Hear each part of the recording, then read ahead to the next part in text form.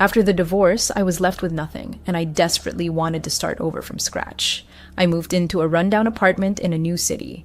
I had no decent job, no pets, no kids, and of course, no wife. I was completely disconnected from the world, just existing. Endlessly sending out resumes for any vacancy, I eventually landed a lousy job at a lousy cafe, serving lousy coffee to equally lousy people. Boredom and despair were eating me alive. Even though I just moved to a new city, I felt I needed something more drastic. And then luck finally smiled on me. Among the thousands of random applications ID sent out was one for a fire lookout position deep in the woods. No experience required. Can you believe it? Fire lookout. Those are the people who live in total isolation in a 70-foot tower surrounded by forest, scanning for wildfires and yelling at tourists. I remember filling out that strange application because it seemed absurd that the position was filled, yet they were still accepting resumes in case it suddenly opened up. It was odd, but I sent it anyway. And now, here it was, my new job. A gruff-looking man called me and said I'd get paid and live in the tower until the end of summer, about 2 months. He stressed that it was crucial I start immediately, gave me directions, and told me I'd begin tomorrow if I agreed. I said yes. This was my fresh start. I'd just parked my car where the road ended, and now I had to hike to the fire lookout tower. It was just past 8 a.m., and Marcus, the guy who D called, said the hike would take about 4 hours. I expected to arrive by lunchtime. Marcus assured me my fire lookout tower, my new home, would be fully stocked with food.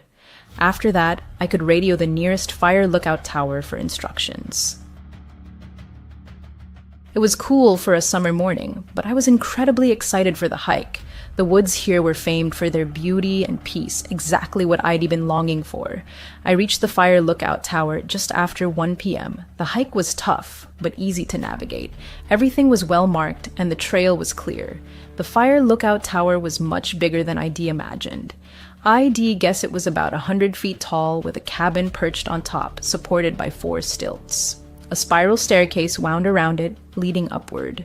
Next to the fire lookout tower stood an outhouse and a storage shed, which I assumed held the food. I'll explain more once I get inside the cabin and drop my backpack. The stairs were tough. I was a little tired, but I'd get used to it. The cabin was small, with a balcony wrapping all the way around. Inside stood a bed, a large radio, a table with a map, a few books, a toolbox, a small handheld radio, a lamp, binoculars, and a flashlight. The cabin walls were all windows, so I could see the surrounding forest from every angle. It was eerie, but made sense, since I was literally watching for fires. I dropped my backpack and remembered Marcus mentioning I should radio the nearest fire lookout tower for instructions. So I did. "Hello? Is anyone there?" I asked, fumbling awkwardly with the big radio. "Hey, you're the new guy, right?" Olivia," came a cheerful female voice through the static. "I've been keeping an eye on your patch of forest while you were on your way, but I couldn't see too far, so I am glad you made it." "Nice to meet you. Yeah, I am the newbie." "Adam," I replied over the radio. "Marcus said you'd explain everything." "Sure thing." "Well, you've already figured out the radio. That's a start. The outhouse is down by the fire lookout tower, and that's where the food supply is too. It gets restocked weekly by Marcus or Hakeem. As for the job itself, it is mostly observation, making sure no one camps overnight where they were not supposed to, and watching for wildfires," Olivia continued. "Also, keep the trails clear, but all that's in the manual on your table. Read it." "Thanks, Olivia. I'll do my best," I said enthusiastically. "I'll radio you if I have questions." There was no reply.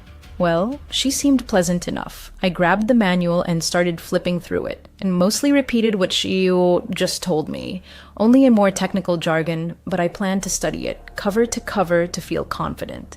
As I flipped the pages, a sheet of paper fell out. It was lined paper, covered in messy, almost frantic blue handwriting. It read, "Rules to avoid the smiling lady. 1. If you see a woman in the woods with a manic smile on her face, do not approach her or draw attention to yourself. Return to your fire lookout tower immediately. 2. If your radio crackles and it's anyone other than your nearest fire lookout tower, do not respond, no matter what you hear. 3. If you hear a woman weeping between 1 and 4 a.m., ignore it. 4. Always sleep with the lamp on at night. If it starts flickering, run to turn on the main light and keep it on until morning. If your lamp goes out completely before you can do this, hide under the bed until sunrise. 5. If, at night, you hear someone running up the stairs to your lookout tower, immediately turn on the main light. If you hesitate and the creature reaches the top, it'll be too late. 6. If you wake up and see those smiling women staring at you through the window, immediately hide in the closet and hold your breath. She will enter your cabin and you will feel her icy breath right above you as if she's hovering. Not a sound, not a breath. It will only last a moment. As soon as you feel she's gone, turn on the main light until morning. 7. At any scratching sound, whether in your cabin or near the outhouse, turn off all radios and hide under the blanket until the noise stops. 8. If, while investigating a campfire at night, you hear a woman scream, run back to the lookout tower as fast as you can. 9. If, upon returning to your lookout tower, you find someone inside, run. Don't stop until you reach the next tower. Never look back. She'll be chasing you. What the hell? What sick, twisted joke is this? I thought. I reached for the radio to ask Olivia about these bizarre rules ID just found, but stopped myself. I didn't want to be the rookie who fell for a prank, so I stayed quiet. Instead, I looked around, finally ate, and got comfortable. "Good night, dude," Olivia's voice crackled over the radio just as I drifted off on my first night. I jolted awake, heart racing, and quickly replied, "Good night, Olivia. Thanks for your help today." My first day was over. After dinner, I explored the woods, practiced with a machete used for trail clearing, a great stress reliever, and reviewed forest regulations and job duties. Olivia checked in occasionally, but I never mentioned the strange rules ID found. I was still awake, probably from the fright her "good night" call had given me. I got out of bed and looked around. Nothing but endless forest. It was dark and eerie, but the darkness was also a good sign. No fires. I knew other lookouts searched for flames at night, easier to spot in the dark, but I needed to be ready in case I saw one myself. I was about to climb back into bed when I heard a scratching sound. Weird, I thought. Probably just an animal trying to get into the shed.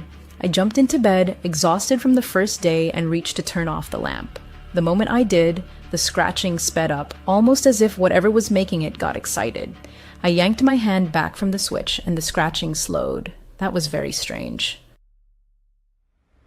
Even weirder was that the scratching seemed almost rhythmic, methodical. Suddenly, both my radios emitted a high-pitched whine. What the hell? Terrified, I leapt out of bed and grabbed the handheld radio. As I fumbled with the big one, I caught sight of the rule sheet again. Wasn't there something about scratching? Oh crap, I am not superstitious, but I wasn't taking chances. I quickly grabbed Rule 7.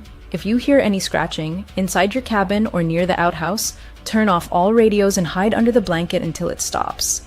I shut off the big radio and dove under the blanket.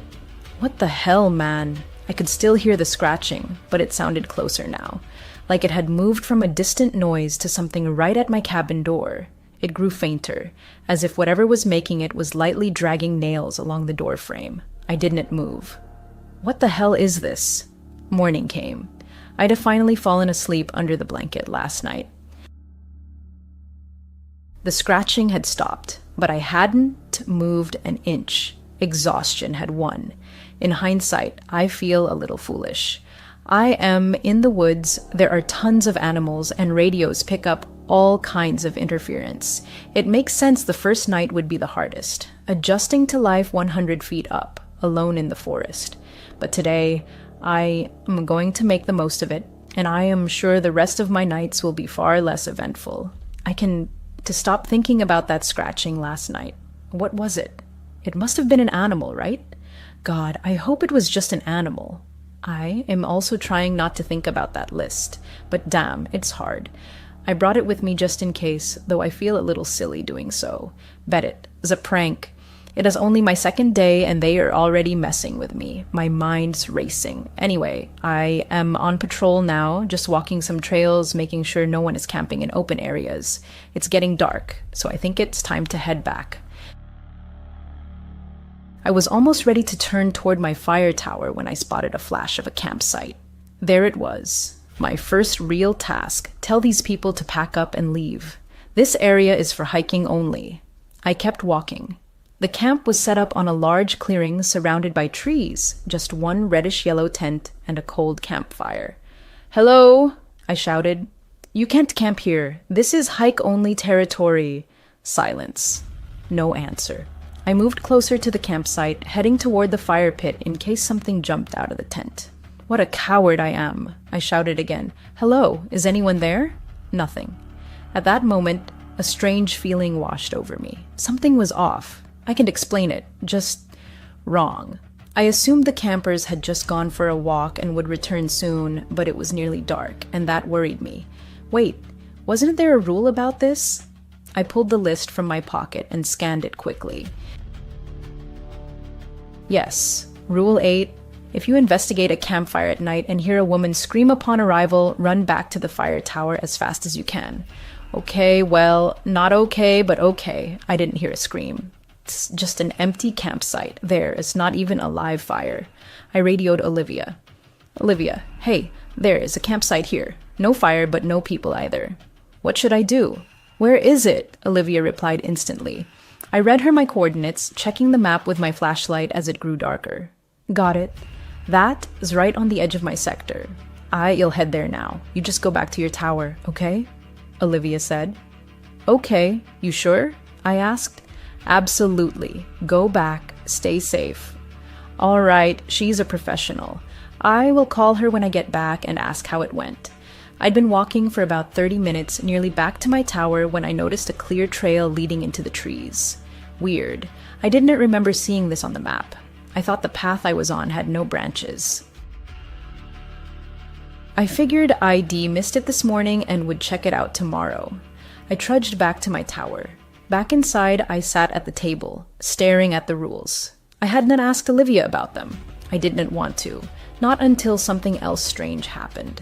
Nothing weird had happened tonight, just an empty campsite, no woman screaming like the rules warned. I'd been sitting there, reading the rules for about 20 minutes when my main radio crackled. "Hey, Adam," I handled the camper. "He says he was relieving himself in the woods and didn't know camping wasn't allowed here," Olivia explained. "He must have been doing his business when you showed up. I'm walking him to his car now." "All good." "All right, thanks for handling that." "Good night," I replied, feeling guilty she'd gone through all that trouble for nothing. I climbed into bed. The next day came. Last night had been fine. No issues. Now I felt safer and left the list on my table. I ate a lot this morning. My appetite must be growing from all the hiking. I spent the morning just sitting in the woods near my tower. It was calming. Time for my afternoon patrol to make sure no one's camping. But first, I want to check out that strange trail that's not on any map. I reached it quickly. It was relatively close, and sure enough, it was as clear a trail as any other. Like it had been maintained just as well as the main ones. I wandered down it, not expecting much. It sloped slightly downward, but wasn't difficult.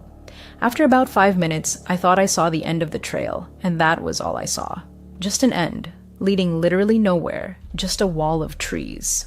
I was about to turn back when I saw it, a small red scarf hanging from the branch of the nearest tree.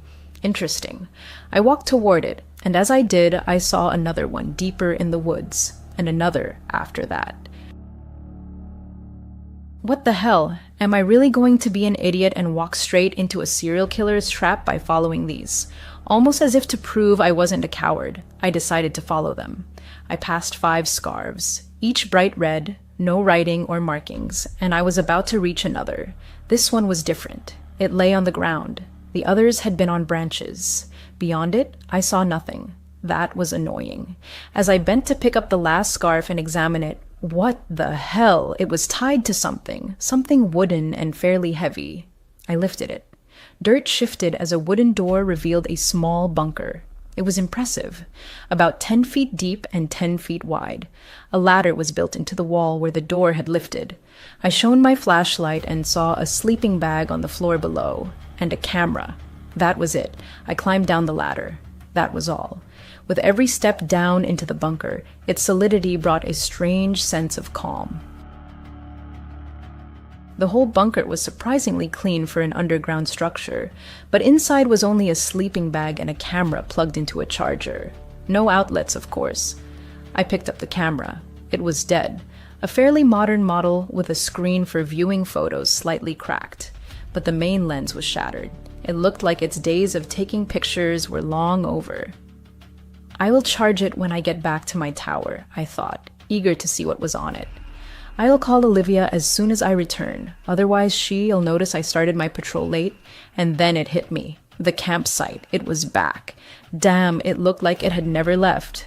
Same reddish-yellow tent, same spot as last night.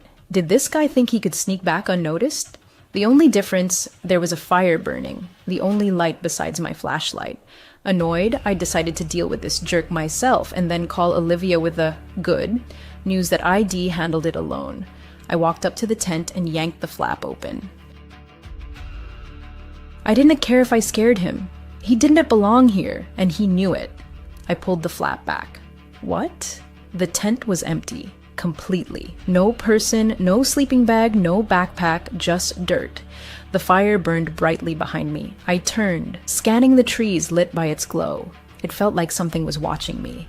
I quickly doused the fire, pouring the rest of my water to kill the last embers. In an instant, I was plunged into total darkness.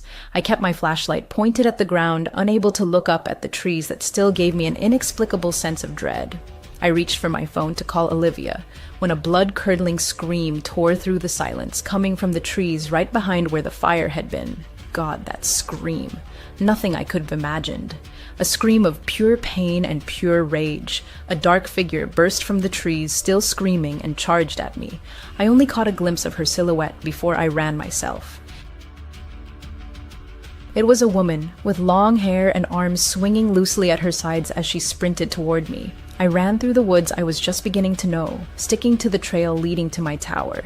She didn't stop screaming, chasing me, that long, drawn-out cry piercing my thoughts. I rounded a bend in the trail and started screaming too, though I couldn't even hear myself over hers. I was halfway to the tower. Look back? No way that would slow me down. What the hell? The scream was getting louder. She was catching up. How was she still screaming? The fire tower. I saw the dim glow of the lamp ID left on in the cabin above, cutting through the darkness ahead, giving me hope. I reached the ladder and raced up it at full speed. The spiral staircase was a bit uneven. I stumbled every few steps but didn't lose my balance.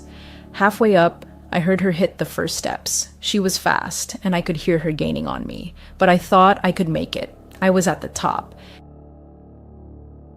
I burst into my cabin, and the moment I slammed the door, the screaming stopped. I pressed myself against the door, adrenaline surging, flashlight in hand like a weapon, ready to fight. The sudden silence didn't help. At least when she screamed, I knew where she was. My ears still rang as I stayed pressed to the door. An hour had passed since the scream stopped, and I hadn't heard a sound since. The adrenaline had faded, but I was still terrified.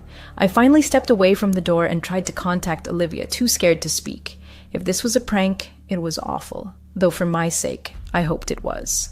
I turned on the main radio. "Olivia!" I gasped urgently. "Olivia, please answer." After what felt like an hour of silence, though it was probably only half a minute, I heard a raspy moan. That wasn't Olivia, was it? It was a woman's voice, sounding in pain. What if the monster that chased me had gotten to Olivia? Just as I was about to respond to check on her, the radio crackled again. What started as another moan grew louder, turning into a scream. The same scream, the one that would haunt my dreams, tainted with pain and fury. She was screaming through my radio. I turned it off. "Good morning, dude." "How'd you sleep?" Olivia chirped cheerfully the next morning. "Olivia," I replied, "probably from lack of sleep last night."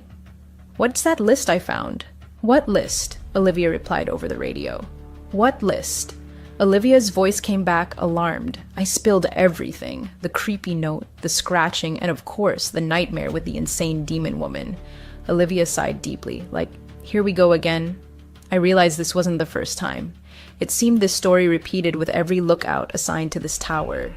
I don't know what to believe, Olivia admitted. At first, I thought people just went crazy from isolation.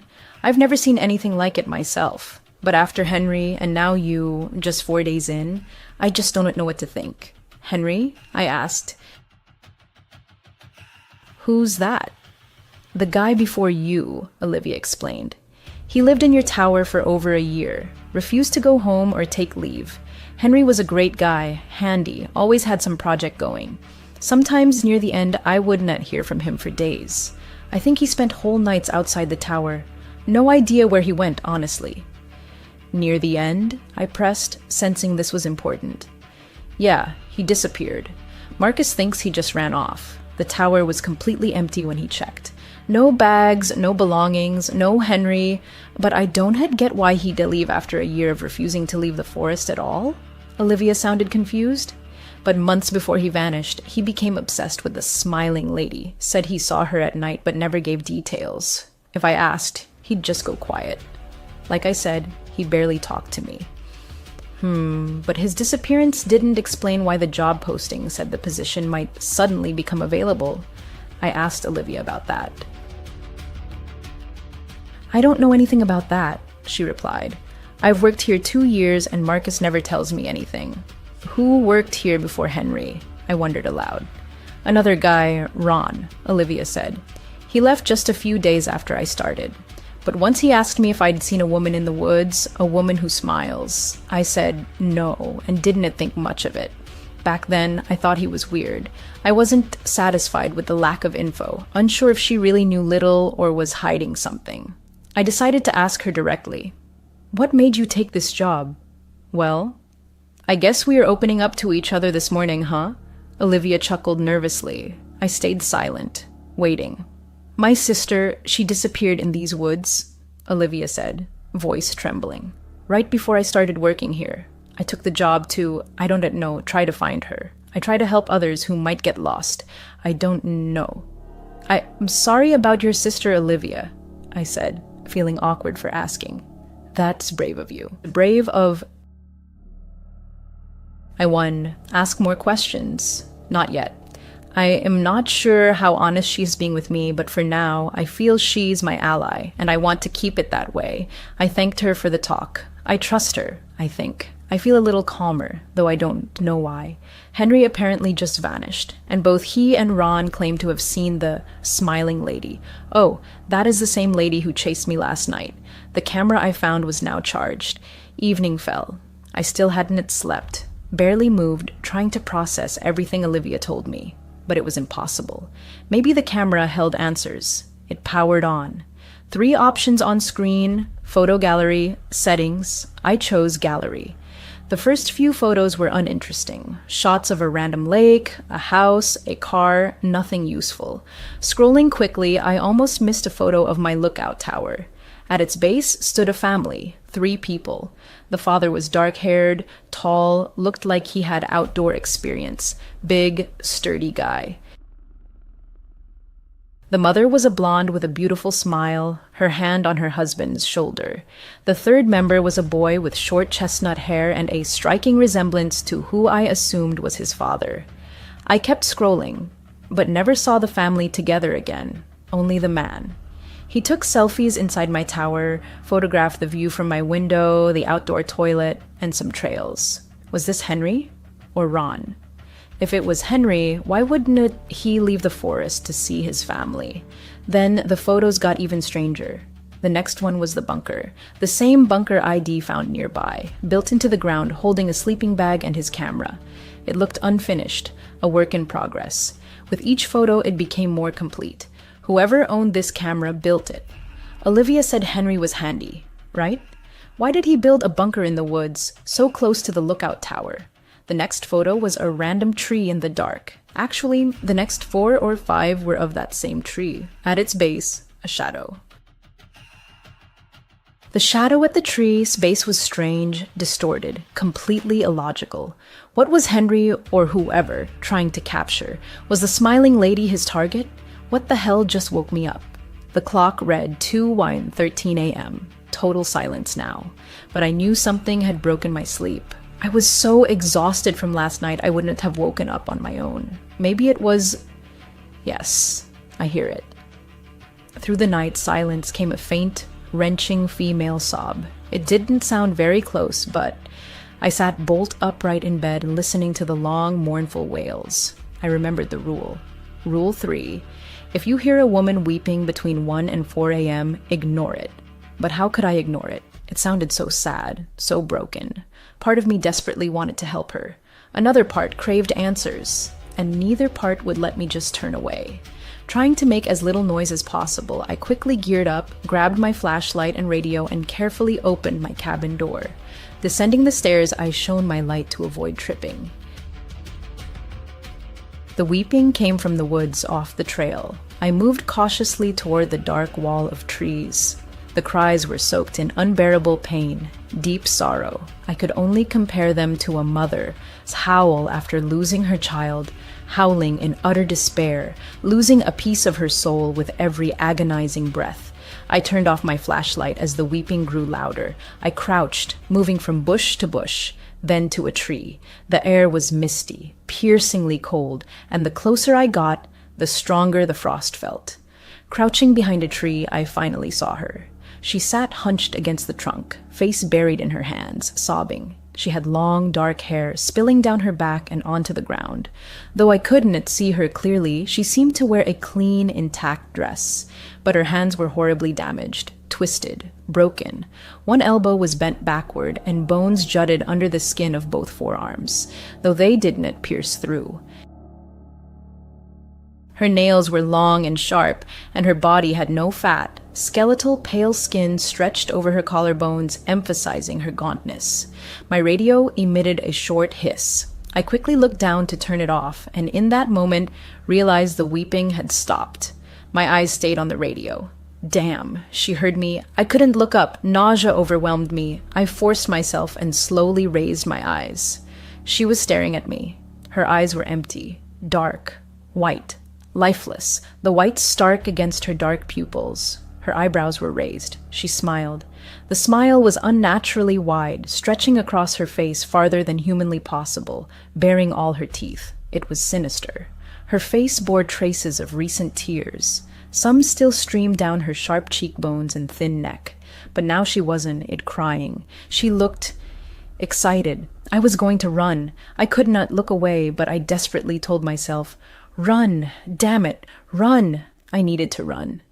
I stared at her for about half a minute, and she hadn't moved. Her eyes were still locked on me, her smile sinister. Just as I gathered the courage to turn and flee, she made a sharp movement. Her neck snapped to the side, and she crawled into the darkness behind her. The movement was so fast, her broken arms crackled as she slithered away, and that was my chance. I turned and ran. I ran with all my might, not looking back. I dodged some trees and crashed into others, but didn't stop. Why didn't you just leave me alone? There, my fire tower. Stumbling, I raced up the stairs to my cabin and slammed the door shut. From the safety of my cabin, I heard nothing. I scanned the base of the tower, the surrounding forest, saw nothing. Forget it. I climbed under the blanket, turned on the lamp, and jumped into bed. Shaking, I tried to calm down, to listen past my pounding heart, but heard nothing. Just silence. As I peeked out from under the blanket, gathering courage to radio Olivia, I saw it. Scratches on my cabin floor. Scratches that hadn't been there before. Scratches I must have missed in my panic. They looked like something an animal or something crawling had made. Scratches from my cabin door all the way across the room to my bed. I had seen her outside earlier because she was already inside the cabin with me. She was under the bed. I froze. I knew she was there. I felt it. She was under my bed. What should I do? I remembered the rules. Was there anything about this? Rule 6. If you wake up and see those smiling women staring at you through your window, hide in your closet and hold your breath. She'll enter your cabin, and you'll feel her breath right above you as if she is hovering. Don't breathe. It will last just seconds. As soon as you feel she's gone, turn on the main light until morning. Or Rule 9, chilling me to the bone. If at any time you return to your fire lookout tower and find someone else inside, run. Run without looking back until you reach the next tower. Never look back. She'll be chasing you. My heart hammered like a trapped bird. Should I hide under the blanket and wait for her to leave, as Rule 6 says? Or run, because she's already inside my tower, as Rule 9 commands? She was already there when I entered. So that's Rule 9, right? I heard her. Not loud, but clear. A soft, careful movement, like someone trying not to break the silence. Then a faint rustle. A second later, the bone-chilling crack of her arms. They moved, and with it, a low, stifled groan that froze my blood. I closed my eyes, trying to push back the terror. I had to decide. Stay under the blanket or run. Rule 6, Rule 9? Suddenly, I felt a slight tug on the bottom of my blanket, barely noticeable, lasting just a second. Then a second tug, slightly stronger, as if an invisible hand was testing my resolve. I chose Rule 9. With an adrenaline surge, I leapt from bed and burst through the door, which slammed shut behind me. I didn't see her. I didn't look. Luckily, ID slept in my boots, ready to flee. Halfway down the tower, I heard a deafening crash above. The door slammed as she left the cabin. I reached the base and heard footsteps above. She was halfway down. Time was slipping away. I ran toward the trail, and behind me came a terrifying rustle of dirt and grass. She was at the tower's base. I sprinted to the bunker and struggled to open it. I jumped down the ladder and slammed the hatch shut, cutting myself off from the world. I heard her. She moved around me in the trees and grass surrounding the bunker. Her low moans pierced me, making my hair stand on end as she rasped in pain, or something else beyond explanation. I huddled in a bunker corner, staring up at the hatch, but saw nothing through the pitch black. She was still above me. I heard her movements, a strange mix of quick, sudden lunges and slow, almost confused steps. Maybe she didn't see me descend into the bunker. Maybe she didn't even know it existed. Or maybe she just couldn't enter. Was this where Henry spent his nights when he was in the tower? Olivia said she didn't know where he disappeared to sometimes. Could this be it? Now I heard nothing. 20 minutes had passed. I thought the creature had left. But I wouldn't be that foolish again. I'd stay here until morning. Eventually, I fell asleep to the soothing sound of wind whispering through nearby trees. Last night was too close. Looking back on my decision to investigate, I feel incredibly foolish. I'm not sure if it was sleep deprivation or if she'd cast some spell on me, but I want to make reckless decisions again. I'll strictly follow the rules. Morning came. I was still in the bunker. Finally, I gathered the courage to lift the hatch and peer out. Blinded by sunlight after so long in darkness, the world seemed startlingly clear. I carefully climbed out and headed to my fire tower. I was quickly ascending the stairs when I heard a voice behind me. Hey! I nearly wet myself from shock. Turning and almost falling off the stairs, I saw a girl at the tower's base. An ordinary girl. Chestnut hair, glasses, carrying a large backpack. Dressed in hiking gear, smiling at me. Her smile so out of place after what I'd been through. "Oh, sorry for scaring you," she said, her voice light and easy. "Hi, I am Sarah." I just stared at her, heart pounding like a drum. "Marcus. Daughter," she explained, as if reading my mind. "I'm here to restock your food." Olivia had not mentioned Marcus or his son would be restocking. No mention of a daughter. "Oh," I replied, voice trembling with confusion. "Sorry, you scared me. I'm Adam." "Hi, Sarah," she repeated, still smiling, a hint of concern in her eyes. "You okay?" I forced a weak smile, trying to hide my shaking. "Just startled me, that's all." "I thought it was Marcus or his son restocking." She laughed. Her laugh sounded so natural and carefree. "Oh, usually it is. I just started helping recently, I guess. You were actually my first stop today. Nice to meet you, Adam." It was getting dark. I was determined to figure out what was happening in these woods. Dawn, get me wrong, I was terrified, but I wouldn't make bad decisions anymore. For all I knew, I was alone. I didn't know who to trust. Olivia? Maybe I needed to meet her. Right before bed, I radioed her with a question. "Hey, Olivia," I said, trying to keep my voice steady. "Does Marcus have a daughter?" "Ask her," Olivia replied a minute later, sounding a bit tired. I was just about to say goodnight. "I'm not entirely sure about this. I've only met his son." "Why?" "Okay, I was just asking." "You all right, Adam? Did something else happen?" "Yeah, I'm fine, Olivia. Good night." I was still terrified, but I knew what I had to do. Those rules were my lifeline. They'd keep me alive, so I had to follow them. I knew that now more than ever. I left my shoes on for the night, just in case. I decided to turn on the lamp before switching off the main light to be ready for anything. I'd been in bed barely half an hour when I heard it again. Scratching. Rule 7. If you hear any scratching inside your cabin or near the outhouse, turn off all radios and hide under the blanket until it stops. The scratching was faint, as if coming from the stairs, or maybe from the outhouse below. No time to hesitate. I grabbed my big radio and turned it off, made sure the small one was off too, then hurried back to bed and dove under the blanket. The scratching continued, growing louder. Each sound was slow and drawn out, like nails dragging across wood. After each scratch came about 10 seconds of silence, then another, sounding closer. Soon, the scratching seemed right next to me, almost on my bed frame. I held my breath and closed my eyes, breaking all the rules. I was pure terror.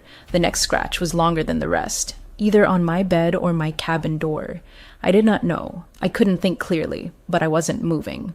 The scratching stopped. For about 15 minutes, I heard only the rustle of trees below as wind swept through them, creating an atmospheric hiss that pierced straight to my heart.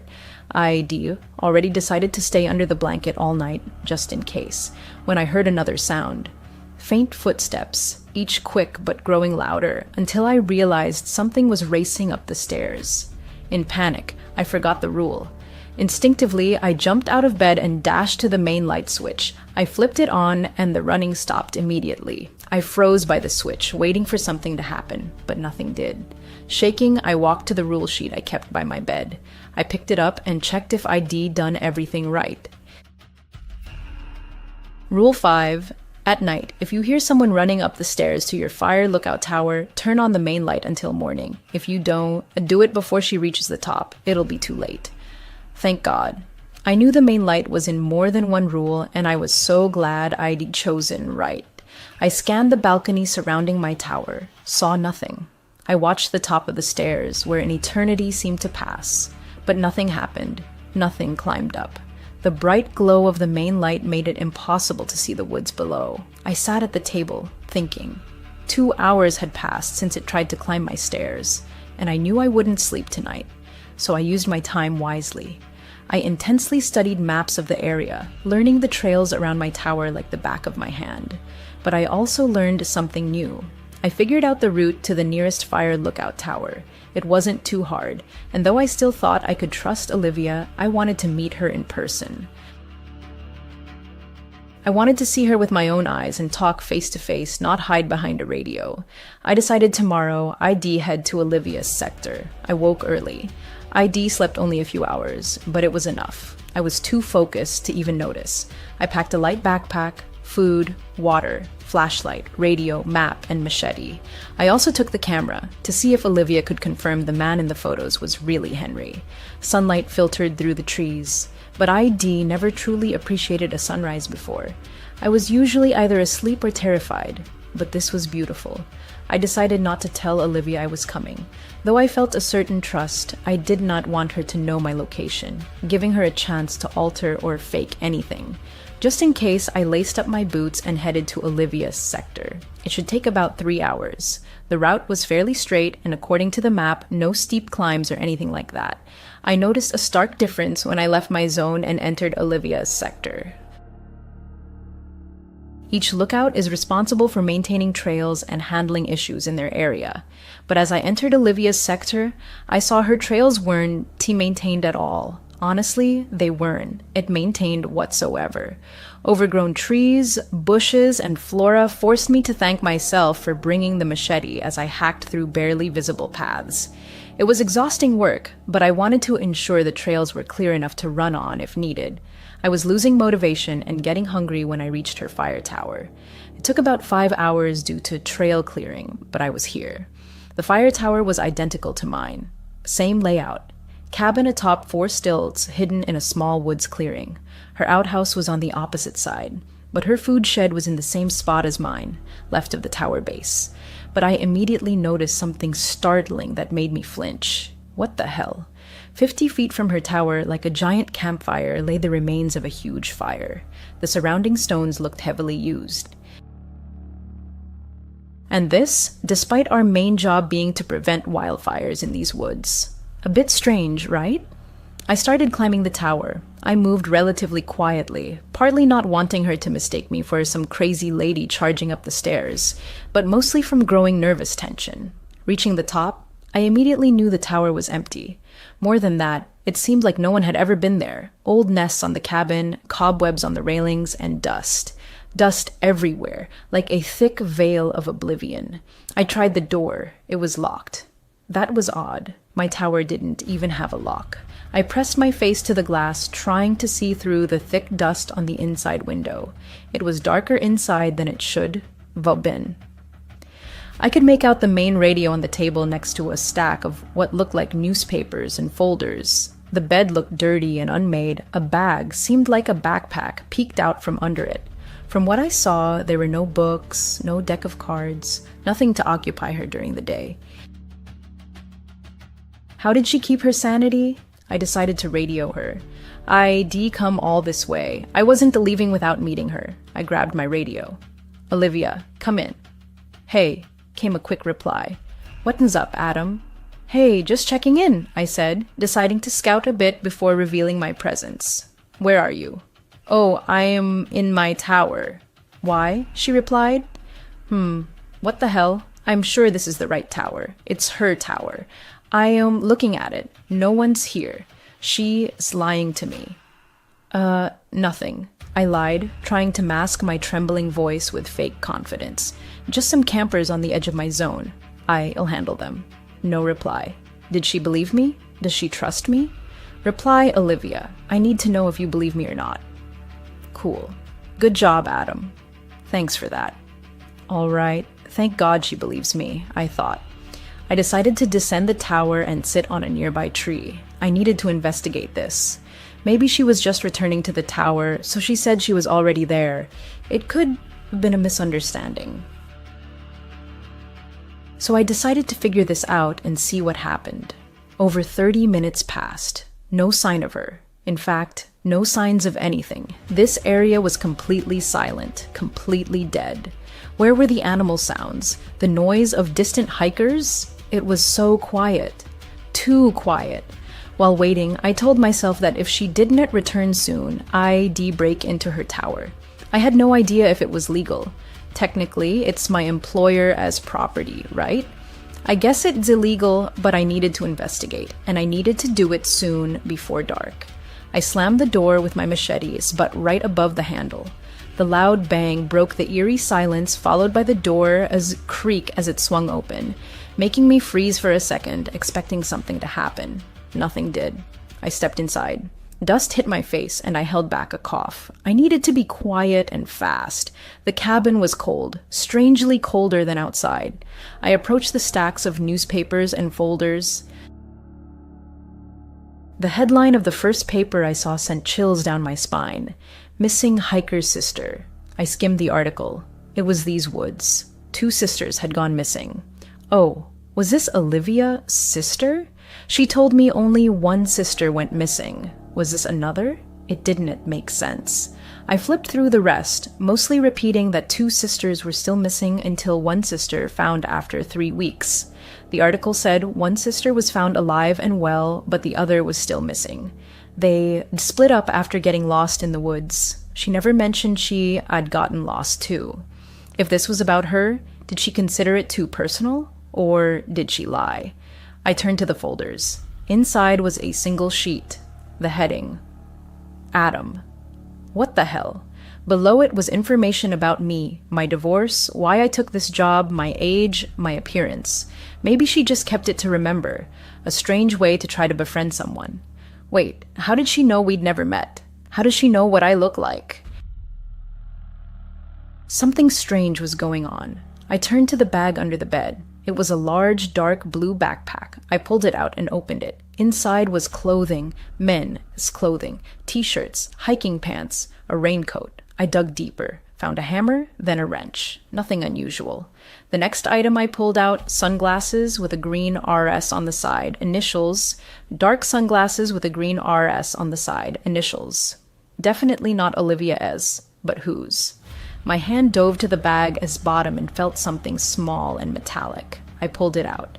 A pocket knife, stunningly beautiful, custom-made, gold trim with silver and black patterns winding through it. Microscopic engraving. To my love, for you, Henry. What the hell? Why does she have Henry's knife? Are these his things? Where did his belongings go after he disappeared? I touched nothing. She'll know I was here, but I need to leave. I am not safe here. I was about to leave when a familiar voice pierced the silence. Olivia's voice. You know, she wants you to smile. I spun around. A woman stood behind me, blocking the door. She was shorter than me, with dirty, tangled blonde hair sticking out everywhere. Her clothes, long, light brown hiking pants, were stained with ingrained dirt. Her light red plaid shirt looked like it had weathered more than one storm, wrinkled, dirty, with a torn sleeve. Her face, ordinary, human, but her eyes, bright blue irises sharply contrasted with bloodshot whites. She looked like she hadn't slept in weeks. Pure madness shone in her gaze, her arms hung limply. Her body was frail, emaciated, as if abandoned by everyone.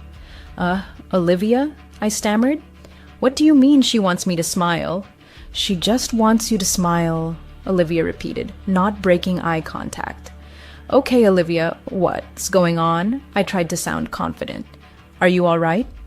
Olivia started moving toward the bed. I circled her, staying near the door. A great move. She sat on the bed staring at the dusty floor. A tear rolled down her cheek. A broken woman stood before me. We got lost, Olivia whispered. Both of us. They saved me, but not her. I couldn't tell them what I did, but it was awful. And now she trailed off. What did you do, Olivia? My hand was ready to grab the machete at any moment.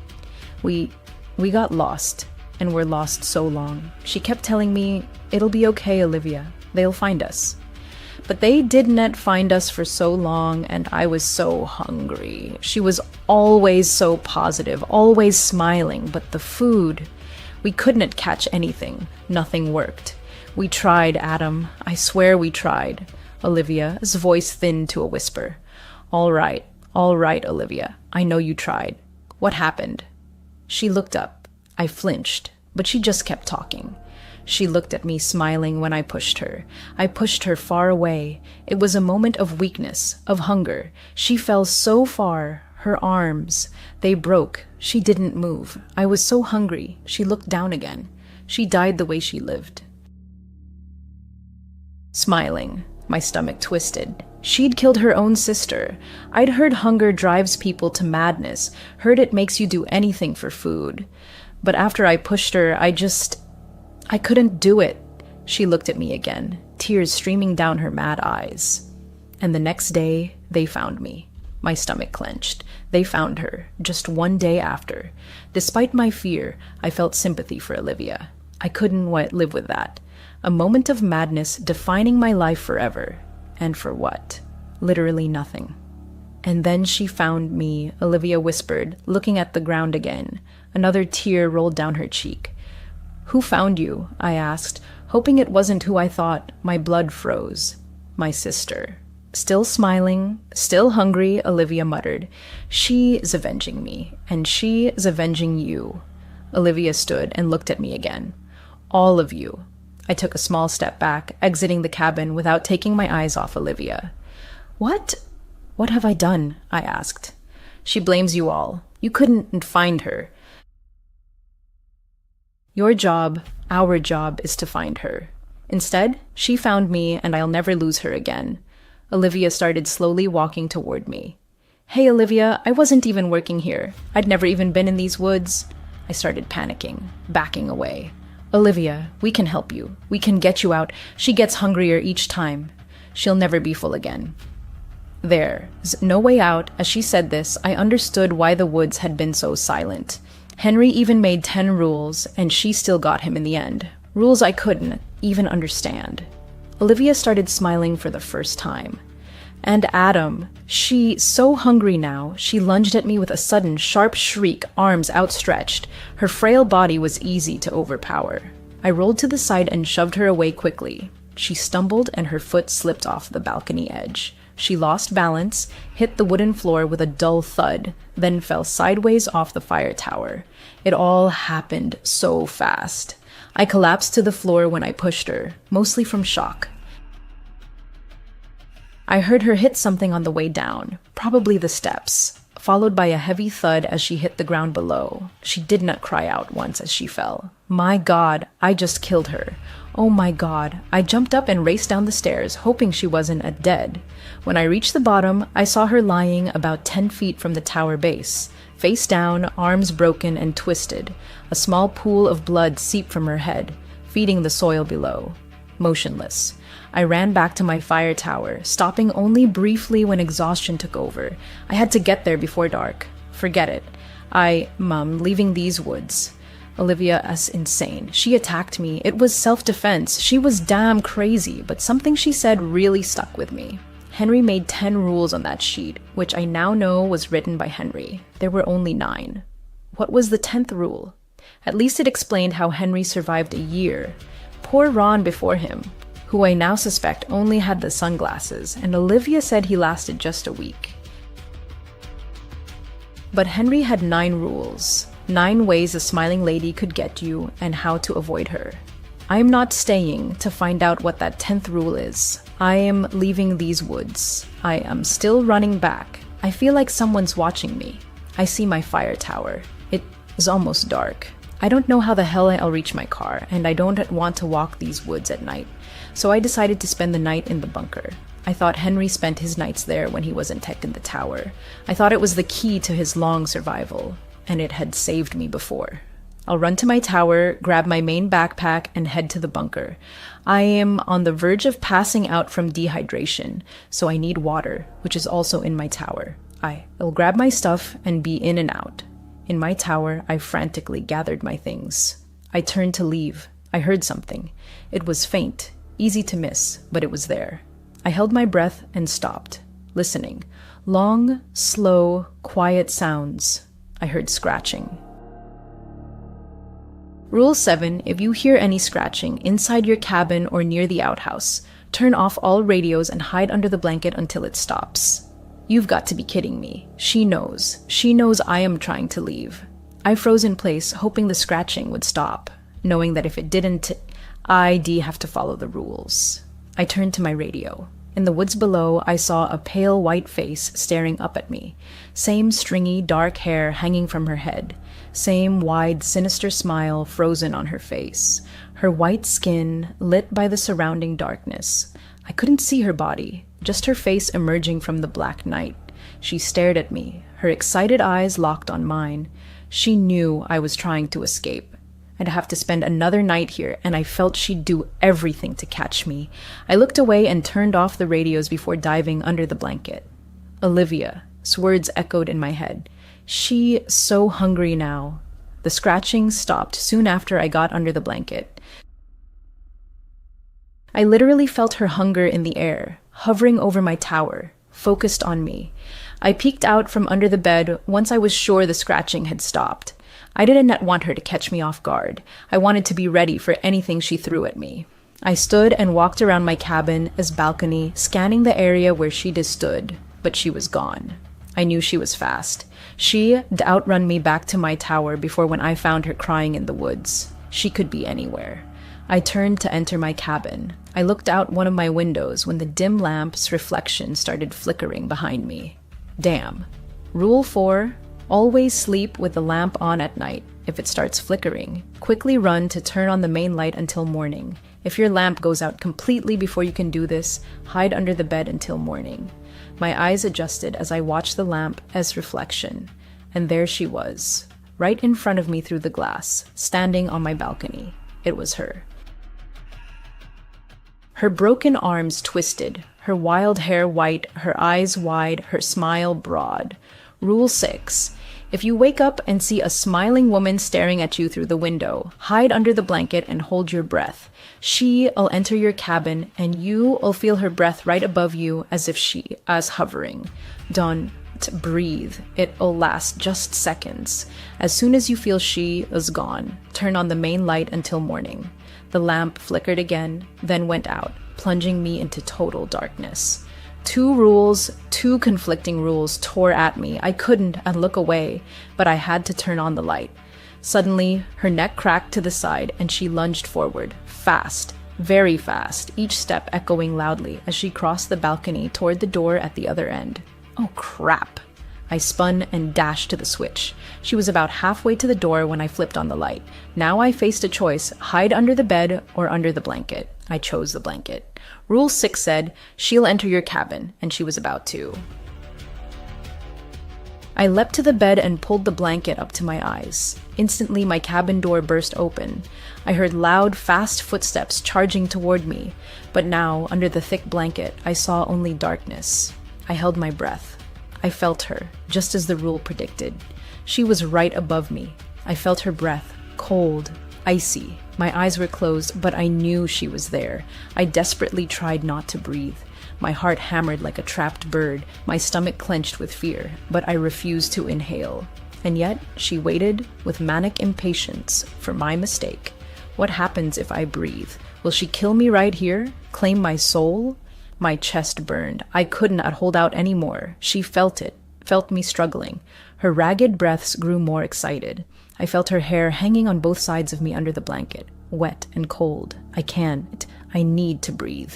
That's it. I give up. My mouth opened. She vanished, just disappeared. I held on another 3 or 4 seconds, longer than I physically could, before coughing and gasping for air, but she was gone. No cold breath, no presence. I was alone again. I threw off the blanket. My cabin door was wide open, swinging in the wind. The main light was still on, as was my lamp. Was the lamp's flickering her way of tricking me into choosing the wrong rule? If I'd hidden under the bed, would she have killed me? Hours of silence passed. My main light and lamp still burned. I felt a bit safer, but suspected it was part of her game to lull me into complacency. I didn't let my guard down, and thank God. I saw a campfire right by my tower. The cabin, as light made it hard to see, but I spotted it. Actually, I saw not one campfire, but campfires everywhere around my tower. I walked the balcony edge. I counted 6 campfires. At each stood a dark human figure back to me. What the hell? All stood alone, staring into the flames. The figures varied in size. One looked like a child. I couldn't make out specific features in the dark, just their outlines. The 6th campfire had no figure. Why? As my eyes adjusted to the darkness below, the figures began falling into their fires one by one. The first, resembling a man. He was tall and thin. He collapsed face first into the flames, almost willingly. As the fire consumed him, his features became indistinguishable. His screams pierced the air as I watched in horror. Another figure, a woman, then fell into her fire. She screamed as the flames covered her, writhing but not trying to escape.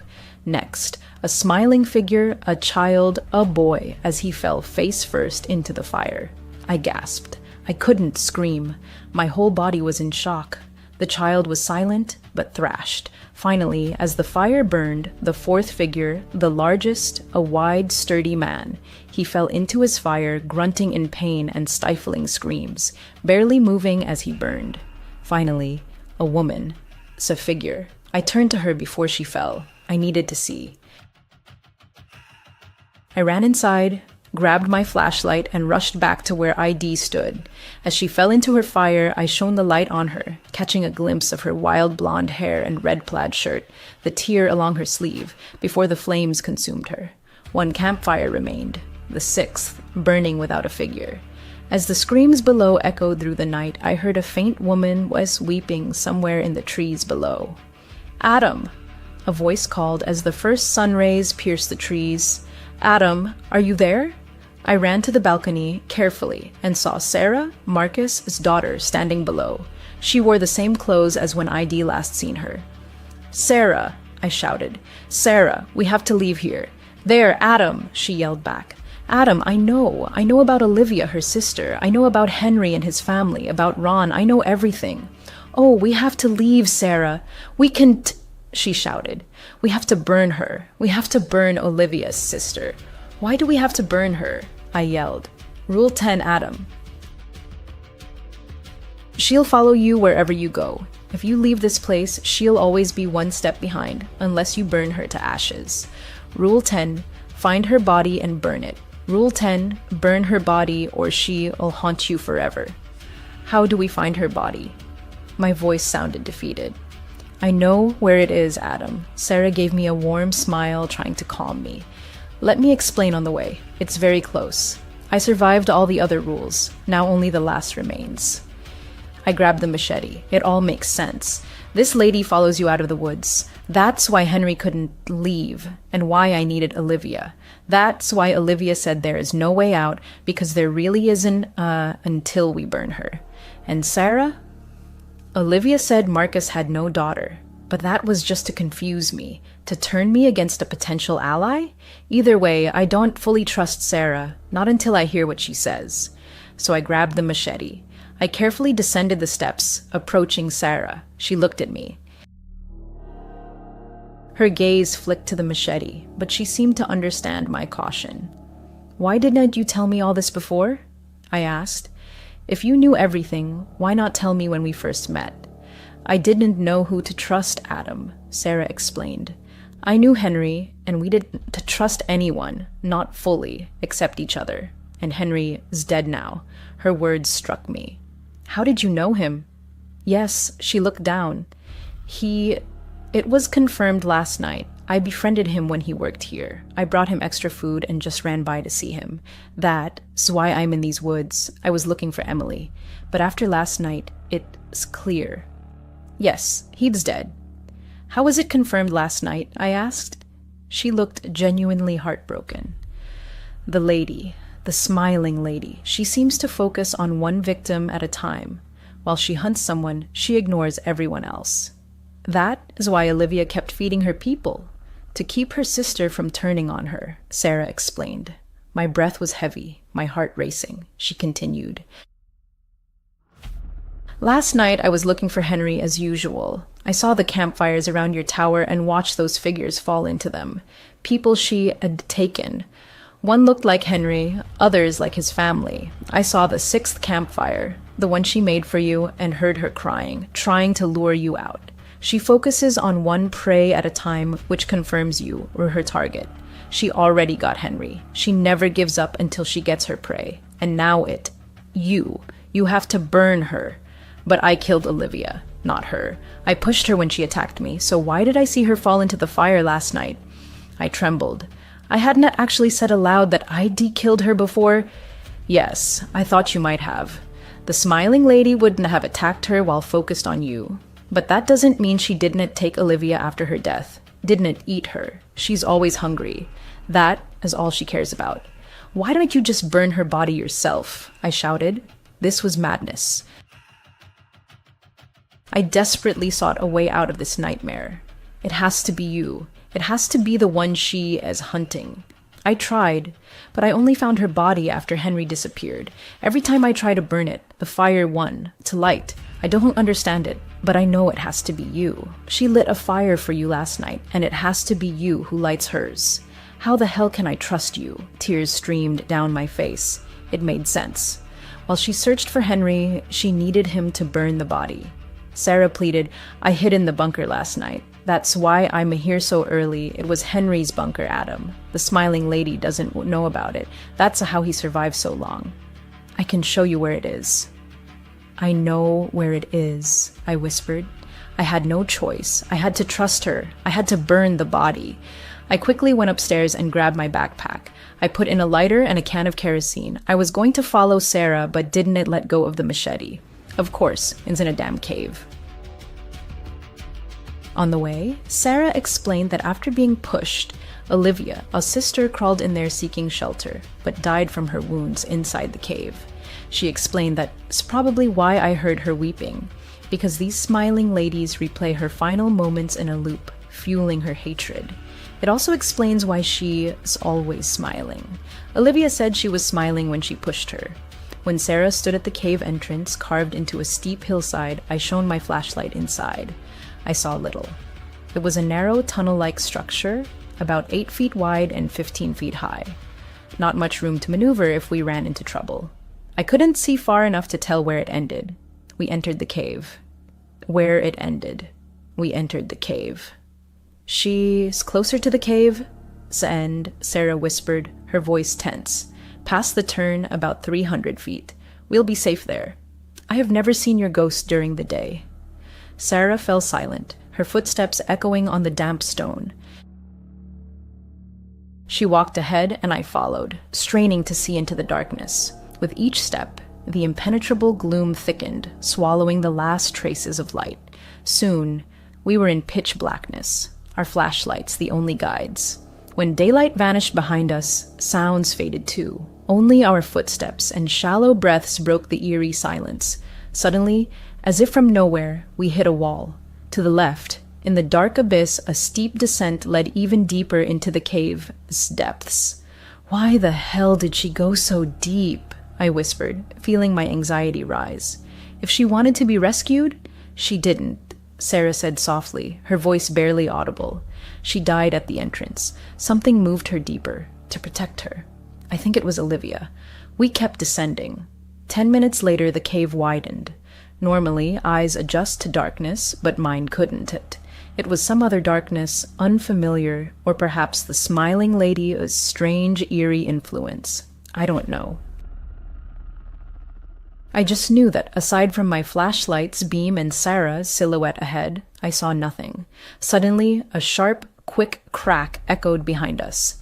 My heart pounded, and I spun around, aiming my flashlight at the sound. For a moment, I saw only feet, slipping away, vanishing into the darkness we'd come from. Bare, dirty, female feet. Damn, something was with us, and it was alive. The smiling lady was here. I turned to Sarah. She was gone. What the... I was alone. Sarah's flashlight lay on the ground. What? Where was she? Was I screaming? I don't know. I left her flashlight. I needed one hand to grip the machete tightly. I couldn't let go back. The lady was behind me. I needed to find her body, and I needed to burn it. And I needed to help Sarah. I frantically swept my flashlight around, searching for Sarah, when I noticed a backpack leaning against the cave wall. I cautiously approached it, knowing something watched me from the darkness. NASA.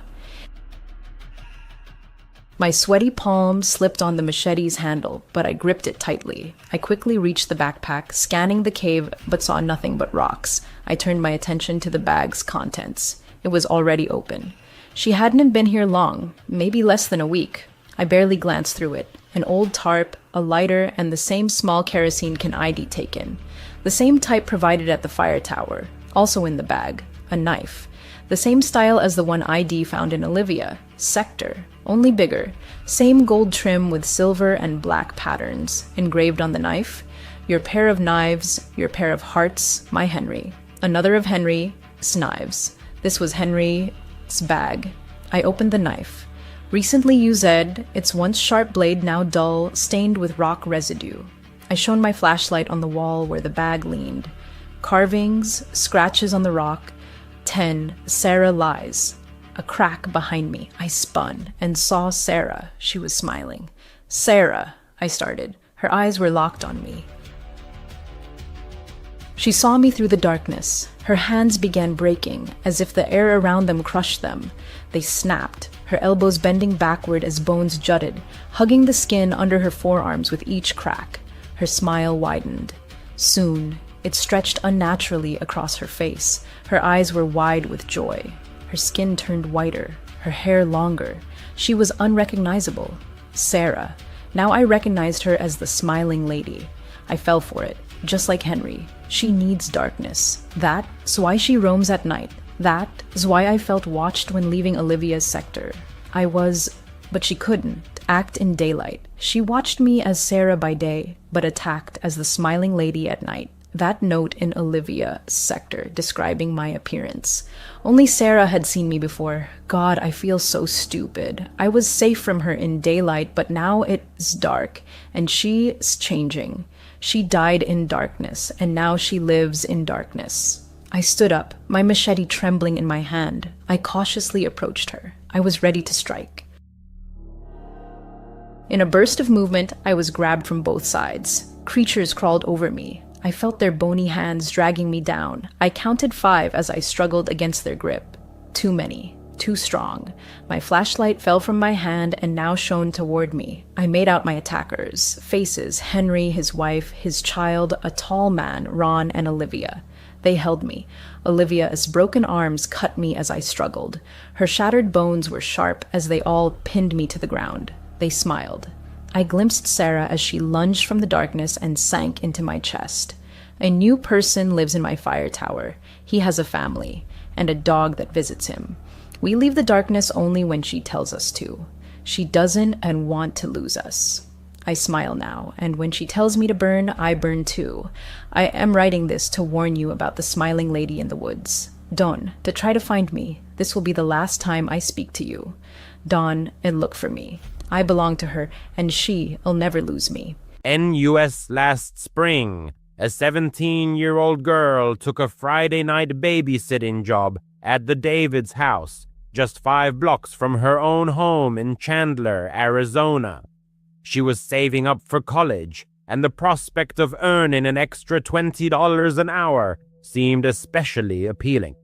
The neighborhood seemed like a safe haven, with neat single-story homes, manicured lawns, and streetlights every 30 yards. Her parents approved of the visit. She arrived at exactly 6:30 p.m. Mrs. David showed her the alarm panel, the Wi-Fi password, and emergency contacts. She changed 4-year-old Sybil and 6-year-old Tyler into their pajamas and left a portion of cool chicken nuggets in the refrigerator. Mr. David strictly reminded her of bedtime at 8:30 p.m. without any delays. The couple departed for a charity dinner downtown. As soon as the front door closed, the girl instinctively slid the bolt. The evening passed smoothly and peacefully. The children colored with crayons, then watched only half an episode of Paw Patrol, after which they brushed their teeth. At 8:25 p.m., she took them upstairs, read a brief story about a lost puppy, and turned on a nightlight in the shape of a glowing blue LED moon. The little ones fell asleep almost instantly. Downstairs, she texted her mother, spread out her biology flashcards on the kitchen island, and poured herself a refreshing cold drink. At exactly 9:15 p.m., there was a persistent knock at the door. She startled in surprise. The Davids had not mentioned any possible visitors.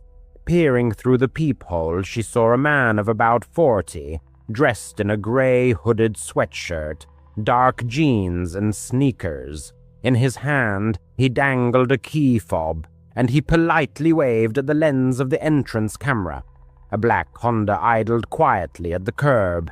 He said in a very ordinary tone, as if he were sure she could hear him, "Hey, I'm the kid's uncle, Brandon. I left my keys earlier. I want to pick something up from the bedroom upstairs." His voice was even, without pressure. However, all the internal alarm bells in her mind howled in unison. The Davids had never mentioned any brother. Through the closed door, she replied in a firm but calm voice, "The parents didn't say anything about you coming." That's my fault, he retorted.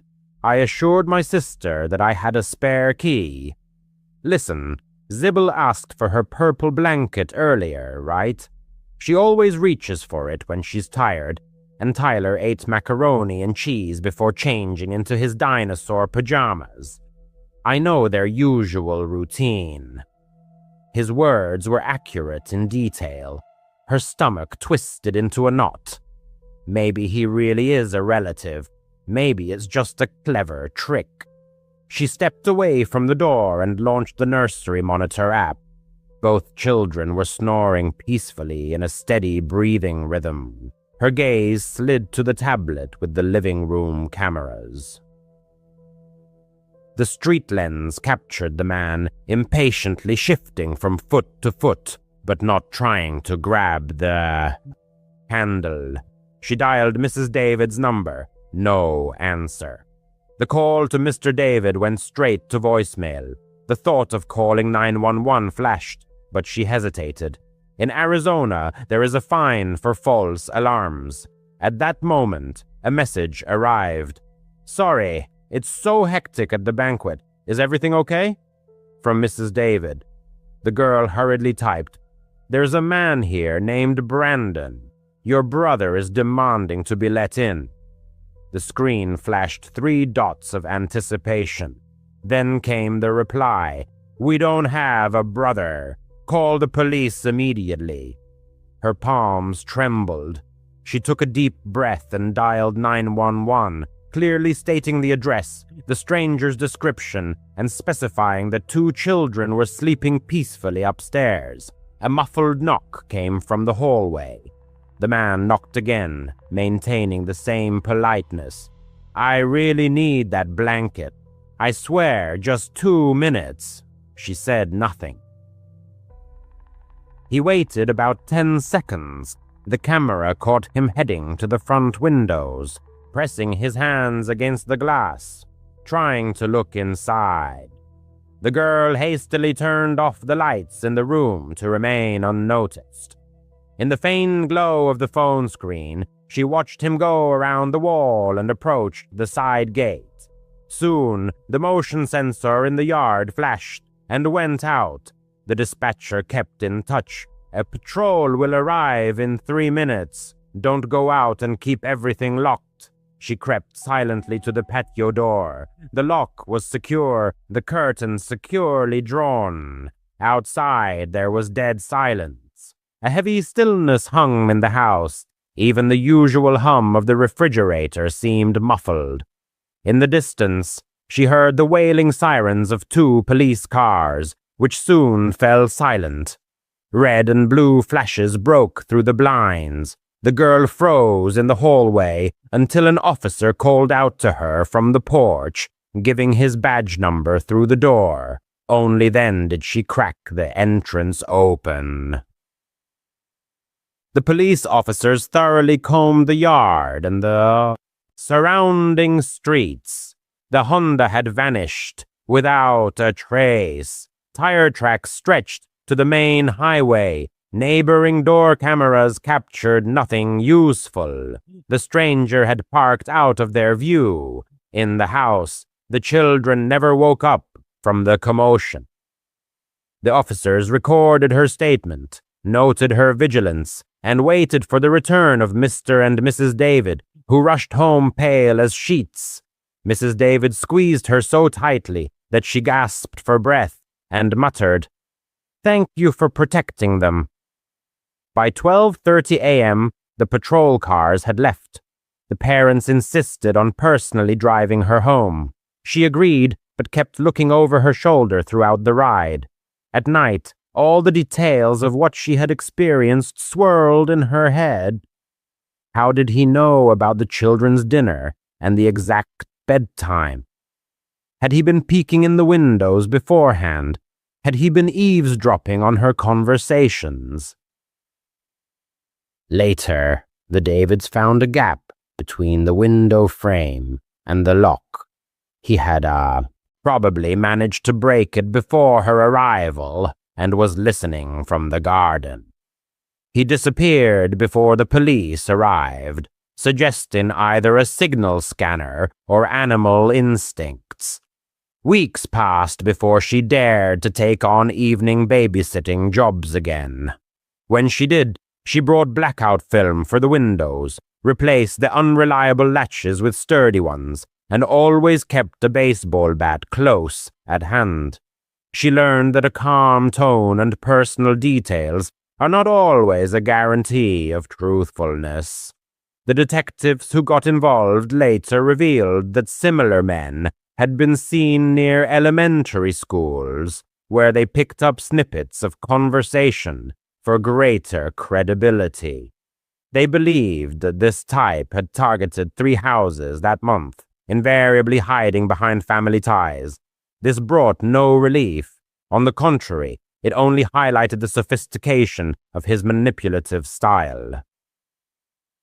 The case remains open, with no arrests. She still babysits, but only for trusted relatives, and never dismisses her gut feelings. Safety hangs by thin threads, locking the gate, not engaging in conversation with strangers, verifying backgrounds. That night, her decisions saved the situation. 2 little ones continued to doze under the soft blue light of the nightlight, undisturbed by the steps of an uninvited guest.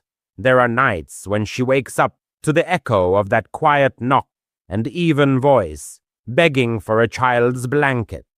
He seems so patient, almost cordial, waiting for a moment of trust.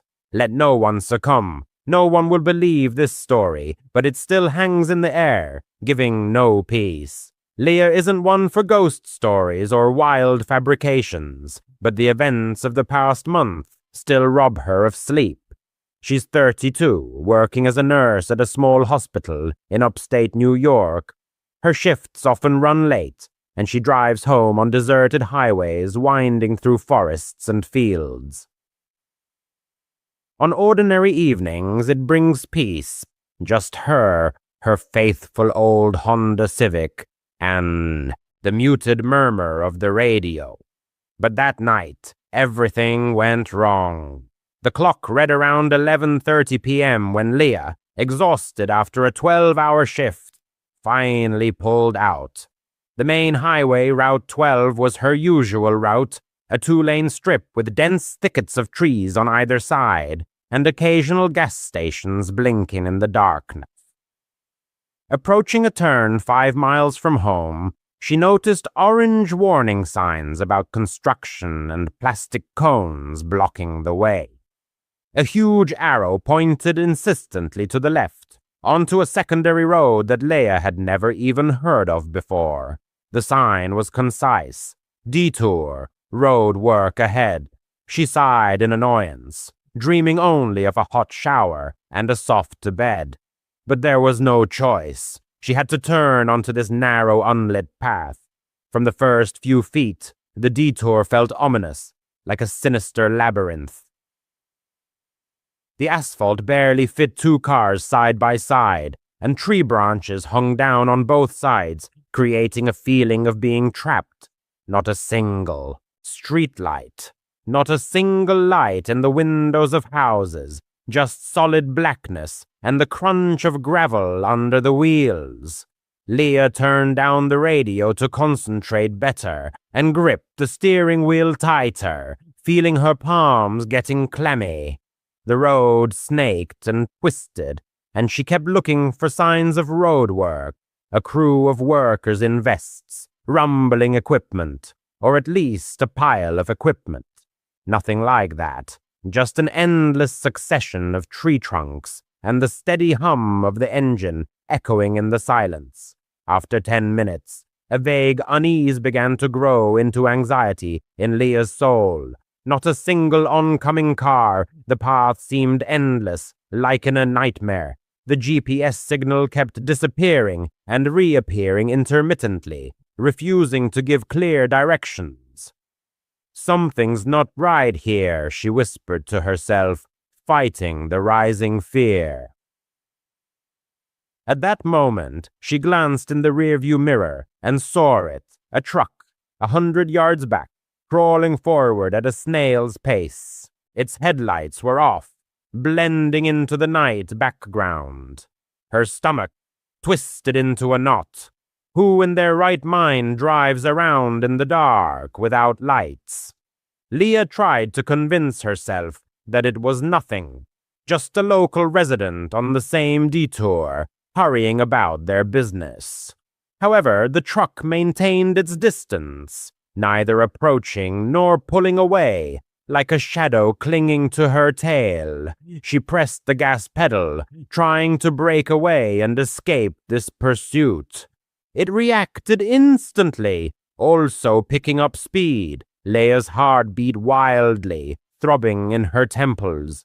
To pull herself together, she mentally ran through explanations. Maybe their headlights had failed, or they were just as lost in this wilderness as she was. But then her gaze fell on the side of the road. There were no more construction signs. Not a single cone, no barricades, not even a trace of detour signs. Suddenly, the realization came. She hadn't noticed any work on Route 12 either. No excavators, no torn-up pavement. Just those mysterious signs and obstacles that had appeared out of nowhere. Panic washed over her in a wave, cold and clammy. Leia grabbed her phone to dial 911. There was no signal at all. In this wilderness, she was completely alone, cut off from the world. The truck stubbornly stayed behind, its silhouette in the mirror resembling a disembodied ghost, relentlessly following at her heels. She pressed down even harder on the accelerator, and the car shook on the potholes, protesting against such driving. It didn't fall behind by a single step. Now Leah could make out the details. It was a worn-out pickup truck, painted black or dark blue, and the figure of the driver was lost in the dimness of the cab. "Hang on, find a way onto the main road. Everything will be fine," she repeated to herself like a mantra. But the road continued to twist and turn, and she lost all sense of her location. Suddenly, a dim light flickered ahead, promising salvation. Headlights of an oncoming vehicle were approaching, cutting through the darkness. A wave of relief washed over Leah. It could be a patrol car or just a good Samaritan willing to help. As the SUV drew level, she slowed down and flashed her high beams twice, signaling distress. It turned out to be a white SUV. It also slowed down and pulled to the edge of the shoulder. Leia stopped, leaving the engine idling, and cracked the window just enough to call out, "Hey, I think someone's following me." The driver, a middle-aged man in thin-rimmed glasses, leaned out of the cab and asked, "Are you okay?" She pointed back. "There's a truck back there, no headlights. It's been chasing me for miles." He squinted, peering into the darkness behind her. The expression on his face changed instantly, becoming concerned. "There's no truck there." Leah turned sharply to the mirror. The road behind her was empty, as if it had never been there. Her blood ran cold. She could have sworn she had seen it just a second ago, clearly and closely. "Listen," the man said soothingly. "This road is full of strange things. I was also detoured here, but there were no repairs on the 12th. I checked myself. Drive behind me. I'll lead you back to the main road." Leah nodded silently, too stunned to argue or ask questions. She pulled up behind the SUV, keeping her eyes glued to the mirrors. Not a trace of the truck, just the bottomless darkness, swallowing up all traces. After 10 minutes, they finally burst onto Route 12. The orange signs and cones had vanished, as if they had never been placed at all, leaving only a vague memory. Leah thanked the man heartily. He promised to contact the police and report what had happened, and sped home, carefully locking all the locks. In her apartment, she couldn't close her eyes, running through the events in her mind, those sudden signs, the mysterious truck, its inexplicable disappearance. In the morning, she dialed the sheriff's office. They confirmed that no repairs had been planned on Route 12 that night. Not a single complaint of false detours. Leah dove into the internet and came across forums where others shared similar cases. Fake detours, mysterious cars leading nowhere. Some blamed it on someone's prank. Others whispered about something sinister, robbers or something worse lurking in the shadows. What exactly she saw, Leah doesn't know for sure. Maybe it was just a prank, or her tired mind played a trick on her. But the feeling of the clammy, unnatural presence of that road doesn't leave her, as if the highway harbored its own will, waiting for lonely travelers. Now Leah chooses a different route, even if it's longer, avoiding suspicious sections. And every time she sees a construction sign, her heart clenches with foreboding. She doubts she will ever feel safe driving alone again under the cover of night. When Leah was 15, she first met her future husband, who had just turned 16 in art class. Their small town didn't spoil teenagers just starting romantic relationships with a variety of entertainment, except for rare outings to the nearest Target for small purchases. The settlement, despite its modesty, had a special charm due to its rich past. Tourists came specifically to wander along the ancient mining trails or enjoy the views of the river that cut through the canyon nearby. This river, with its winding paths and panoramic vistas, served as the soul of the entire district, attracting both locals and visitors eager to immerse themselves in the embrace of a wild nature, away from the hustle and bustle of the city. Leah spent her childhood exploring the trails near the river. She walked and biked them countless times, memorizing every turn and hidden corner. This place was home, like an extension of her own garden behind the house, full of cozy secrets. Usually, it gave a feeling of complete security and peace, where the rustle of falling leaves merged with the soft splash of water, creating an atmosphere of serenity and harmony. She especially liked one of the paths, a half-mile trail leading to a modest bridge across the river. The bridge itself was not striking in scale, but it offered a mesmerizing view of the rushing water below, framed by the steep slopes of the canyon, where sunlight played on the surface, creating the illusion of eternal motion. It was there that Leah always felt a surge of lightness, as if time slowed down, allowing the world to unfold in all its beauty. Time seemed to stretch out, and the surrounding world slowed down. But nearby stood another bridge, far grander in scale and fame, one of the tallest on the planet, a true engineering masterpiece that attracted daredevils and curious tourists to its base. Walks in its vicinity opened up breathtaking panoramas of the canyon and the rushing river below. However, behind all this beauty hid a dark backstory. Over the decades, the bridge had become a sinister symbol, a point on the map where the lives of suicides ended all too often. The heavy imprint of these events hung in the atmosphere, like an invisible whisper about the dark side of this structure.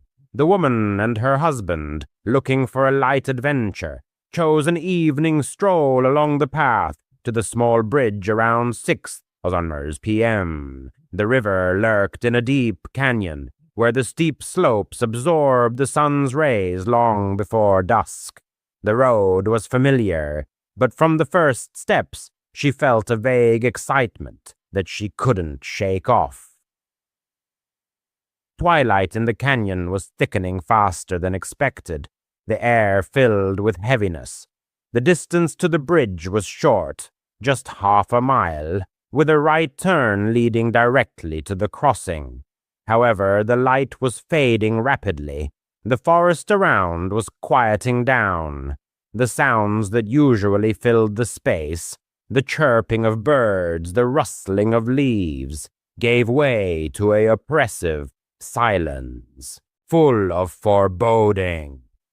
By the time they reached the turn to the bridge, there was absolute, pitch-black darkness. Although the clock showed about 7 p.m., the darkness was confusing, as if the canyon had closed in an embrace around the travelers. They lit the flashlights on their smartphones, thin beams cutting through the impenetrable blackness, but highlighting only a narrow circle under their feet. Everything else dissolved into oblivion. The woman's stomach clenched with a mounting inexplicable fear that grew in waves. This path was as familiar to her as the back of her hand. She had walked it dozens of times, but that night everything felt different, alien. She suggested turning back, but her husband, always more courageous or stubborn, insisted on continuing. Approaching a bend in the path, she suddenly stopped. Right 3 feet from the path, at the very beginning of the bridge, loomed a tall silhouette. The flashlight beam highlighted his back, and the woman's heart clenched. The figure seemed gigantic, at least 6-7 feet tall, with a powerful physique of 200 to 250 pounds. He was wearing a brown flannel shirt and dark pants, blue or black. Brown hair rose unnaturally, as if molded from clay rather than growing. However, it wasn't the size that caused horror. The proportions of the body seemed distorted, inhuman. The arms were elongated, hanging lower than usual as if belonging to an ape. The head was perfectly round, almost spherical, like a basketball mounted on the shoulders. The legs remained hidden in the darkness, which amplified the feeling of unreality. The silhouette stood motionless, staring down the slope into the complete darkness. The woman whispered to her husband, "What is that?" Her voice trembled. He also froze, not taking his eyes off the figure, holding his breath. The three of them froze in this tense, silent scene. 1 minute usually flies by unnoticed, but when your pulse is pounding in your temples and your instincts are screaming to run, it stretches on endlessly. The figure didn't stir, didn't react to their presence. The woman couldn't figure out if it was a human or something else. Thoughts swirled. How did he get here? There were no other cars on the trail. Why is he standing in pitch darkness, straying to the side, staring into the void? Why doesn't he turn around? Is he hiding his face, or what he's doing? The husband, gathering his courage, though his voice betrayed his excitement, called out firmly, "Hey, buddy, what are you doing here?" At that moment, the silhouette began to turn slowly, and the woman's stomach turned cold, nausea rising to her throat. The instinct she ignored earlier exploded with a shout, "Run, immediately!"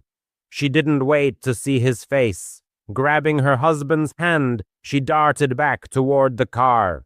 The flashlight beam flitted in time with her steps. Her breath came in gasps. She never looked back. She didn't want to know if this creature was chasing them. Behind her, her husband shouted her name. His steps echoed. He was lagging noticeably behind. They burst out to the car, panting and shaking. The woman fumbled frantically with the keys.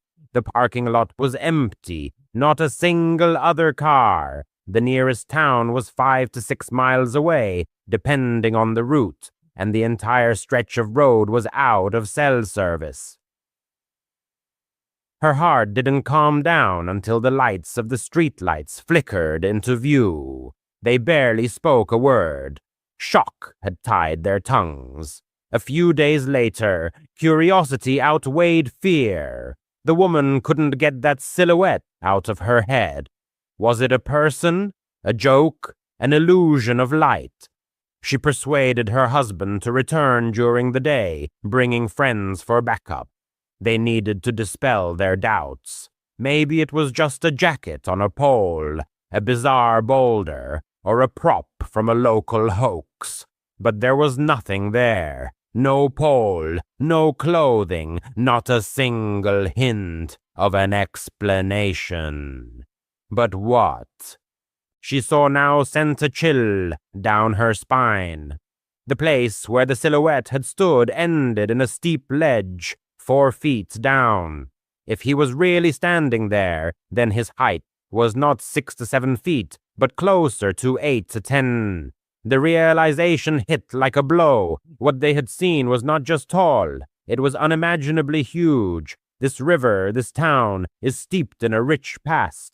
Some stories are full of charm, others of tragedy.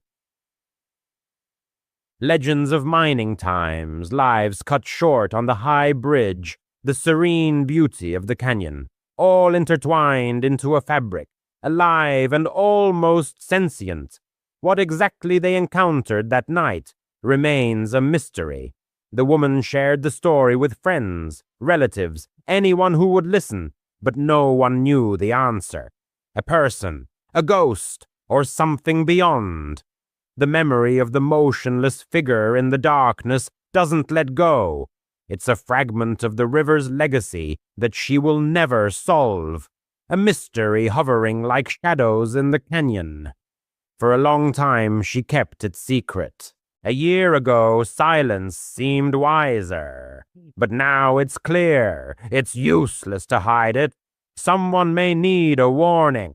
He worked as a security guard at a small airport in Germany. Most flights took off in the pre-dawn hours, so his shifts were always at night. For 5 years, his service flowed monotonously, checking doors, verifying passes, monitoring cameras. Mid-July, the height of tourist season. Families with strollers, noisy groups with luggage, long lines at check-in counters. Despite this bustle, the terminal that night seemed distorted, wrong. He couldn't quite explain the feeling, so he just continued to perform his duties. Around midnight, he went out for a smoke. He went to the bakery, grabbed a chocolate bar and an energy drink, and sat down at a metal table. He was watching a short video on his phone when he felt an impulse to look back. Behind him stood a man in a black raincoat. The hood was pulled up, but his eyes were staring intently at him. His gaze didn't waver, no pretense of looking at the displays, just him, the watcher. The guard held out for a couple of seconds, then returned to the screen. Strange types in airports are a common, daily occurrence. The vast majority of them are harmless. Air tag. The vast majority of them are completely harmless. He finished half the can, slipped the phone into his pocket, and headed to the toilet to rinse his hands before the end of his break. Returning, he noticed the same man, now standing 50 meters away, in the main hall. The stranger's head was tilted, his gaze fixed on him again. As soon as the man realized he had been noticed, he turned and silently rushed into a side corridor, without a sound, without the slightest hesitation. A quiet alarm bell rang in his head, but nothing reprehensible had happened. He returned to his post and spent the next hours patrolling the gates, checking the locks, and waiting for the first rays of dawn. With the first rays of sun, his phone died. His house was nearby, so he just put the gadget in his pocket and set off. Halfway there, he remembered the power bank in his backpack, took it out, connected the cable, and continued walking. 10 minutes before arriving, he pressed the power button to look at the charge level. The screen suddenly filled with a foreign notification. Unknown AirTag detected. It is moving with you at a distance of 800 meters. He didn't have an AirTag. He froze in place. The street was empty. Only a row of dim lights cast a faint glow. A new alert. The distance had decreased to 600 meters, then to 500. He frantically searched for a rational explanation. Perhaps someone nearby had lost luggage with such a device. The numbers continued to fall inexorably. 400, 300. He broke into a run. The phone vibrated. 200 meters. He turned the corner and dashed forward. His legs felt like lead, numb with tension. But the distance was decreasing even faster. 100 meters. Finally, he burst into the entrance, inserted the key, slammed the door, and leaned against it. The hallway greeted him with a deathly silence. The screen showed 50 meters, then 20, 10. He pressed his eye to the peephole. The street remained deserted. His hands were shaking uncontrollably. He emptied his pockets and turned his backpack onto the floor. Nothing suspicious. He wanted to dial the police, but how to explain? The signal on the display supposedly indicated surveillance. In the end, he convinced himself that he was overtired. The shift had been exhausting. His mind was in a semi-sleep state. After changing, he collapsed into bed and started a video with a scary story on his phone. The narrator's voice usually lulled him to sleep. He only remembered the beginning, and then sleep finally overcame him. Later, he woke up in complete darkness. The video had ended, but the home screen was still flickering. A fresh notification appeared. Unknown AirTag detected. It is moving with you. Distance 2M. 2 meters. That's inside the room. He froze, unable to move. He locked the phone and the screen went dark. His eyes gradually adjusted to the darkness. At the foot of the bed, near the closet, loomed the silhouette of a man in a black raincoat. The same face, staring at him again. A hoarse cry escaped his throat. The stranger stepped back, threw open the door, and disappeared into the night before he could jump up.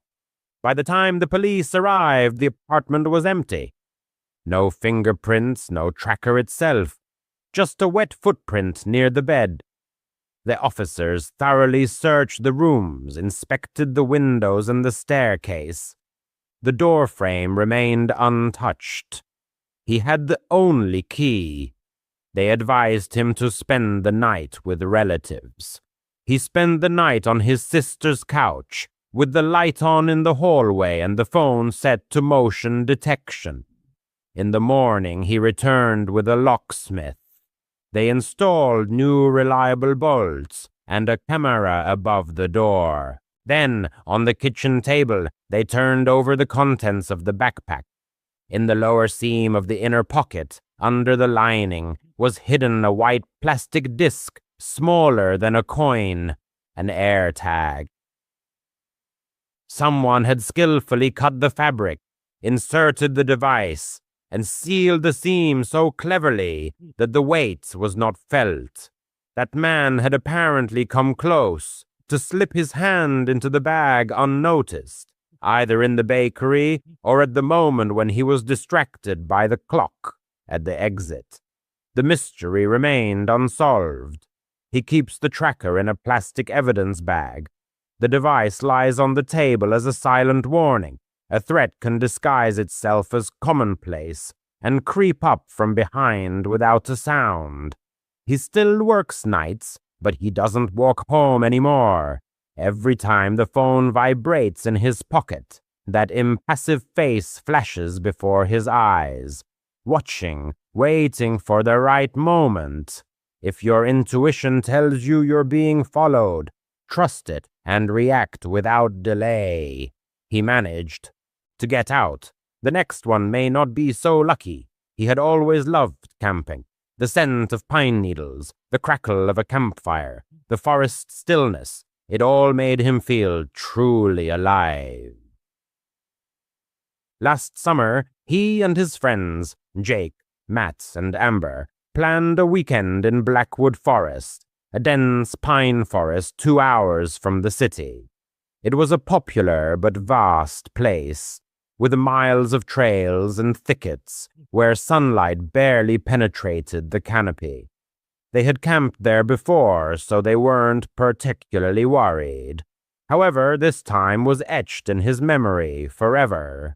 Months later, he still woke up in a cold sweat, remembering Jake. They arrived in Blackwood on Friday afternoon, the four of them crammed into Matt's beat-up Jeep.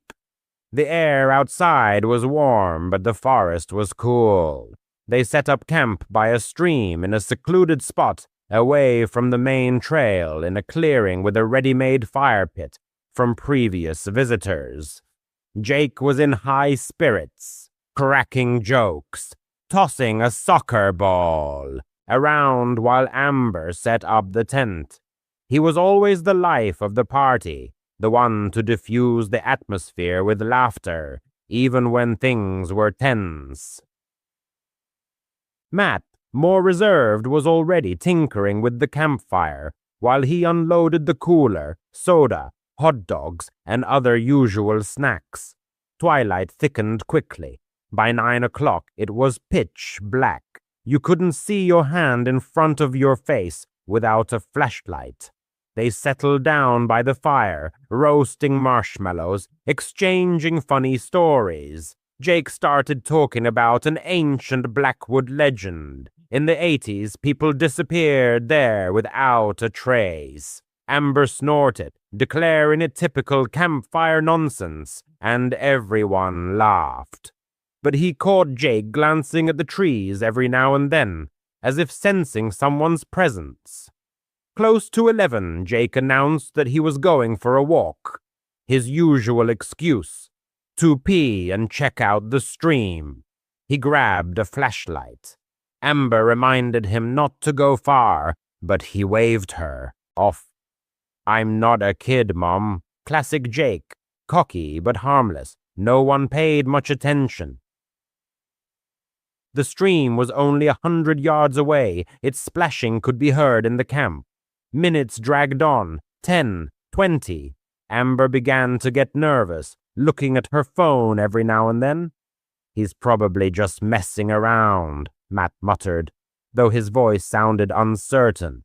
He grabbed a flashlight and called out, "Jake, stop kidding around." His voice echoed, swallowed by the trees. Silence. His stomach went cold. Blackwood is huge, but not endless. Jake couldn't have gone that far. They decided to organize a search. Amber stayed at the camp in case he returned, while Matt and he split up. He headed to the stream, sweeping the beam through the bushes. The flashlight pulled roots and boulders from the darkness, but not his friend. He called out his name every few steps, his voice fading.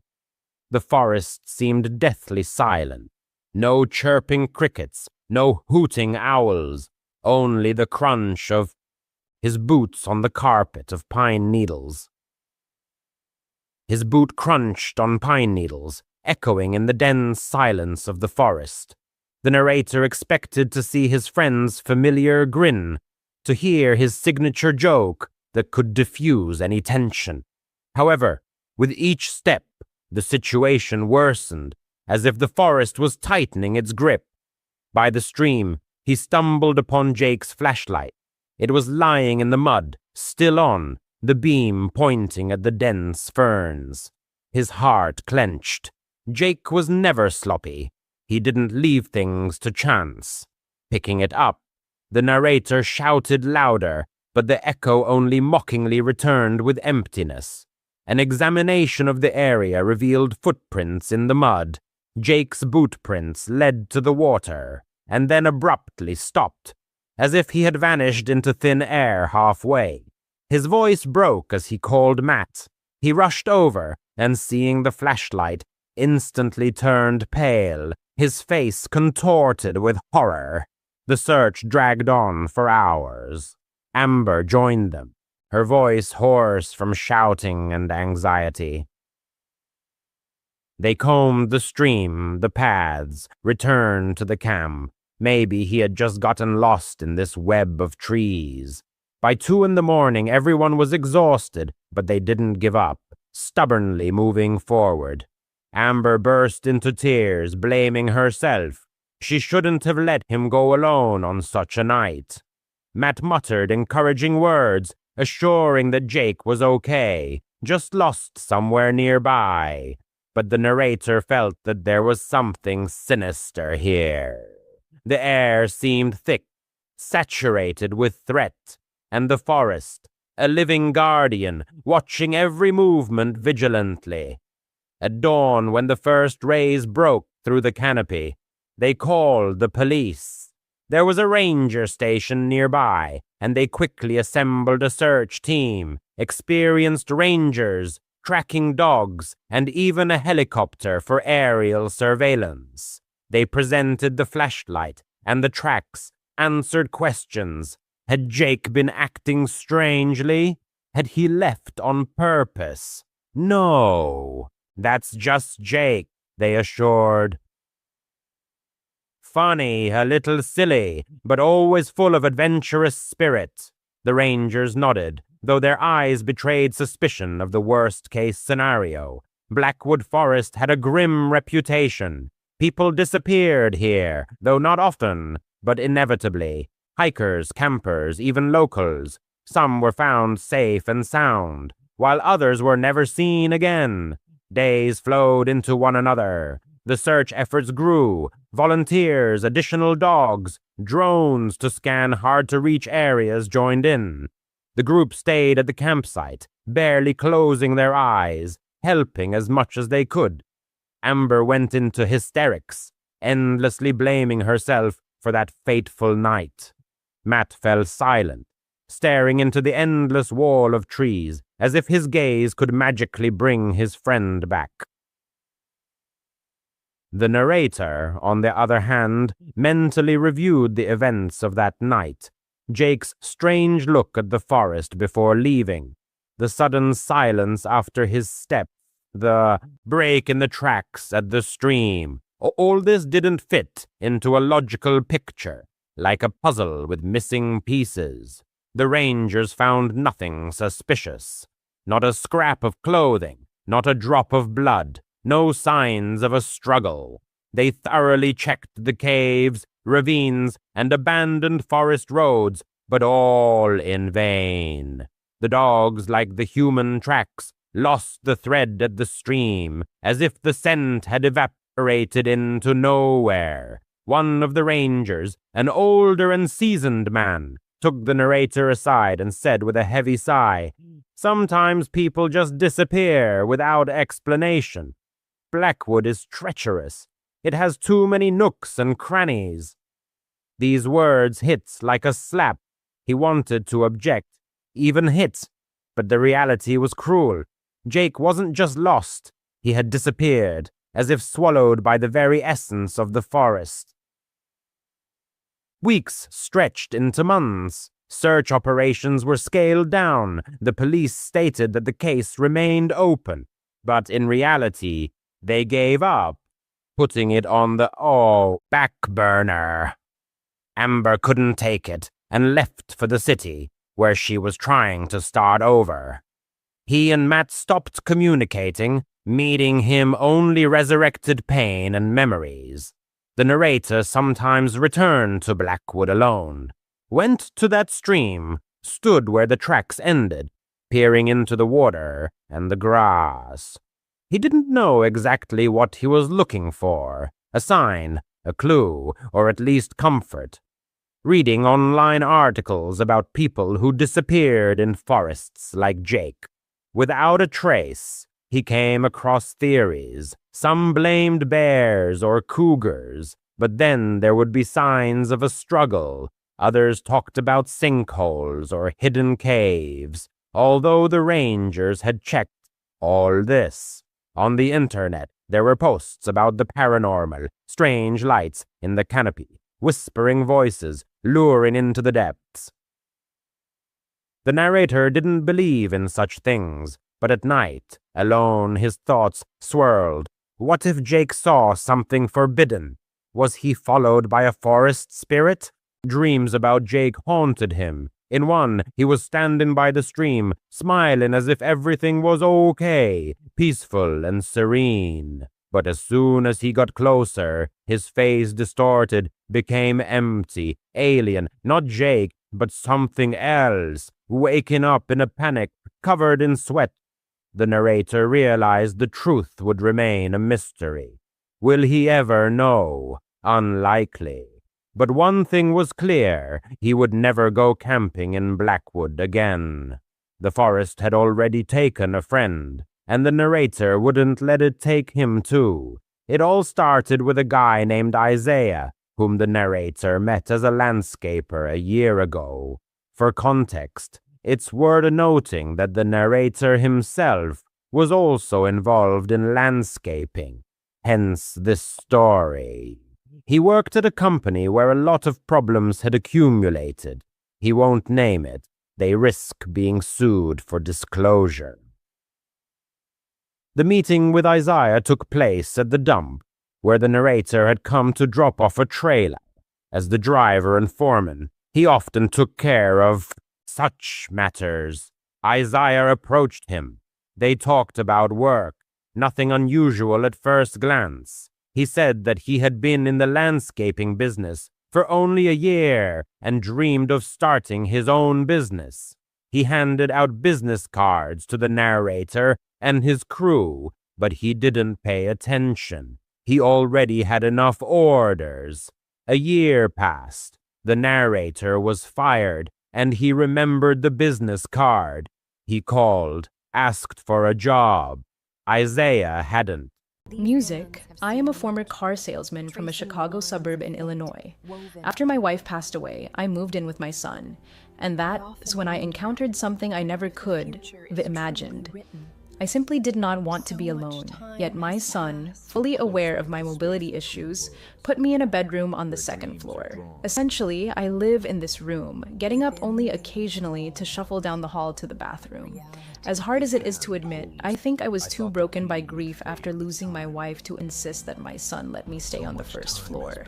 And honestly, he probably never would have agreed anyway.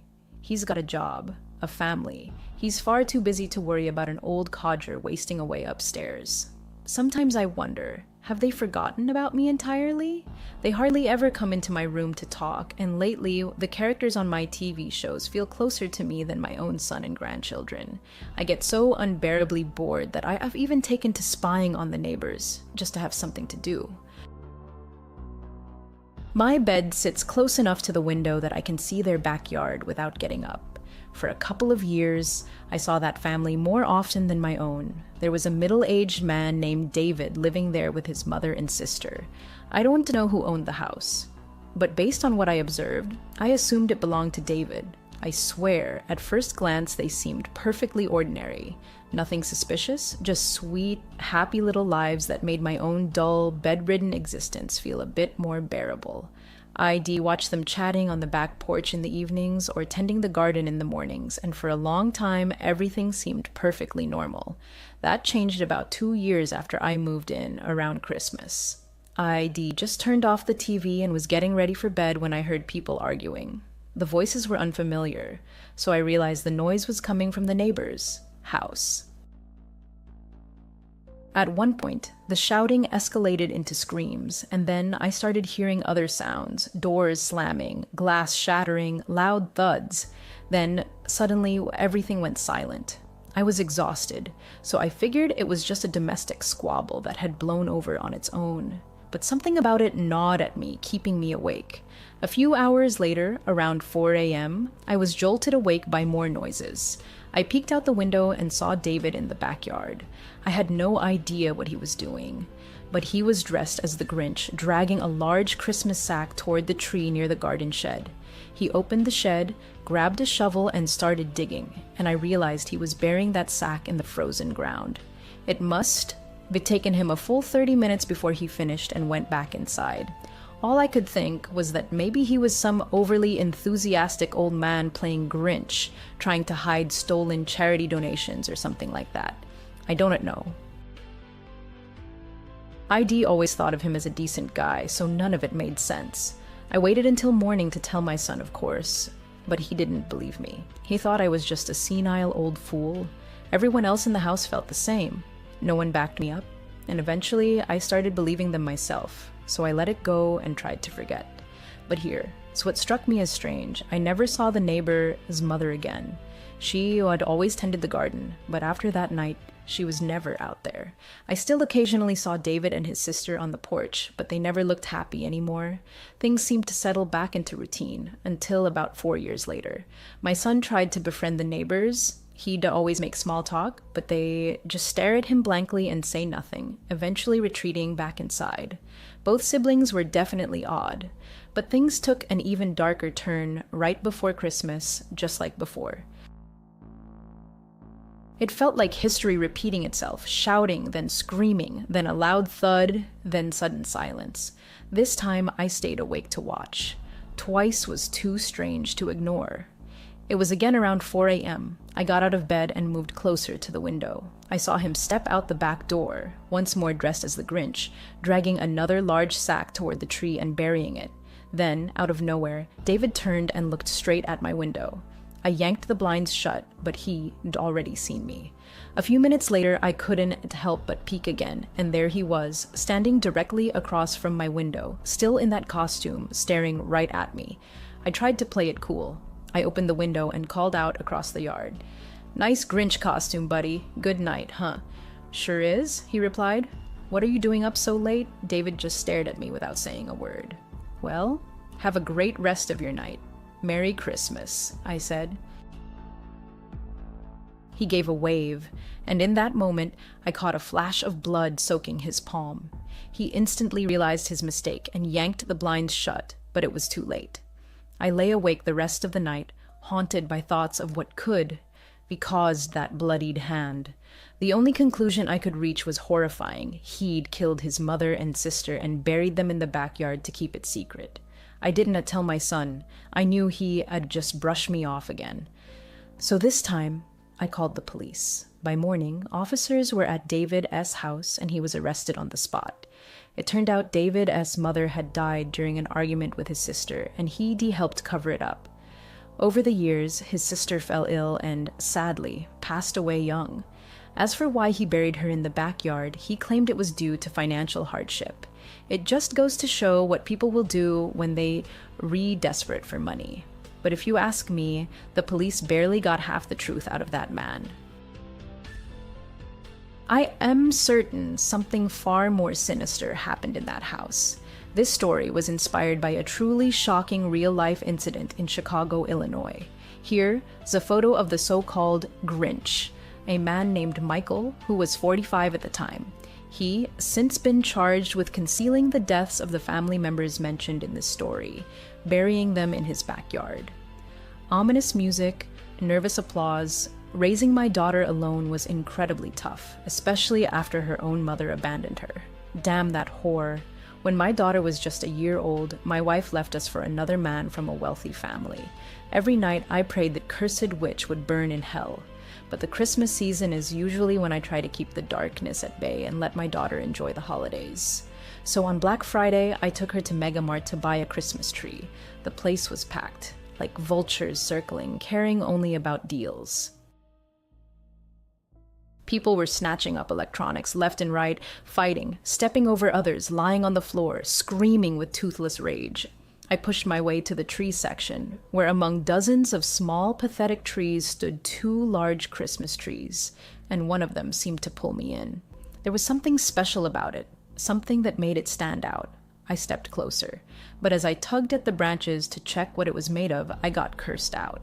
Not by someone trying to claim the tree, but by a strange, unsettling man standing right in front of me. "What the hell is your problem?" the man snarled, shoving me to the ground. "I'm sorry, man," I said. "You just blended in with the trees." I was about to buy the last big one. The man, eerily Grinch-like, scowled, baring sharp teeth. Well, whoever told you that tree is yours is wrong. It's mine. Got it? What is the matter, you little runt? I got back on my feet. Excuse me, did you just say it's your tree? That's right, Buster. So if you are looking for a big one, go drink your way through the forest. I couldn't tolerate this bizarre behavior. I stood my ground, determined to buy that tree. My little girl was terrified, her whole body shaking as she whispered, "Daddy, can we go now?" "Not yet, sweetheart. Just one more minute." "Is that what you told your wife?" The Grinch snapped. "Now get out of my way." He grabbed me by the collar and hurled me across the floor like a rag doll. Disoriented, I knew if he didn't stop, I might not survive. So I screamed for security. When they finally arrived, I told them everything. There were 3 guards and only one of him, so they warned him that if he stayed, they said they have no choice but to call the police and arrest him. Clearly furious, the man stormed off, muttering incoherently. I felt like a winner as I grabbed the last big tree and finally bought it. Back home, my daughter and I set up the tree together. On Christmas Eve, we watched a heartwarming movie by the fireplace as the flames crackled. As my daughter waited for Santa, I noticed her head nodding, her eyelids drooping. So I carried her to bed, assuring her all her presents would be under the tree in the morning. But I was sleepy too, so after tucking her in, I went to my room and passed out instantly. Later that night, I woke to heavy footsteps downstairs. But it wasn't just footsteps. I heard piercing, chilling sounds that sent shivers down my spine. "What was that?" I muttered, checking the clock. It was 3 a.m. I couldn't fall back asleep. Part 1. The Disappearance of Olivia. It was 3 a.m. Sleep fled from me like fire. Strange noises echoed through the house. I got up, opened my door, and listened. The sound seemed to come from my daughter's room, its door slightly ajar. Must be her down there, I thought. But then icy terror shot through me. A man's voice drifted from the living room. "Ah, foolish tree, silver tongue shall add a chance." My heart, once steady, now raced wildly as the sounds grew louder, more unnatural. I bolted downstairs and froze. Standing there was the same man from Megamart. His face was sickly green, his features twisted into a sinister grin. Slung over his shoulder was a sack stuffed with my belongings, probably stolen.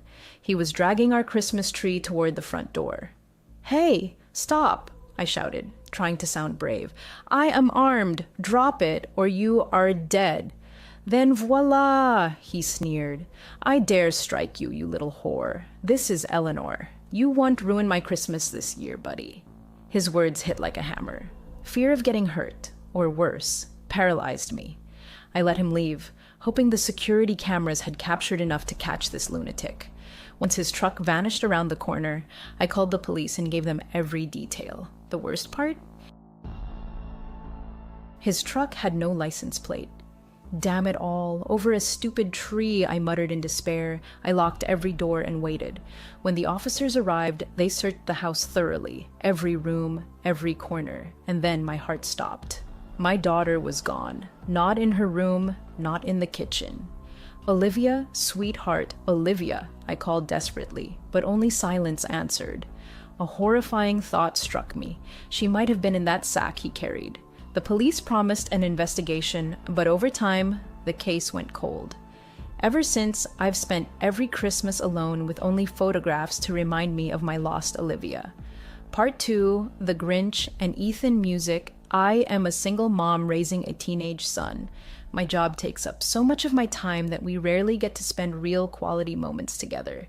So I try to bring Ethan along wherever I go, errands, shopping, anywhere. Last Christmas, we went to the mall. It was absolute chaos, but holiday deals and promotions were everywhere. I decided to dive in. I suggested a game. Whoever found the best discounts and bonus points on food stamp eligible items would win.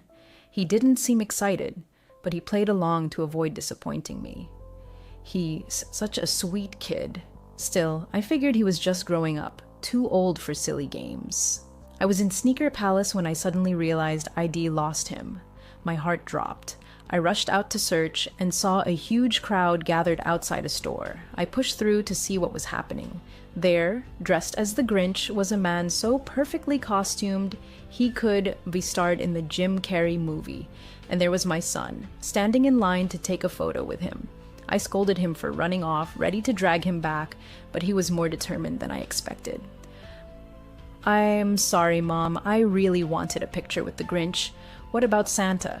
He's boring. I want the Grinch. If I wanted a fat Santa, I'd take a photo with your ex." I decided to give him what he wanted. As we waited in line, I couldn't take my eyes off that Grinch. Something deep inside screamed, "Don, trust him." He kept glancing at us, even with the crowd around. Even stranger? He never broke eye contact.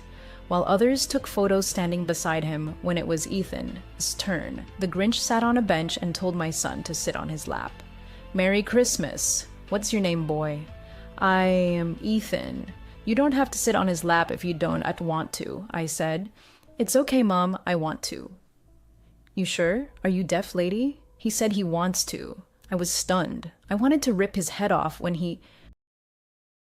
In late 2021, for several months, the narrator settled into their grandparents' old home. These revered individuals had passed away, and the family hadn't yet decided whether to sell the property. Until then, the house had been used as a temporary vacation retreat, but between moves, the narrator needed a place to stay, and the old house proved quite useful. They weren't particularly thrilled with the situation, as the house was quite dilapidated and worn. However, the absence of rent payments was an undeniable advantage and brought a certain satisfaction.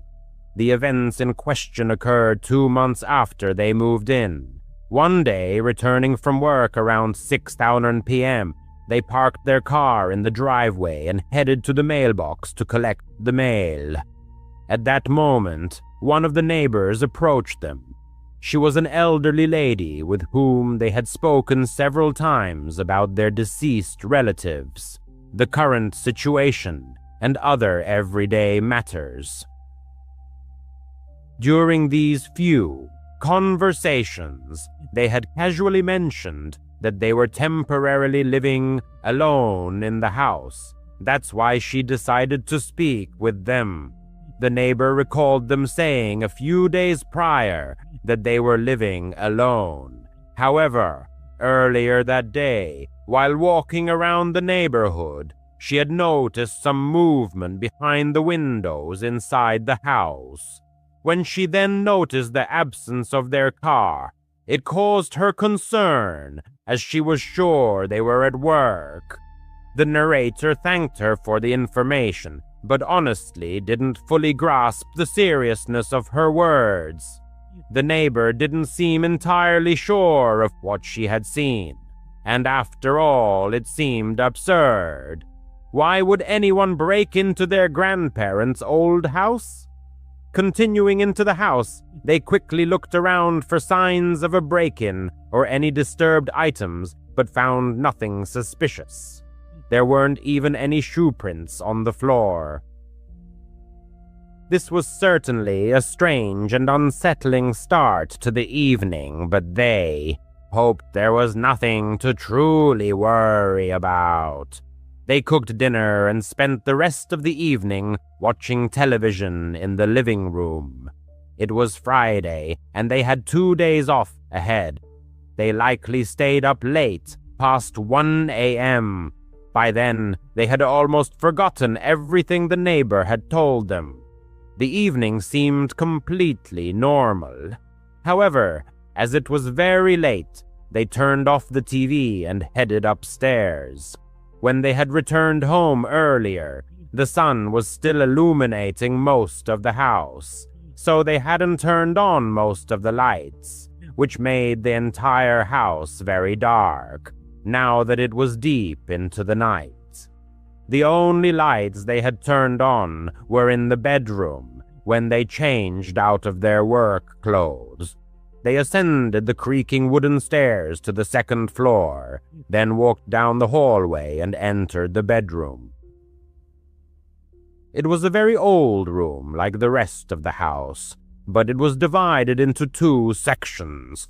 One area was dedicated to the bed itself, and then a small hallway with a wardrobe and one of those old-fashioned vanity tables built into the wall.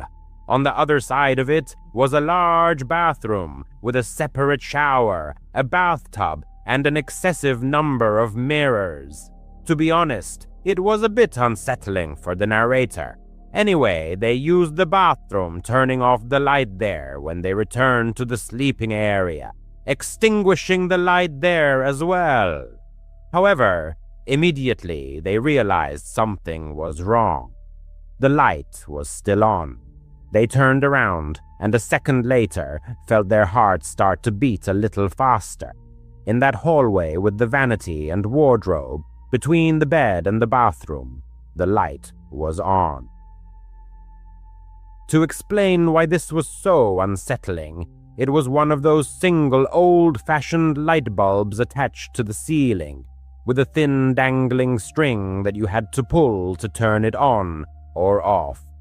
For this reason, they had never used that light.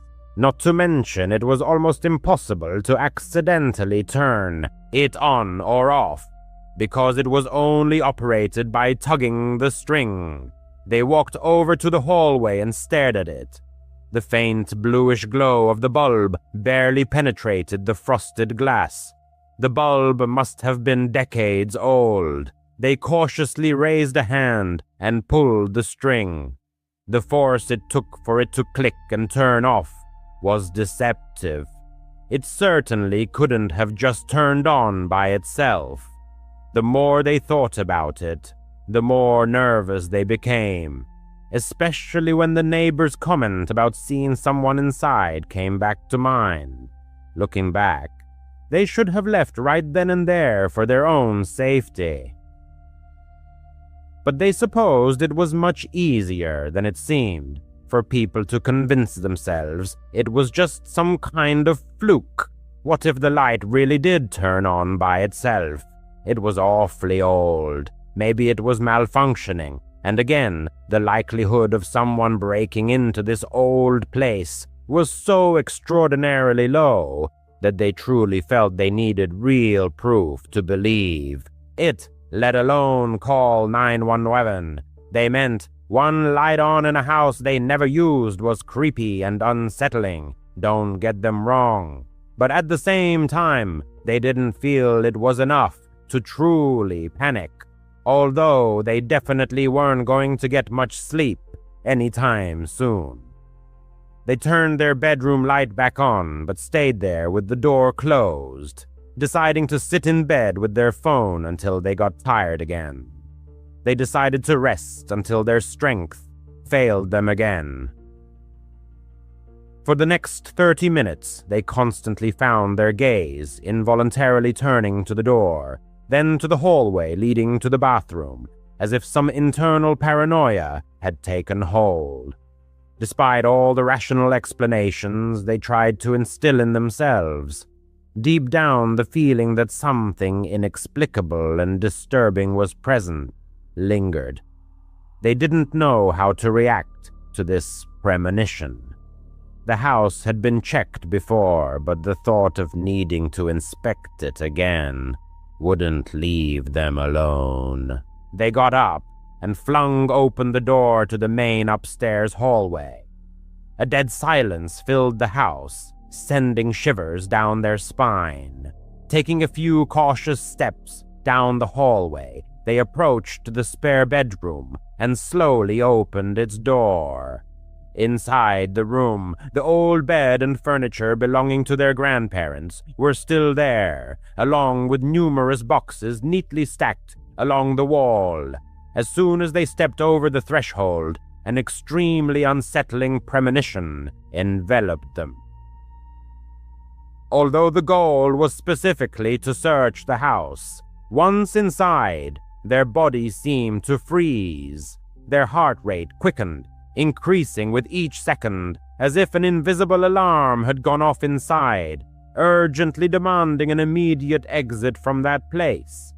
and at that moment they noticed something. A silhouette protruding from under the blanket on the bed. The longer they stared, the clearer it became that it was a human body. Someone was lying in the bed, covered by a blanket. An instant wave of panic overwhelmed them as they tried to retreat, but this led to a slight stumble, causing a loud creak from the wooden floor. In an instant, the person sat up abruptly in bed, demonstrating that they were certainly not asleep and were likely listening intently to every one of their movements. It was a man. His eyes pierced the hero's gaze, but that was all they managed to notice before they swiftly ran out of the room. The pursuer's footsteps echoed close behind them. They didn't stop until they burst out of the house and ran down the road to the doorstep of the neighbor, the same one they had spoken to before. She let them in and immediately called for help. They were genuinely grateful that the officers arrived relatively quickly, but the intruder must have fled immediately, as he was no longer found. In the following weeks, their parents helped conduct a thorough inventory of everything they believed was in the house, or at least all valuables, and, surprisingly, nothing was missing. If anything was absent, it held no value. This circumstance raised the question, why was he there? Many were inclined to believe that the man simply knew the house was vacant and was therefore squatting in it, living unnoticed. However, what truly frightened them and made them doubt this version was that they themselves had lived there for 2 months. This meant the intruder must have known about their presence. Was there a possibility that he had been hiding, living there with them all this time, while they suspected nothing? And what would have happened if they hadn't discovered him and escaped? They moved out immediately and haven't returned to that house since. They probably never will. He was returning from a road trip. Nothing remarkable, just a few days visiting relatives. He always disliked that the drive took a full 14 hours. It was too much to comfortably cover in one day, but not long enough to justify stopping at a hotel and thereby doubling the total travel time. He always forced himself to drive the entire way in one day, which completely stripped the road trip of any pleasure. In short, he left his relative's place around 3 p.m., which meant driving all night. This decision was not the wisest. By midnight, he felt deeply tired and intensely sleepy, but this part of the road didn't pass through populated areas or anything similar. Ahead lay only deserted forests or simply open, vast emptiness. Occasionally, there were only a couple of gas stations and, perhaps, a few dirt roads leading nowhere. He decided to stop at the first opportunity and buy something to stay awake. Coffee, an energy drink, literally anything. Soon a small gas station appeared before him, nestled among the trees on the side of the highway. It looked like a typical local establishment. Perhaps a small town was hidden behind it, though, of course, it was completely obscured by the dense foliage of the trees. Even on the road leading past the gas station, there were no streetlights. As he pulled up, he noticed that this gas station looked somewhat strange. It didn't resemble modern facilities with a giant canopy sheltering the pumps. Here, there were only a few pumps standing in the open air, and not a single light was on near them. Even the building itself had no lights. All of this suggested that he would definitely have considered the place closed or even abandoned, had it not been for the 3 or 4 other cars parked in the lot. It really looked like a typical old-fashioned gas station on the side of a deserted highway with other customers, just not as brightly lit as it should have been. However, he assumed that since others were there, it must still be open. He parked next to the other cars and got out. As he approached the door, all he could see was his own reflection in the glass until he pushed it open. The very moment he opened the door, all 4 or 5 people, standing haphazardly inside the store, immediately turned and stared at him. It wasn't just a fleeting glance. They all simultaneously turned and stared intently, their eyes fixed on him. The men's faces were grim and utterly expressionless. But that was all he could make out, because caught off guard by them, he also noticed that not only was it incredibly dark inside, but it was also absolutely empty. All the shelves were in place, but there wasn't a single item on them. Even after he processed this scene and looked back at the men, they were still staring at him as if he didn't belong there. All of this happened in about 10 seconds before he retreated, allowed the door to close behind him, and then hurried back to his car. He hurried back to his car. It was unclear what this strange phenomenon was, but it resembled a creepy cult gathering at a long-abandoned gas station that he had unwittingly stumbled upon. Pulling away from the store, he rejoined the road. Apparently, this was one of those moments when it was better not to dwell on it, but simply move on. Indeed, 10 minutes later, he had already resigned himself to the thought that he would never know the true nature of what he had seen, and once again focused on finding a gas station. This time, he hoped to find one that was operational and safe. However, the desolate road offered little promise. Another 10 minutes passed when headlights appeared in his rear-view mirror. He was driving quite fast, perhaps 10 or 15 miles per hour above the posted speed limit. Since there were no other cars on the road, this was the first time in several hours that someone had appeared from behind. Soon another car appeared behind the first, and then perhaps several more. He couldn't accurately determine their number, as all the lights merged into a single bright spot. But they were all approaching at immense speed. He moved into the right lane to let them pass, and the first car did pass, but then abruptly swerved back in front of him. He was alert enough to have already slowed down a bit, but he was completely unprepared for their sudden braking. His heart nearly pounded out of his chest as he slammed on his own brakes, simultaneously trying to swerve to avoid a collision. He managed to stop just a couple of feet from their bumper, his car slightly askew.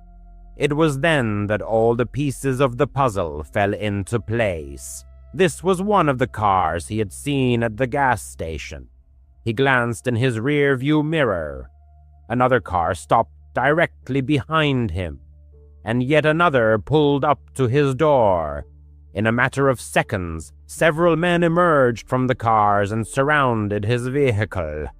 If this were happening during the day, and not on some desolate road at 1 a.m. with no one around, he might have chosen a more cautious approach. But given the circumstances, he felt he had no choice but to take a risk and try to escape. Since the cars blocked all routes, he drove off the road and into the trees, not getting far before grabbing his phone and jumping out of the car. He bolted into the forest. It was pitch black, even 30 feet from the trees. He kept running, hearing the men's footsteps closing in behind him. But the deeper he went, the less they could see to follow him, he thought. He leaned against a tree and waited, perhaps for a full hour, not even turning on his phone. He was afraid one of them would be nearby and see the light from the screen. So he sat and just stared into the void of the pitch-black forest and listened to the rustling of leaves in the branches overhead. After that hour, he finally took out his phone and used the map to get back to the road where he could get enough signal to text 911. All the cars had vanished, except for his own, which was still sitting among the trees by the road. After that long night, a tow truck was able to pull his car out, and to his surprise, it was almost undamaged. There has been no news about who was following him and trying to stop him.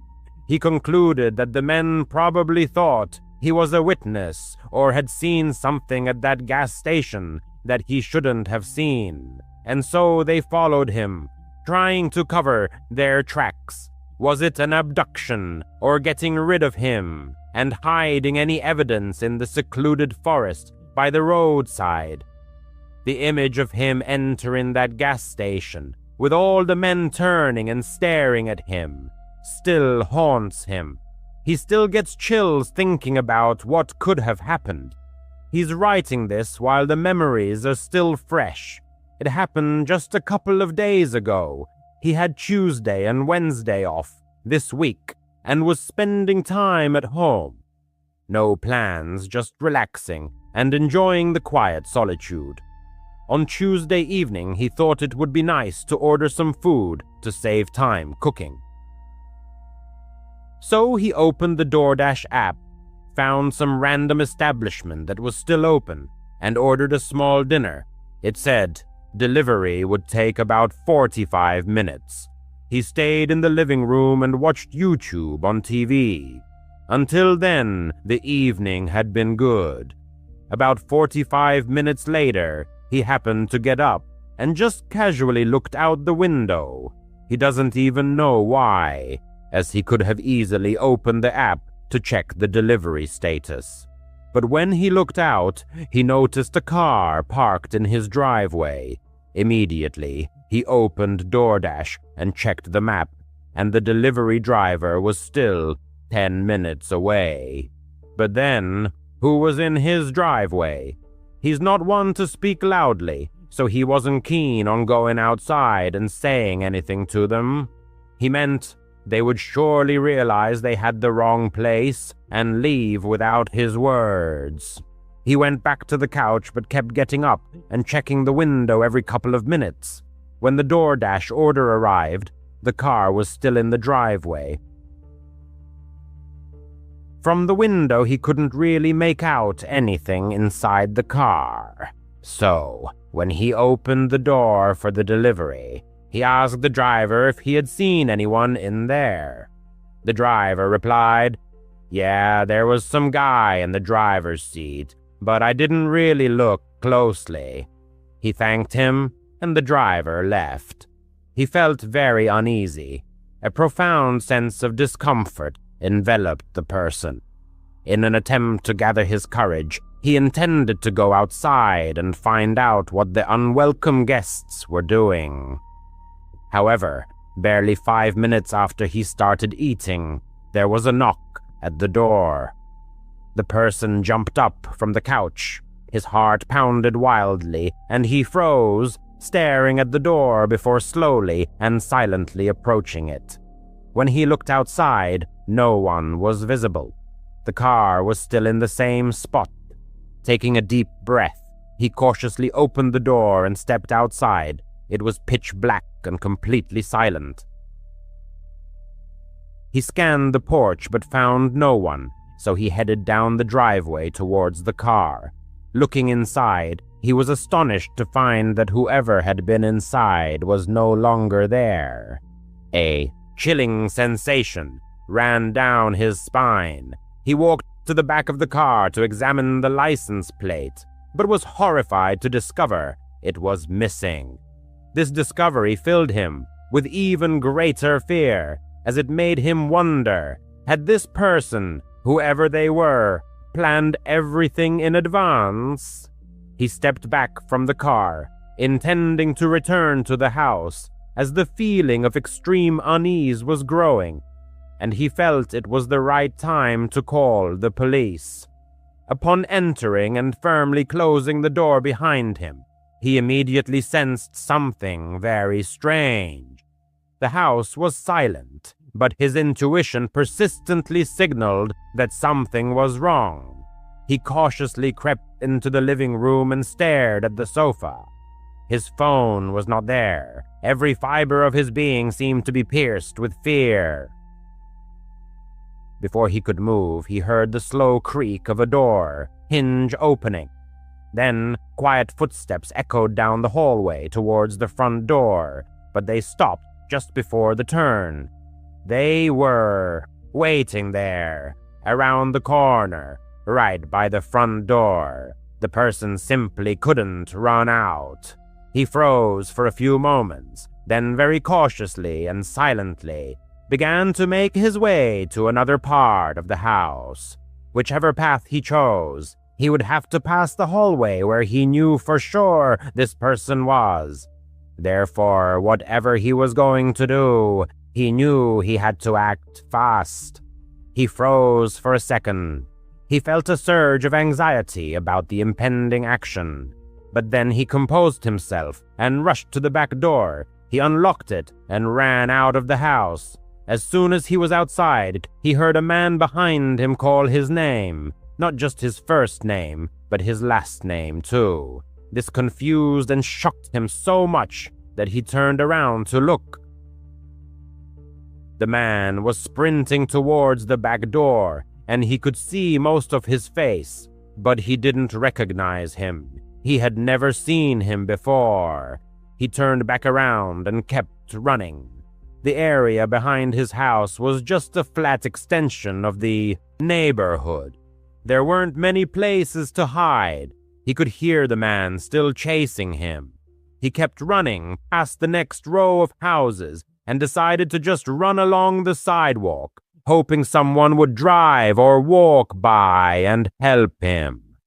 But after a few minutes, he looked back, and the guy wasn't there. It took him a long time to find someone willing to help him call the police. By then, the man was nowhere to be found. He had taken his car and fled. And apparently this guy was smarter than he thought. He immediately tried to track his phone, but the man had thrown it into his front yard before driving off, so they couldn't use it to track him down. If this had been a regular robbery or something similar, he would have been far less traumatized.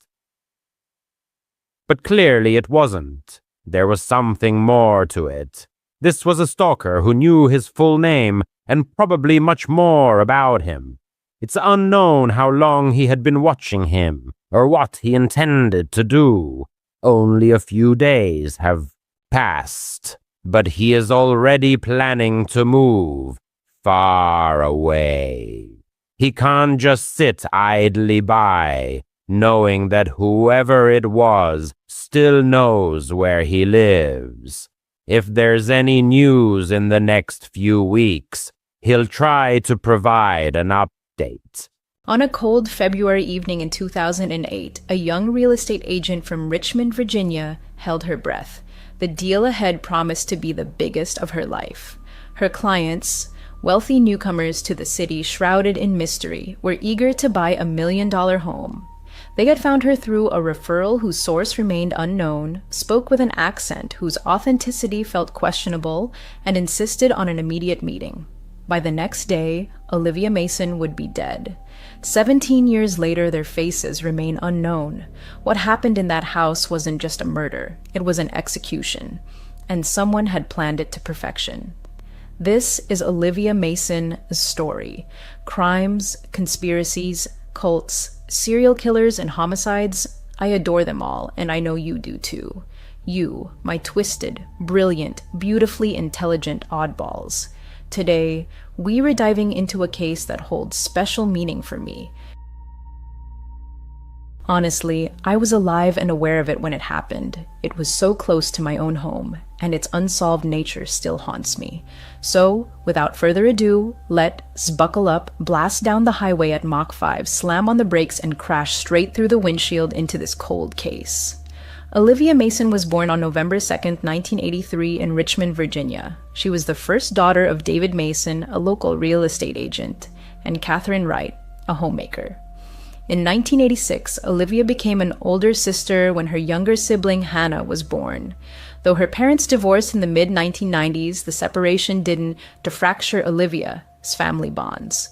She remained close to both her mother and father throughout her life. As a child, Olivia split her time between Richmond and peaceful summer months at Lake Anna, where the family owned a trailer in an RV park. Those summers overflowed with laughter and play. Her younger sister, Hannah, fondly recalls learning to swim just to keep up with her energetic big sister.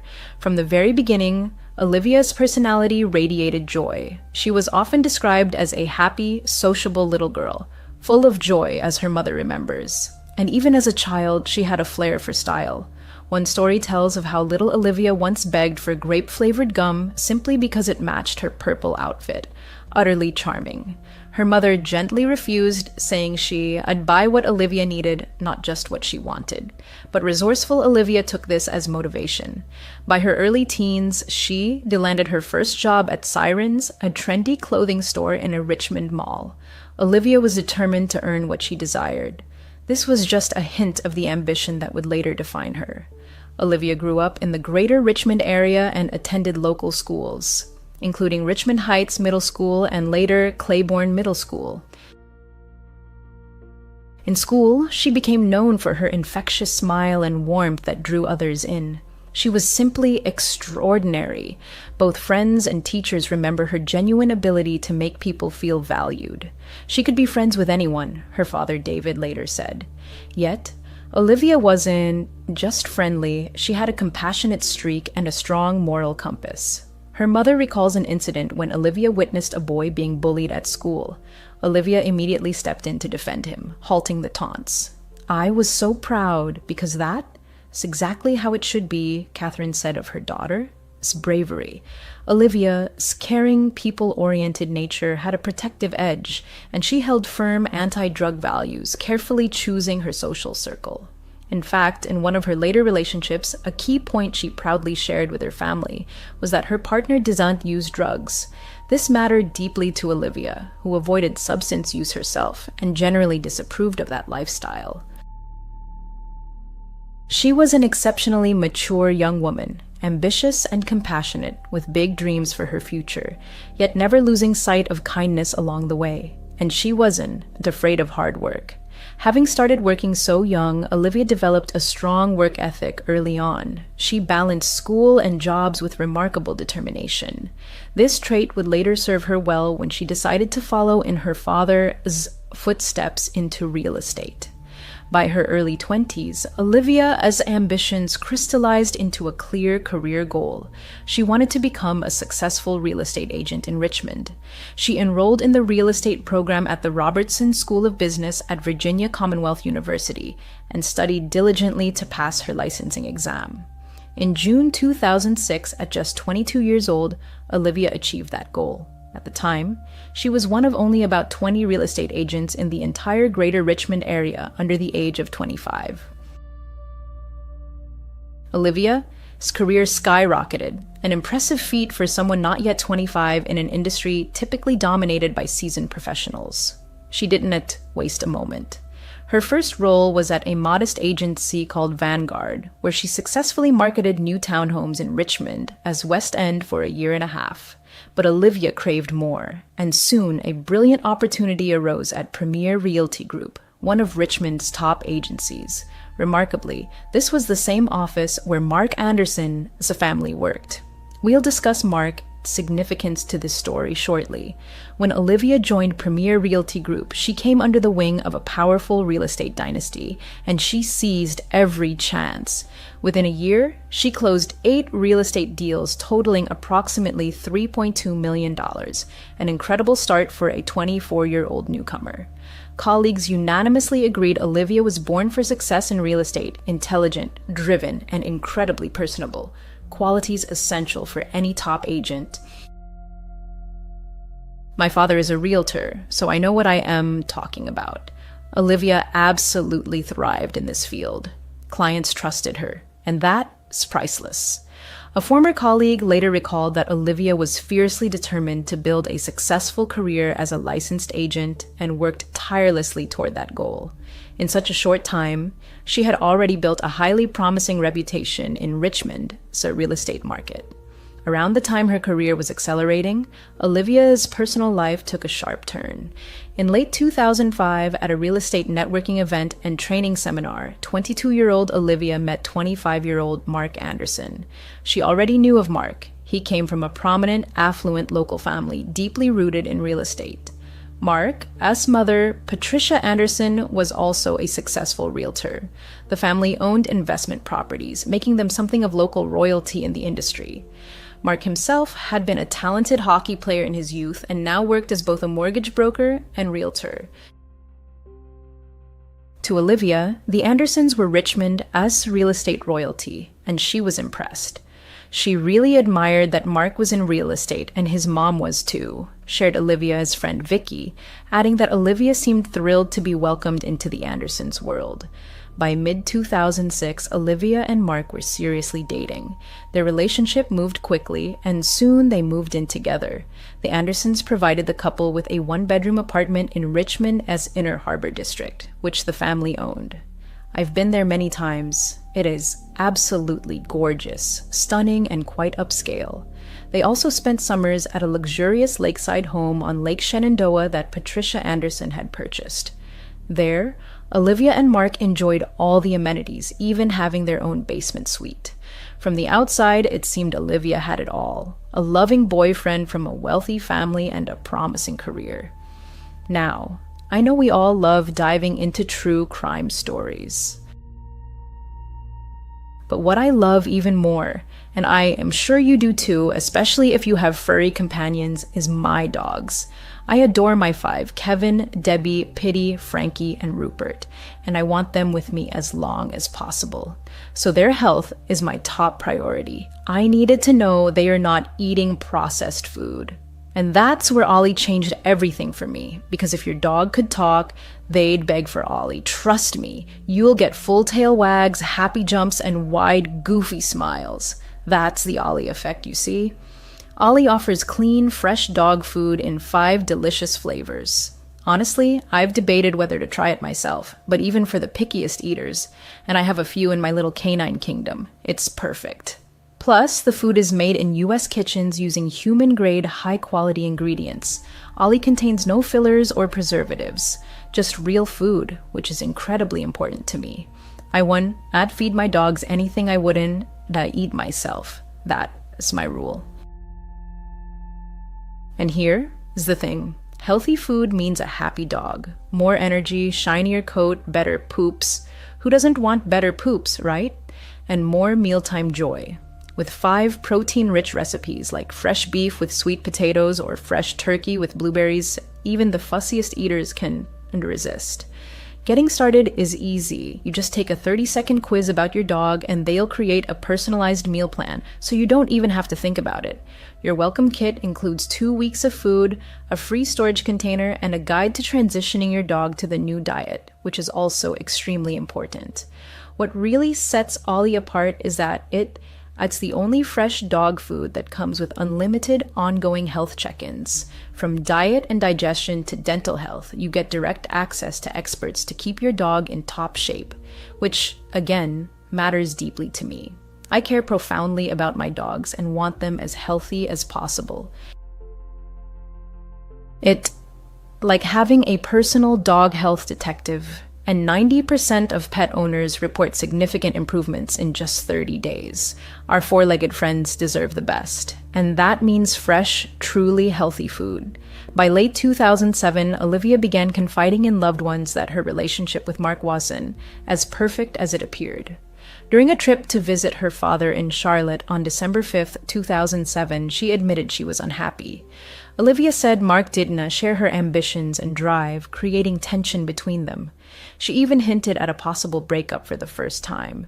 She shared similar thoughts with friends, saying Mark wasn't fulfilling her needs and she was seriously considering ending things. She just said, "Dad, I made a mistake. I feel awful about it," but then added, "I can keep doing this," her father recalled.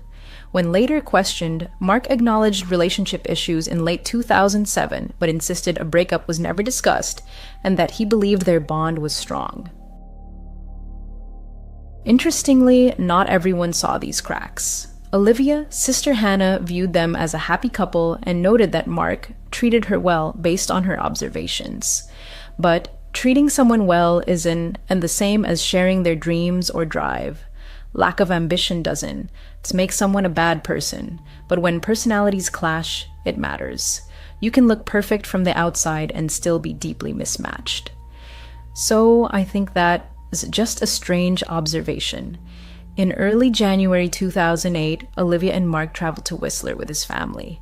Olivia hoped the trip would help them reconnect, and it seemed to work. She returned from Whistler full of optimism, convinced they'd overcome their difficulties. "We had such a great time. It was perfect. We just needed more time together," she told her mother, radiating hope for their future. So by February 2008, Olivia was doing everything she could to salvage their relationship. She and Mark were still living together, holding on. But tragically, Olivia never got the chance to decide what she truly wanted because her life ended in a shocking and brutal way. In late January 2008, Olivia received a call that changed everything. An unfamiliar female voice spoke on her mobile phone with a strong foreign accent Olivia couldn't quite place. Possibly Spanish or Mexican, though she wasn't sure. Something about the accent felt possibly fake. The woman introduced herself, though Olivia did not remember the name, and notably, didn't write it down, jumping straight to business. She said her husband was being transferred to Richmond for work and they urgently needed to buy a home. Not just any home, but a newly built, move-in ready $1 million property with a separate maid as suite. The request was extremely specific, impossibly rushed, and deeply strange. The woman insisted they wanted to close within days, an absurd timeline in real estate.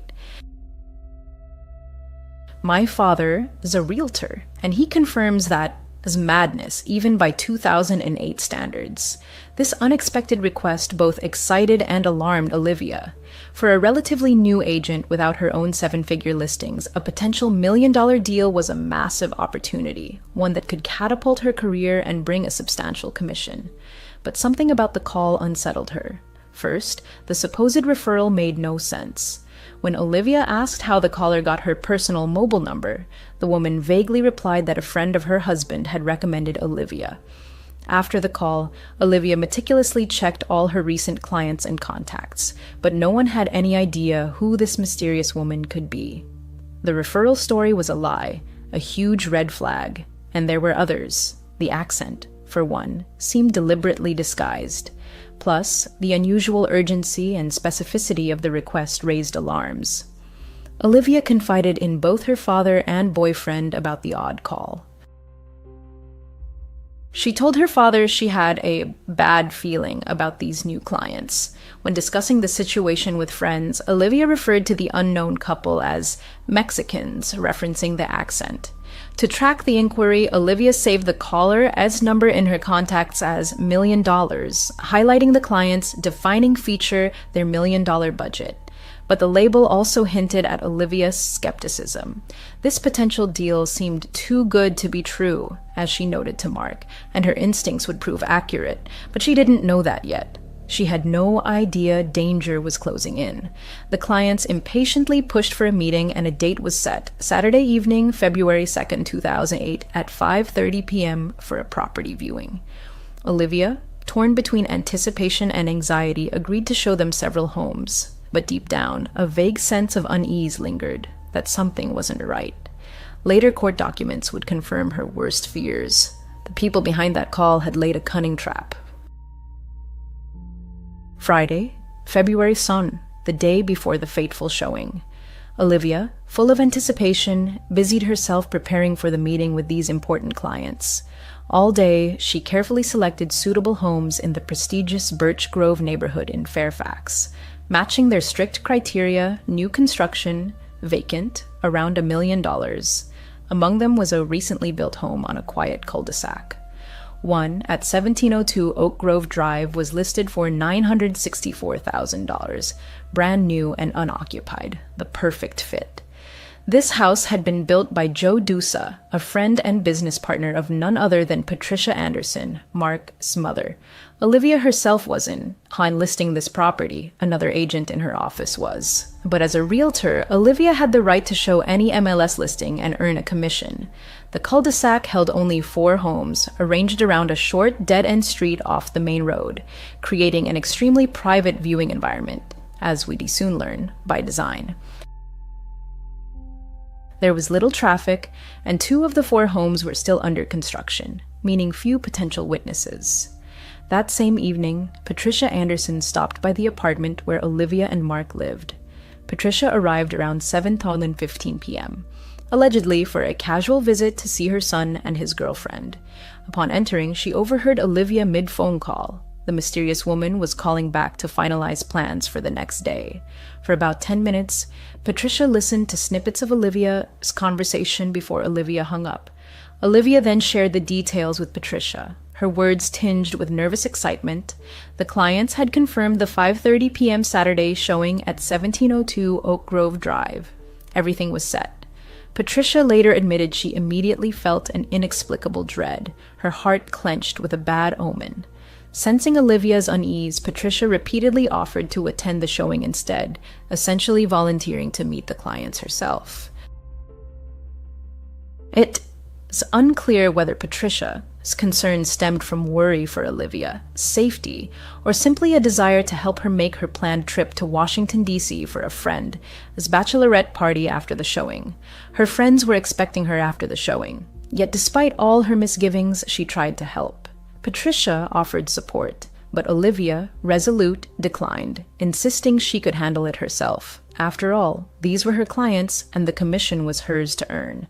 However, the fact that Patricia Anderson knew every detail of Olivia's meeting with the mysterious clients, including the content of their phone call, would later become one of many eerie elements in this case. Many would wonder, was it mere coincidence that the chosen viewing house was built by Patricia's acquaintance, or that she happened to be present during the planning? But on February 2008, these connections raised no suspicion. Only in hindsight would everything fall into place. By nightfall, everything was ready. Mark returned home from a hockey game around midnight. He and Olivia discussed her anxiety. Mark, trying to reassure her, repeated his mother's offer. He could attend the meeting instead, or at least accompany her, so she could leave early for her trip. But Olivia brushed it off, her expression a mix of awkwardness and curiosity. Why did this caller choose me? I have so little experience. These thoughts haunted her. It felt strange, wrong. Of course, in hindsight, with all the red flags, it's obvious. But in that moment, no one could foresee the tragedy. No one assumes harm is coming for them. Still, Olivia assured Mark she'd be fine and that he shouldn't interfere. If she were truly worried, she'd have accepted help, Mark thought. So when she refused, he assumed she felt confident enough. They went to sleep, perhaps both slightly tense, but hoping that by the next evening Olivia might have closed the deal of her life. February 2nd, 2008 began for Olivia Mason as an ordinary day, but with an undercurrent of dread. That morning, the mysterious client called the apartment's landline and surprisingly reached Mark since Olivia wasn't home. Mark told the caller Olivia was out and offered her mobile number, but the woman coldly replied she already had it. Mark noted her accent sounded like broken Spanish, confirming the same voice Olivia had heard. This brief conversation was the last contact before the fateful meeting.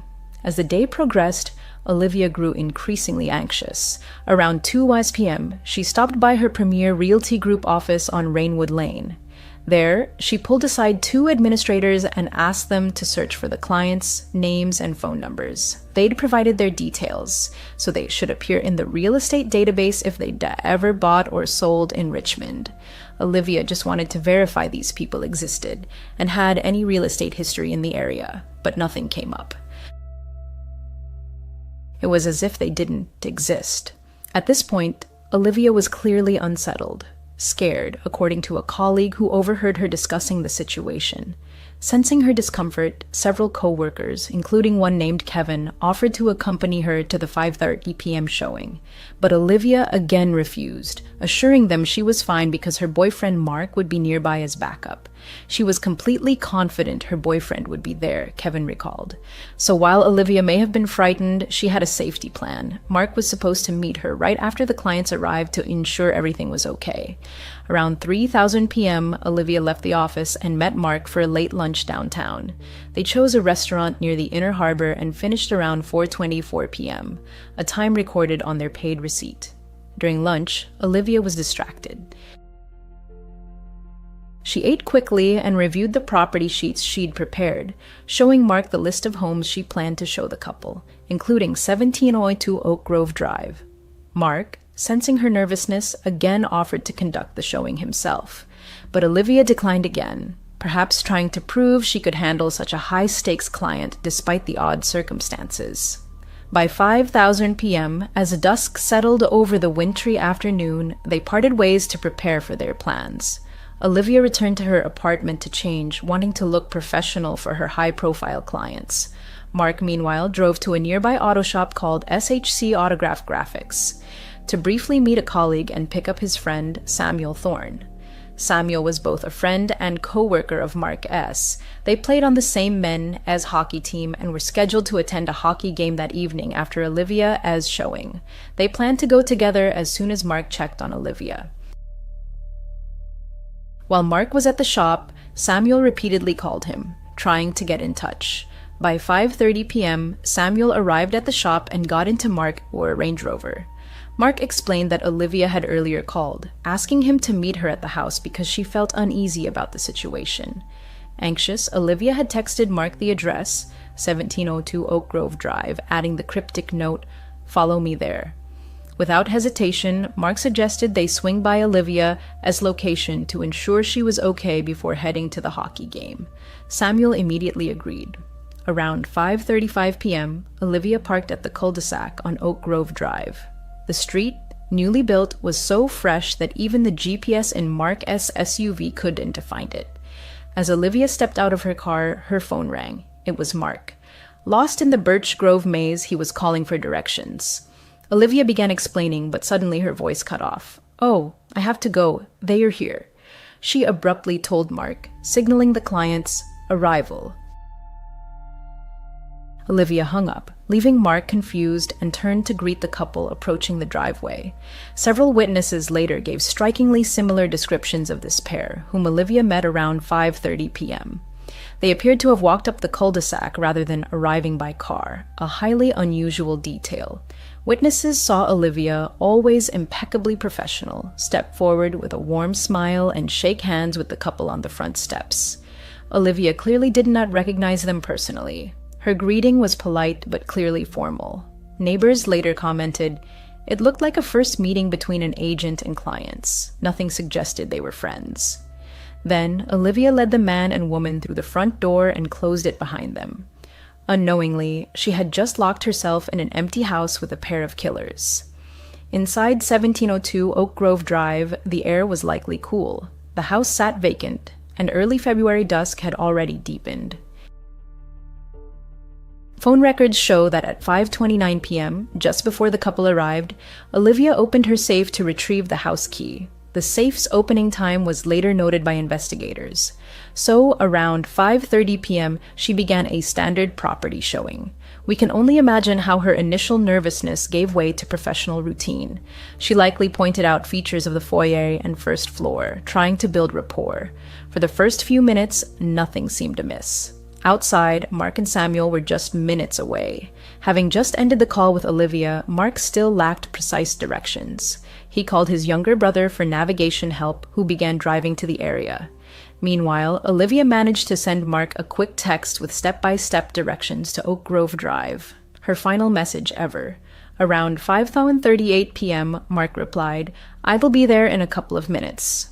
But Olivia never read it. Shortly after, the so-called showing moved upstairs. The master bedroom was on the second floor at the top of the stairs. Perhaps Olivia led the couple up, chatting about the layout, walking ahead into the master bedroom to show the bathroom. But at that moment, around 5:41 p.m., the trap snapped shut. As Olivia turned her back, one of the pair lunged at her from behind, and in that instant, Olivia was met with a knife, or knives, in a frenzy of rage. She would have had almost no time to react or defend herself. The attack was brutal and personal. Early news reports sensationally claimed Olivia was stabbed over 40 times, but police later dismissed that exact number as an exaggeration. Still, she suffered multiple wounds concentrated in her chest and abdomen, along with numerous cuts and scratches, indicating an extremely frenzied assault. It happened incredibly fast, as she had no defensive wounds on her hands, a highly unusual detail in such cases, unless the attack was utterly sudden. This suggests the first blows likely incapacitated her almost immediately. Amid this horror, a chilling and pivotal event occurred. Olivia's phone, still in her jacket pocket, accidentally dialed a number. At 5:41 p.m., as she was attacked, her BlackBerry made an outgoing pocket dial to a friend she rarely contacted. The friend received an unintelligible voicemail capturing muffled sounds from inside the house, movement, and possibly one of Olivia's final breaths or a distant thud. The message was garbled but clearly not a normal call. Detective Sergeant Chris Horsley of the Fairfax Police later confirmed this pocket dial likely occurred at the moment of the attack. The sheer horror of this is unimaginable. I can't fathom what it must have been like for the families. But essentially, it was an unintentional cry for help that went unheard in time. By approximately 5:45 p.m., Olivia was nearly or already dead, lying in the master bedroom of that house. In the silent horror of that master bedroom, an unspeakable tragedy unfolded. The unknown man and woman, like shadows, executed their vile plan. But at the very moment their crime was complete, headlights suddenly illuminated Oak Grove Drive. Mark and Samuel, though delayed, had finally arrived. Pulling up to 1702, Mark glimpsed something odd through the decorative glass of the front door, a dark figure hastily moving in the foyer. Then, as the Range Rover's bright headlights hit the front window, the figure quickly disappeared deeper into the house. It seemed someone had been peering out, then retreated in a hurry. Mark, not wanting to appear overly intrusive or interrupt the showing, assumed it was part of the routine, perhaps Olivia and the clients inspecting the home. He remembered her request not to interfere with the demonstration. So Mark decided to park a short distance away for a few minutes to give them more time. "Looks like the meeting is still going," he told Samuel. "We just need to wait." Mark drove a short way down the street and returned a couple of minutes later. It was now around 5:55 6th Avenue p.m. He parked again in front of the house, but this time, no one was visible through the windows. Mark texted Olivia. "You okay?" No reply came. He tried calling her mobile. Silence again. Mark's worry grew, but he still hoped they were simply engrossed in conversation, that the showing was going well, and the clients had many questions. But as we now know, that wasn't the case. 10 more minutes passed in oppressive silence. The house looked dark and ominously still from the outside. Around 6:05 p.m., 20 minutes after first arriving, Mark's anxiety peaked. Olivia hadn't responded or emerged. He decided to act. Approaching the house with Samuel, he stepped out and walked straight to the front door of 1702 Oak Grove Drive. To his horror, the door was locked. He pounded and rang the bell. No answer. Peering through the frosted glass, Mark saw something that made his heart sink. Olivia's shoes lay in the foyer. She'd clearly taken them off upon entering, meaning she was likely still inside. But why wasn't she coming to the door? Was she hurt? Something was wrong. Panic surged through Mark. He pulled out his phone and dialed 911. At 6:05 p.m., he stammered to the dispatcher that his girlfriend was showing a house he couldn't get in, and he was deeply worried something had happened to her. He emphasized he had come to check on her because she was a little scared about this showing. While Mark spoke, Samuel scouted the house as perimeter for another entrance. He found a gate to the backyard, but it was locked. However, Samuel spotted something crucial. Through the slats, he saw the French doors to the back patio were wide open. He frantically waved Mark over, pointing to them. The killers, it turned out, had fled through those back doors just moments earlier, vanishing into the night. In their haste, they'd left the doors wide open, likely slipping through a gap in the backyard fence onto the main road. Seeing the open doors, Mark dropped the 911 call and rushed to help. He ran to assist Samuel in climbing over the backyard fence. Samuel vaulted into the yard and, without hesitation, dashed through the open French doors into the house. He immediately unlocked the front door from the inside, allowing Mark to burst in. The men split up in the foyer. Samuel searched the first floor while Mark raced upstairs. As he climbed, he desperately shouted, "Olivia! Olivia!" into the ringing silence. At the top of the stairs, horror struck. He saw Olivia's body lying on the master bedroom floor, and he saw the blood. Olivia lay on her back, propped against the wall. Mark collapsed to his knees beside her, frantically trying to revive her. Samuel, overcome with terror, immediately redialed 911 at 6:11 p.m., stammering that they needed an ambulance right away. Mark, in shock, began performing mouth-to-mouth resuscitation, though it was already too late. He tilted her head back and started rescue breathing, and in a chilling, deeply disturbing detail. Within minutes, the first sirens pierced the quiet neighborhood. Paramedics and police cars flooded the cul-de-sac. But despite all resuscitation efforts, Olivia Mason was pronounced dead at the scene. Mark was hysterical, in utter disbelief, repeating, "If ID arrived 10 minutes earlier, if ID gone with her, would she still be alive?" I can't even imagine the thoughts racing through his mind after witnessing that. I just feel so deeply for him. But no one saw the mysterious pair leave. They were like ghosts, vanishing before anyone realized what had happened. The only physical evidence left was bloodstains inside the house, and a trail on the stairs showing the killers had calmly exited through the front door before retreating and fleeing out the back when Mark's arrival startled them. Mark's arrival was their signal to run. When Mark and Samuel pulled up, the killers appeared to be exiting the front door, forced to switch to their backup escape route through the backyard fence. If Mark had arrived just a minute or two earlier, he might have confronted them face to face. That wouldn't have saved Olivia, but we might know who they are. Yet, what if speculation is futile? The past cannot be changed. In mere minutes, the life of a bright, beloved young woman was brutally cut short, and the echoes of this meticulously planned murder were just beginning to ripple outward. As crime scene tape encircled 1702 Oak Grove Drive that cold February night, the investigation into Olivia Mason's murder began, a case that would become one of the most perplexing and high-profile unsolved murders in American criminal history. Fairfax police quickly secured Oak Grove Drive as a crime scene. But from the start, investigators faced a major problem. The scene had been compromised by desperate rescue attempts. In their frantic efforts to find and help Olivia, Mark and Samuel had inevitably trampled through the entire house, unintentionally contaminating evidence, and they can't be blamed. They were trying to find her, then save her. I just feel so awful for them. But within hours, the Fairfax County Police Department, as Major Crimes Division, took over the case. They immediately realized this was anything but a typical homicide.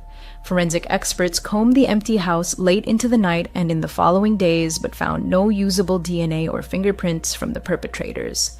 They concluded the attackers likely wore gloves and possibly protective clothing or shoe covers, which they took with them. This was clearly an extremely well-planned murder.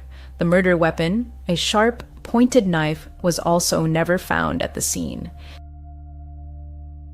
The only physical evidence was bloody shoe prints on the floor. but even these were limited, and the specific brand or size was never disclosed, suggesting they may not have been distinctive enough to trace.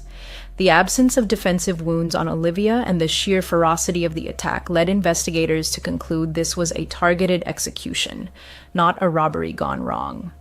And how could it be a robbery? It was an empty house. Thus, the only logical conclusion was that this was a premeditated first-degree murder. Outside the house, witness information was minimal. Neighbors saw only a well-dressed couple arriving, not leaving. No one recalled screams or loud noises, suggesting Olivia may have been attacked so suddenly she couldn't cry for help. And this assumes anyone was close enough to hear. But investigators were intrigued by the victim's final communications. The voicemail dialed during the attack was recovered, but yielded little beyond muffled background noise. Mark's final text to Olivia, "You okay?" remained unread on her phone. Police also quickly traced the mobile phone that lured Olivia. As suspected, it was a disposable phone registered to a fake name, Paulo Rodriguez, and a fake business address in Washington, D.C. Records showed it had been purchased 3 months earlier in D.C. and activated just 1 day before the murder. It had called only Olivia and was permanently disabled shortly after her death. Authorities believe the phone was used solely to plan and carry out this crime, then discarded.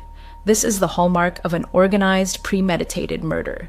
The phone even pinged a cell tower near the murder house the night before, suggesting the suspects had rehearsed or surveilled the area in advance.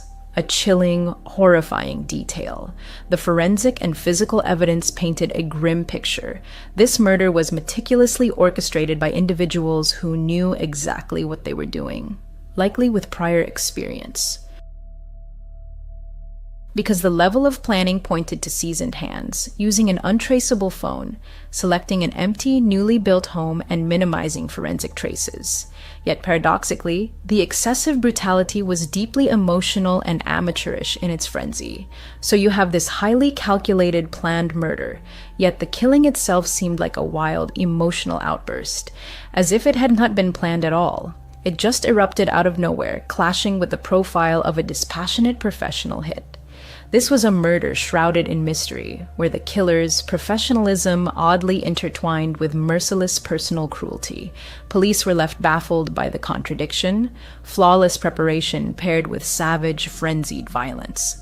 Ghosts of the past and the composite sketch. The first day of the investigation brought a bitter truth. The 2 suspects seen by witnesses had vanished without a trace. No evidence of their presence in the house, no vehicle linked to their escape. Only vague descriptions of their appearance and the suspicion of a fake accent remained. A year later, in 2009, a composite sketch of the woman was released to the public. European features, around 30 years old, short, stylish blonde hair, and a remarkably calm expression. The man was described as Caucasian, about 6 feet tall, with dark hair and a brown jacket. Particular attention was paid to the woman's dress, a black, white, and red patterned garment. To investigators, it was as if the killers had worn masks, then disappeared into the crowd, leaving only questions. Who could have planned such a crime, and why was Olivia its target? Relentless pursuit and the scale of the investigation. Fairfax police threw everything they had into finding Olivia at killers. A small department faced a case of unprecedented complexity. 5 full-time detectives were assigned, meticulously interviewing everyone connected to Olivia, family, friends, colleagues, former clients, ex-boyfriends, rivals, anyone who might shed light on the crime. In the first year alone, nearly 1,500 interviews were conducted, 752 tips received, and 30 search warrants executed. This was an enormous workload, demonstrating the investigation's vast scope. The Major Crimes Division, led by Inspector Rob McCall, coordinated efforts, while Detective Sergeant Chris Horsley became the public face of the case, frequently appealing to the public for help and debunking rumors. From the outset, police acknowledged they were dealing with an exceptionally difficult case. In a rare statement, a spokesperson called it a crime of extraordinary complexity, committed by experienced individuals with no regard for human life, beyond state lines and international cooperation. The investigation extended beyond Richmond, reaching into other states and suggesting possible ties to criminal groups in Charlotte or Washington, D.C. Fairfax police actively collaborated with outside agencies. The Royal Canadian Mounted Police, or RCMP, was brought in to provide oversight and specialized resources. The case was so significant that FBI agents were later consulted, particularly on new technologies and behavioral analysis. By 2020, the investigation had reached staggering proportions. Fairfax police stated that more than 2,000 persons of interest or organizations were involved in the case. Over 35 search warrants and court orders had been issued to cell phone companies, internet providers, and even social media platforms like Facebook to obtain relevant data. The massive volume of information required meticulous organization and analysis, but detectives remained determined not to miss a single clue. Modern technology and early leads. They analyzed cell tower pings and applied advanced techniques like DNA analysis to the few available samples, though initially none yielded a suspect profile. The house had been professionally cleaned just before the showing, as it was a newly staged home, explaining the lack of traces. Theories and suspicions. Mark, Olivia's boyfriend. From day one, investigators and amateur sleuths grappled with the burning question: who ordered Olivia Mason's murder, and why? Over the years, several theories emerged, some pursued by police, others fueled by internet speculation. We'll examine the main ones, noting what evidence, if any, supports them and how authorities responded. Naturally, Mark, Olivia's boyfriend, was the first suspect. Police always start with the victim, an inner circle, and Mark was at the heart of the events. He discovered the body, a detail that often raises suspicion. Could Mark have been involved in Olivia's death? Regarding motive, as we know, their relationship was troubled. Olivia was considering a breakup, and rumors of jealousy circulated. Some who distrusted Mark speculated he might have orchestrated her elimination if he couldn't accept her leaving. And in the public eye, Mark, a wealthy, influential family, died in help. People love to suspect the rich boyfriend in true crime stories. Despite the suspicions, police consistently stated Mark Anderson was not a suspect, and they had a solid reason. His actions and alibi on the fateful day were verified down to the minute. Around 5:30 p.m., surveillance cameras at the auto shop captured him leaving with Samuel in his Range Rover. The timestamp on the footage was irrefutable proof. Mark wasn't at the murder scene when Olivia died. Her death occurred between 5:40 and 5:41 p.m., and it would have been absolutely impossible for him to get there and commit the murder in that short window. Moreover, Mark voluntarily took a polygraph test and, according to police, passed it. He readily handed over his phone and even participated in a detailed video reconstruction with investigators, showing on camera how he discovered Olivia's body to aid the investigation. He proactively and promptly offered any help to police, demonstrating exceptional openness throughout. Investigators found no forensic or digital evidence linking Mark to the murder's planning. His phone records, for example, showed genuine attempts to locate Olivia, not collusion with unknown parties. About a year after the murder, in early 2009, Fairfax police officially cleared Mark of all suspicion. They publicly stated, "We never named Anderson as a suspect." He was a person of interest, as anyone at the scene would be, but he was excluded. Yet despite this, Mark remained under intense public suspicion for years. Olivia's father, David, openly speculated that Mark might know more than he admitted. David felt Mark didn't show enough grief, and combined with Mark's family ties, this fueled his doubts. But Mark always stood firm, saying, "I want people to know I loved Olivia and think of her every day. I want this case solved as soon as possible. I have nothing to do with this." It's important to note that police thoroughly interrogated Mark for several hours on the night of the murder. This deeply frustrated him. He knew the killers had fled, and he felt precious time was being lost while investigators focused on him. But from the police's perspective, it was a necessary step. And once completed, they moved on. No incriminating evidence against Mark ever surfaced. Law enforcement, and even Olivia's own mother, acknowledged Mark wasn't involved. Though the boyfriend did it is a common trope in such stories, this case appears to be an exception. Mark's role was tragically only that of a heartbroken witness who found his beloved in her final moments. So if not Mark, then perhaps someone else in the family. Online sleuths turned their gaze to Patricia, Mark's mother. Patricia was a successful realtor and, by many accounts, a formidable personality. On true crime forums, rumors swirled that Patricia might have orchestrated Olivia's murder for some dark motive, perhaps anger if Olivia planned to leave Mark, or other personal conflicts. And it didn't help that Patricia was directly linked to key elements of the scenario. As mentioned, she was present when Olivia discussed the showing details and address, and the home's builder, Joe Dusa, was Patricia's friend. Some theorists wondered if Patricia were involved, could that explain how the killers knew Olivia's schedule and chose that specific house? However, police never named Patricia as a suspect and explicitly stated no member of the Anderson family was under suspicion. Patricia provided an alibi for the time of the murder. Reports indicate she was at dinner and cooperated with police interviews. Olivia's mother, Catherine, publicly stated she didn't believe Patricia was involved, calling the idea an unfounded rumor. And over the years, Patricia largely remained silent about the rumors. But by 2022, she had enough.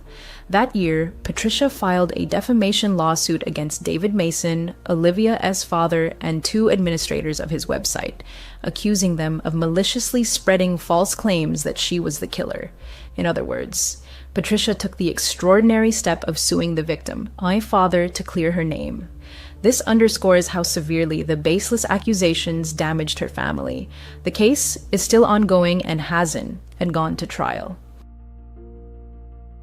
But Patricia's position is clear. She and her family were unjustly vilified without any evidence. In an interview with Capital Daily, the Andersons expressed feeling like they been through the worst part of life, being targets of these accusations. And through it all, police thoroughly investigated the Anderson family. They examined Patricia's finances, business connections, and any possible link to the disposable phone or the people behind it, but found nothing incriminating, and no evidence was ever found. The fact that Patricia overheard part of the phone call doesn't seem implausible. After all, she was Mark's mother and often visited. Olivia, for her part, never hid her business contacts. And while it's certainly eerie that the murder house was built by Patricia's acquaintance Joe Dusa, police never found evidence linking Joe or Patricia to the crime beyond this strange coincidence. Thus, aside from internet rumors, the accusations against Patricia aren't backed by serious evidence. Police fully exonerated her, as well as Mark's brother and everyone else in their circle, quite early in the investigation. The Andersons suffered not only the loss of someone they insist they deeply loved, Olivia, but also reputational damage from unchecked speculation. But I can help but feel for Olivia's family too, who simply crave the truth, especially her father. I understand this doesn't justify defamation, but the desire for answers is natural. I can imagine what that's like, so I sympathize with both families. One of the most intriguing and initially compelling theories had nothing to do with Olivia's boyfriend or his family. Instead, it focused on the idea that Olivia had seen something she shouldn't have.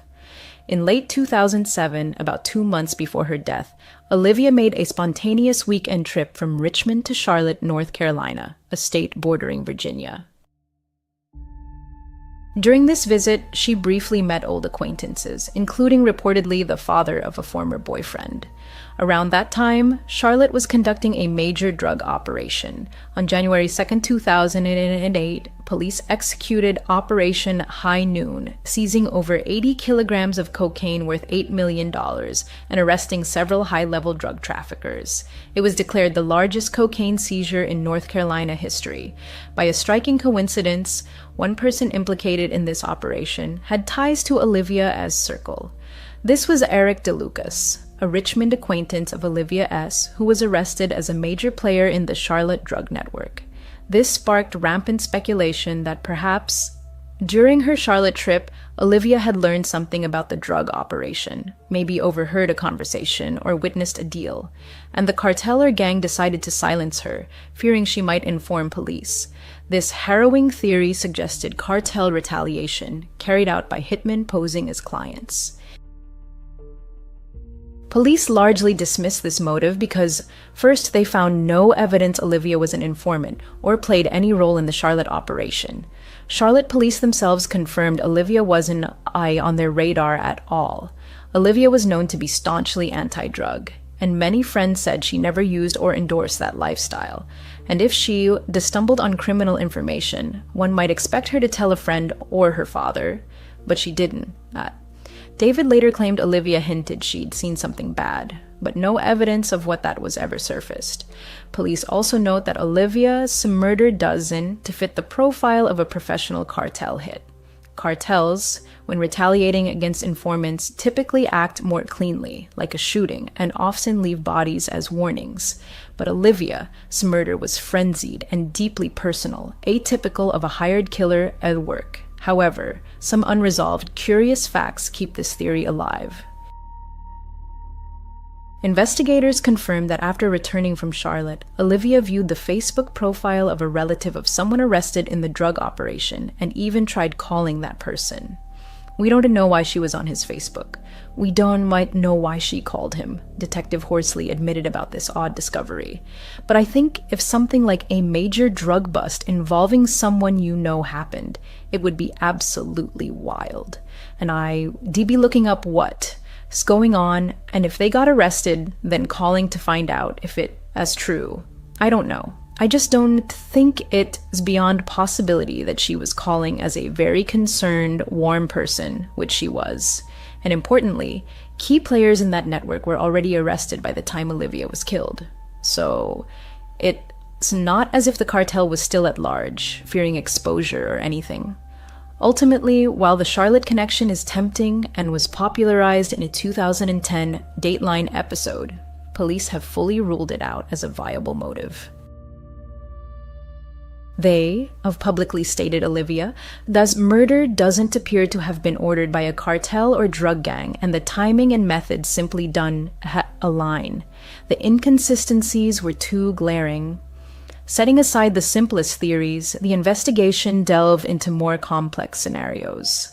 One such hypothesis suggested Olivia's murder was planned by someone in real estate or closely tied to her work, pointing to a possible inside job. Perhaps a colleague had access to her schedule.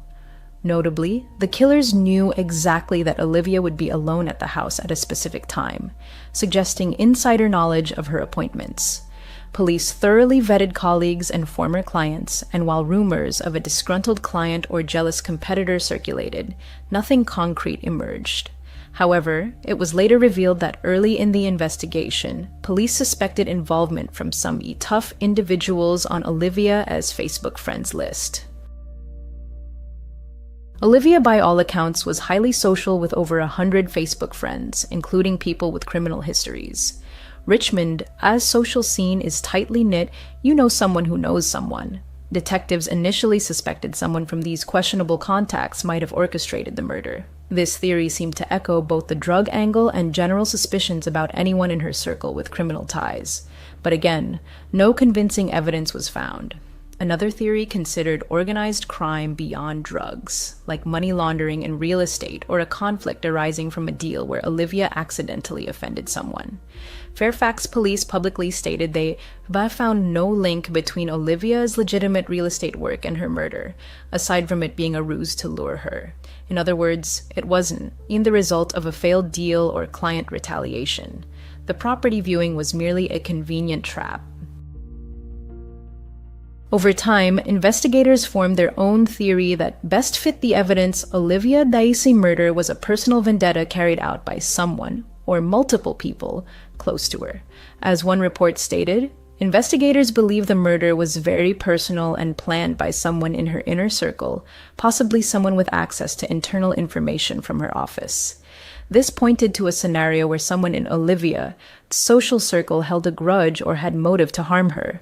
Perhaps not a best friend, but a friend of a friend or acquaintance. They might have used others, like the couple Olivia met, to do the dirty work while keeping their own hands clean. This could explain the murder, as a fury and personal motive combined with the clever plan.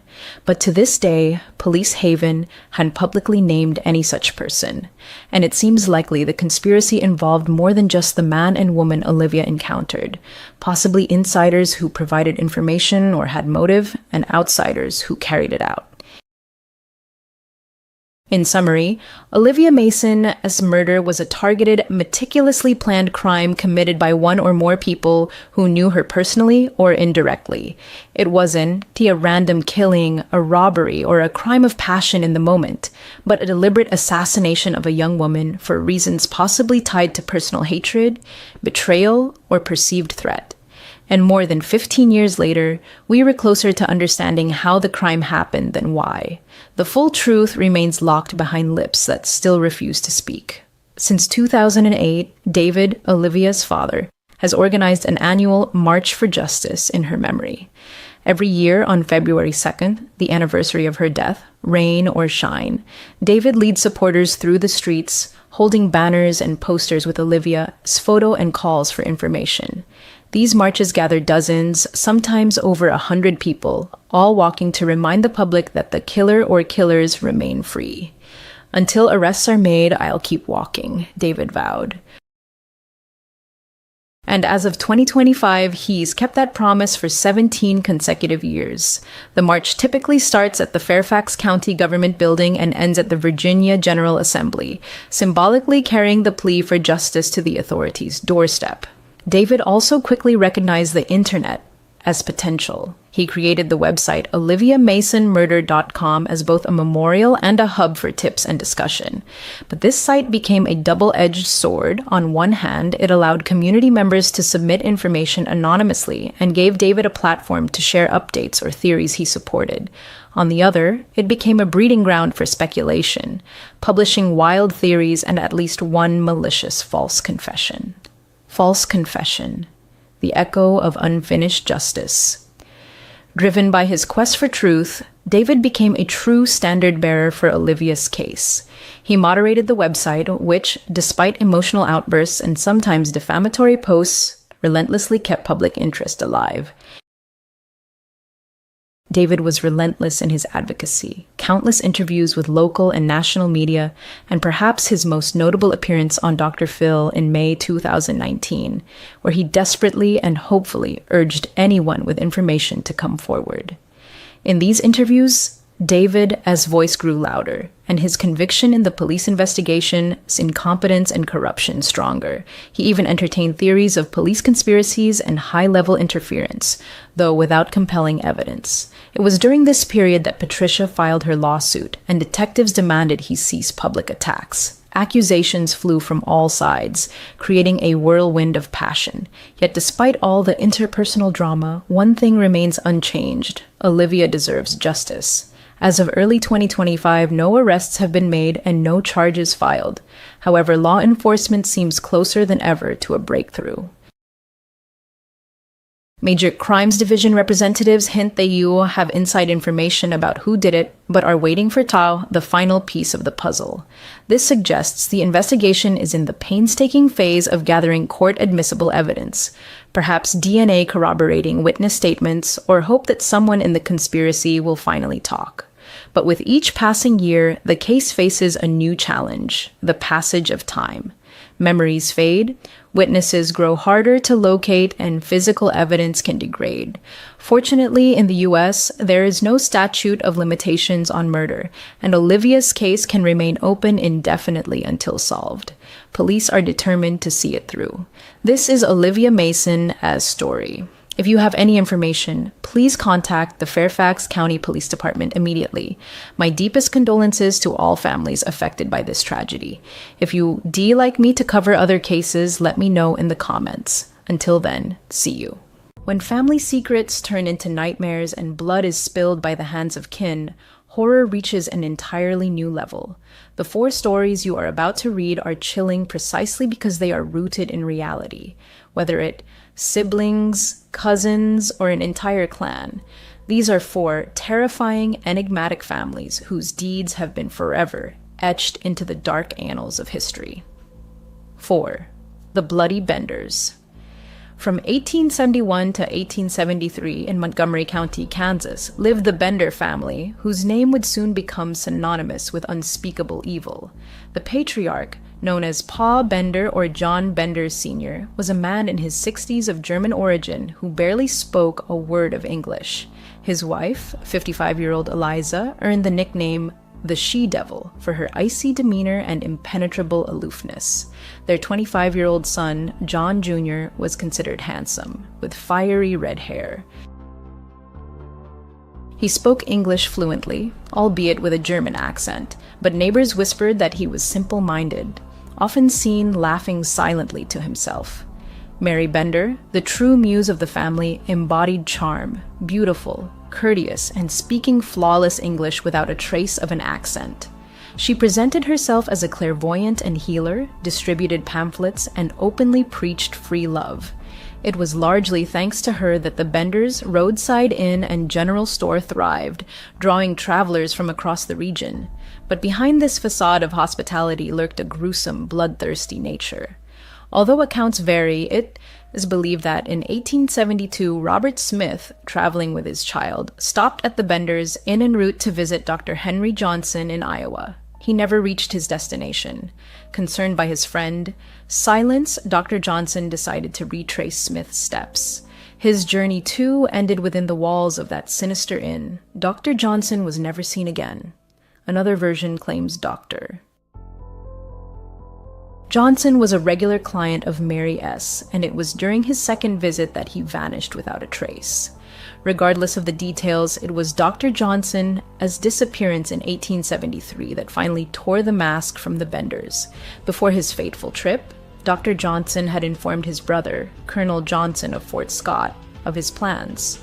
When the doctor failed to return, the colonel launched a search in Montgomery County. He personally visited the Benders, who assured him they hadn't seen the doctor, suggesting he'd either been delayed or fallen victim to native attacks. A plausible explanation at the time. Suspicion gnawed at Colonel Johnson, but he needed proof. He got it on April 3rd when a woman, who had miraculously escaped the Benders' home after Eliza attacked her with knives, recounted her ordeal. When questioned about the incident, Eliza flew into a rage, accusing the woman of being a witch who had cursed her coffee. This outburst exposed the lie. Despite claiming ignorance of English, Eliza clearly spoke it quite well. Rumors soon spread of numerous disappearances in Montgomery County. Suspicious skulls bearing signs of violent death were discovered. At a hastily convened town council, Colonel Johnson and local officials announced imminent individual home searches. Despite growing suspicion, no one kept watch over the Benders. By the time their turn came, the family had vanished without a trace. When authorities searched their property, they were met with a foul stench that led them to a trap door beneath the family room. Underneath lay a 6-by-7-foot cellar. The floor was caked in dried blood, the source of the nauseating odor seeping through the ground. No bodies were found inside. Attention then turned to the surrounding land, particularly the garden. It was there that the bodies were unearthed, including Dr. Johnson's. Many victims had been bludgeoned in the head and bore signs of mutilation. Among them was a little girl, likely strangled or buried alive. It's believed the Benders lured victims to dinner, seating them directly above the trapdoor. While Mary distracted or entertained the unsuspecting guests, the men would burst from behind a curtain and kill them with a single, crushing blow to the head with a hammer. The bodies were then dumped through the trapdoor, allowing blood to drain freely. Afterward, the victims' valuables were taken and the corpses buried on the Benders' property. In some cases, the motive remained unclear. Many travelers carried little of value. This led to a horrifying possibility: the Benders killed for sport. Once their atrocities were exposed, large posses of vigilantes set out in pursuit. A reward was offered, yet to this day, there is no conclusive evidence the Benders were ever captured. Over time, various individuals were arrested and accused of being one or more of the Benders, but none were ever definitively identified as family members. Eventually, other accomplices in these horrific murders were apprehended. It was estimated the Benders murdered over 20 people during their time in Montgomery County, but the true number was likely far higher, both before their arrival and even after they fled, and possibly several more after they went on the run. 3. The Smith family, life in the shadow of despair. David Smith, born August 22, 1946, was the eldest of 4 children. His childhood unfolded in an atmosphere of constant tension. A mother consumed by religious fanaticism and a father who was a violent alcoholic created an unbearable home environment. After finishing school, David joined the military and served in Europe for a time. Upon returning to the U.S., Smith settled in San Jose, California, beginning a relationship with Sarah Johnson, a married woman, and her children. By 1974, David had married Maria, Sarah as a daughter. Maria was only 15 at the time, and it was later revealed that Smith had been sexually abusing her since she was 12. The informal wedding took place after Maria became pregnant. In total, David fathered 10 children with her. In 1986, Anna Johnson, Maria as sister, decided to send all 7 of her children to live with Smith. The household swelled to an enormous size, yet David never held steady employment, preferring to live off government assistance. Often, this massive family crammed into dilapidated shacks, boats, or illegally occupied abandoned houses, scraping by in squalor. Smith spent some time in prison. Scientists estimate that over 5 million species on our planet remain undiscovered, and the prospect of uncovering one thrills the imagination of many. It's no surprise, then, that this has spawned countless fake videos created in pursuit of fame, fortune, and recognition. Yet, if you dig deep enough, you may stumble upon truly astonishing discoveries. The following 5 videos will leave you shaken to your core and make you wonder what other secrets our world still holds. Here are 5 of the most credible and mysterious creatures ever captured on camera. 5. The mysterious sewer. Monster. Sewers are dark, damp places no one wants to explore, filled with polluted water, foul odors, and sometimes something very strange lurking in the shadows. In Richmond, Virginia, a private company called Maris Construction was inspecting a private sewer system.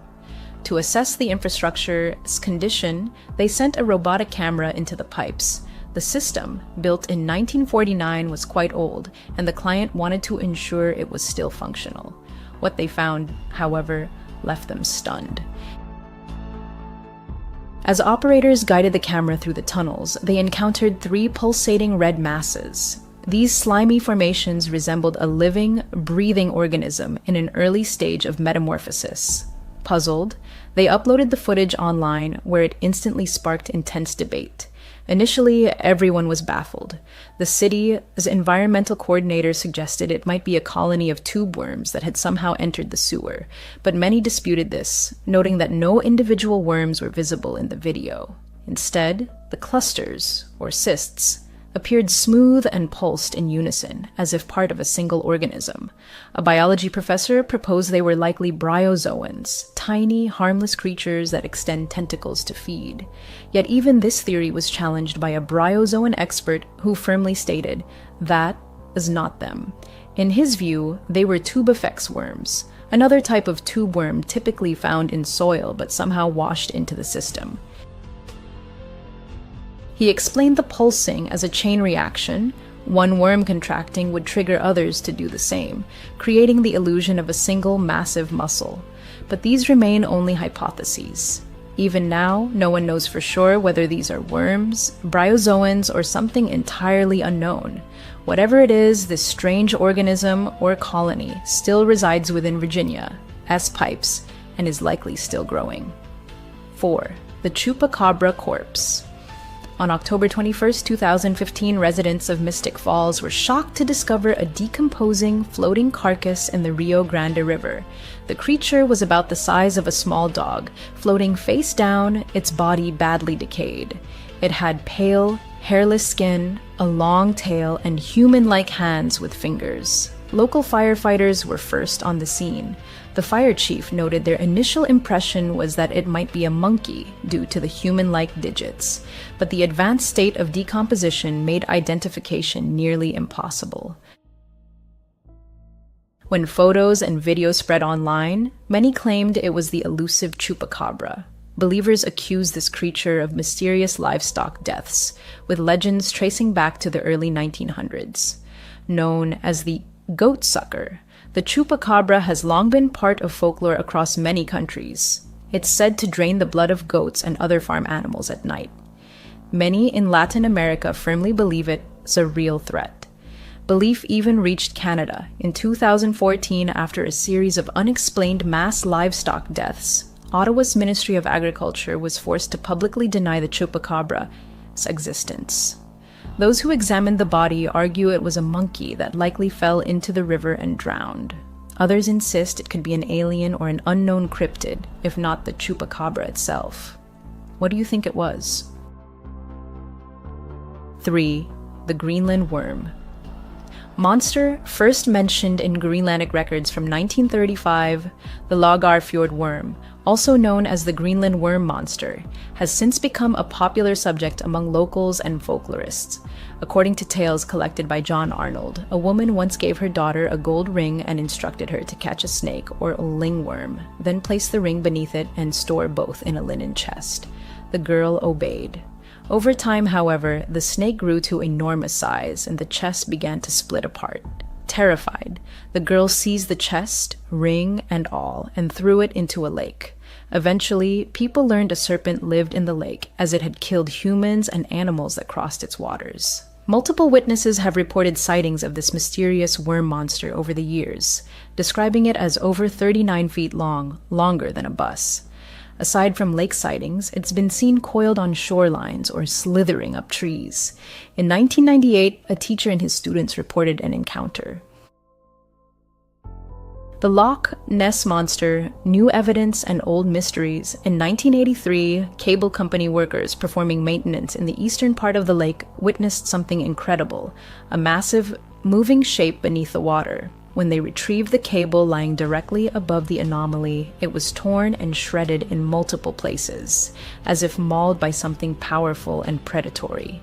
The most recent evidence emerged in 2012 when footage captured a serpentine object speeding through the swift currents of Lagarfjord Snow River. Many consider this irrefutable proof of the beast's existence. Skeptics, however, remain unmoved, suggesting it is likely a fishing net, the river, strong current merely creating the illusion of a living creature. A local municipal council formed to assess the video's authenticity declared it genuine after thorough analysis. Whether it shows the Greenland worm monster or just fishing gear, the footage is undeniably eerie. The mere possibility that it's real is enough to send chills down your spine. The mysterious underwater blob, Alaska Gulf Enigma. In April 2012, a camera operator inspecting an oil rig in Alaska's Gulf encountered something utterly inexplicable. As the camera glided along the pipes, a huge, undulating orange-brown blob suddenly appeared. Baffled, the operator maneuvered the camera to follow the object. It briefly vanished, then reappeared in view. When the video was first released, it caused a sensation, sparking waves of speculation. Many suggested it was a whale placenta, but marine biologists dismissed this, explaining that a whale placenta couldn't drift at 5,000 feet without being devoured. It's far too nutritious to go unnoticed by deep-sea scavengers. The blob moved with apparent purpose, as if it knew exactly where it was going. Remarkably, as it passed the camera several times, it revealed a unique hexagonal, almost glowing pattern on its surface. At one point, it even displayed gonads, confirming it was a living organism. What was this mysterious blob? It wasn't tied until 2 years later that marine biologists offered a plausible explanation. Craig McLean of the National Evolutionary Synthesis Center at Stanford University proposed it was a rare jellyfish, Deepstaria enigmatica. Though it doesn't resemble a traditional jellyfish with a bell and trailing tentacles, the viewing angle and ocean currents might make it appear as a giant flowing sheet. Other biologists lean toward Deepstaria reticulum rather than enigmatica. This jellyfish species has surface bumps used for defense and a unique opening with membranes that seem to glow, creating the illusion of a giant, alien-like droplet hovering in the ocean depths. Still, there's no consensus on what the video truly shows. It could be a rare jellyfish or an entirely new, unidentified creature. Britain as Nessie the Loch Lomond monster. When we hear Loch Ness monster, we instantly picture Scotland as Loch Ness. For centuries, this creature has been woven into Scottish folklore. But what if another sea monster dwells elsewhere? This time, it's in the UK. Recently, a video surfaced online filmed by 3 film students working on a project near Loch Lomond in the Highlands. Recorded on April 15th, the footage shows a large mass moving steadily toward their boat. Though shaky, it was shot in HD. The exact shape of the alleged monster is hard to discern, but the video is undeniably spine-chilling. Britain has a rich history of sea monster sightings. One of the most notable occurred off the coast of King County in Cliffside. The story appeared in a local newspaper in October 1871, a month after the event. It described a small group exploring the area known as Diamond Cliffs when a massive monster suddenly rose from the water, shocking everyone. The creature was said to have a horse-sized head, with a mane of seaweed just behind the head and around the neck. Its eyes were large and gleaming, and the churning water behind it suggested its body was far larger than what was visible. An artist's illustration of the monster and the event accompanied the article. This remarkable account resurfaced when the Mary Evans Picture Library in New York began digitizing old Victorian newspapers. Could this historic sea monster be the same one recently sighted, or something entirely new? The answer remains shrouded in mystery. Thus, we've encountered 5 of the most credible and enigmatic creatures ever captured on video. It's hard to believe, but scientists estimate that fewer than a quarter of Earth's species have been discovered and classified. That means countless unknown animals and beings still hide in the ocean depths and remote jungles and forests. Who knows what other secrets await their moment to be revealed? NUS deep in the heart of Germany, in the western part of the country, lay Cologne, and not far from it nestled a small village named Pors. This was a place where time seemed to slow down and life flowed at an unhurried pace, free from major upheavals. In those distant years, the population of Pors consisted primarily of elderly individuals, lending the area a peculiar quietness and serenity. Rarely did anything truly spectacular happen here. The only source of vital activity and the village's unique pulse was the nearby airport, which provided employment for many of Pors's residents. However, even this quiet corner began to feel unsettling in the early 90s. From time to time, rumors of missing children spread through the village, and parents' hearts tightened with fear. The police, of course, made every possible effort to solve these mysterious disappearances, but unfortunately, their actions yielded no results.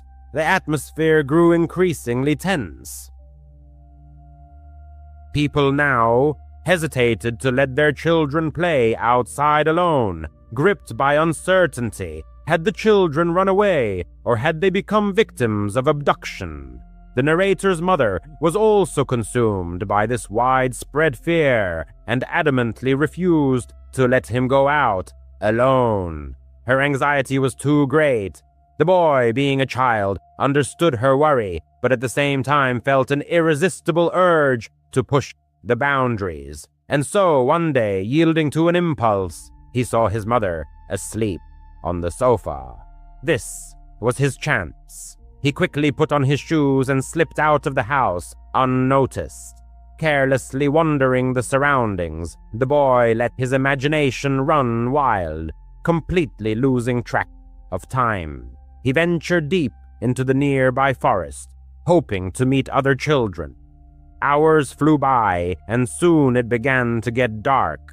He was about to head home when something completely unexpected happened. In the distance, he noticed the village church. At first, he didn't pay much attention to it, but then his eye was caught by something like a light flickering inside. It seemed strange to him, and being a curious child, he cautiously crept towards the building. Usually, no one should have been there at this time of day. So what could be happening there? Reaching the back entrance, the boy slowly circled the building. As he passed one of the windows, he thought he heard voices. He stood up just enough to peer inside. The village priest was there. The boy could barely make him out. Only a few candles were lit, casting the priest's enormous shadow on the wall. He couldn't understand what the priest was doing, so he decided to sneak inside. The back door was unlocked. He entered, trying not to make the slightest sound. Eventually, he got close enough to hear the priest. He seemed very nervous and didn't look nearly as friendly as he did on Sundays. Something was definitely wrong. The boy knew the priest shouldn't see him. It would be very bad for him. He stayed quiet and waited, patiently. At some point, the priest went down to the basement. This was the moment the boy had been waiting for. He quickly rushed into the room and hid behind the pews. When the priest returned upstairs, he was on the phone. Soon after, 2 other men entered the church. One of them asked the priest why he had left the door unlocked. The priest froze for a moment, then said he must have simply forgotten. "I have everything ready," the priest said, and told the 2 men to go down to the basement. They obeyed and went downstairs. The priest glanced around the room for a moment, then followed them. Now the boy was sure something was terribly wrong. He tried to hide as best as he could. Voices and metallic sounds, like something clicking, echoed from the basement. The boy tried to get closer to hear better, and then what he feared happened. His foot brushed against a metal candlestick, and it crashed to the floor. Suddenly, everything went silent. The boy quickly found a new hiding spot. Then footsteps were heard. Many footsteps. They were all coming upstairs. "What was that?" one of the men asked. "Something just fell," the priest replied. "Don't worry about it." "All right, I'll give you half now, and I'll bring the rest of the money tomorrow," one of the men said. "Okay," the priest replied, and the men exited through the back door.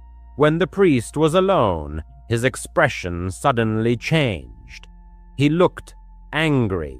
He slowly walked through the church. His steps were heavy but confident. The boy knew the priest realized he was still there. "I saw you, boy," the priest said. The boy's blood ran cold. He knew the priest was aware of his presence. "You can't hide for long. You don't need to hide. I'm a good man. Come out. Let's play." But the boy knew the priest didn't want to play. He had seen something he shouldn't have. If the priest found him, he would be in serious trouble. He even tried to breathe as quietly as possible. The priest walked around the church a few more times, then said to himself, maybe he really left. He gathered a few things, extinguished the candles, and left the church. The boy remained there for at least 20 more minutes, frozen with fear. What had just happened? He couldn't believe it. Eventually, naive as he was, he crawled out of his hiding place. He just wanted to go home. It was all too much. Just leave. Get out of there. As he headed for the back door, he saw the moon shining through the same window where he had first seen the priest. A shadowy silhouette lay on the floor. The boy looked out the window and thought he would die. The priest stood there, looking at him with an evil smirk. "I knew I saw you, you foolish boy. Let's play." He lunged into the church, and the boy hid again. The priest ran wildly throughout the building. "I'll kill you, you stupid boy," he screamed, desperately searching for him. He was getting closer and closer. The boy was inside a cabinet, and could see him through a crack right in front of him. The priest had nothing in his hands. Suddenly, he chuckled quietly and said, "You really are a stupid boy." He had found him. He grabbed the cabinet door. This was it. He was going to kill the boy. Suddenly, like a bolt from the blue, a thunderous command rang out, "Police, get on the floor!" The clergyman complied without resistance, and in the next moment, law enforcement officers stormed into the church. The narrator's mother was the last to enter the sanctuary, as if she had a premonition that he would try to slip away. It turned out she had thoughtfully hidden a tracking device in his shoe and set out to search for him with the police. This circumstance alone saved his life. He openly told the officers everything that had happened. The police officers descended into the basement, where they found 2 children who had previously been reported missing. It was revealed that the priest was a member of a criminal group involved in kidnapping children for the purpose of selling their organs. The narrator's recklessness almost cost him his life, but his mother's foresight saved him from imminent death. After that experience, he was no longer a deeply religious person. What he had seen and lived through simply wouldn't allow him to be. However, for most of his 20s, his entire life revolved around the church. It was one of those large, modern community churches with a coffee shop in the lobby and services accompanied by a band with electric guitars, drawing hundreds of congregants. The atmosphere there felt like a big family. It was in this community that he met Anna.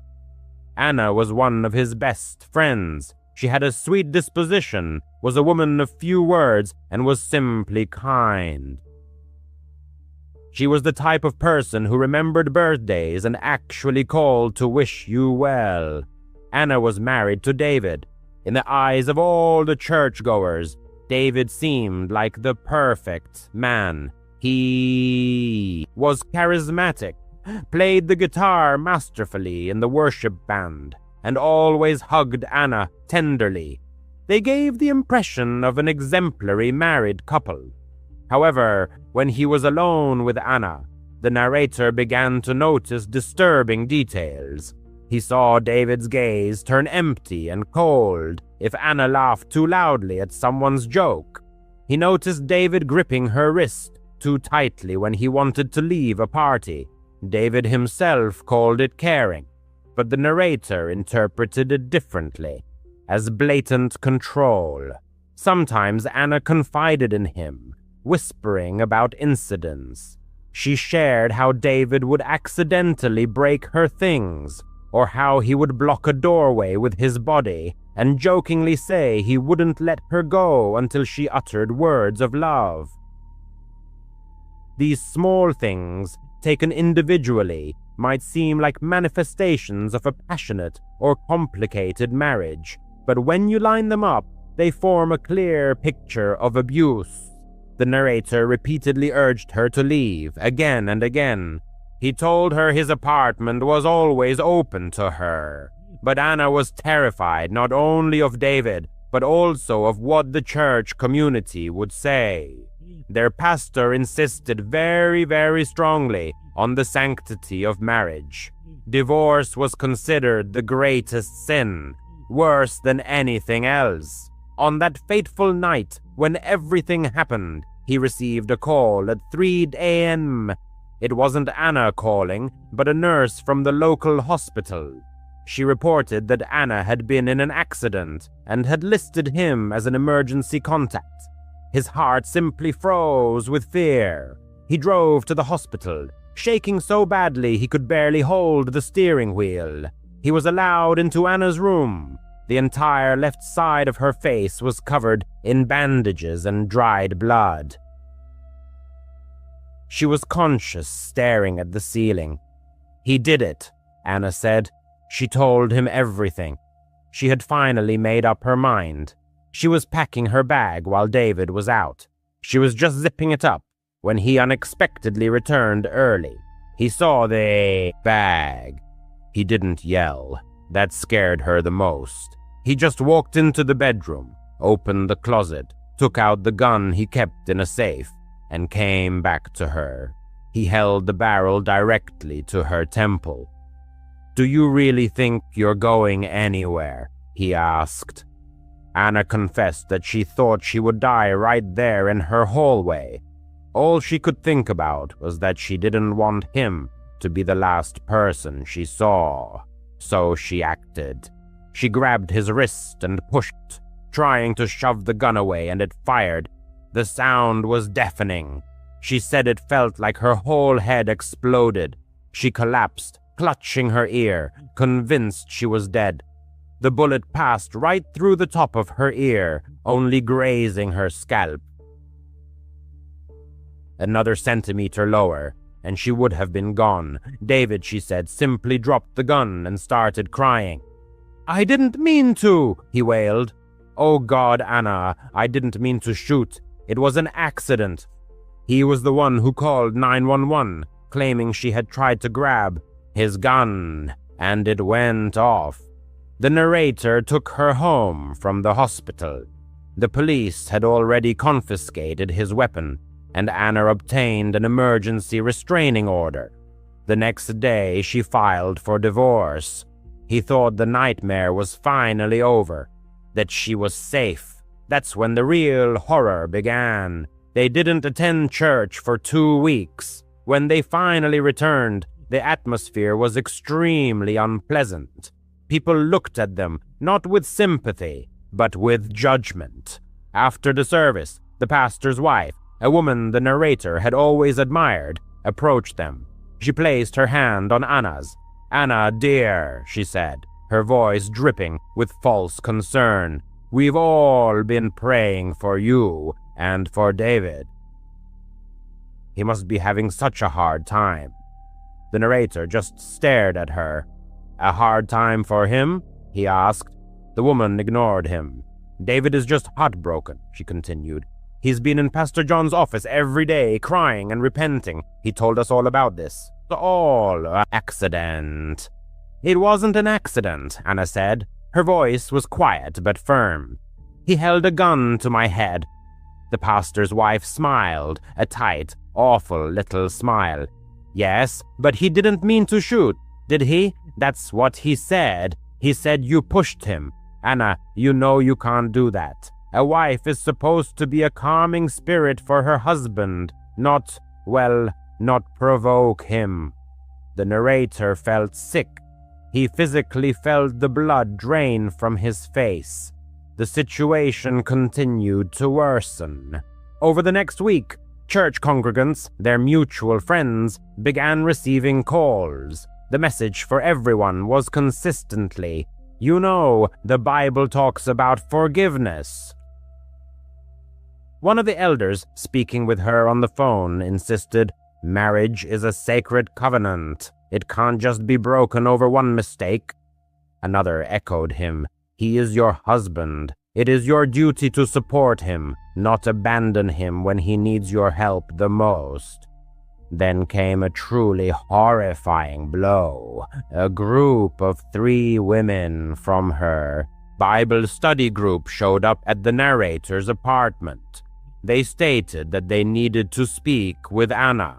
Sitting her down on the narrator's couch, they staged what they called an intervention. "We love you, Anna," one of them began, "but we are genuinely concerned for your soul. You are allowing bitterness and anger to overcome you. David is a good man," another added. "He just has that kind of personality, but you knew that. And the story we're hearing, well, we heard that if you hadn't pushed him, the gun would never have fired." They had, in effect, accused her. They openly blamed her for being shot in the head. They claimed that a spirit of rebellion lived within her, and that she was the one who had disturbed the peace in the home. They insisted if she truly loved God, she should cancel the restraining order, stop the divorce proceedings, and return to her husband to help him heal. Anna just sat silently, the stitches on her ear still bright red. That was the last time she ever set foot in that church. A month later, she moved to another state to live with her sister. She changed her name. The narrator hasn't seen her in person since, though they sometimes exchange messages. The narrator stayed there for a few more weeks. He couldn't believe what was happening. He watched as David was welcomed back into the community. He would stand during services and give tearful testimonies about his struggles and how some enemy tried to destroy his marriage, and people nodded. They patted him on the back. They prayed for him. The man who held a gun to his wife's head was declared a victim. The woman who was shot was called a sinner. The narrator finally realized the truth. True horror isn't always found in the monster with a gun. Sometimes it's the smiling faces in the room who, after you've narrowly escaped danger, try to convince you to return to the monster's cage, because to them, your safety was never as important as their rules. And then the narrator converted to Islam. This happened in 2018 when the narrator was working as a cleaner at St. Mary's Church, located in a quiet suburb of Chicago. He was 28, single, and desperately needed a steady job after a series of temporary construction gigs. The church was an old brick building constructed in the 1950s. Nothing remarkable, just a main hall with pews, a small office, a storage room in the back, and a basement for supplies. Father Ali managed the place. He was a kind elderly man in his 60s, living in the rectory next door. The narrator's shifts usually fell in the evenings, cleaning after services or events, mopping floors, dusting the altar, and other similar tasks. It was a quiet job, and he enjoyed the silence there. The pay wasn't great, but it was significantly better than dealing with noisy construction sites. One of the unique features of this church was the front door, which emitted a long, drawn-out creak every time it was opened. The reason lay in the old rusty hinges that needed lubrication. However, Father Ali always claimed it gave the place a special character. He joked that the sound was like the church itself, announcing visitors. The narrator heard this creak constantly during the day when people came for prayers or meetings, but at night, when he was alone, the sound stood out particularly strongly. The door was made of heavy wood, equipped with a latch that secured tightly behind anyone entering. No wind could move it. It required significant effort to open. On that particular night, it was a Tuesday in October. The weather outside was cool and rainy. The narrator was working late because there had been a funeral earlier, and the premises needed a thorough extra cleaning. Flowers to be removed, programs collected from the pews. Father Ali had left around $8,000 p.m. to visit a parishioner in the hospital. He asked the narrator to lock the door when he finished, and said he would be back late, possibly around $11,000 p.m. The narrator nodded, seeing nothing unusual in this. He had his headphones on and was listening to a true crime podcast, which, in retrospect, seemed ironic. While vacuuming the carpet in the main hall, the church was dimly lit. Only the overhead lights were on at a low level, and a couple of lamps near the altar. Outside, streetlights flickered through the stained glass windows, casting strange colored shadows on the walls. Around 10:30 p.m., the narrator was finishing his work, putting cleaning supplies away in the basement. That's when he heard it. That long, drawn-out creak of the front door. It started quietly, like a groan, and lasted a good 5 seconds before the latch clicked. The narrator took out one earbud and froze. "Father Ali," he called out, assuming the priest had returned early. There was no answer. At first, the narrator dismissed the thought of anything unusual. Maybe Father Ali just grabbed something from his office and didn't hear him. He finished putting away the boxes and went upstairs to the main floor. The hall was empty. The lights weren't brighter. There was no coat on the hanger by the door. The narrator walked to the entrance, peering through the small window in the door. The parking lot was dark. Only his battered Toyota sat there in the rain. The door was tightly closed, locked as always. He tried the handle, locked from the inside, which meant if someone had entered, they should be inside, but no one was. He checked the pews, the side aisles, and even looked into the small vestibule where the holy water font was. Nothing. No wet footprints on the floor from the rain. No wet umbrella. Strange, but he told himself that maybe he had imagined it. Old buildings make sounds, right? Creaks from the wood settling or something. He dismissed these thoughts and went to get his jacket from the office. Moments later, as he leaned over the thermostat, preparing to switch it off for the night, footsteps reached his ears. They were distinct, as if in broad daylight, slow, weighty thuds on the wooden floor of the main hall. This wasn't a hurried scurry, or a leisurely stroll, rather. Each step sounded with heavy, measured deliberation. His heart began to beat noticeably faster. "Father, is that you?" he called out, louder this time. The footsteps immediately froze mid-stride, and absolute silence descended. Now he was on edge. The church, though not enormous, had its hidden corners, alcoves behind the altar, confessional booths, a small choir loft upstairs. He hastily grabbed a flashlight from his office desk drawer, a heavy maglite he usually used for exploring dark nooks, and stepped out. "Hey, is anyone here?" he said, trying to steady his voice. There was no reply. The rain drummed monotonously on the roof, but inside there was a dead silence. The thought that a homeless person might have slipped in earlier, seeking shelter, crossed his mind. Such incidents sometimes occurred in larger cities, though their suburb was considered quite safe. Or perhaps it was a childish prank. Teenagers often gathered nearby.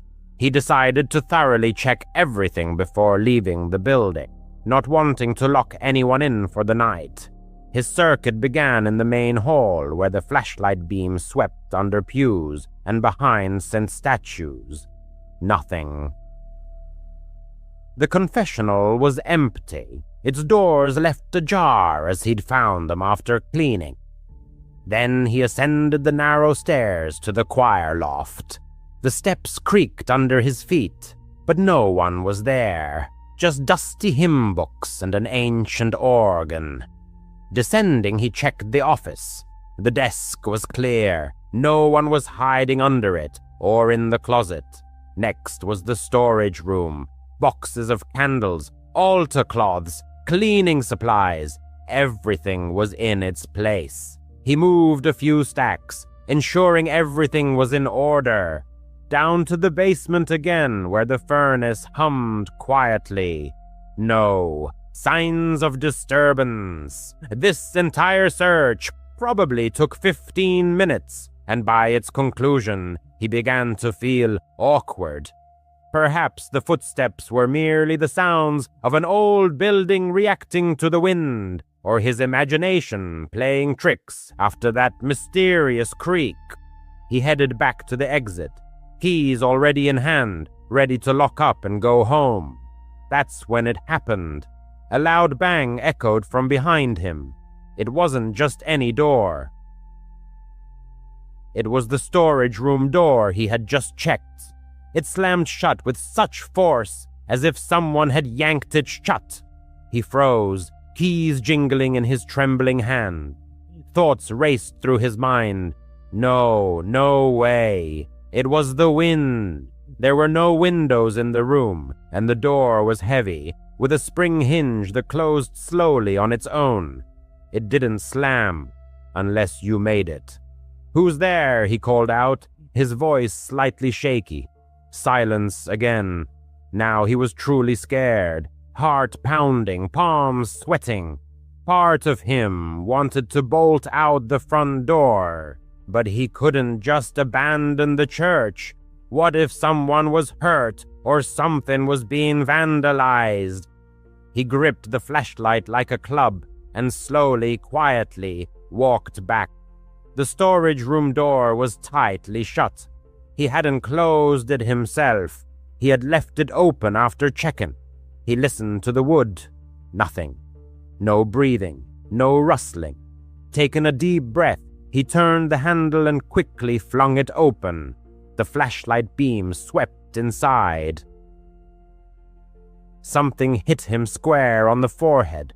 Not hard enough to knock him out, but sharply, like a dull thud that made him stumble back a step. He cursed, rubbing his head, feeling a small bruise forming. What the hell? He frantically shined the flashlight around. The room was exactly as he'd left it. Boxes stacked, mop in the corner, no one there, no shelves near the door that could have fallen, no hanging tools or chains. The ceiling was solid, no loose panels. Whatever hit him came from inside, right as the door swung open, but there was nothing close enough to do it. He checked the door itself, smooth wood, no protrusions. He even felt around the frame, thinking perhaps a spring or a mechanism, but it was just an old door. He backed away, slammed it shut, locked it this time, and quickly got out of there. Locking the front door behind him, the creak echoed in his ears longer than ever. On the way home, he kept glancing in his rear-view mirror. The next morning, he called Father Ali and resigned without notice. The priest was surprised and asked if something had happened. He gave him the condensed version of events. Strange sounds, the inexplicable hit. Father Ali chuckled a little. He said the church was old, but it didn't have any strange history. No ghost stories or break-ins. Just a regular parish since the 1950s. He replied, "No, thank you. I found a new job cleaning offices downtown.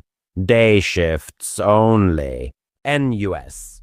In the distant year of 1977, when I was 16, an incident occurred that would forever be etched in my memory. The events unfolded in picturesque Colorado Springs, where young Alice was working as a babysitter for her neighbor, Mrs. Carter. Tommy, 6, and Lily, 8, were model children, obedient, quiet, and went to bed without complaint. The babysitting job seemed like a breeze, just a few hours of vigilance to keep the house from burning down, and a little extra pocket money. However, the evening of February 7th turned into a nightmare that would haunt Alice for years. Mrs. Carter, a single mother exhausted from her worries and rushing to a night shift at a local diner, lived in the same apartment building as Alice's family. An advertisement in the community center had caught her eye. Reliable teen babysitter, $2 an hour. The proximity of their homes and the modest wage were decisive factors in Alice's favor. On that ill-fated evening, after putting the children to bed and receiving a meager $5, Mrs. Carter instructed. "I'll be back by midnight. Lock the door, Alice." The girl nodded, flipping through channels on the old television. The small apartment was a mess. Toys scattered about, belongings strewn around, children's clothes everywhere. Tommy and Lily, dressed in pajamas, were cozily settled on the couch. After reading their favorite Dr. Seuss book, the children were asleep by 8:30. Alice tucked them in, checked the windows, and locked the front door, following her usual routine. Silence settled in the apartment, broken only by the hum of the refrigerator and the occasional noise of passing cars. Alice, lounging on the couch with a bag of chips, watched a simple sitcom, turning the volume down so as not to wake the children. Around 9 o'clock in the evening, there was a faint thud, as if something had fallen in the kitchen. The girl froze, a chip halfway to her mouth.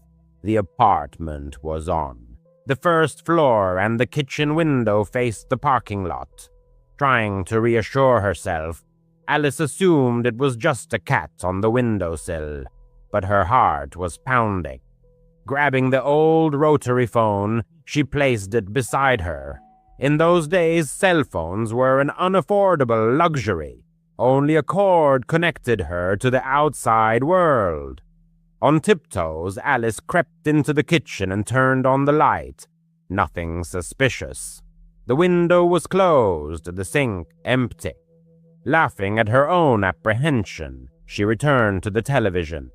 But suddenly, there was a scraping sound, as if metal were scratching against glass. The sound came from the back door, which led to a tiny patio. Turning off the television, Alice strained her ears. The children were sleeping peacefully. Only Tommy's quiet snores could be heard from their room. Silently sliding her socks across the linoleum, she crept toward the back door. There was a small window in the door, covered by a thin curtain. Pulling it back an inch, Alice peered out. The patio was plunged into darkness, the light from the street lamp barely penetrating the night. But the girl swore she saw a shadow moving behind the glass. Animal fear gripped her. Checking the lock, which was fastened, Alice stepped back. Just as she was about to call her mother, she heard footsteps. Not outside, but inside the apartment. Heavy, measured steps were coming from the hallway leading to the children's room.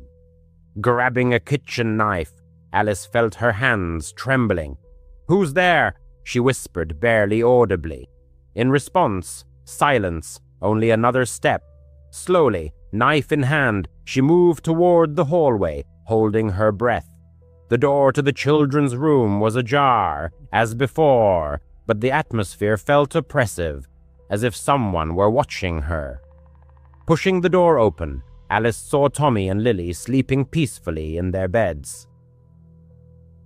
Exhaling in relief, she felt her knees weaken. But then her gaze fell on a shadow in the corner. Tall and still. Frozen in place, Alice felt the knife slip in her sweaty hand. "Get out!" she said louder. The shadow didn't move. Turning on the light, she expected to see only emptiness, a figment of her imagination. But in the corner stood a man, about 20 years old, near the children's dresser. Tall, with disheveled hair and dark eyes staring at her. In his hand was a knife, larger than Alice's, the blade gleaming in the lamplight. Screaming, Alice backed away. The man didn't say a word, just stepped toward her. She rushed to the front door, frantically trying to unlock it. Her hands slipped with sweat. Hearing him approaching, Alice threw open the door and ran into the parking lot, desperately screaming for help. A light came on in one of the windows and someone shouted, Call the police!" Alice ran, not feeling the cold asphalt under her bare feet, until she reached her own apartment. Her father, alarmed by the noise, had already run outside. Grabbing her, he dragged her inside and called the emergency services. The police arrived immediately. The man had fled, the back door lock broken. The children, fortunately, were unharmed. Blood was found on Alice's overalls, not hers. It had smeared when the girl pressed herself against the wall in a panic. Experts collected blood samples and fingerprints from the back door. The perpetrator was William Kernan, a college student who knew Mrs. Carter. He had been seen in the apartment and the surrounding area. He was not caught that night. He disappeared without a trace. Only years later, in 2024, did Alice learn that the case had been solved. DNA extracted from the blood samples matched Kernan's DNA, who had died in 2010. Confirming this for sure was impossible, as the body had been cremated and there were no surviving relatives. But the police were certain. That same night, Kernan had stabbed 14-year-old Maria Hansel, who was babysitting in another apartment. She did not survive. The cold-blooded cruelty and indifference of the Millers left an indelible mark on her memory. She could not erase the horror of that night from her mind, and nightmares haunted her, presenting before her eyes cold and empty children's eyes.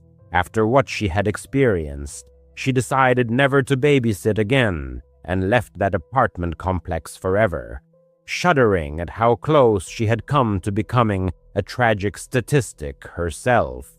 At the age of 12, she began babysitting for the Millers, and by 15 it had become a regular routine.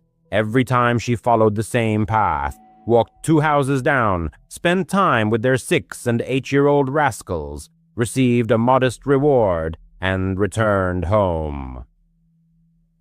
The children were noisy, disobedient, and clever in the worst way, but the money she earned helped her buy the necessary school supplies and save up for a coveted used bicycle. On that fateful Friday, Mrs. Miller, throwing on her coat, announced that they would not be back until 11 o'clock in the evening. "Just a regular night," she said.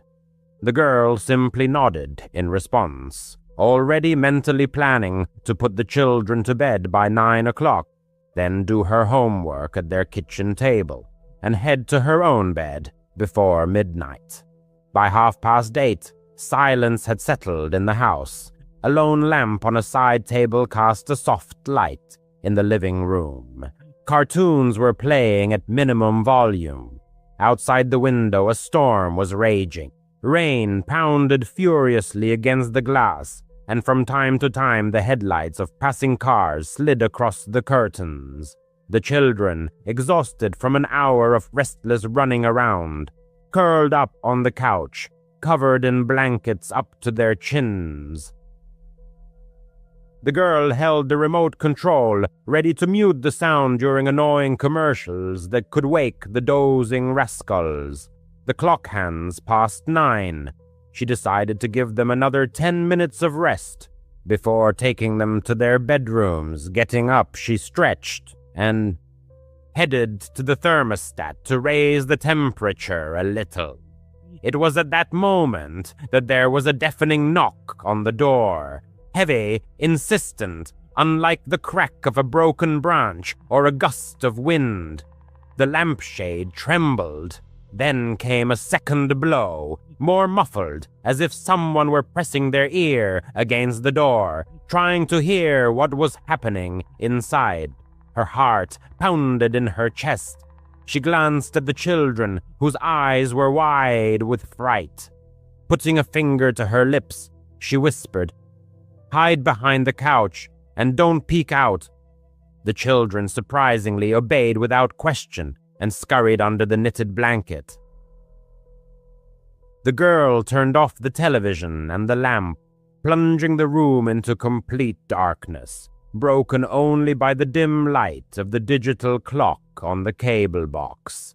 In the ensuing silence, the sound of the rain seemed deafening, but she could clearly hear someone moving at the door, the rubber sole of a shoe sliding on the mat. Frantically, fumbling for her phone in her pocket, she found no signal. Due to the raging weather, their Wi-Fi often went down, and it was impossible to contact anyone by phone. Retreating to the kitchen, she opened a drawer near the sink and grabbed the largest steak knife, the one she had recently washed after making frozen pizza for the children.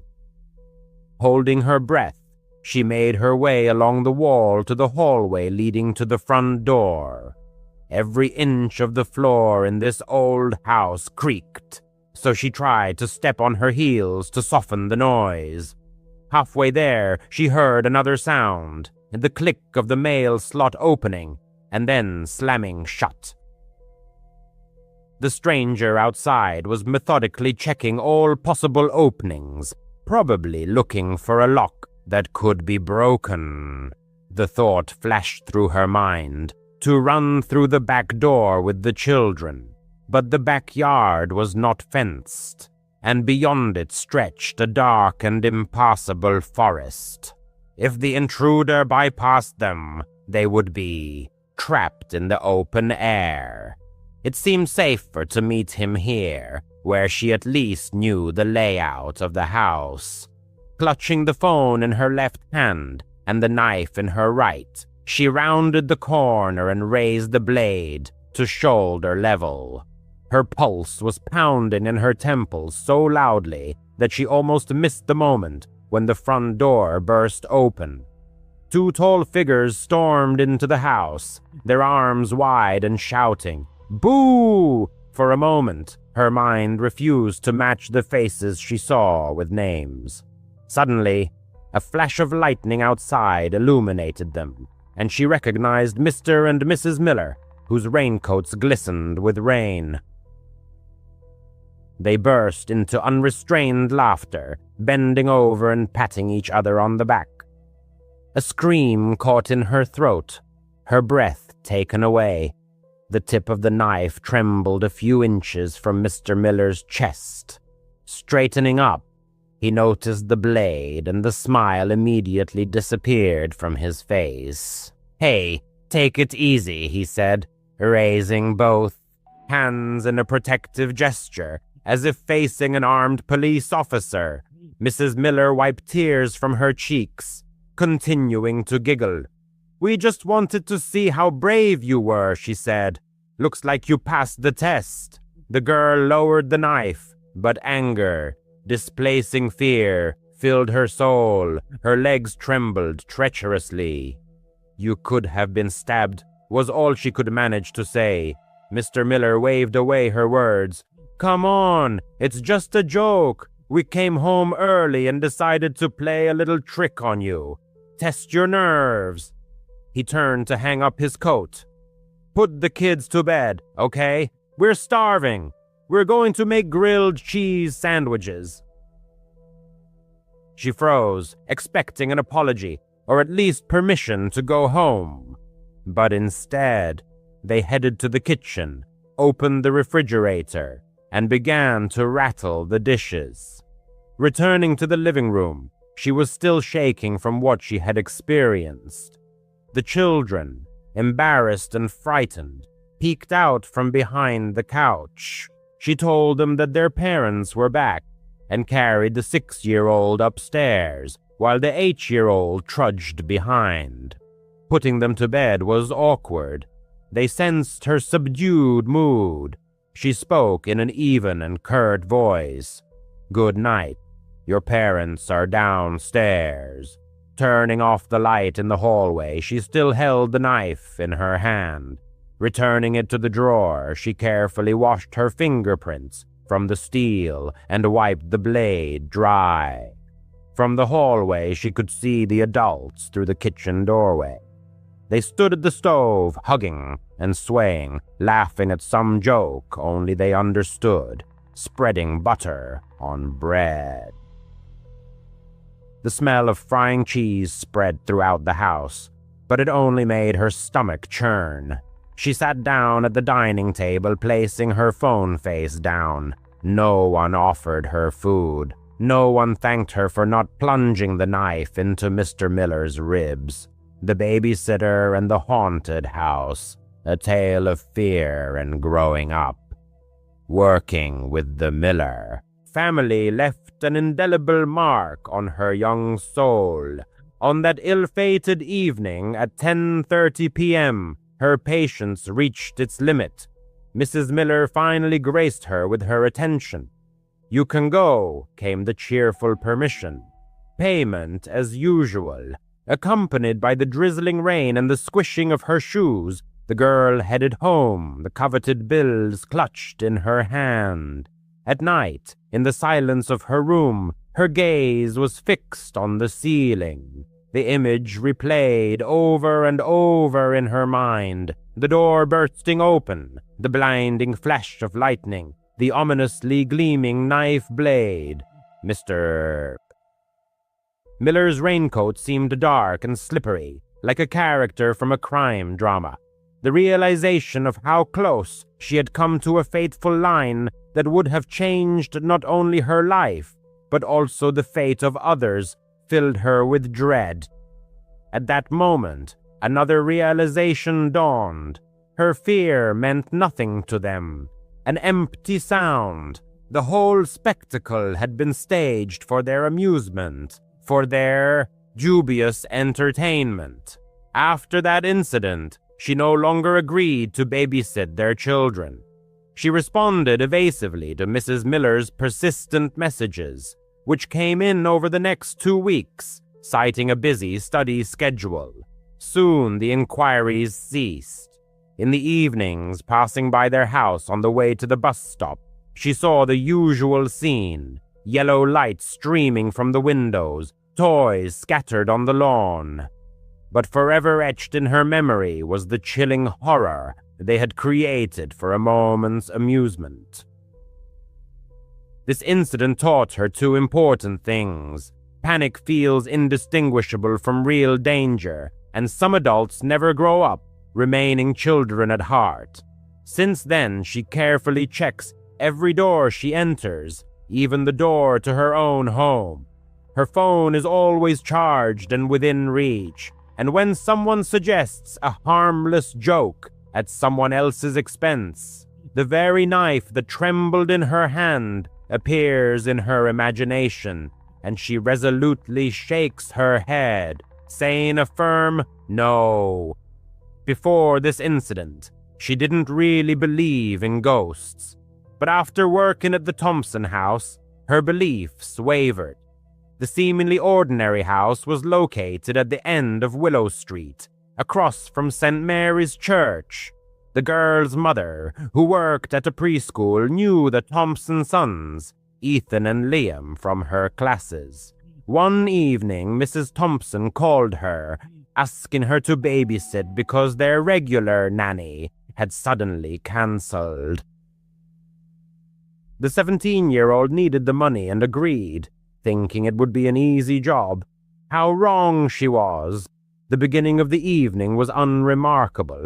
Ethan and Liam, 6 and 8 years old, turned out to be cute but energetic boys who ran around their old 2-story house. The house was built in the 70s and had all the hallmarks of that era: creaky wooden floors and a faint, musty smell, as if it had absorbed all the years it had seen. Mrs. Thompson left her clear instructions: feed the boys, bathe them, and put them to bed by 9:00 p.m. The task seemed simple. Around 6:30 p.m., she was in the kitchen with the boys preparing dinner. The children wanted tacos, so they were taking ingredients out of the refrigerator. Liam carelessly slammed a plastic container of salsa on the table. The girl turned away to get the cheese, and suddenly the container exploded. Salsa flew everywhere, splattering the walls, cabinets, and refrigerator. The kitchen looked like a crime scene. The boys screamed, their voices mixed with laughter and fright. The girl stood, clutching a piece of cheese, in complete shock. She tried to convince herself that it was just old salsa that had fermented and created gas. With these thoughts, she grabbed paper towels and began cleaning up. The boys helped her, giggling nervously, but Ethan kept glancing toward the living room, as if expecting something to appear there. It took about 20 minutes to clean up the mess, but a sharp tomato smell lingered in the air. They were still in the kitchen, scraping the last bits of salsa off the refrigerator, when a loud crash came from the living room. The sound was as if something heavy had fallen. Telling the boys to stay put, the girl entered the living room, her heart pounding. 2 framed photos, one of the boys on the beach, the other of their parents' wedding, lay on the floor, having fallen from opposite walls. The glass was not broken. The frames lay face up, as if someone had deliberately placed them there. She checked the walls. The nails were in place. No cracks or damage. All the windows were closed. There was no wind. Ethan, who had followed her despite being told not to, whispered, "That happens sometimes." The girl forced a smile, leaned the frames against the walls but didn't hang them back up. She felt uneasy, but she kept telling herself it was just an old house. After dinner, it was time to bathe. She took the boys upstairs, filled the tub, and let them splash around, while she stood in the hallway, leaving the bathroom door ajar. Across the hall was their father's home office, a small room with a cluttered desk and an old desktop computer. Leaning against the wall and scrolling through her phone, she heard a faint sound, then another. The computer monitor flickered, the fans whirred.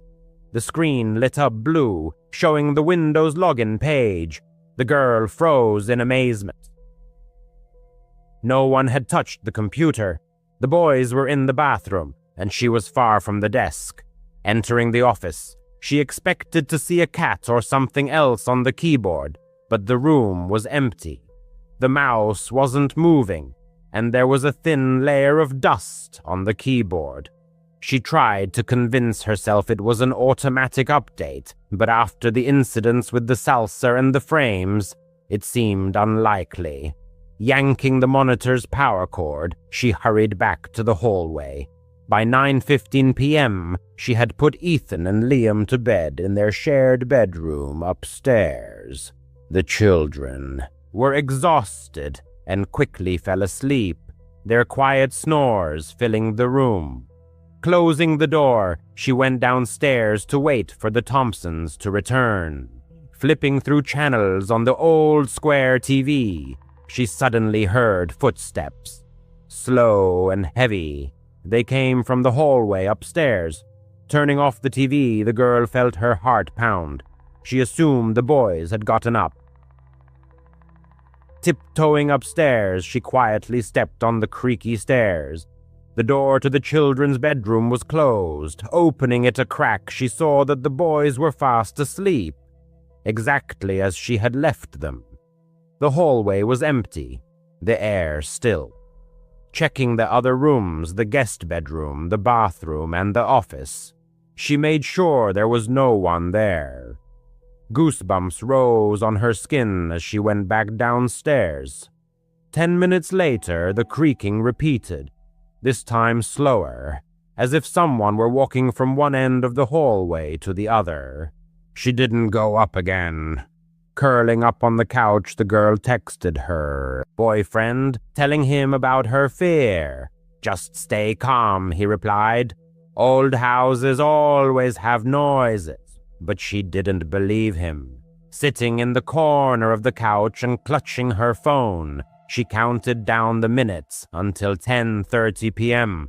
Upon the arrival of the Thompsons, the narrator, seeking to hide her confusion, probably betrayed herself with a bewildered look as Miss Thompson did not fail to inquire about her well-being. In response, she vaguely praised the boys and hastily threw on her jacket, eager to leave the house as soon as possible.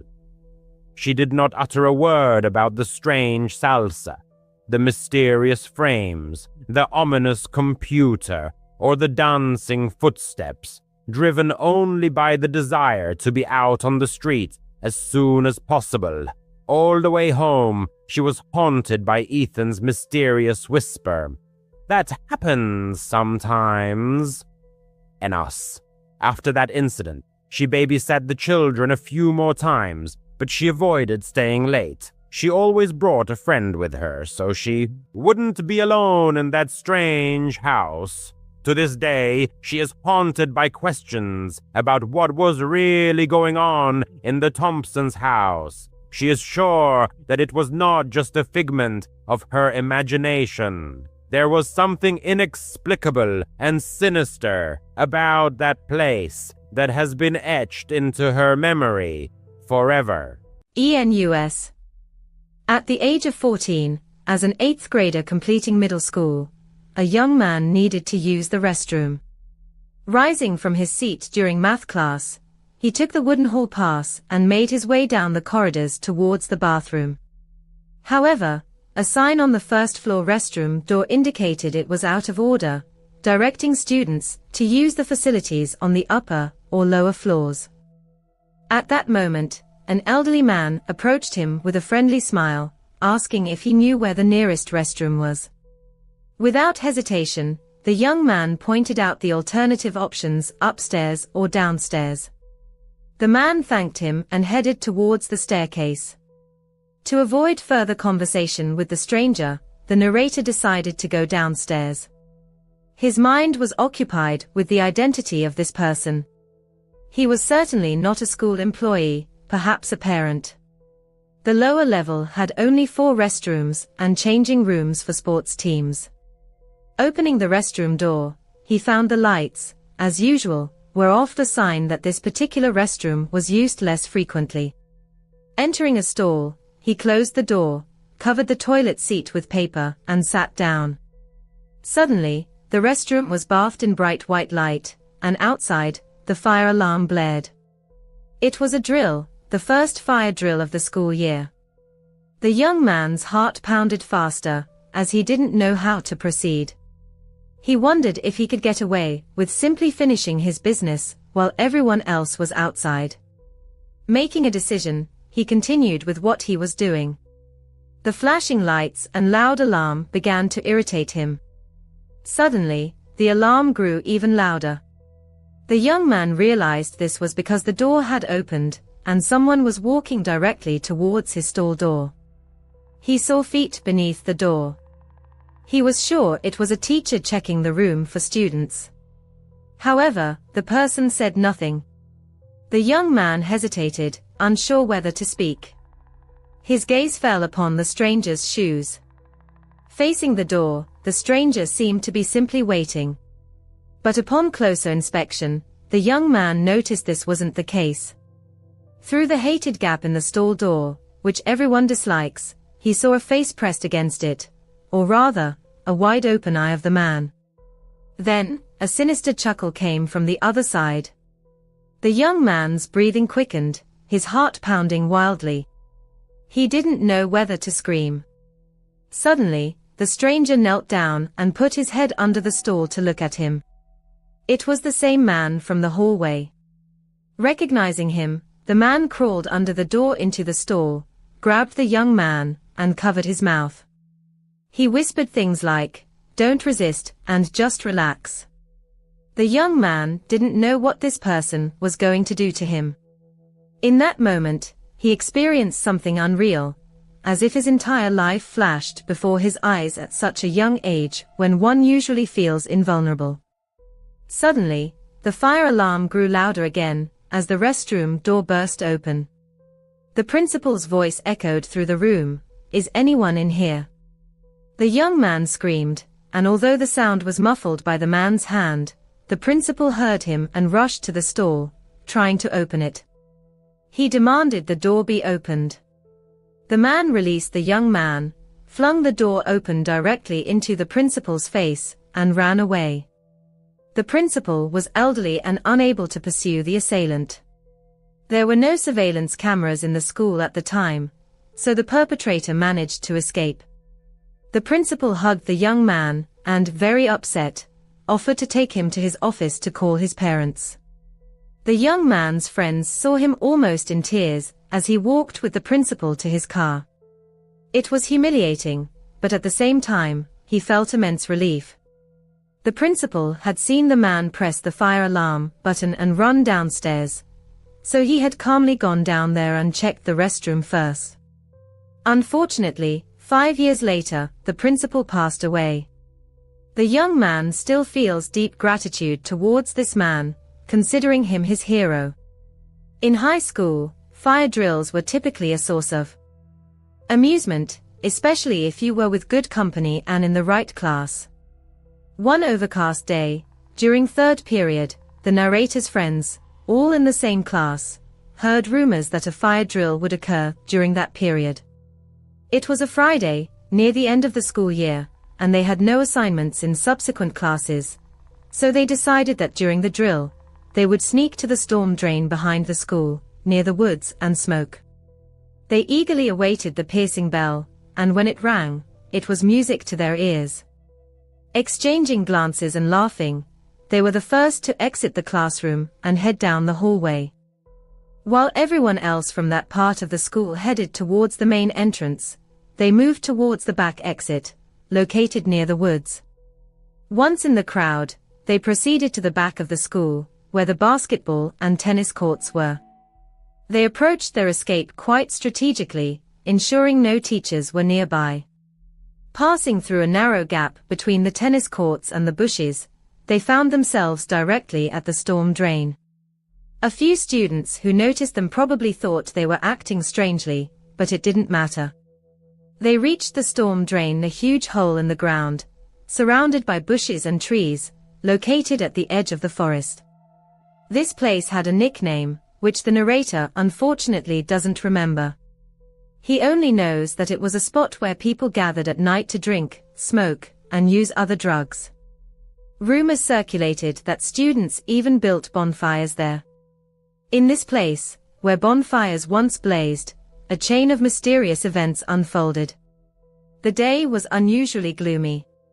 Heavy, leaden-gray clouds hung low, creating an oppressive sense of impending evening. Gusty winds, a harbinger of the storm, only added a sinister piquancy to the scene. After waiting for the commotion on the hill to subside and people to disperse, the group of friends indulged in carefree fun. One of them, rummaging through his backpack, pulled out a pipe and a grinder. At that moment, one of his friends' eyes caught a strange silhouette in the distance, at the very edge of the woods. Something resembling a human face peered through the dense thicket of bushes that concealed the rest of the figure. For a moment, he looked away to get his friend's attention, but when he looked back, the vision was gone. His friends merely laughed at his apprehension, but deep down, he was 70% sure he had seen a person. The remaining 30% were tormented by doubt. Had he imagined it in the prevailing gloom? Unwilling to argue, he stayed with his friends. As the smoke from the pipe increasingly enveloped his consciousness, so did his paranoia. He had never been a big fan of smoking, as it often triggered anxious thoughts, but the desire to keep up with the group was stronger. Now, all his thoughts were focused on the mysterious face in the woods. Was someone watching them? Were they in danger? Meanwhile, his friends decided to venture deeper into the forest and visit an old shed that once belonged to the school. He felt uneasy about this venture. The damp air and the first signs of rain only intensified his anxiety. He tried again to persuade his friends to return, citing the approaching storm. But his words went unheeded. As they ventured deeper into the forest, he swore he heard footsteps other than their own. However, under the influence of the intoxication, he couldn't determine where the sound was coming from, front, back, left, or right. But he was certain he heard a loud snap of a broken branch from behind. Stopping and turning around, he loudly asked, "What the hell was that?" His friends also stopped, but seemed to have heard nothing. No one was visible, and his comrades again laughed at him. He seemed to be losing his mind, and his friends' jokes grew increasingly sarcastic. Finally, the old shed appeared ahead. It seemed larger and more ominous than he remembered. The school had long abandoned this dilapidated structure, which looked as if it would collapse at any moment. Even on the path leading to the door, grass pushed through the cracks. The front door was ajar, as if inviting uninvited guests. One of the friends, Jack, forcefully pushed the door open. Inside, impenetrable darkness reigned, with only faint light penetrating from outside. Piles of old, broken crates were visible in the room. However, there was an unpleasant smell in the air that the friends did not remember from their previous visit. A sudden sound of something soft thudding to the floor, followed by footsteps on the wooden floor, made everyone jump. In the corner of the room, in the shadows, the silhouette of a very tall person emerged. Their outline was only discernible thanks to the faint light filtering through a window. Without screams or extra words, the company hastily rushed out of the shed and headed back towards the school, towards civilization. Looking back at the window closest to the mysterious figure, they saw something horrifying. The first flash of lightning illuminated the room, and in the window, a person's face appeared, monstrously deformed. Without wishing to offend people with physical disabilities, it should be noted that this person barely resembled a human. Half of their face seemed to droop, and one eye was missing entirely. They stood so close to the window that their face was practically pressed against the glass. Without losing a second, the friends ran. Reaching the storm drain, they stopped to catch their breath and decide what to do next. Just as the rain began, Jack pointed upwards, towards the forest. There, behind a bush, stood a person, showing only their face, exactly as the first time, but this time 10 times closer. However, it was not the same person they had seen in the shed. In a panic, they ran back to the school and hid by the back entrance, where they could shelter from the rain. They agreed to forget what had happened, tell no one, and never return to that shed again. And they kept their word. Their school had a hidden door that led down a half staircase into a strange, dark corridor. Many students knew of its existence, but no one knew what lay beneath. The door only opened during fire drills when almost all doors in the building unlocked. Two friends, Kyle and the narrator, had long dreamed of finding out what was down there.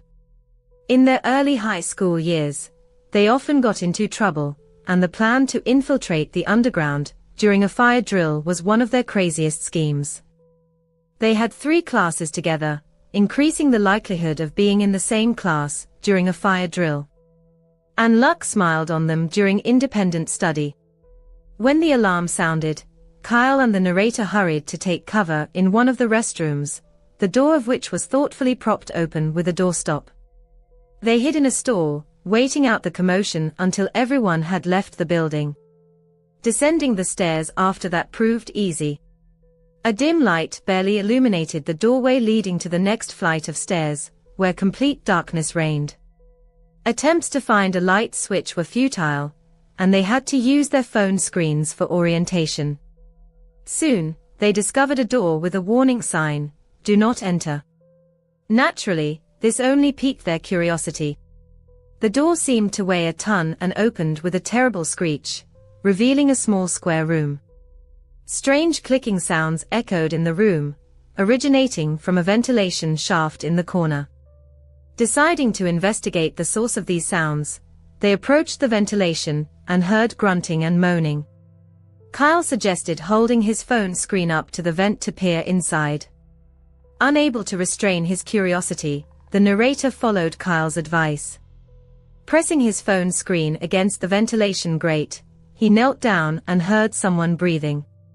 As he pressed his ear to the grate, something suddenly grabbed his ear. In a panic, he screamed, and Kyle pulled him away from the vent. Stepping back, the narrator saw a hand reaching out from the ventilation shaft. In horror, they ran out of the room, slamming the "Do Not Enter" door behind them, and rushed back to the restroom.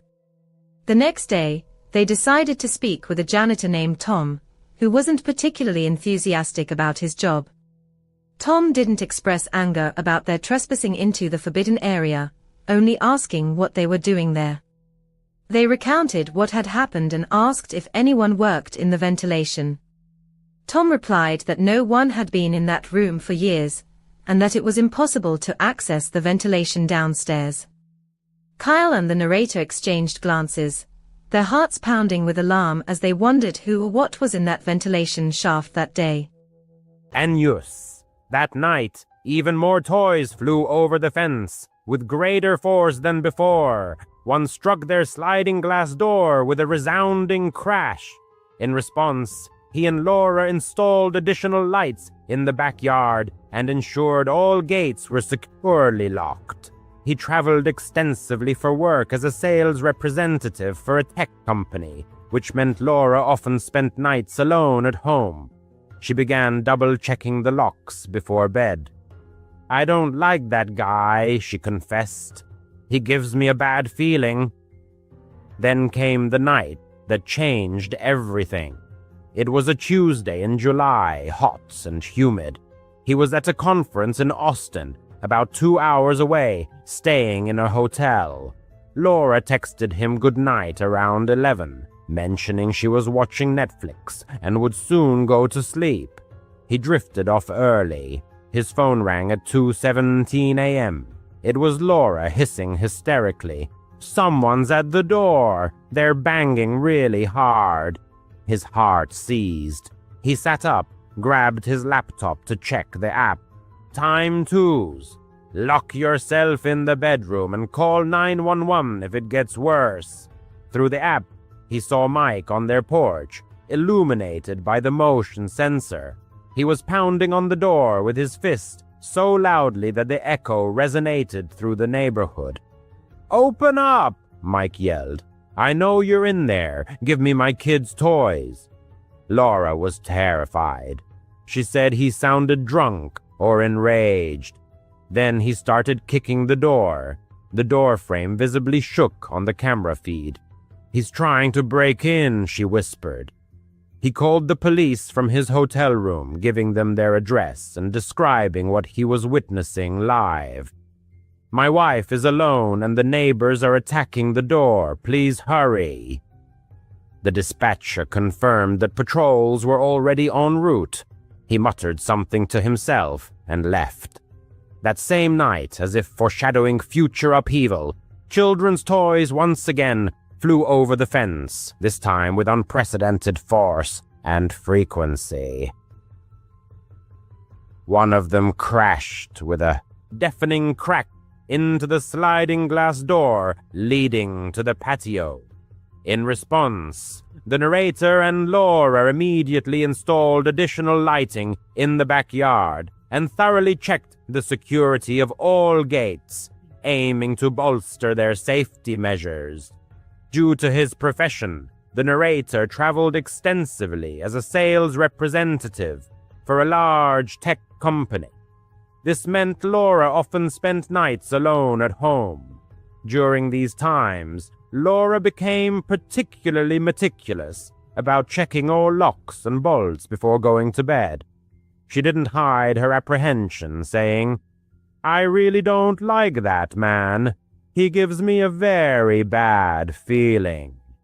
Then came the night that became a turning point, forever altering the usual course of events. It was a Tuesday in the middle of July, with the air thick, hot, and humid, foreshadowing a storm. The narrator was at a hotel in Austin at the time, attending a work conference, about a 2-hour drive from home. Around 11 o'clock that evening, Laura sent him a good-night message mentioning she was watching Netflix and planning to go to bed soon. The narrator, tired from his work, fell asleep quite early. At 2:17 a.m., the narrator's phone rang piercingly.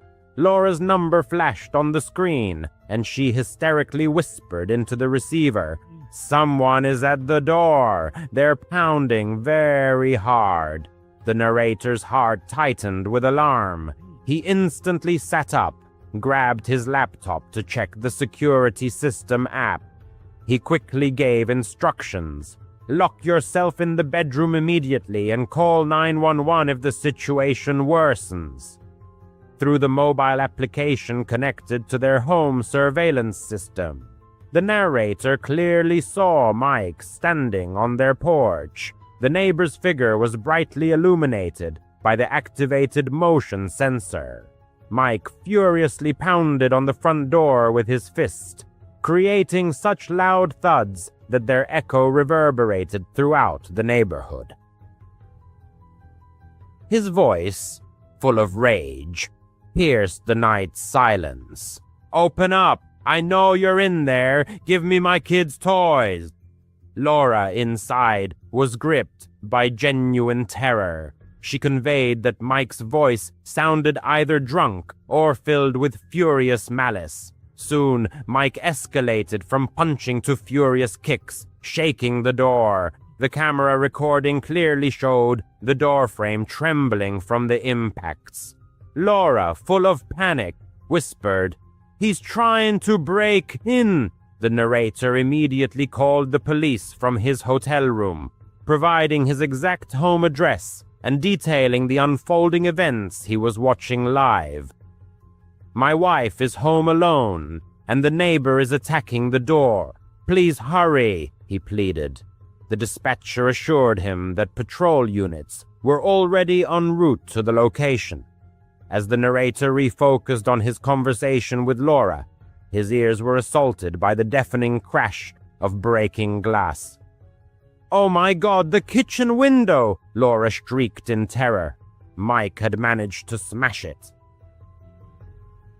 The narrator clearly saw this moment on the backyard camera recording. Sharp shards of glass showered inwards, and through the created opening, Mike stretched out his hand, desperately trying to reach the latch and unlock it. Laura cried out in fear and rushed upstairs, where she hastily barricaded the bedroom door with a chair, creating at least some obstruction. At this critical moment, the distant wail of police sirens could be heard on the camera's audio feed. Mike froze in place, then hastily retreated from the porch, but his actions had already gone too far, and there was no turning back. Soon, 2 police cars pulled up to the house, their flashing lights cutting through the night's darkness. Officers swiftly exited their patrol vehicles, pistols drawn, ready for any contingency. Clear commands rang out. "Hands up! Get on the ground!" Mike complied, raising his hands, but immediately began to protest, shouting, "They stole from my children!" He was promptly handcuffed right in the middle of the front lawn. Laura, still holding the phone to her ear and continuing her conversation with the narrator, cautiously peered out the window. One of the officers entered the house to check on her safety, and Laura showed him the shattered kitchen window. Bloodstains were visible on the glass shards, indicating that Mike had cut his hand when breaking through the barrier. As Mike was being led to the patrol car, he sharply turned and through the open front door fixed his gaze directly on Laura, as if trying to burn a hole through her. The surveillance camera captured this moment with absolute clarity, as if it were broad daylight. Ominous words escaped his lips. "I'll kill you someday, bitch!" Even while handcuffed and restrained by the police, he uttered this phrase with striking calmness, as if making an unbreakable promise. The officers who witnessed this also heard the threat and immediately documented it in their report. The narrator immediately started his journey back, arriving home only at dawn after many hours on the road. Laura was utterly shaken by what had happened, and upon seeing him, hugged him tightly, seeking comfort. The police arrested Mike, charging him with attempted burglary, vandalism, and making terroristic threats, which underscored the seriousness of his offenses.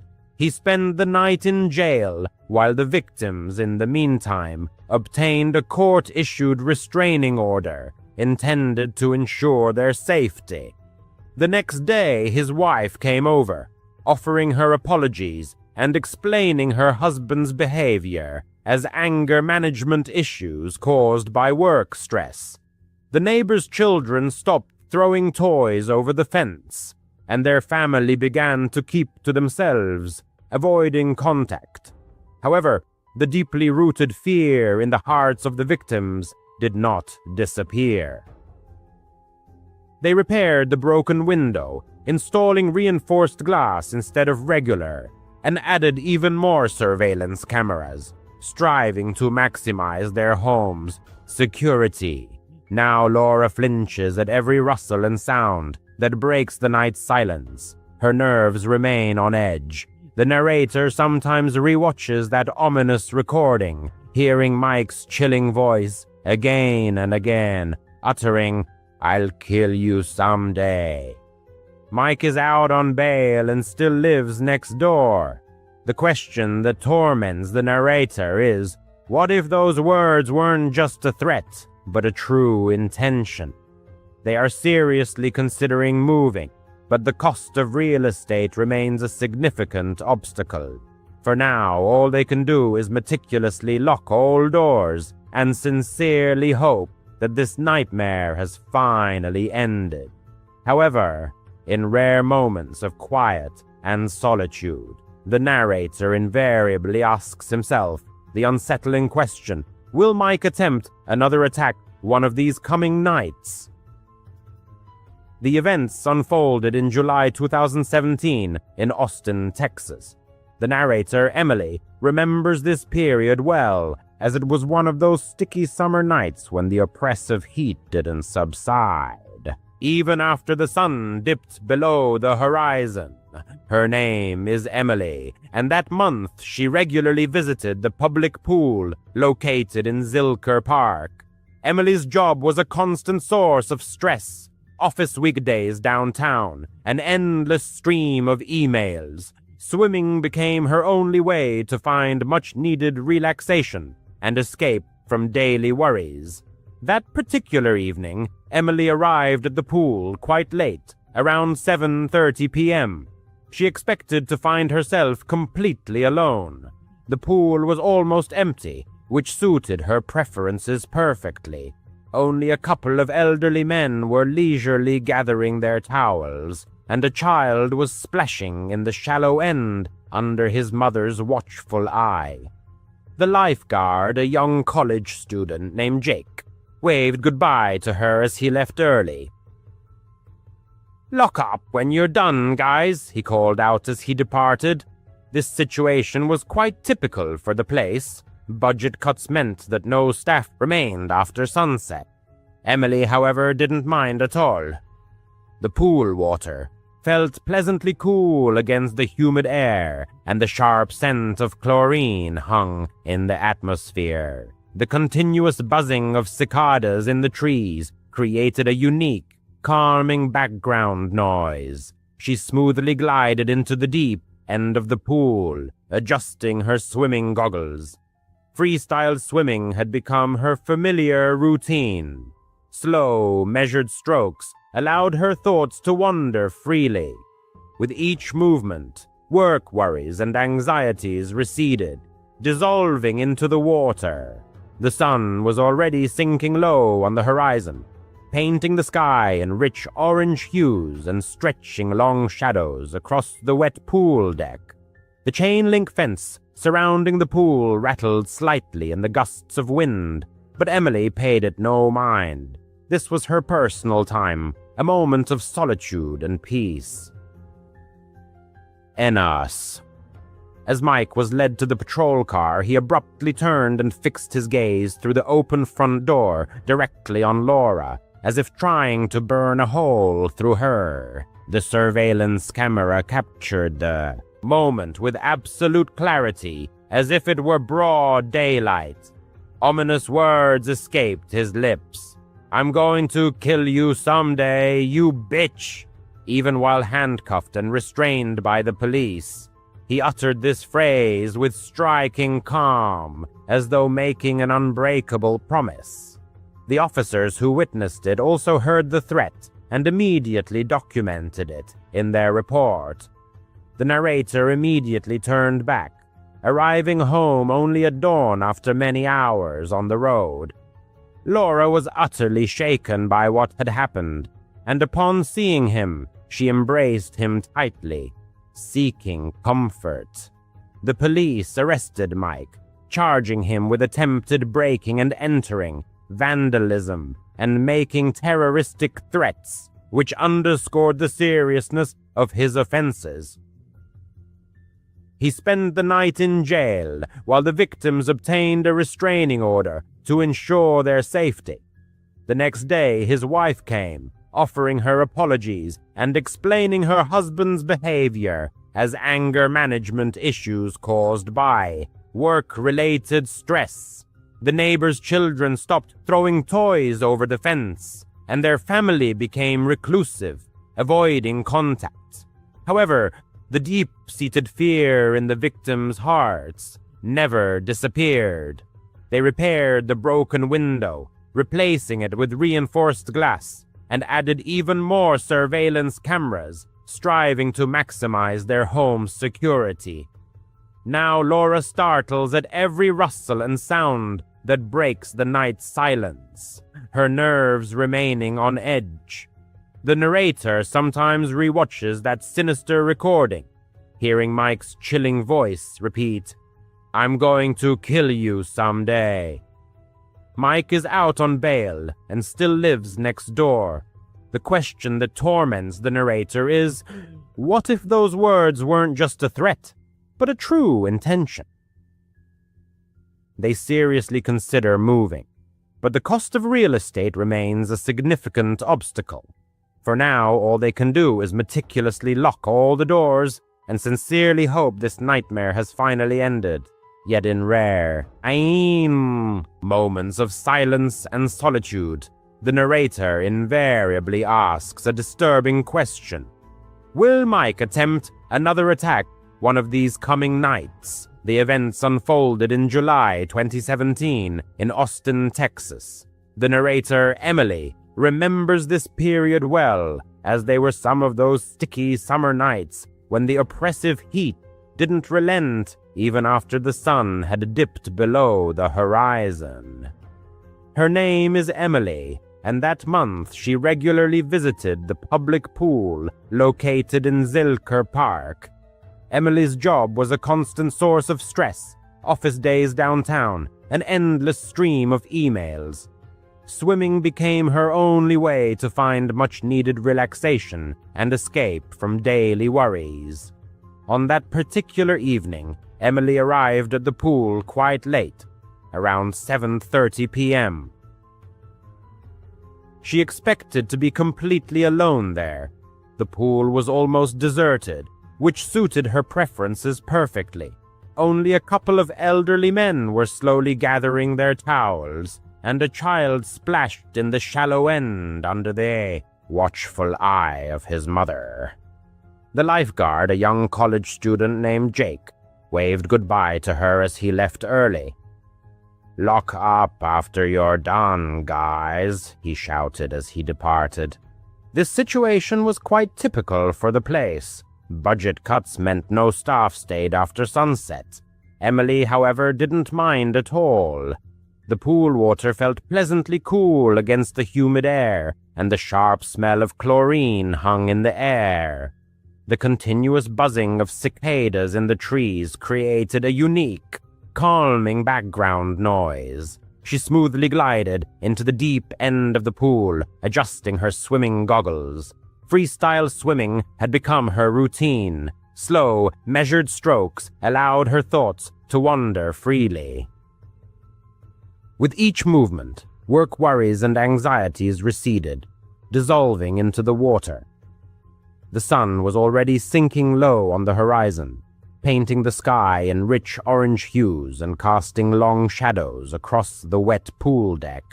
The mesh fence surrounding the pool rattled slightly in the gusts of wind, but Emily paid no attention. This was her personal time, a moment of solitude and peace. It was his time. After about 10 laps, the swimmer stopped at the edge to catch his breath. The other patrons had already left the pool, leaving him alone, with only the quiet splashing of water disturbing the peace. He wiped the water from his eyes and looked around. The parking lot beyond the fence seemed deserted. His beaten-up Honda was the only car left. Good, he thought. Quiet. But then he felt it, a slight prickling on the back of his neck, as if someone was watching intently. It was that vague premonition, familiar to many. He scanned the tree line beyond the fence, about 20 feet away. Nothing but the shadows of mighty oak trees, probably just paranoia brought on by too many late-night podcasts. He dismissed the thought and slipped back into the cool water. A few more laps, and he stopped again. This time a sound reached his ears, a faint creak, as if a gate had opened. He turned, treading water. The gate was ajar, but no one was visible. Perhaps it was just a gust of wind. He called out, "Hello!" His voice echoed off the tiled walls, sounding surprisingly quiet and unsure. There was no reply. The cicadas continued their monotonous hum, emphasizing the silence. He swam towards the shallow end, keeping his eyes on the deck. That's when he noticed him. A dark silhouette emerging from behind the changing rooms. A tall man with broad shoulders, wearing a hooded jacket, despite the 90-degree heat outside. His face was hidden in the shadow of the hood. He didn't move like a regular at this place. He just stood there, hands in his pockets, staring directly at the swimmer. The swimmer's stomach tightened with alarm. Who wears a jacket in this heat? He thought. Maybe a runner, but no, his posture was strange. Too still, too focused. The swimmer swam back a little, pretending to adjust his stroke, but his heart pounded. "The pool is closing," he said, trying to make his voice sound casual. The stranger didn't move, didn't say a word. Then he started walking, slowly along the edge of the pool toward the deep end. There was a distinct thud of boots on the concrete. These weren't sneakers, but heavy boots, and something in his hand, a flashlight. It swung loosely, as if its owner was ready to use it for something other than just illumination. The swimmer kicked harder, heading for the ladder. The water now felt thicker, as if pulling him. Why wasn't he leaving? Thoughts raced through his mind. He remembered news stories of similar incidents. Strange people in public places after closing. Austin is mostly safe, but parks at night. Not always. He reached the ladder and pulled himself out of the water. Water dripped everywhere. His feet were cold on the deck.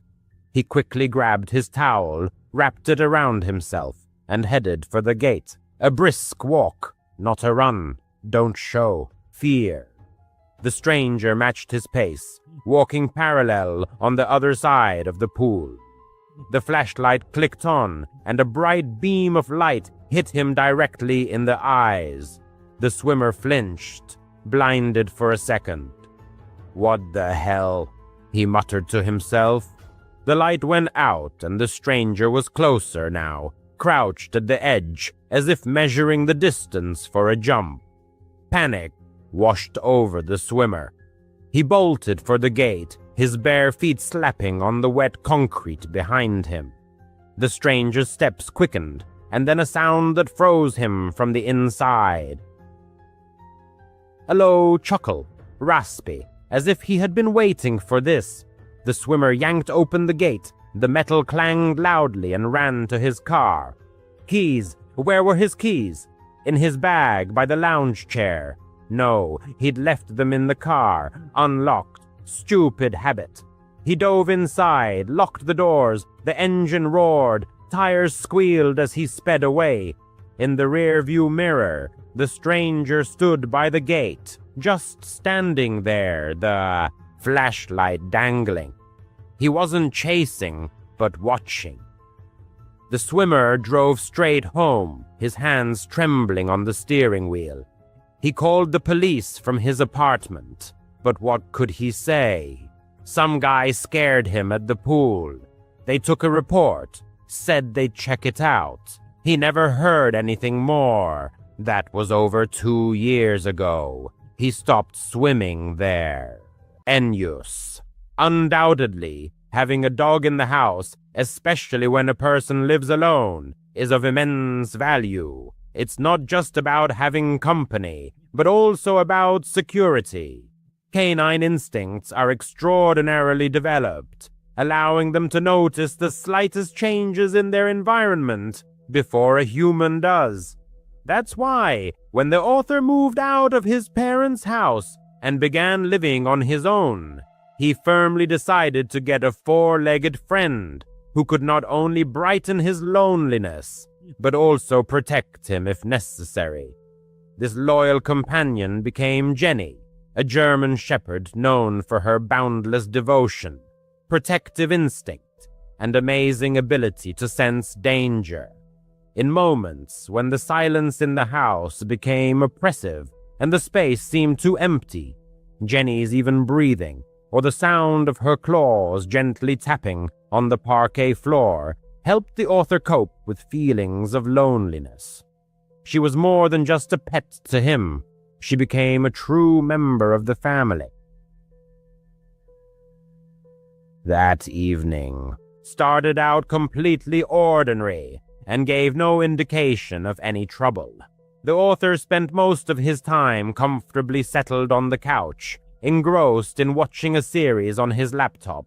Jenny, as usual, lay on the rug, in a semi-sleeping state, but always remaining vigilant. Around midnight, the author decided it was time to go to bed. He carefully locked all the doors, checked the windows, and turned off the lights before climbing under the warm blanket. At first, silence reigned in the house. However, suddenly Jenny jumped up abruptly. Her body tensed, her ears perked up alertly, and she turned towards the front door. The author, alarmed, sat up in bed, trying to catch the slightest sound. A moment later, a muffled knock was heard.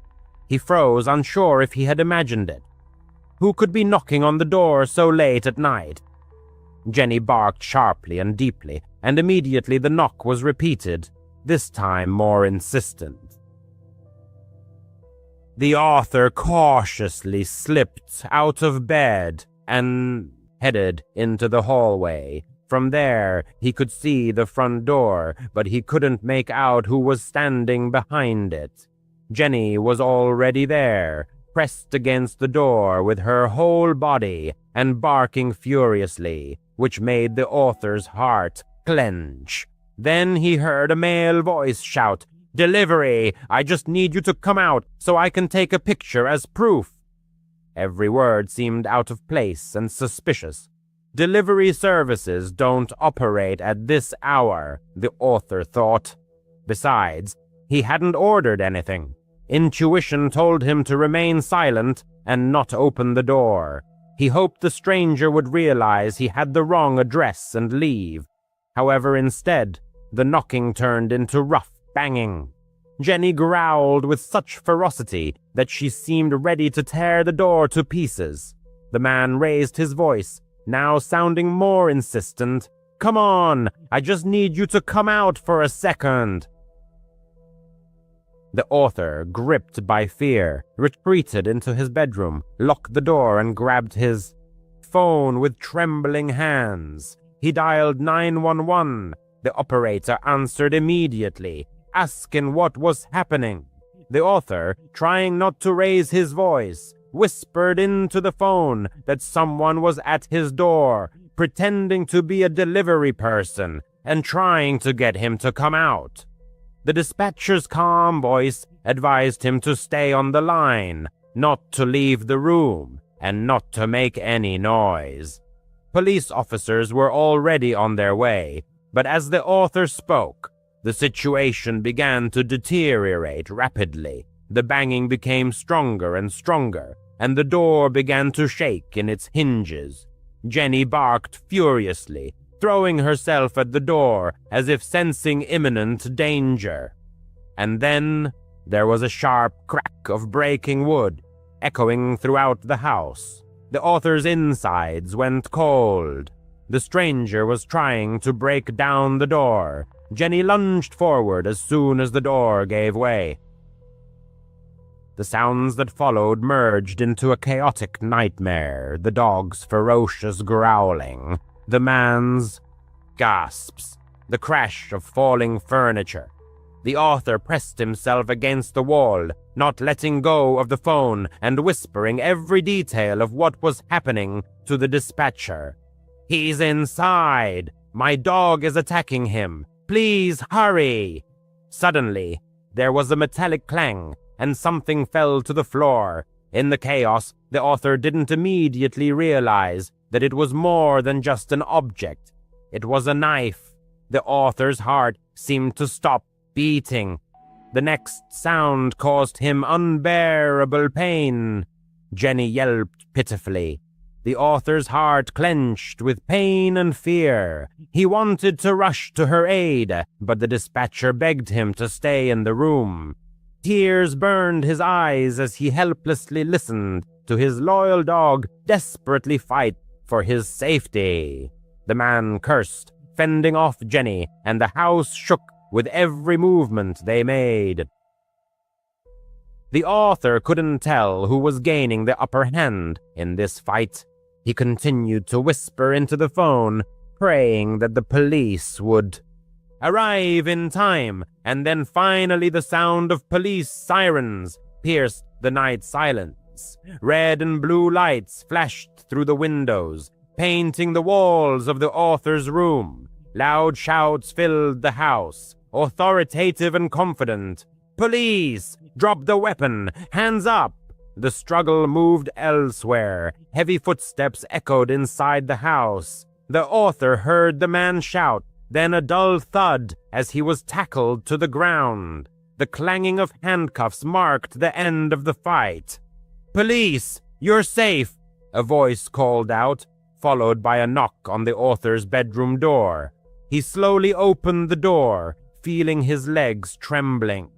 Two police officers stood in the doorway, shining flashlights on him. Behind them, another officer held a handcuffed man, pinning him to the floor. Jenny stood nearby, panting heavily, her fur matted with sweat and splattered with blood. Her body trembled, but her growl remained low and steady, as if warning the stranger not to try again. One of the police officers crouched down, picked up the knife, and placed it in an evidence bag. The sight made the author's stomach churn. If it weren't for Jenny, that knife might have been used against him. He rushed to his loyal protector, kneeling down next to her. She pressed against him, her breathing heavy but steady. The police officers assured the author that Jenny had cuts, but nothing fatal. A wave of relief washed over him, with such force that he nearly lost consciousness. The man's life could have ended on that fateful night. The police officers who arrived at the scene told him something that still makes him shudder. They had thoroughly checked the intruder's details, but found no identification, driver's license, or any record of his existence. It was as if the man simply didn't exist. The police took him away, leaving the man in his house with a broken door and the echo of the recent chaos still ringing in his ears. He sat on the couch, hugging his dog Jenny, too shaken to move, let alone fall asleep. Every creak in the house seemed to him like a harbinger of the intruder's return. The rest of the night dragged on agonizingly slowly.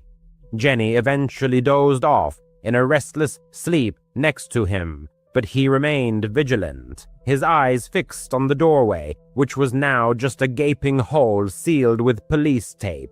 A lot of time has passed since then, but the memory of that incident remains as vivid as ever. The man still checks the locks 3 times before going to bed and never opens the door to strangers, regardless of their claims. And every time Jenny barks, even into the void, he pays attention because, on that fateful night, the stranger tried to trick him into leaving the house.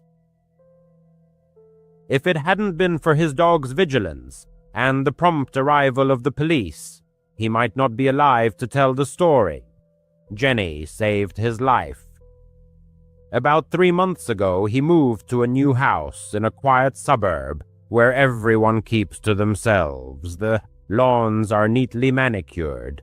The cars are impeccably parked in the driveways, and you can exchange a polite nod with the neighbors when you pick up the mail. His closest neighbor to the right was a man who was probably in his 40s. The man had only seen him a few times, mostly when he was leaving for work early in the morning. The neighbor seemed quiet and a bit strange, but he figured he just valued his privacy, and he was okay with that. About 2 weeks ago, the man was in his living room late at night when he heard a faint but distinct sound. It was a female voice filled with panic, crying out for help. "Help! Somebody! Help me!" His heart pounded in his chest. The sound was coming directly from his neighbor's house. The cry was followed by a muffled thud, and then silence. He turned down the volume on the TV, straining his ears to catch anything else. For 10 minutes, nothing happened.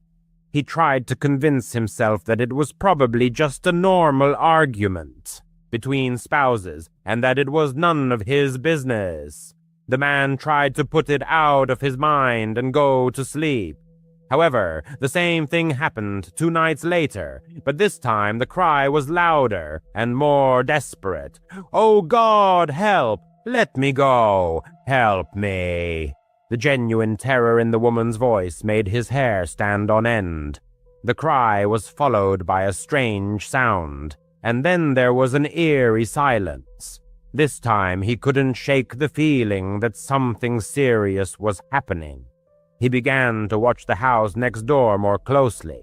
Since he worked from home, he had a clear view of his neighbor's property throughout the day. He saw him leave for work every morning in his old sedan and return every evening. The neighbor was always alone. The man never saw a woman. No car other than his ever parked in the driveway, and no one ever came to visit. The cries continued every few nights, always late, and always with the same horrifying desperation.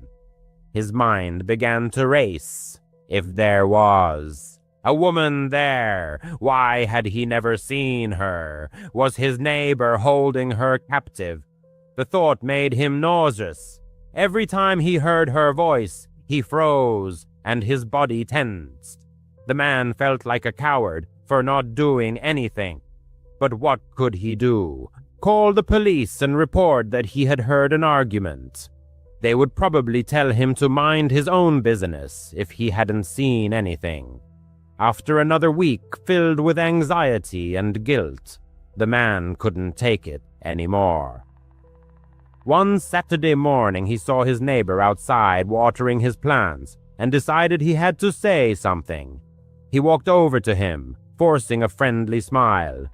"Good morning," he said. "Just wanted to properly introduce myself. I'm Mark. I moved in here a while ago." The neighbor looked up, looking a bit startled. "Oh yeah, I'm David," he replied, not returning the smile. "Listen," Mark began, trying to sound casual. "This is a bit awkward, but I've heard screaming coming from your house a few times. I just wanted to make sure you and your wife were okay." David's face changed from neutral to puzzled, and then to annoyed. "My wife?" he asked sharply. "I'm not married. I've lived alone for years." Mark's blood ran cold. "Oh," he said, thinking furiously. "Sorry, I could have sworn I heard a woman's voice."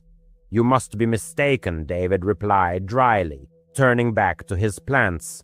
"There's no woman here." Mark was sure David was lying. The terror in the woman's voice had been real. David was hiding someone.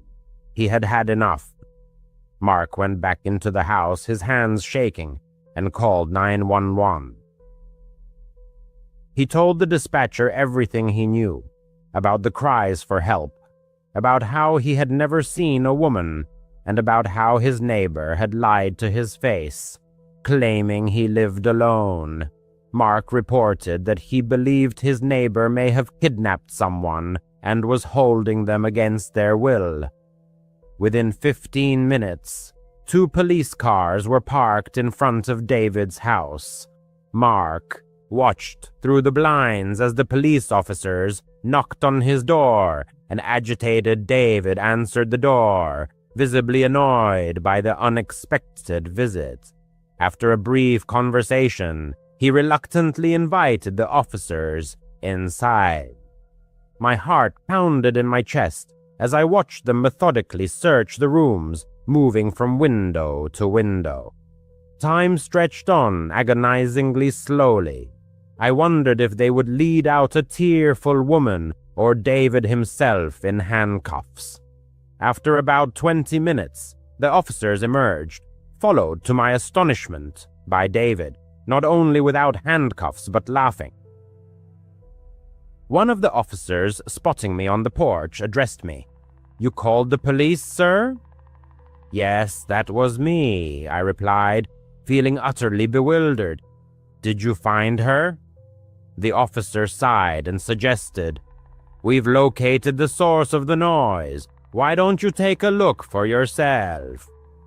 He gestured for me to come into David's yard. David, still chuckling, led us to the back patio. There, in a luxurious cage, sat a huge macaw, preening its vibrant blue and green feathers. The bird tilted its head, looked directly at me, and suddenly, perfectly mimicking a frightened female voice, screamed, "Help! Somebody! Help me!" I was dumbfounded. My jaw dropped. David, ceasing his laughter, explained, "I adopted him from a shelter a couple of years ago. His previous owners had a tumultuous relationship. During arguments, the wife would often call for help. The parrot just picked it up. He's a master at copying her voice." At that moment, the parrot let out another blood-curdling cry for help, and I felt a mixture of relief and utter embarrassment. It turned out that for 2 weeks I had been living in a thriller of my own making, convinced that my neighbor was a monster. But the monster only existed in my imagination. The police officers, maintaining their professionalism, assured me that I had done the right thing by calling the police, and then departed. I apologized profusely to David, who merely waved it off. But even knowing it's just a bird, I still sometimes hear those cries. My heart can't help but clench, and I can't shake the thought of the real woman whose words are now eternally repeated by a parrot in a quiet suburban yard. When I turned 12, my family finally got our first dog. Max, a golden retriever mix, was adopted from a local shelter. He was about a year old, very friendly, and quickly won the hearts of all the family members. My room was on the second floor, and it was my personal space. Small but cozy, with a window overlooking the yard. Every night Max slept at my feet, and I would fall asleep to the sound of his calm breathing. I felt safe, as if I had a personal bodyguard. However, a couple of years later, the situation changed. My parents had another daughter, a younger sister, and they decided to convert my room on the second floor into a nursery. I was moved to the basement. It wasn't really a room, but more of a utility space. The concrete walls, although painted white, were peeling in places, and the floor was covered with a thin carpet on cold cement. A small window near the ceiling let in meager daylight, so it was always dim, even during the day. The creaky staircase made a loud noise with every step, and the air was always filled with the smell of dampness, like old newspapers or wet earth. My parents tried to cheer me up, saying that posters and a lamp would help make the room cozier. I certainly wasn't thrilled, but at 14, arguing was pointless. The first night in the basement, I called Max to sleep with me, as usual. He followed me to the top step of the stairs, but when I started to descend, he stopped. His ears perked up, and he stared into the darkness below. I gently pulled him by the collar. "Come on, buddy, time for bed." But he backed away, whimpering softly. Maybe he was afraid of the stairs, I thought. They were steep and narrow, so I picked him up and carried him down. As soon as I put him on the floor in the room, he ran to the door and started scratching it, whimpering louder than ever. It wasn't a playful whimper, but a cry of desperation, as if he was terrified. I tried to pet him, give him a treat, but nothing helped. He paced by the door, his eyes wide with fear, until I finally gave up and let him out. He immediately ran upstairs and fell asleep on the couch. This story repeated every night. Max flatly refused to go down to the basement. If I tried to force him, he would whimper and cry at the door until I gave up. My parents thought it was strange, but didn't think much of it. "Dogs have their quirks," my father said. "Maybe he just doesn't like the cold down there." But it started to bother me. Why was he acting like this? The basement was fine during the day, but at night it became very quiet. Too quiet. I would lie there listening to the house settle, the floorboards creaking upstairs, and sometimes, I don't know, I would hear faint scratching sounds from the walls, as if someone was quietly scraping their nails against the wood. I convinced myself it was mice or something like that. A couple of years later, the teenager got used to sleeping alone in the basement. At 16, the family decided to get another pet, as Max, their previous favorite, was getting older and losing his energy. That's how Buddy, a young Labrador radiating energy, came into their home. The teenager hoped that it would be different with the new friend, that he would keep him company downstairs, unlike Max. On the very first night, he took Buddy with him to the basement. At first, the dog behaved normally, sniffing around the space. But as soon as the door closed and the lights went out, he froze. The fur on his back stood up, and he stared at the far corner of the room, opposite the bed, where the walls converged in a shadow unreachable by the light of the lamp. Then came the bark, not a friendly one, but a deep, aggressive growl, interspersed with sharp yelps. His attention was riveted to the empty corner, as if something was present there. The teenager sitting on the bed felt his heart pounding in his chest. "Buddy, what's wrong?" he asked. But the dog didn't stop, continuing to stare into the void. His eyes were fixed on that spot, his ears pinned back, his teeth bared. Turning on the light, the young man saw only bare walls, a little dust on the carpet, and nothing more. No insects, No moving shadows. Buddy continued to bark for another 5 minutes until his owner opened the door and let him out.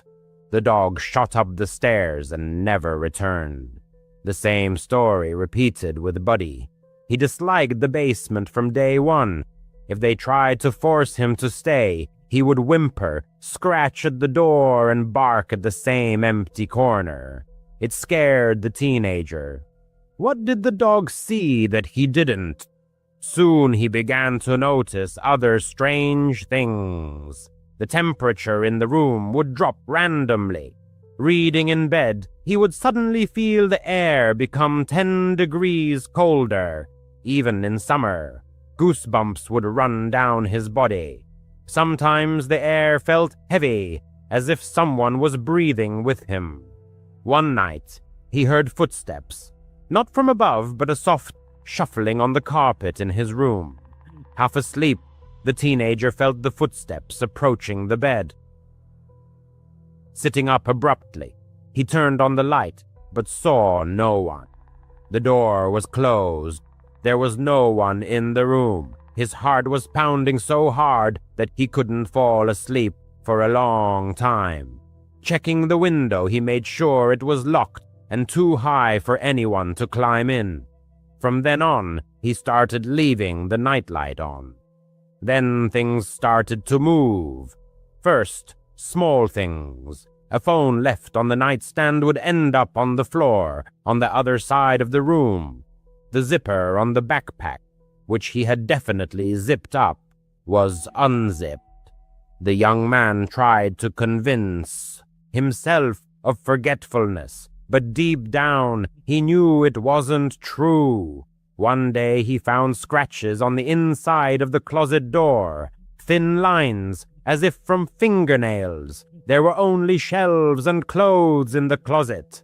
He couldn't have done it. Enna's the dog's reaction only made things worse. Even during the day when the teenager brought Buddy down to play, the dog would whine and pull toward the stairs. Max wouldn't even go near the top step anymore. Sometimes both dogs would start barking at the basement door upstairs, as if they could hear something that humans couldn't. The teenager started searching online for information about why dogs behaved this way. Some sites suggested they could sense mold or gas leaks that people didn't notice. He convinced his parents to check the basement. His father bought a carbon monoxide detector. Everything was fine. No visible mold or pests were found. But the strange occurrences continued. One night, the teenager heard whispering, faint murmurs, like a quiet voice with indecipherable words, were coming from that same empty corner. He froze under the covers, straining to listen. The whispering stopped as soon as he turned on the light. Sleep was out of the question. The scariest night happened about a month after Buddy arrived. The teenager was home alone. His parents had taken his sister to some family event. He tried to go to sleep early, but around midnight, the dogs upstairs started going crazy, barking, growling, and scratching at the basement door. When he went upstairs, he saw them staring down at the staircase, their fur standing on end. "What's wrong, guy?" he hissed. Just then, there was a loud thud from downstairs, like something heavy had fallen in his room. Grabbing a flashlight, the teenager went downstairs. The dogs refused to follow him. At first glance, the room looked fine. The door was closed, the bed was made, but the closet door was slightly ajar. He distinctly remembered closing it before. His heart was pounding. Pushing the door open, he saw a shoe on the floor, not his. An old, dirty, child-sized sneaker, covered in dust. Where had it come from? Picking it up, the teenager found a folded piece of paper inside. It was a drawing done in pencil, a crude picture of a house and a family. but one figure was furiously crossed out with a black marker. Terrified, he ran upstairs and locked the basement door. The dogs calmed down as soon as he came up. When his parents got home, they saw the shoe and the drawing. They were baffled. They guessed it was stuff left behind by the previous owners, hidden in the walls. The house was old, built in the 70s. His father inspected the closet and found an unattached panel in the back wall. Behind it was a small space, empty except for insulation and cobwebs. Probably just some old junk that fell down there, he said. But why was it happening now? And why did the dogs hate the place so much? The panel was fixed, and the shoe was thrown away. Things quieted down after that. There were no more thuds or whispers, but the dogs still refused to go into the basement. The teenager left for college last year, and honestly, doesn't miss that basement room at all. 5 forests. You to better never enter forests with their towering trees, crisp air, and peaceful solitude usually seem like the perfect escape from the chaos of city life. But on Earth, there are places where this idyllic image gives way to bone-chilling horror. The 5 forested areas described below have earned grim reputations. They are eerie, mysterious, and possibly even deadly. Prepare to step into the realm of the unexplained, because these are places best avoided entirely. 5. The Devil. Footpath. Long before America gained its independence, over 120 years ago, ominous whispers already circulated among the whispering pines of Willow Creek, Oregon. Locals spoke in hushed tones about a perfectly circular patch of barren earth, roughly 15 feet in diameter where nothing ever grew. They called it the Devil's Footpath. Year after year, surrounded by lush forest, this circle remained utterly lifeless. Not a single sapling, blade of grass, or even a tiny flower dared take root. Legend has it that even deliberately planted vegetation withers and dies almost instantly. Animals seem to sense something sinister. Dogs approaching the circle tuck their tails, whine pitifully, and howl as if crushed by an invisible force. Even stranger, locals claim that any object left inside the circle, regardless of size, is mysteriously thrown outside its boundaries by dawn. Daring individuals who spent the night within this cursed spot returned with stories too terrifying to speak aloud of what they saw and heard. Boy Scouts who accidentally pitched their tents inside the circle woke the next morning to find their shelters relocated far from where they had set them up. At least 2 men attempted to stay awake all night within the circle, but both reported being lulled to sleep by a gentle voice and an enchanting melody. By morning, they too had been moved beyond the circle, edge. So what makes this place so unnerving? According to legend, the devil himself walks here at night. Deep within the silent, shadowed woods, he paces the circle, scorching the earth with his hooves, fixated on the chaos and malevolence he longs to unleash upon the world. The mystery of the Devil's Footpath has haunted imaginations for over a century. Passed down through generations, the tale endures. Scientists have been consulted and questioned about why this specific patch remains barren, but even they have no answers. Today, the site draws paranormal investigators. As for Willow Creek residents, most know the legend well and steer clear of the circle. Teenagers, of course, love to hang out there. Whether they had their own encounters or seen or felt the devil guarding his sacred ground remains unclear. 4. A man discovers a shrine to the missing. In October 2016, Marcus Chambers was enjoying a leisurely walk through Briarwood Park in Riverdale, California, when he stumbled upon a truly chilling sight. Along the trail, he noticed something odd attached to the trees. Upon closer inspection, he discovered printed sheets of paper carefully sealed in plastic sleeves, hanging from individual trees across a section of the forest. Chambers examined each one and was horrified to realize they were missing persons posters. That alone was unsettling, but what terrified him more was the realization that every poster featured real people. Deeply disturbed, he pulled out his smartphone with trembling hands and began recording. He later posted the video on Facebook, where it quickly went viral, amassing over 1 million views. Chambers showed around 25 missing persons posters affixed to trees and wondered aloud who could have created such a display deep in the woods. It seemed the area had been deliberately turned into a shrine for the disappeared. He ended the video by running away, claiming he heard voices nearby. You might assume it was a hoax, perhaps even staged by Chambers himself. But as soon as he left the forest, he immediately contacted the police and showed them the footage. Authorities investigated the area and closed the case 2 days later, stating they identified the person responsible. According to them, the landowner had hung the posters as Halloween party decorations. Despite this explanation, Chambers remains unconvinced. He argues that using real missing persons as Halloween decor is not only tasteless, but deeply disrespectful to grieving families still hoping their loved ones will be found. It's disturbing and shows complete disregard for their feelings, he said.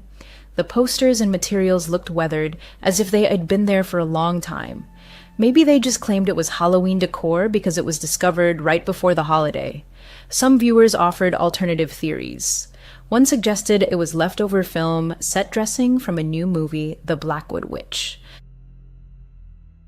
Others speculated it was a cruel prank. Although police closed the case, many questions linger unanswered. 3. Shadow Woods, the forest, where shadows come alive.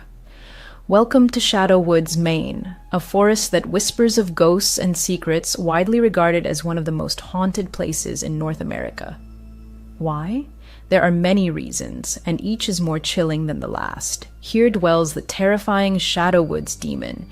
Countless restless spirits roam, and, most haunting of all, entire ghost towns lie buried beneath the wild undergrowth. For centuries, Shadow Woods has been the birthplace of countless urban legends. The stories evolve, but their dark protagonists remain unchanged. The saga of the Shadow Woods demon began in the 1700s when the first settlers arrived. Legend tells of Elizabeth Crawford, writhing in childbirth, who in desperation cried, "Let this child be the devil." As if in answer to her curse, a creature with a pointed tail and wings was born. Moments after its birth, it attacked its family and vanished into the night. Soon, eyewitnesses began reporting its appearances. In 1901, residents of Portland, Maine were stunned when they saw and heard the creature. A trembling postman described it as grotesque, emitting unnatural sounds before dissolving into darkness. In 1925, a farmer shot a mysterious animal, killing his chickens. He showed the carcass to over 100 people, yet no one could identify the beast. Even today, the Shadow Woods demon continues to unsettle the region. Locals, paranormal investigators, and campers regularly report encounters with winged creatures or unidentifiable animals that inspire primal terror. But Shadow Woods is more than just the demon. It is also home to some of the state's most haunting ghost towns, so many that the forest is often called the Forest of Ghosts. Ruins of 18th and 19th century settlements are still visible beneath the overgrowth. Glass factories, paper mills, cranberry farms, brickworks, all now silent echoes of the past. One of the best preserved ghost towns is the village of Batstow, nicknamed the Pearl of the Pines for its remarkable condition. Once a bustling hub, it housed iron and glass workshops and even produced cannonballs for Thomas Smith's army. It is no surprise that ghosts are frequently seen and felt by those brave enough to explore these woods. One of the most famous is the spirit of a little boy, believed to be the victim of a fatal car accident. He's often spotted on Burnt Hill Road at midnight. Locals say that if you drive down the road with your headlights off, you'll see the boy chasing his ball, his small figure flickering in the beam of your lights. Another spirit is Sarah Anderson, a former enslaved woman lynched for studying and practicing medicine. There are also reports of a blonde woman, a black dog, a headless specter, and a white deer, each appearing to lost travelers, as if inviting them into their shadowy realm. Whether you were drawn to ghost towns, seeking paranormal thrills, or hoping to confront the Shadow Woods demon itself, this forest seems tailor-made for you. But beware, it doesn't let its guests leave easily. 2. Blackwood, the whispering woods of the Mississippi. Along the mighty Mississippi River lies Blackwood, a deep, dark forest whose dense canopy blocks out nearly all sunlight. Known in the US as the Black Forest, it has become synonymous with the ominous thickets that inspired the Brothers Grimm's darkest fairy tales. The forest is so densely overgrown that in most areas, sunlight never touches the ground. This creates an oppressive, eerie silence. No wonder Blackwood is rumored to be a haven for the supernatural. For instance, the Lake Luna nymphs, water spirits dwelling in the murky depths of Mystic Lake which borders the forest, are said to live under the rule of the King of Mystic Lake. Legend warns, never throw stones into the water near the forest, or you will anger the king and invite his terrible wrath. Meanwhile, in the nearly vanished town of Harpersville, tales persist of a headless horseman who rides from the woods each year, his hooves clattering along old roads. There is also Greystone Castle, where beautiful, enchanting ladies are said to reside, visible only at night, their silhouettes flickering in the windows. Stories even tell of a ghostly king who abducts young women foolish enough to wander into the forest. As if that weren't enough, Blackwood is also linked to werewolves, witches, and even UFO sightings. Because of these spine-tingling tales, paranormal experts and thrill-seeking tourists constantly explore the area. While charming towns and scenic trails lie nearby, the persistent horror stories serve as a grim reminder. Blackwood may not be a place you want to enter if you value your peace of mind. 1. Interstate 75, the highway to nowhere. To most, the trees lining one of America's busiest interstates seem unremarkable. But few know that Interstate 75 near Austin, Texas hides a horrifying secret. It is a hidden dumping ground for bodies. For decades, the entire 200-mile stretch, from the Texas border deep into southern Louisiana, has served as a grim resting place for murdered and missing persons. Beneath the rustling leaves and the roar of passing cars lie untold stories that will never be fully known.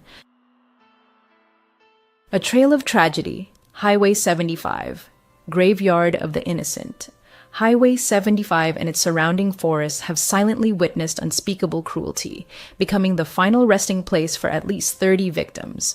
There is no discrimination by age or gender. Men, women, and children have all been callously abandoned in this desolate stretch, doomed to oblivion. A lucky few have been identified, but most remain nameless ghosts. Some bodies were found naked, others clothed, some relatively fresh, others badly decomposed. In some cases, only bones were discovered by hikers, gold prospectors, or developers encroaching on these sinister woods. Much of the land around the highway is wild and untouched. Thick underbrush and rolling hills provide perfect cover for criminals to conceal their crimes. One particularly gruesome case involves David Johnson. Her remains were found in muddy, swampy waters when a woman exploring beaver dams noticed a lone shoe that looked familiar. Upon picking it up, she was horrified to find a foot bone inside. Further searching uncovered clothing, limbs, a breast implant, and more bones. It was later confirmed to be David Johnson. Johnson vanished in October 2015. She was a mother, a Navy veteran, a former bodybuilder, and a cosmetologist. Shortly before her disappearance, she had filed a restraining order against her ex-boyfriend, Emily White, and told her sister that if anything happened to her, he would be to blame. Soon after, Johnson disappeared. Although White was arrested on unrelated charges, and for violating the restraining order, he was never charged with her murder, and the case remains unsolved. A similar tragedy befell 18-year-old Emily White. She had a habit.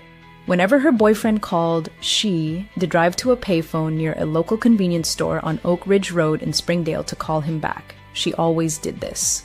But on that fateful day, after heading to the payphone, Emily was never seen again. Her worried parents found her car in the store as parking lot and soon filed a missing persons report. A week later, on September 29, 1999, her partially decomposed naked body was discovered in the woods near the highway. Why does Interstate 75 attract criminals? Investigators believe the reason is simple: convenience. The highway lies just 20 miles from downtown. Within that radius, it's easy to turn onto a back road where a vehicle can vanish instantly into the dense forest. As parts of the highway are gradually developed, police suspect many more bodies remain hidden in these woods, waiting only for time to reveal them. These, then, are 5 terrifying forests you'd better never enter. The woods are lovely, dark and deep, as Robert Frost once wrote, but they also hold secrets far beyond what we seek, and sometimes those secrets are too horrifying to uncover. News. As a 16-year-old, the narrator found himself in a rather unusual situation, the details of which were forever etched in his memory, though the exact summer month of the incident remained shrouded in oblivion. His parents, having gone away for the weekend, granted him complete freedom for 2 whole days. He spent this time indulging in typical teenage pastimes, immersing himself in YouTube, playing video games, and periodically raiding the kitchen for snacks. Most of these hours were spent upstairs in his room, in solitude and with headphones on. The teenager undoubtedly enjoyed this unrestricted time in his own space, where no one could bother him. However, at some point, completely engrossed in a game, he suddenly began to hear voices. At first, he assumed it was background noise from a YouTube video that had accidentally started playing. However, a check revealed that all videos were paused. Taking off his headphones, he instantly realized the voices were coming from outside. His bedroom window was slightly ajar, so the sounds of conversation reached him only faintly. The rain pattering outside made it even harder to discern, but it was clear the speakers were very close, literally right against the exterior walls of the house. It was impossible to make out the words or to tell if they were talking to anyone else. Only one voice was audible. By the time he got up from his chair and approached the window to listen more closely, the voices had ceased. He then decided to go downstairs and check the surroundings from other windows to see if the strangers were still nearby. Frankly, someone being so close to the house at 8 in the evening seemed quite odd. But, as it turned out, whoever it was had already left. Upon going downstairs, the narrator found no signs of their presence. Seizing the moment, he grabbed a bag of chips from the kitchen and returned to his room. He must have played there for about an hour, but time flew by unnoticed. In the middle of a game round, he suddenly heard a voice coming from outside his headset. Even through the game and his headphones, this voice was much clearer than what he had heard earlier. Not necessarily louder, but much less muffled, and the narrator was willing to bet he understood what was said. He quickly removed his headset and listened. The house was full of silence and creaks. After waiting about 15 seconds, he heard the voice again. "Luke," a man said. He used his nickname. The narrator's full name was Lucas, but his friends always called him Luke, and that's how the stranger called him. However, the voice was completely unfamiliar to him. More importantly, the narrator was almost certain the sound was coming from downstairs, as if from inside the house, directly below him. Quietly placing his headset on the desk, he stood up and walked to his bedroom door. He tried to open it as silently as possible, so it wouldn't creak or make the slightest sound. As soon as the door was slightly ajar, the stranger called his name again. Though called isn't quite the right word, He was calling, but almost softly, as if addressing someone with a simple question, very calmly and friendly. In the context of this person breaking into his house, it only intensified the unsettling feeling of the whole situation. There was a certain hoarseness in his voice. He seemed to be in his 50s and had smoked heavily his whole life. When he spoke the narrator's name again, the narrator was able to definitively confirm that the stranger was certainly inside the house, likely right at the foot of the stairs. The narrator stepped back, leaving the door open, afraid to close it and make noise with the stranger so close. Then he went to the back window, opened it wider, carefully climbed out onto the roof, and closed the window as much as possible without letting it latch. It wasn't a full roof, but more of an awning over the front porch, located directly below his window, forming a kind of sloping ledge, 3 or 4 feet wide, that one could stand or sit on. Definitely not the safest place, especially wet and slippery from the rain. But he didn't have much choice, unless he wanted to hide in the bedroom and likely be found before the police arrived. And then he realized his mistake. He had left his phone on the desk. He was too worried about getting out to even think about it. He moved back towards the window and prepared to go back inside to retrieve his phone. But as soon as he peered into the room, he saw a shadow in the doorway, moving down the hallway outside his room. He quickly pulled back so he couldn't be seen. His heart pounded in his chest. A few seconds later, he heard something rustle in his room, and then the man called his name again. "Luke," he said in the same eerie, soft tone. The narrator peeked out a little to partially see the room. All he saw was his shadow on the wall, moving around and looking at his desk. The stranger probably saw that he had a game open and was trying to figure out that the narrator must be somewhere nearby. He really wanted to look further to catch a glimpse of who he was, but he couldn't risk being caught. He began to feel that sixth sense, a premonition that he was about to be discovered. So he acted quickly, moving to the farthest point of the ledge. Below him was nothing but a small bush and grass. The fall was about 8 to 10 feet. He sort of hung first, then let go, hitting the ground with his feet and falling backward. It hurt, but he didn't break anything. He got up and ran to the nearest neighbor. Honestly, the narrator doesn't know how others in the stories he listens to do it, because in his case, no one opened the door or helped him. He means it was the middle of the night, and they probably thought he was some crazy person trying to get them to open the door and let him in. However, it still worked, because one of the houses called the police on him for knocking on their door, after which he was able to explain his situation to the officer. Eventually, he managed to explain his difficult situation to the officer. He couldn't precisely determine how long he had been at that spot.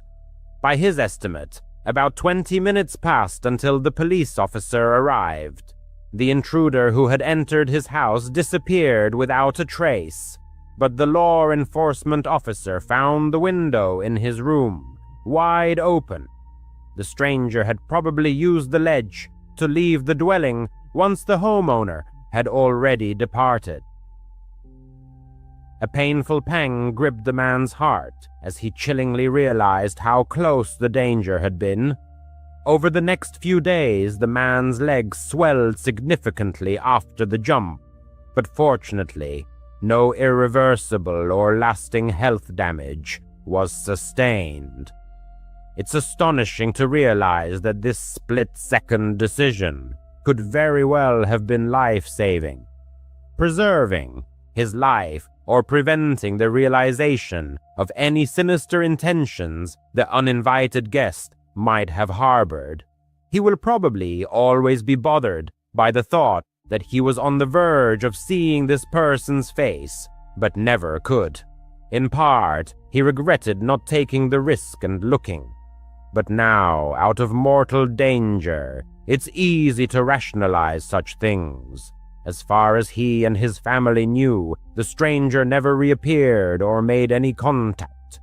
The man was now significantly older, and therefore he didn't believe anything similar would ever happen again, and he sincerely hoped it wouldn't. He held a position as a security guard in a modest office building located within the city limits. Despite the events he had experienced, the man ultimately decided to stay at this job as he hadn't been able to find another vacancy with better pay.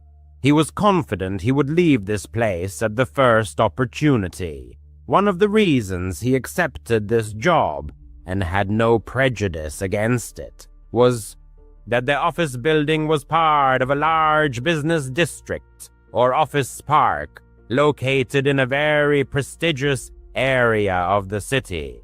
In truth, he couldn't imagine anyone daring to attempt to break into such a place, as potential intruders would surely realize that in such a wealthy neighborhood, security would undoubtedly be organized, if not personal, then at least through surveillance cameras and sophisticated monitoring systems. As usual, he arrived for duty at precisely 10 in the evening, performed his initial operational rounds to activate all motion detection systems, and then headed to the security room. It must be admitted that this place resembled a storage closet more than anything. Windowless and without any amenities, which made it extremely unappealing. If he had the opportunity, he would leave this confined space much more frequently. According to instructions, he was required to get up and make rounds every hour, including patrolling the building's perimeter, but he performed his actions more often, as continuous monitoring of camera monitors, security systems, and other equipment was extremely tiring. However, on that particular night, heavy rain was raging outside, making outdoor patrols impossible. Thus, he was forced to remain inside, pacing the building's corridors. It should also be mentioned that the lenses of the outdoor surveillance cameras invariably fogged up during rain, effectively rendering all external monitoring systems virtually useless. Just 30 minutes into his shift, a disturbing alert appeared on one of the monitors. The system detected motion captured by one of the cameras located on the building's facade. The man immediately checked the corresponding channel, but could barely make anything out, though apparently someone was standing at the front door. He only caught a slight flicker in the image. So he left his post and went down to the first floor. His intention was merely to go outside and find out what that person wanted, or to ascertain if anyone was even there. However, when he opened the door and looked out, he found no one. Outside, the same rainy chaos prevailed, and not a single soul was visible. He closed the door and reset the alarm. It was highly unusual for someone to be here on such a night. Perhaps the stranger had simply mistaken the building. In any case, it seemed he had left, so the guard decided not to dwell on it. He returned to the security room. He had only been sitting for about 5 minutes before his ears picked up the distinct ring of a phone. It wasn't the work phone on his desk in the security room. The sound clearly emanated from a lower floor from one of the many office cubicles. Annoyed, the man got up and headed there, but by then the ringing had stopped. He waited a few minutes, and almost exactly as he predicted, the phone rang again. He followed the sound to what appeared, at first glance, to be a perfectly ordinary office room. Many desks were neatly arranged in rows. The main overhead lighting was off, but right in the center of the room, on one of the desks, a small indicator from a ringing phone flickered. The man approached the device. Its display showed "Unknown caller." It seemed extremely strange to him that this particular, seemingly random phone on an office desk was ringing. Why did the call come here and not to the main phone at the reception desk, which was directly connected to the company? How could anyone even have information about the specific number of this office phone and its internal extension? He felt an unbearable urge to answer the call and find out who was on the other end. Ultimately, such an intriguing mystery was hard to ignore, but it wasn't his duty to answer arbitrary phone calls. It was highly probable that he could get into serious trouble if someone found out about his unauthorized actions, so he left the phone alone. The man didn't know how to silence it, and so for the next hour he incessantly heard that annoying thing ringing right beneath him while he was upstairs in the security room. At 1 a.m, he got up and made a quick round of the office premises. It was a usual routine inspection. The entire round took no more than 10 minutes, and he returned to his desk in the security room. However, he hadn't even sat down when his ear caught a dull, heavy thud that echoed throughout the building. The sound reverberated, as if coming from an empty stairwell or perhaps a long corridor. What was happening scared him to his core. He quickly checked the security system, but found nothing suspicious. Then he hastily went downstairs to the first floor to re-examine the doors he had just checked. The man experienced a slight shock when, approaching the front door, he noticed a flashing green light on the alarm panel. The system was paused, which effectively deactivated the protection of that specific door. Even he himself never used such a mode. He only turned the alarm on or off completely, but never put it on temporary pause. He regularly disabled it, but never used the temporary pause function. Feeling growing unease, he cautiously pushed open the door leading outside and peered into the darkness. Outside, the rain continued to pour incessantly, but no signs of intruders were found. He tightly closed and carefully relocked the door. Something very unusual was unfolding on this night shift. For the first time since he started this job, he felt a genuine sense of anxiety and discomfort. He simply couldn't understand what was happening. The victim hurried back up the stairs, hoping that a recheck of the security system might shed light on the situation and provide some answers. Upon reaching the third floor, he suddenly froze right on the landing. It turned out that the door leading to the third floor office corridor, from which the phone call had previously come, was ajar. He approached the opening with extreme caution, trying not to make the slightest sound, and peered down the corridor. Nothing seemed amiss. It was at this moment that the world around him suddenly plunged into darkness. His sight, hearing, and apparently his entire consciousness instantly shut down for a fleeting fraction of a second. Coming to his senses, he felt completely stunned and began to helplessly retreat, stumbling. Despite the brief loss of consciousness, he instantly realized he had received a powerful blow to the back of his head. As his body desperately fought to remain conscious, he tumbled down several steps in the stairwell, and at that moment, His gaze caught only a vague, blurred silhouette of a person frozen in the doorway.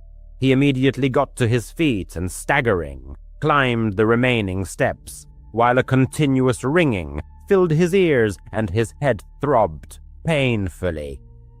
Once outside the building, he hastily pulled out his work phone, clipped to his belt, and quickly dialed 911. He took cover behind his car, waiting for the services to arrive under the furious downpour. The victim was so dazed by what had happened that he couldn't accurately determine how long he had waited. The arriving law enforcement officers found no one else inside the building. He was taken to a medical facility where a fairly severe concussion was diagnosed and treated, but overall his condition was deemed satisfactory, although the incident could have been considered a routine break-in. Numerous details pointed to a much more, shall we say, professional nature of the occurrence. The perpetrators likely chose a rainy night for their actions, when camera lenses were most likely fogged, making identification difficult. Moreover, if we assume that they made that phone call, it means they knew the internal phone number of a specific office employee, information that is not publicly available. And perhaps the most compelling evidence, they possess deep knowledge of how this security system functioned and knew how to deactivate it to enter the building completely unnoticed. All these circumstances seem too significant to attribute the incident to a random burglar. The unknown assailant struck him with such force that the victim could not distinguish anything other than a blurry, indistinct silhouette of the attacker. Thus, he could not provide the police with any useful description of the perpetrator. Despite all assumptions, the victim realized that he would most likely never get comprehensive answers. Even months after the incident, he continues to work for the same company, but management has provided him with absolutely no information. Not a word was said about whether anything was stolen, if they knew the identity of the intruder, or even what the true purpose of his intrusion was. Absolutely no information. This circumstance seems extremely suspicious. The victim is actively looking for a new job, but until then, he intends to be much more attentive to all unusual phenomena occurring within the walls of this office. Several months ago, one of the protagonists, along with his friend Thomas, was spending an evening at his house. Since neither of them had to work the next day, they indulged in carefree relaxation, enjoying some beer. To be honest, they hadn't planned on staying up so late, but by 10 in the evening, one of the friends suggested Thomas stay the night and sleep on the couch, which, by the way, was quite a usual occurrence for them. Thomas still lived with his parents, and hanging out at his friend's place provided him with a much-needed personal space. Anyway, they also discussed and agreed upon plans for the next morning, which ultimately resulted in a very interesting and eventful day. However, given that Thomas hadn't brought a change of clothes or other necessary items, and before he had too much to drink, he quickly went home to pick up everything he needed. This way, upon his return, they could continue drinking, and Thomas would have all his necessary belongings for the next day. Naturally, he could have just stayed home, since he was going back anyway, but as mentioned, Thomas preferred spending time at his friend's place. The drive only took about 5 minutes, so Thomas's friend simply waited for his return. Initially, he intended to sit on the porch, but for some reason he hadn't noticed earlier how strong the storm was raging outside. In the end, he went back inside and just waited, sitting on the couch. He absently scrolled through his phone's newsfeed, sipping his beer and not really keeping track of time. But at a certain point, after about 15 or 20 minutes, a knock finally came at the front door. He quickly got up and casually opened the door, but almost dropped his glass when he was startled to realize that it wasn't Thomas standing on the doorstep at all. A man stood before him, dressed almost entirely in black and soaked to the bone. One could have sworn the stranger looked utterly sinister. Even in his slightly inebriated state, he wouldn't have opened the door to such a person for anything in the world. Normally, he would have confirmed the guest's identity first, had he not been expecting Thomas. Besides, with such a furious storm raging outside, what could this man possibly be doing here? Before the homeowner could utter a word, the stranger slid one foot into the doorway and stared intently at him. It was evident the man had spent hours in the pouring rain, though his face displayed not so much fatigue as a mask of indifference. The homeowner reached for the door, apologizing and explaining that he had mistaken him for someone else. However, the stranger continued to hold his foot in the doorway, merely smiling enigmatically. The homeowner began to close the door, but the stranger seemed completely oblivious to the hint, still keeping his foot firmly in the opening. The situation became incredibly strange and awkward as they simply stood facing each other for a good 4 or 5 seconds. The stranger remained silent, and the homeowner was too intoxicated to think of anything sensible to say in response. Only then did the stranger finally remove his foot and take a step back, still maintaining his smile as the door closed tightly behind him. A smile lit up his face once the front door was finally shut. Immediately returning to the soft sofa, a message was sent to Thomas, warning him about the strange stranger lurking near the door. To be honest, the message was more jocular, for after the door was locked, the whole situation seemed so absurd that it was even amusing. Perhaps the reason lay in the excessive amount he had drunk. The wait dragged on, definitely longer than it would take Thomas to return. The thought occurred that the delay might be due to the raging storm, but when he glanced at the window to check the weather, he saw that Thomas' car had already returned, parked at the curb.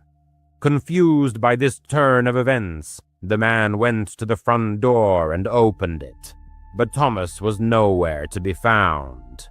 For several minutes, he stood in the doorway peering into the rain, but it became clear that Thomas wasn't nearby. His car was parked and off, with no movement observed inside, ruling out his presence in the cabin. He pulled out his phone and dialed Thomas's number. At that very second, a light flashed in his car. It was undoubtedly his cell phone, and it was bright enough to clearly show the absence of its owner inside. Now, genuine worry set in. The man stepped out into the pouring rain, walked to the bottom of the driveway, and looked around. He called out Thomas' name, but the street noise was so deafening that it was clear it was useless. Somehow, only after getting soaked to the bone in the rain, the man remembered the sinister stranger who had been at the house earlier. Suspicions began to creep in that he might be involved in what was happening.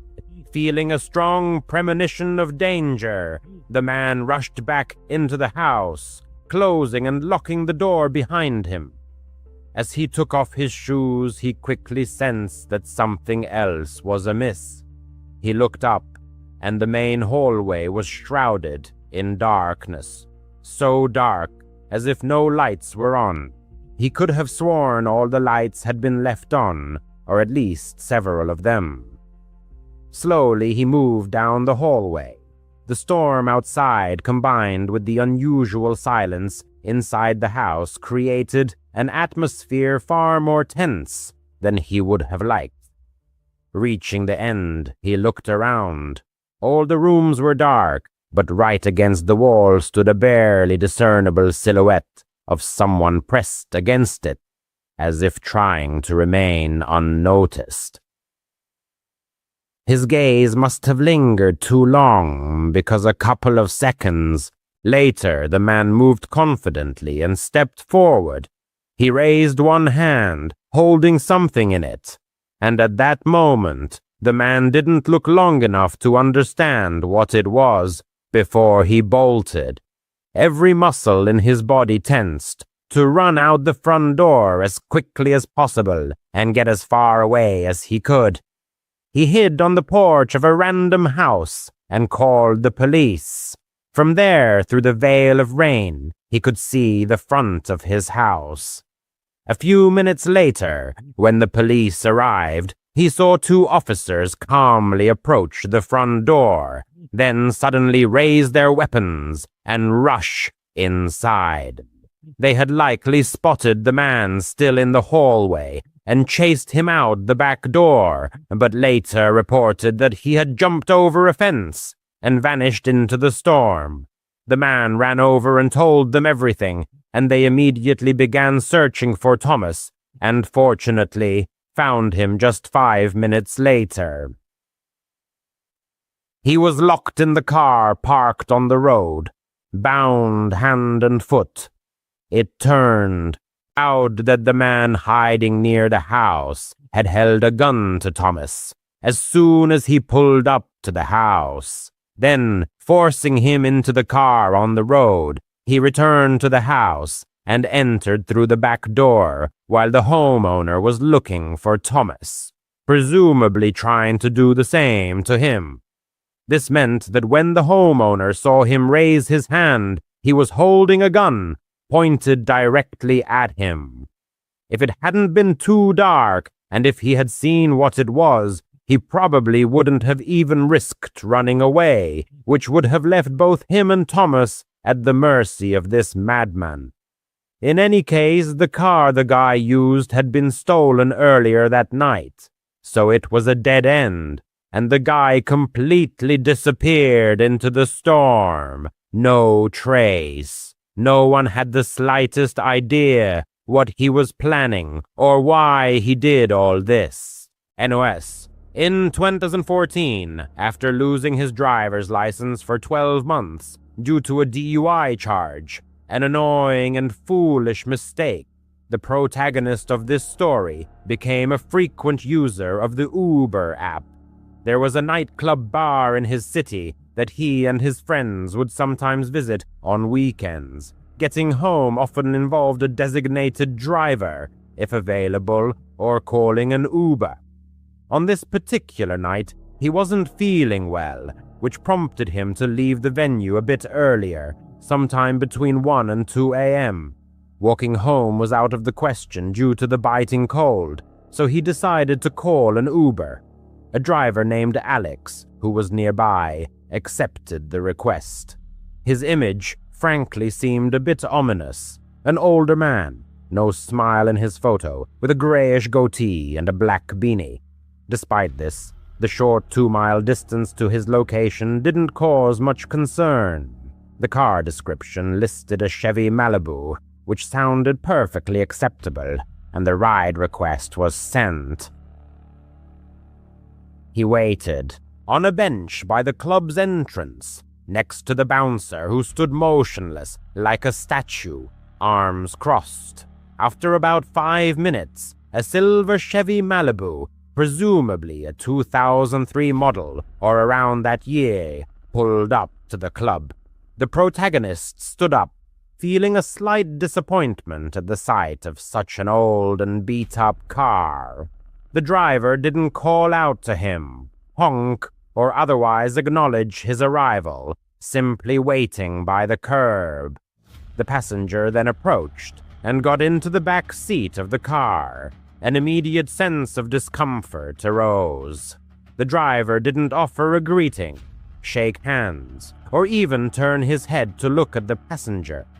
The only thing he said in a very quiet voice was, "Where are we going?" The passenger gave his address. The car started moving down Main Street, but in the opposite direction from his home. Pointing this out, the passenger got the driver to turn left at the next intersection.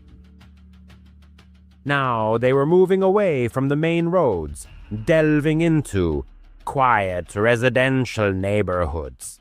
The driver hadn't entered the address into his phone, which felt very strange. The passenger didn't know if the driver expected him to provide directions or not.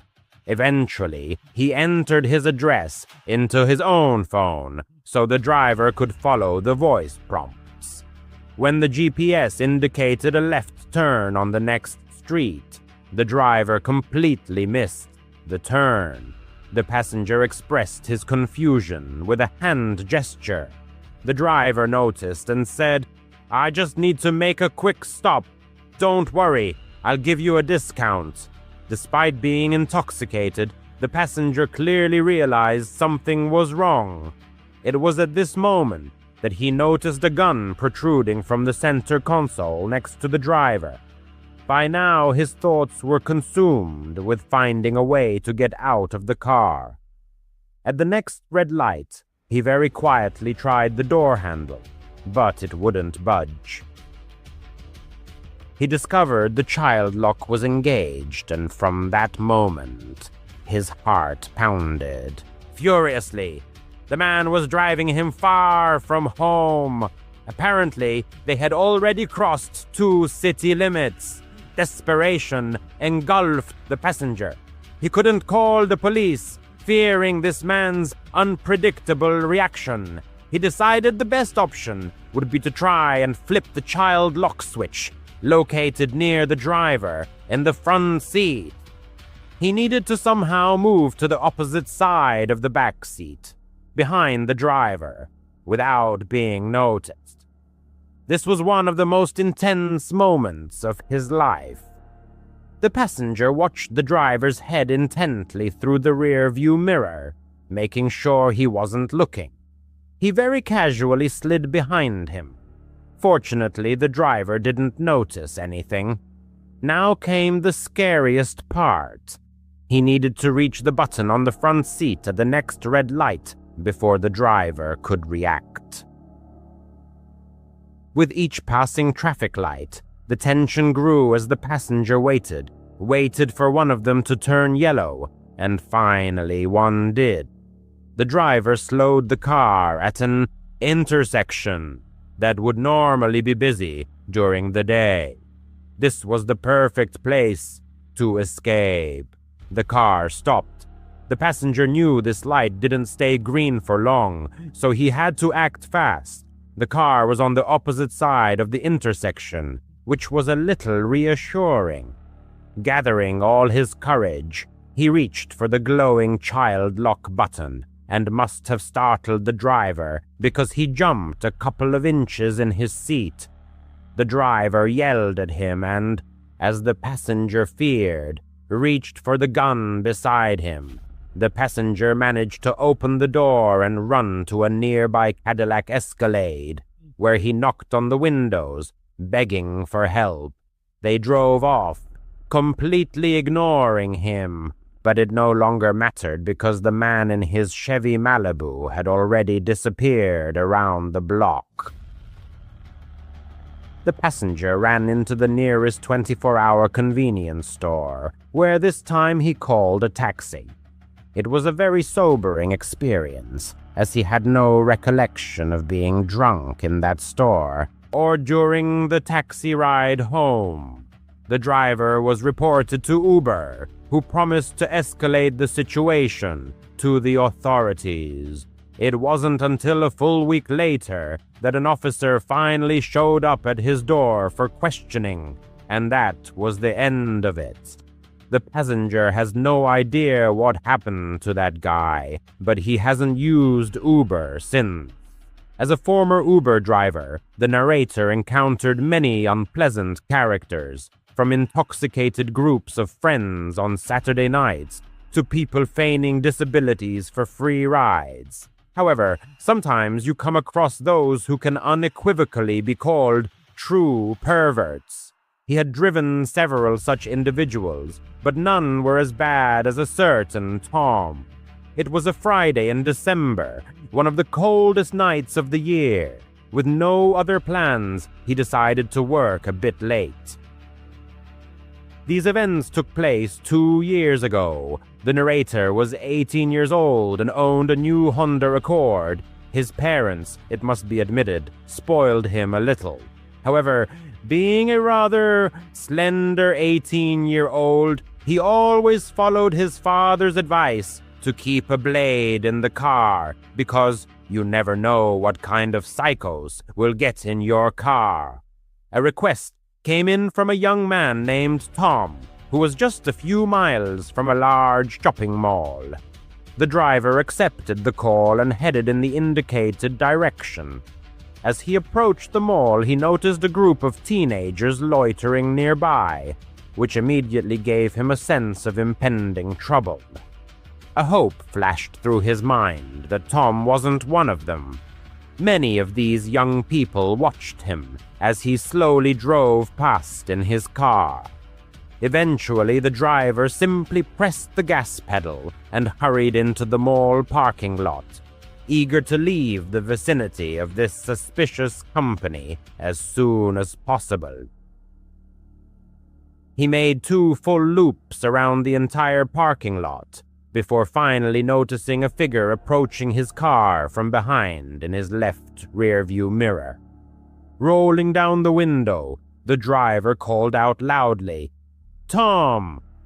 And an affirmative yes came in response. He offered the passenger a seat. This request had to be repeated 3 times, and considering the words were spoken very clearly, the situation felt very strange from the start. On the 4th attempt, Tom finally understood and slowly walked around the back of the car, sitting directly behind the driver. Usually passengers preferred to sit diagonally, which the driver found more comfortable.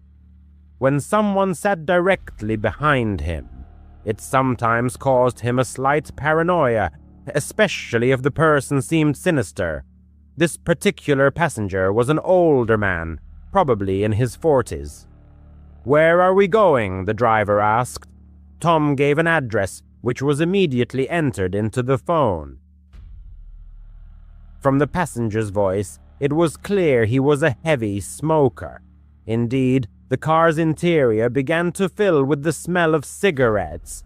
The address given was 10 miles away, which, fortunately, promised a decent fare. At first, the driver tried to strike up casual conversation, but these attempts were unsuccessful. To yes or no questions, Tom sometimes mumbled something unintelligibly, and any other questions met with dry and concise answers. The driver stopped talking when one of his questions was completely ignored. They had already driven 5 miles, with 5 more to go. By the 6th mile, the atmosphere in the car became unbearably tense. The driver was afraid to look in the rearview mirror, convinced the passenger was watching him. He quickly glanced for half a second and confirmed he was right. Tom was indeed looking. Involuntarily, the driver pressed harder on the gas pedal, wishing this ride would end sooner.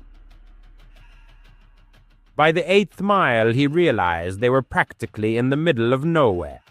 They were driving down an almost deserted street, surrounded by woods on both sides, with only occasional isolated buildings. Now the driver began to suspect the true location of the address the passenger had given. So, while continuing to drive, he swiped his finger across the phone screen to shift the map toward the indicated location. Apparently, the address led to a dead-end street, with no other roads nearby. His nervousness grew with each passing minute. He looked in the mirror again, and Tom was still staring at him intently. Finally, gathering his courage, the driver asked if the given address was his home. Silence reigned for a few moments, and the driver thought he would be ignored again, or perhaps unheard, but after 5 seconds, Tom finally replied, "Yes." Less than a mile remained until the end of the trip, and still only woods stretched around them, with sparse, empty-looking buildings. The driver was approaching the dead-end street where the passenger said his address was, secretly hoping to see at least some houses. When the street appeared, he slowed down to examine it carefully, but there was nothing to be seen but pitch darkness. He could only guess why Tom wanted to take him here alone, so far from people and civilization. The driver casually continued driving, pretending to have missed the turn, hoping the passenger wouldn't notice, but he did. Instantly, Tom sprang from his seat and yelled at the driver, demanding he turn around. Frankly, the driver felt his life was hanging by a thread, so he hastily apologized and quickly made a 3-point turn. As he approached the dead-end street again, his hands slipped into the mesh pocket on the side of his seat where he kept his blade. He very quietly opened the blade and gripped it tightly in his right hand, ready for action. Turning onto the dead-end road, he saw in the headlights exactly what he expected. Nothing but trees on both sides. The driver drove to the end of the road, not a single house or building. He just knew something was about to happen. He was merely trying to prepare himself, physically and mentally, for it. Suddenly, Tom said in the softest voice he could muster, "Thanks for the ride." At that moment, the driver wasn't even thinking about money. The passenger opened his door, but before getting out, he said, "Could you step out of the car for a second? I need help with my bag. My back hurts." But he didn't have a bag. The driver knew for sure he didn't. Tom hadn't gotten in with one. He replied, Yeah, sure. Get out, and I'll help you now." The tremor in his voice was too obvious. What happened next, he never could have imagined.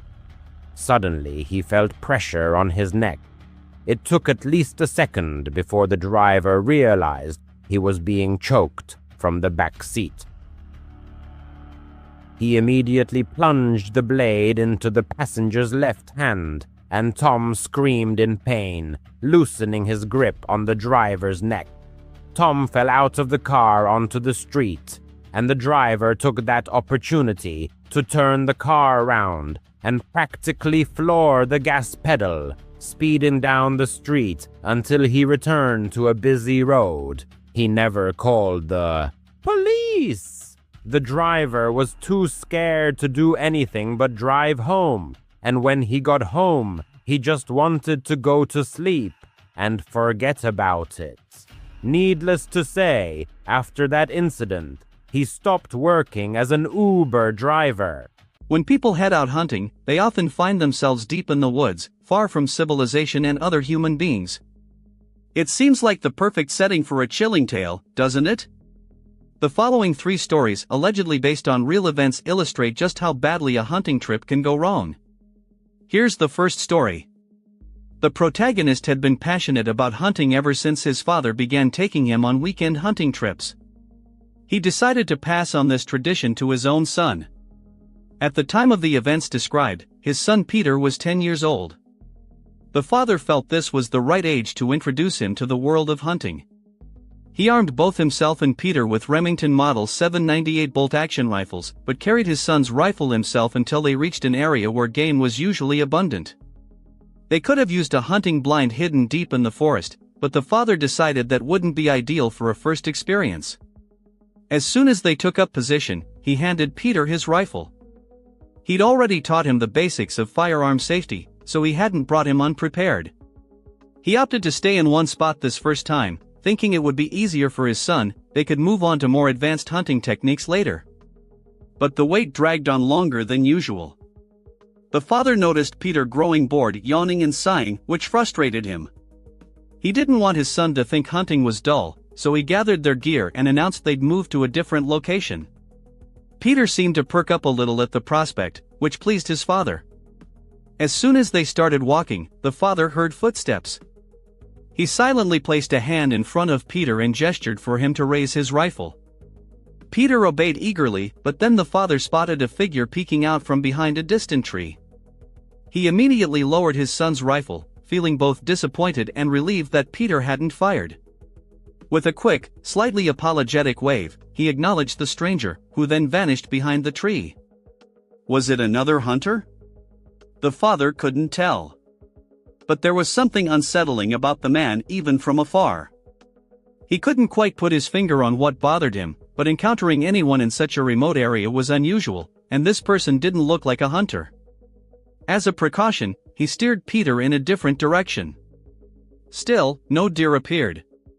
Predictably, Peter asked who the stranger might have been.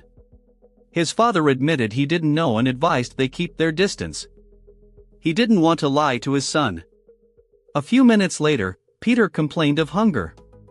His father was hungry too, so they stopped to eat. He was deeply disappointed that nothing had happened so far. During their meal, he heard footsteps again. Peter heard them too and instantly raised his rifle, aiming in that direction. The father's heart raced as he spotted the same stranger peering from behind another tree. Once more, he lowered Peter's rifle and noticed his son now seemed uneasy, just as he himself felt. He told Peter to wait while he went to confront the stranger, mentally steeling himself for the encounter. About halfway there, he stopped and thought, "What the hell am I doing? My son is back there." He turned and rushed back to Peter, telling him it was time to leave. If you were alone in the woods with your child and sensed you were being watched, you'd likely want to get out fast too. They didn't run, just headed straight back toward the road. The father kept expecting the snap of a twig or the rustle of leaves behind them. When it finally came, he shoved Peter forward, spun around angrily, and marched toward the stranger, who was again peeking from behind a tree. At about 10 meters away, he saw the man disappear behind the trunk once more, followed by a dull thud, as if something heavy had hit the ground. Gripping his loaded rifle, the father cautiously approached the tree. He didn't utter a word, not even knowing why, and simply crept forward slowly. When he reached the tree, it felt as though the entire world collapsed, or rather, ceased to exist. All his attention focused on the head lying face down on the ground. There was no body, just a severed head. He didn't even look around the tree to see who might have left it there. He dropped everything and sprinted back to Peter, shouting for him to run. They made it safely home within 5 minutes, and the father was certain no one had followed them. Still, he didn't sleep all night, guarding his family. The next day, his wife told him 2 local hunters had gone missing. That's when he called the police. 4 months afterward, he remained extremely cautious before taking his son hunting again. He's still baffled by how that man managed to kill 2 hunters, men who were surely armed. Since then, he has resumed hunting with his son. This next story blends youthful adventure with hunting misadventures that befell the narrator in his early 20s. He was just 21 when he joined his friends Anthony, Christian, Tom, and Tom's girlfriend Diana on a hiking and moose hunting trip to a Colorado state park. The group brought 2 spacious tents, warm sleeping bags, 2 days' worth of food, and, of course, hunting rifles. The narrator carried a standard hunting rifle, its brand long forgotten, lent to him by Anthony. He admitted to mixed feelings about the hunt. The idea of taking the life of a creature driven by the same will to live, all for the sake of questionable entertainment, didn't sit well with him. But this was Anthony's 5th invitation, and he felt obliged to accept. En route, about halfway to their destination, he resolved not to shoot any animals. Upon arriving at camp, Anthony, who had been driving, carefully parked the car, and the group immediately began unloading their gear. After hiking about 1.5 miles into the dense forest, they found a suitable spot and set up camp.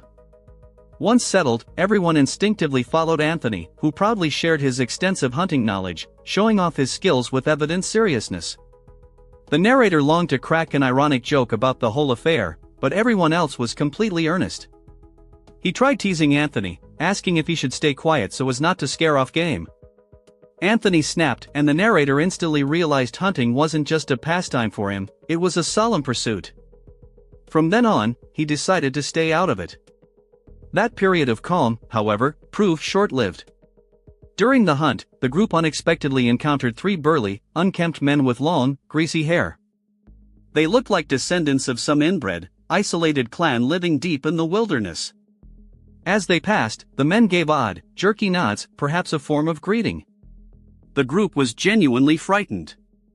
It might sound exaggerated, but the situation felt ominous. They were far from camp, which itself was completely empty, and these strangers radiated the aura of dangerous outcasts.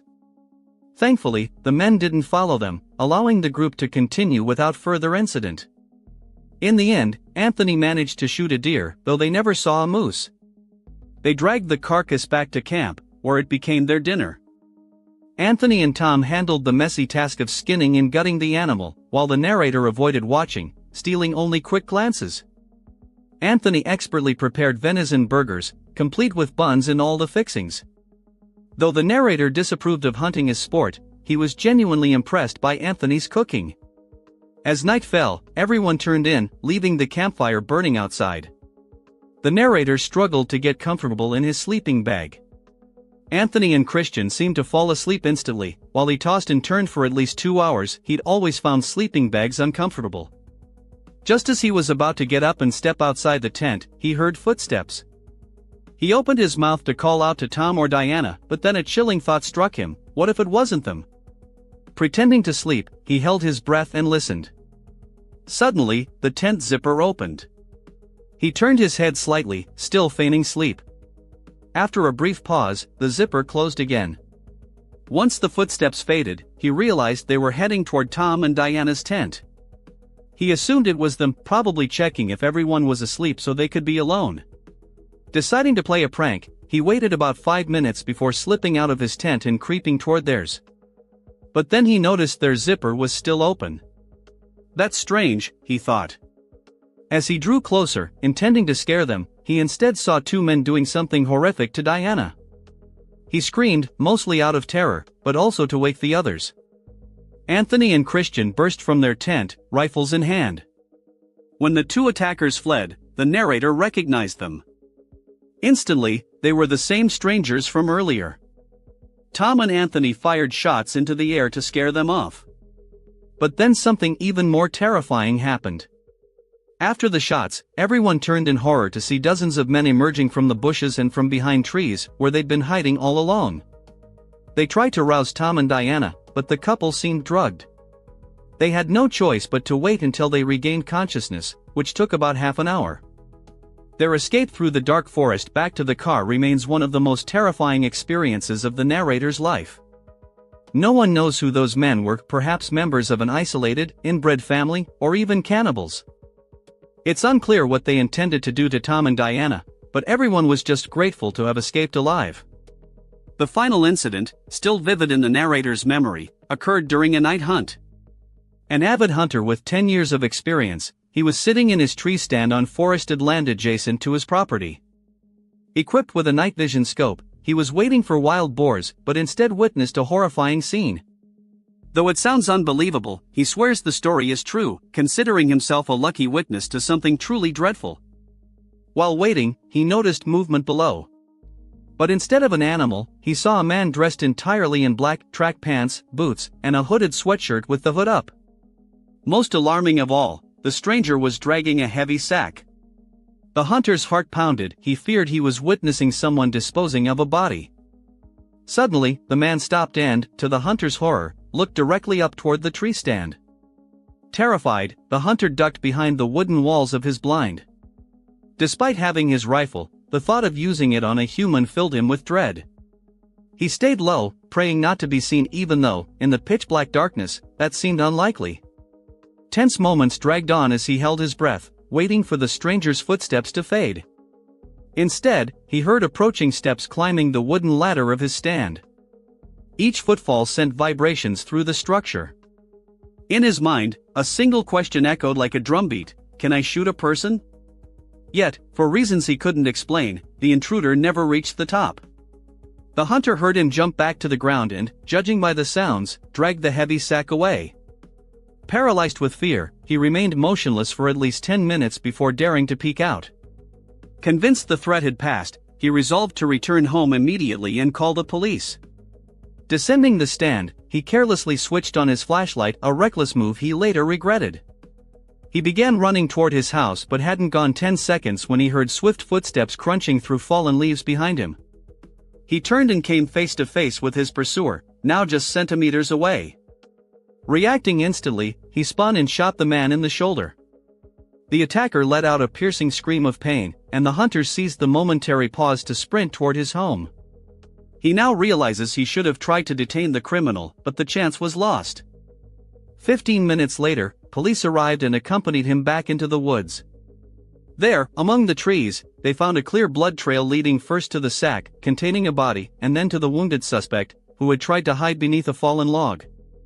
It turned out the man was the murderer of Gen-Kwan Sakakani, owner of a local Japanese shop. While the full details of the crime remain unexplained in this account, the hunter is certain the experience is forever seared into his memory and he'll retell this astonishing story for the rest of his life. Autumn was setting in, and nature was already preparing for its winter slumber when a traveler decided to embark on a spontaneous hike. It was an impulsive urge to make one last foray into the northern Minnesota woods before winter arrived, and everything plunged into a months-long dormancy. He had been to these forests countless times, living only a couple of hours south, and the place had long become his favorite refuge for hiking and weekend getaways. He chose a small, secluded lake for this trip. What was particularly appealing about Minnesota was its reputation as the land of 10,000 lakes, especially in the northern region, often allowing one to discover small bodies of water completely devoid of other people. Having such a lake entirely to himself always seemed like the greatest pleasure. This was why, upon discovering this particular spot several years ago, he had made it his regular camping retreat. The first 3 days of this hike passed completely without incident. Time goes, nothing happened. He simply enjoyed relaxing in his tent, relishing the empty lake that was entirely at his disposal. He spent his days wandering through the forest, swimming in the cool water, and immersing himself in the silence and peace. The traveler felt completely safe and noticed nothing that would cause him to feel otherwise. However, on the 4th day, waking at dawn and stepping out of his tent, he discovered scattered footprints all around his campsite. They weren't just around, but some led directly to the entrance of his tent. These tracks hadn't been there before, and they clearly didn't belong to him. The imprints were left by heavy boots, which he didn't own, and they had obviously appeared while he slept. An intense feeling of discomfort instantly washed over him, the realization that he had had a visitor in the middle of the night. He spent that entire morning inspecting the area, both in the forest and around the lake, searching for any other signs of someone's presence.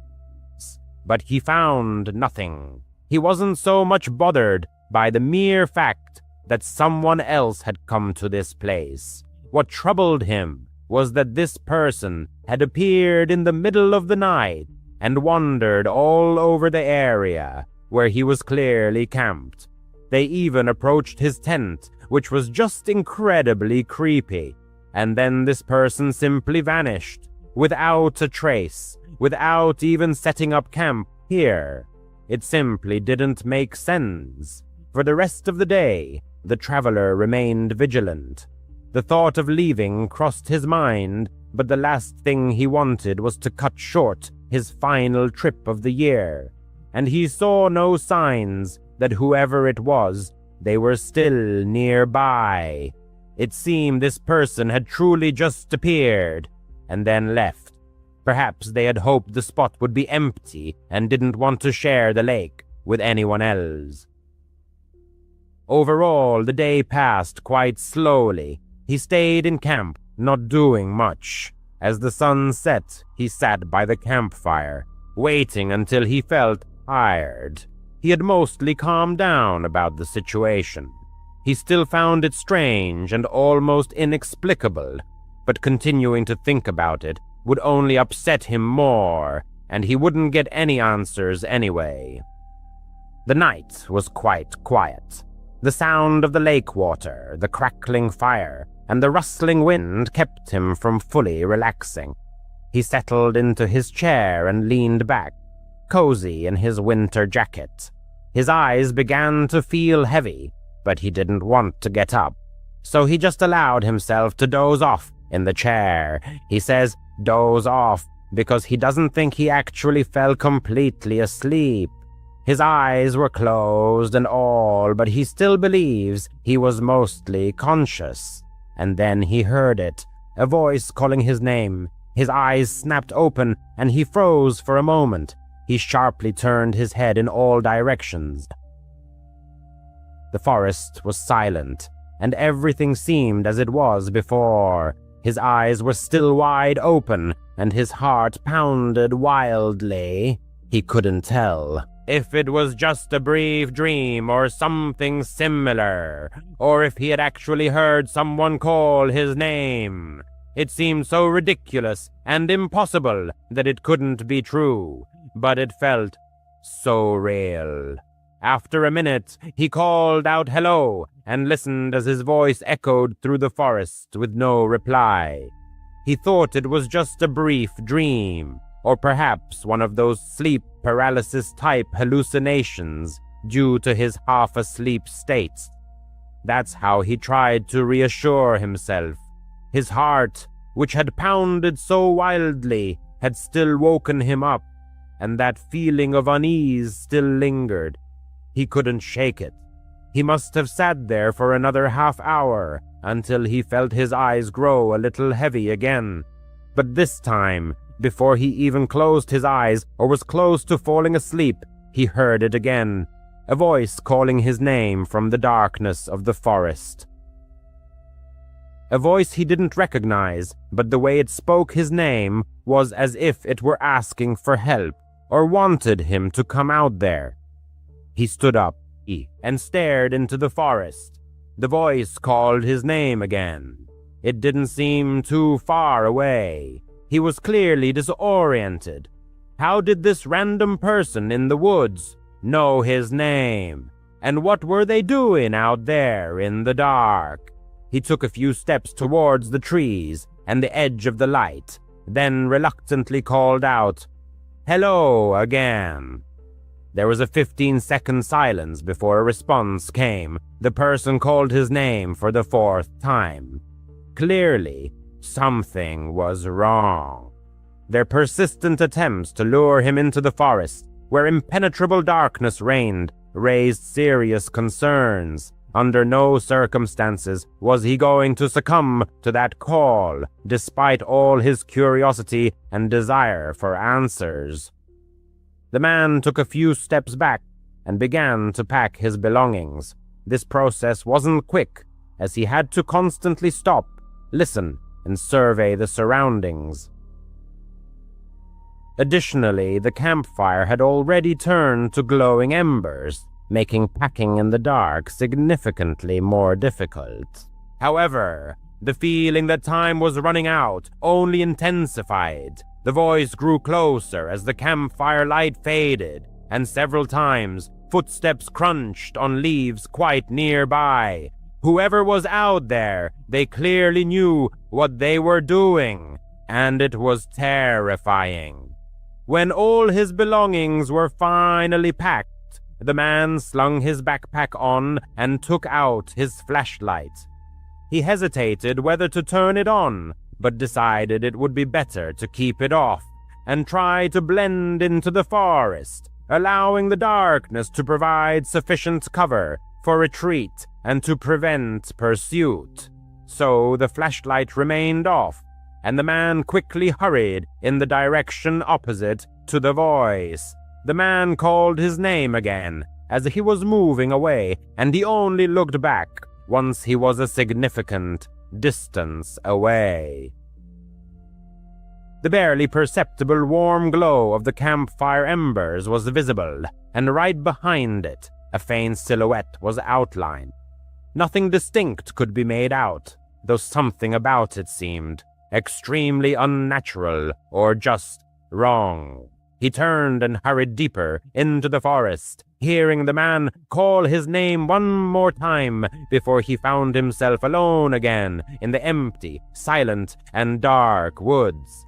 Getting out of the forest was, to say the least, exhausting. But the relief he felt upon making it out, getting back to his car, and driving away from those woods was indescribable. He considered calling the police, but honestly, he thought he'd sound crazy. Some guy calling his name in the woods and seeming to pursue him.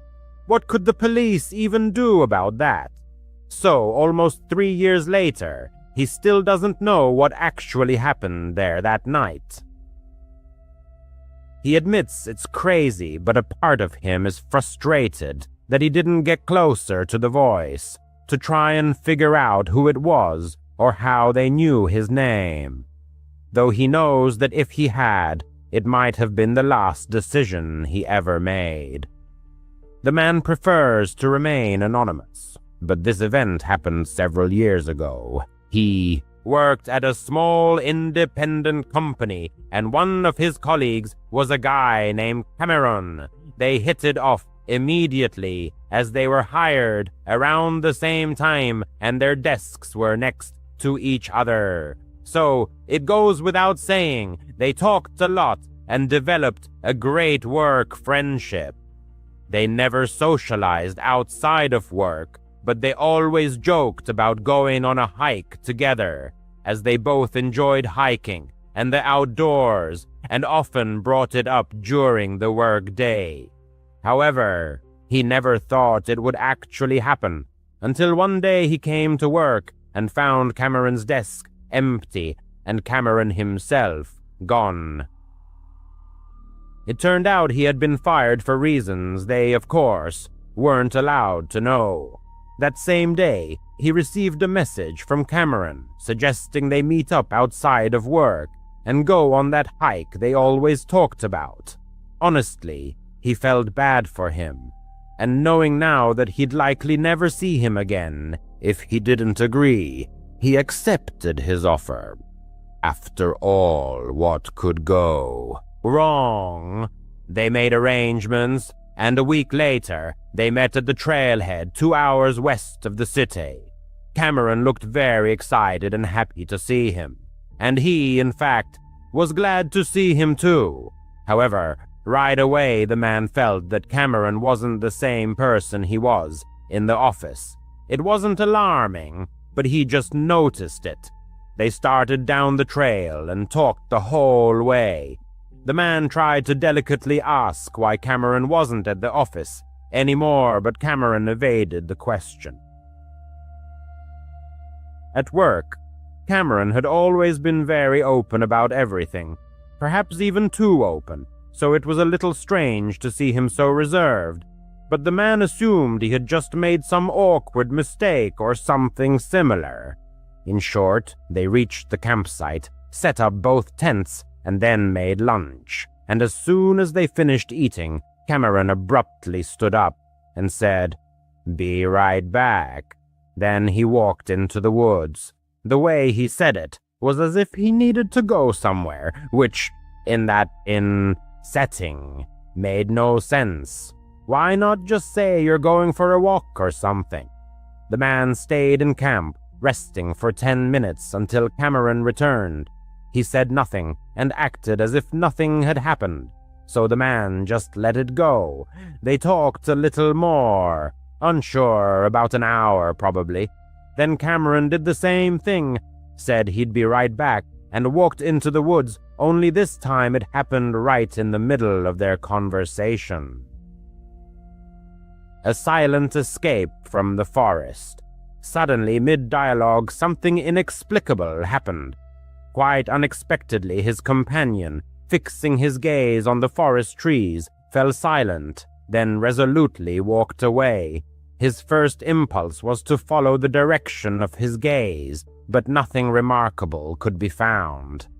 At this moment, the strangeness of the situation reached its peak, causing an almost alarming unease. 10 minutes later, he returned. This time, a direct question was posed about the purpose of his absence, to which, after a second's thought, a laconic answer followed: nowhere.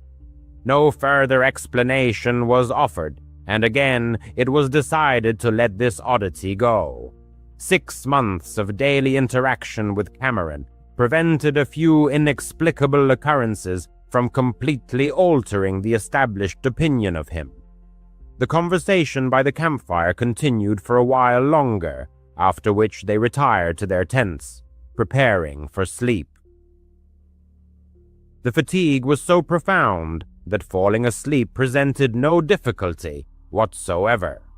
However, he awoke in the middle of the night.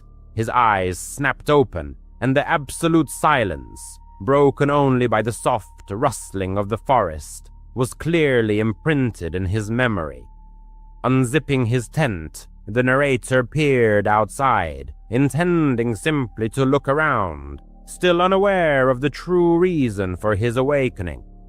Immediately, he noticed Cameron's tent was open, and Cameron himself was absent. A search of the entire camp yielded no results. He noticed the flashlight was missing, but no light was visible anywhere among the trees. "Cameron!" he called several times, but there was no answer. For a minute, the narrator sat by his tent, looking around and waiting for his return, until sounds resembling a quiet conversation between two people drifted from deep within the forest. "Cameron, are you out there?" he asked. The conversations instantly ceased, and silence once again reigned in the forest. After 30 seconds of tense waiting, Cameron slowly emerged from behind the trees into the camp clearing. His face was strained, but he tried to hide it with a nervous smile. He was asked about the presence of anyone else. He paused, then uttered, "Nobody." However, as he spoke, footsteps could be heard from behind the trees. It was clear that Cameron heard them too. Looking at him again, the narrator repeated the question about who was there. The feeling of discomfort intensified, but even then he stubbornly uttered, "Nobody." An extremely tense 15 to 20-second silence followed, during which both simply stared at each other while quiet footsteps slowly but steadily approached from the darkness. Adrenaline surged, and suddenly the narrator bolted down the trail, leaving everything behind. As he fled, he heard Cameron's voice and some other man's voice, but he never looked back. The escape didn't stop until he reached his car. Fortunately, they had arrived separately, and his keys and phone were with the narrator. He headed home and spent the rest of the night trying to process what had happened. An attempt was made to contact Cameron, but the message never went through. He had already blocked the contact. Since that night, there has been no further contact with him. It's unknown who else was there or what Cameron was up to, but the narrator believes he was incredibly lucky to get away. Last year, around early November, the narrator traveled to his hometown, primarily to meet old friends and also to spend a week in a cozy country cabin, a spacious rented dwelling located deep in the woods. His hometown was small, surrounded predominantly by forests, offering many scenic views and camping spots. Although he had never been into hiking before, he had done extensive research and had a strong desire to try it. Gathering all the necessary gear, he decided that the ideal first hike would be a trip into a familiar forest just outside his hometown. This approach provided a sense of security and allowed him to gradually ease into his new hobby. The rented cabin was chosen specifically because of a trail that led to a small camping spot. The narrator reasoned that in case of unforeseen circumstances, he could always return to the cabin and everything would be fine. It seemed like a risk-free way to enjoy his first trip. The first few days were dedicated to meeting friends, and another day was spent relaxing at the cabin and preparing his gear. Then, finally, he set off for the camping spot. The trail was only about an hour long. For the first 10 minutes, he focused on properly adjusting his backpack and checking all his equipment.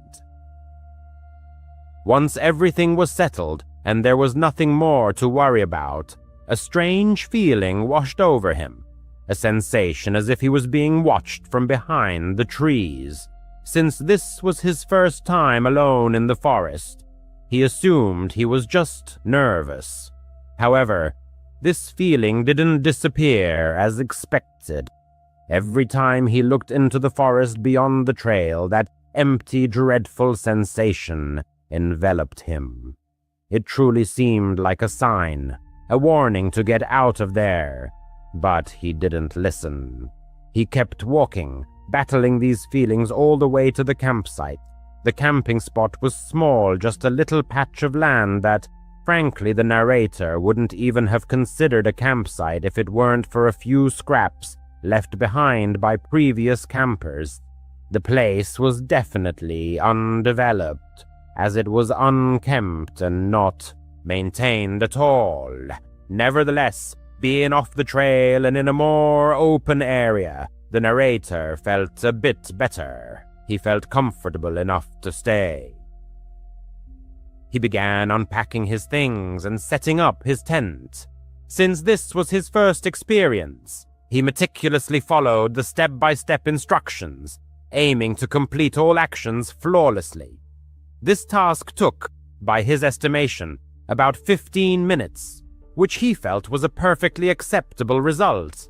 It was at that very moment, as he was pulling the last tarp, that an unfamiliar man approached the campsite. The stranger was tall, and his age, judging by his appearance, was approaching 25, which matched the narrator's age. When the narrator looked at him, the man waved and gave him a strange smile.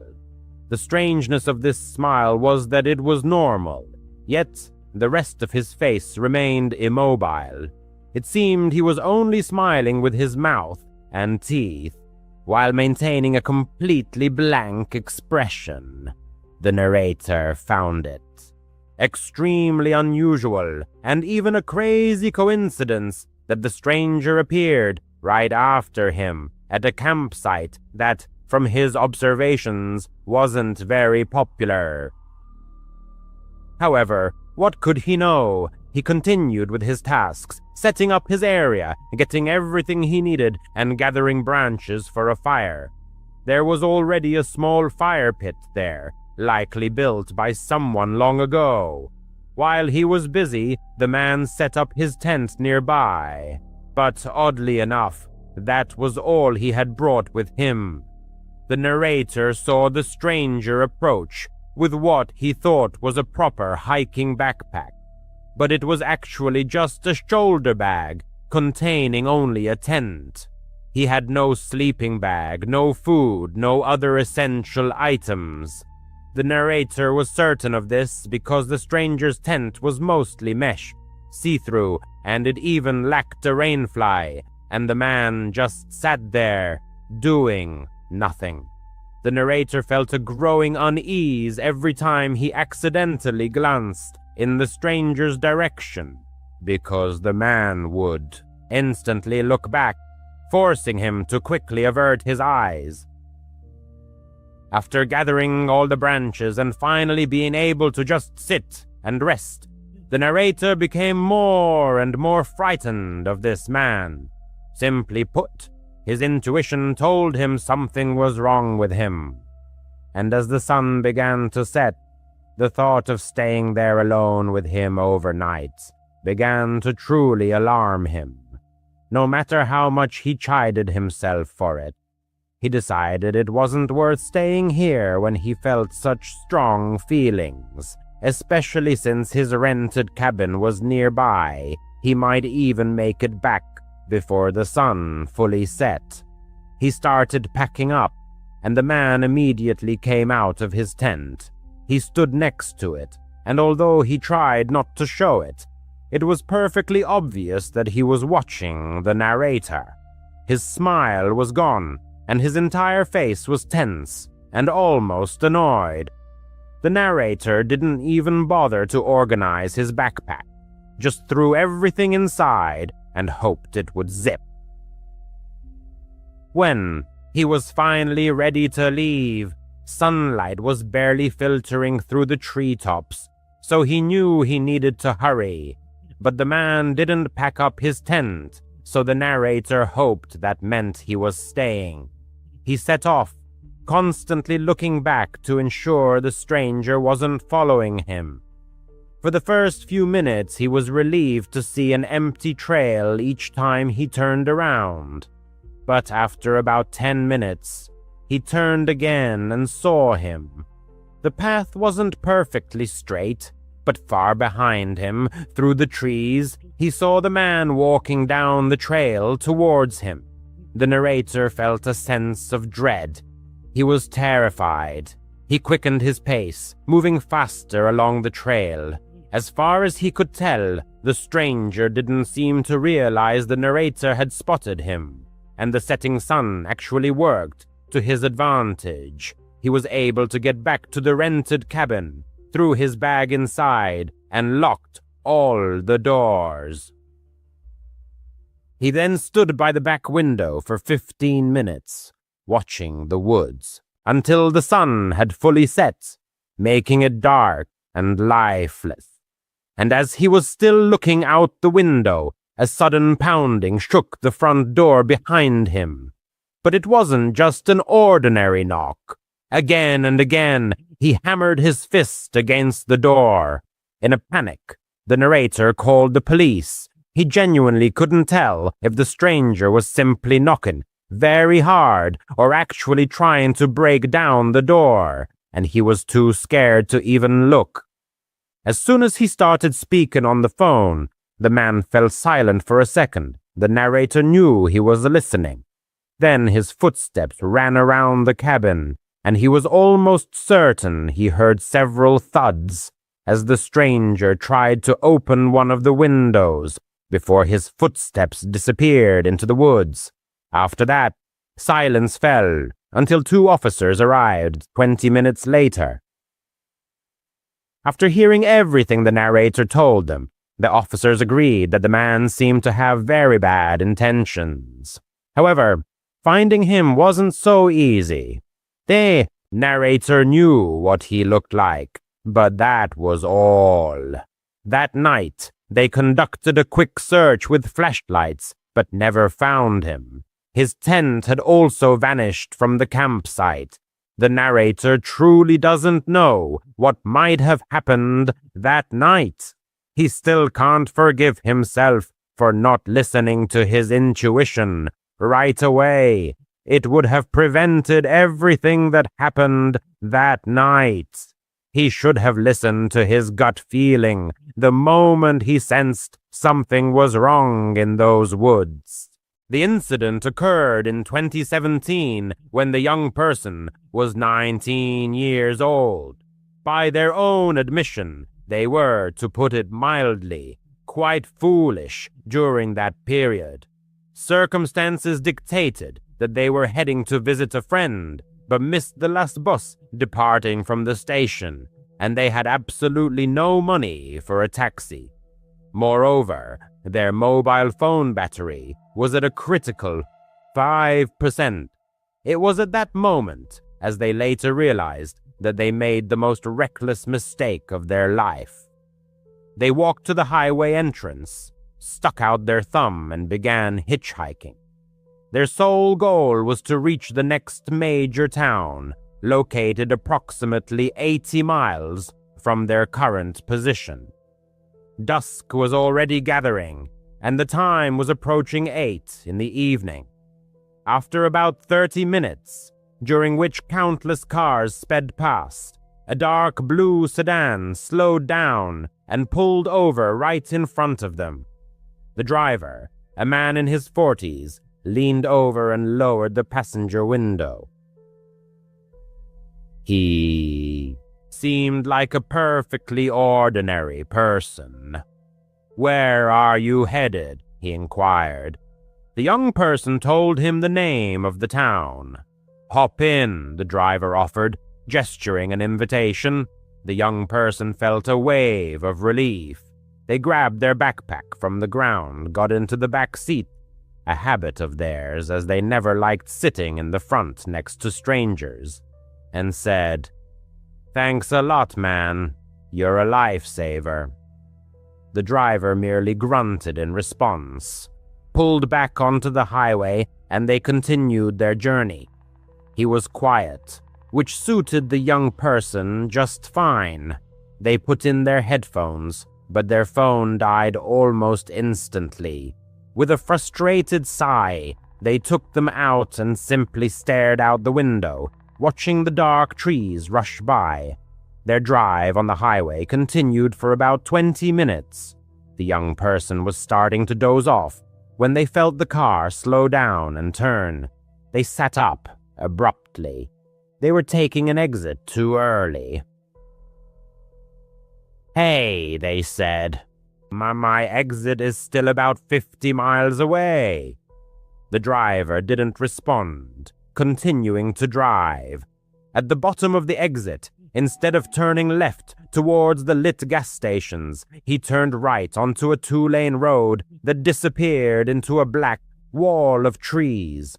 "Where are we going?" the young person asked, their voice already trembling. "This isn't the right road." Their heart pounded wildly in their chest. This was wrong. This was very, very wrong. The driver looked at them in the rearview mirror. His eyes were indifferent. He let out a low, guttural chuckle. "I'm going to take you into that forest," he said in a calm voice, "and have some fun with you." The young person's blood ran cold. They didn't think. They just reacted instinctively. They grabbed the door handle and pulled. Nothing. In desperation, they pulled again. The plastic handle simply spun freely in their hand, as if disconnected from anything, clicking and turning. Useless. The driver laughed again, louder, this time. "You're not going anywhere," he said. "Child lock. Very useful feature." The young person simply slumped. They began to sob, pleading with him. "Please," they cried. "Please don't. You can take my money, anything you want. I won't tell anyone. I swear I'll say I got lost. Please, just let me go." The driver completely ignored them, as if the young person wasn't even speaking. He just continued to drive slower, turning his head from side to side, surveying the dark forest. He muttered almost to himself, looking for a good spot. It was then that the young person realized they were going to die. They would die here in the dark, and no one would ever know what happened to them. They felt unbearably sick. They were sure they were going to vomit right there in the driver's car, and then they felt it. A sudden, hot and strong gush in their jeans. It was so instantaneous and so copious that for a second they thought they had wet themselves.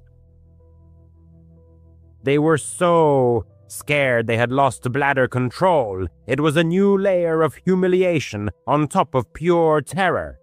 They were still crying, but they seemed to freeze. They looked down. In the dim light of the dashboard, they saw a dark, spreading stain on their faded jeans. It wasn't urine. It was blood. A lot of blood. Their period wasn't due for another 2 weeks, but it had started immediately. They had no plan. It was just a final animal instinct. The driver was slowing the car almost to a complete stop, pulling onto the gravel shoulder. "Wait!" the young person cried, their voice hoarse. "Look!" The driver looked back in the mirror, annoyed. "Look at what?" "Just look!" They pointed to their knees, to the blood. "I'm bleeding. Look at me. I'm getting blood all over your car." The driver's face instantly changed. The cold, predatory look in his eyes simply vanished. It was replaced by pure, sudden disgust. He grimaced as if he smelled something rotten. He stared at the young person's knees for a second, then back at their face. He said nothing. He just slammed the gear shift into park and reached for his master controls. The young person heard a click as their door lock disengaged. "Get out!" he spat at them. "Get the hell out of my car now!" The young person fumbled for the handle. This time it worked. They grabbed their backpack, tumbled out of the car onto the gravel road, and scrambled to their feet. The driver leaned across the passenger seat. "If you tell anyone a single word about this," he growled, "I'll find you. I'll come back and I'll finish it. Do you understand me?" The young person didn't respond. They just ran. They ran straight into the forest, into the complete darkness. They didn't care about the branches scratching their face or the thorns tearing their jeans. They could hear their own panicked breathing. They were sure they would hear a gunshot, that the driver would simply shoot them in the back. They dove behind a huge, wide tree and crouched, holding their breath. They peeked out from behind the trunk, shaking so violently they could barely see straight.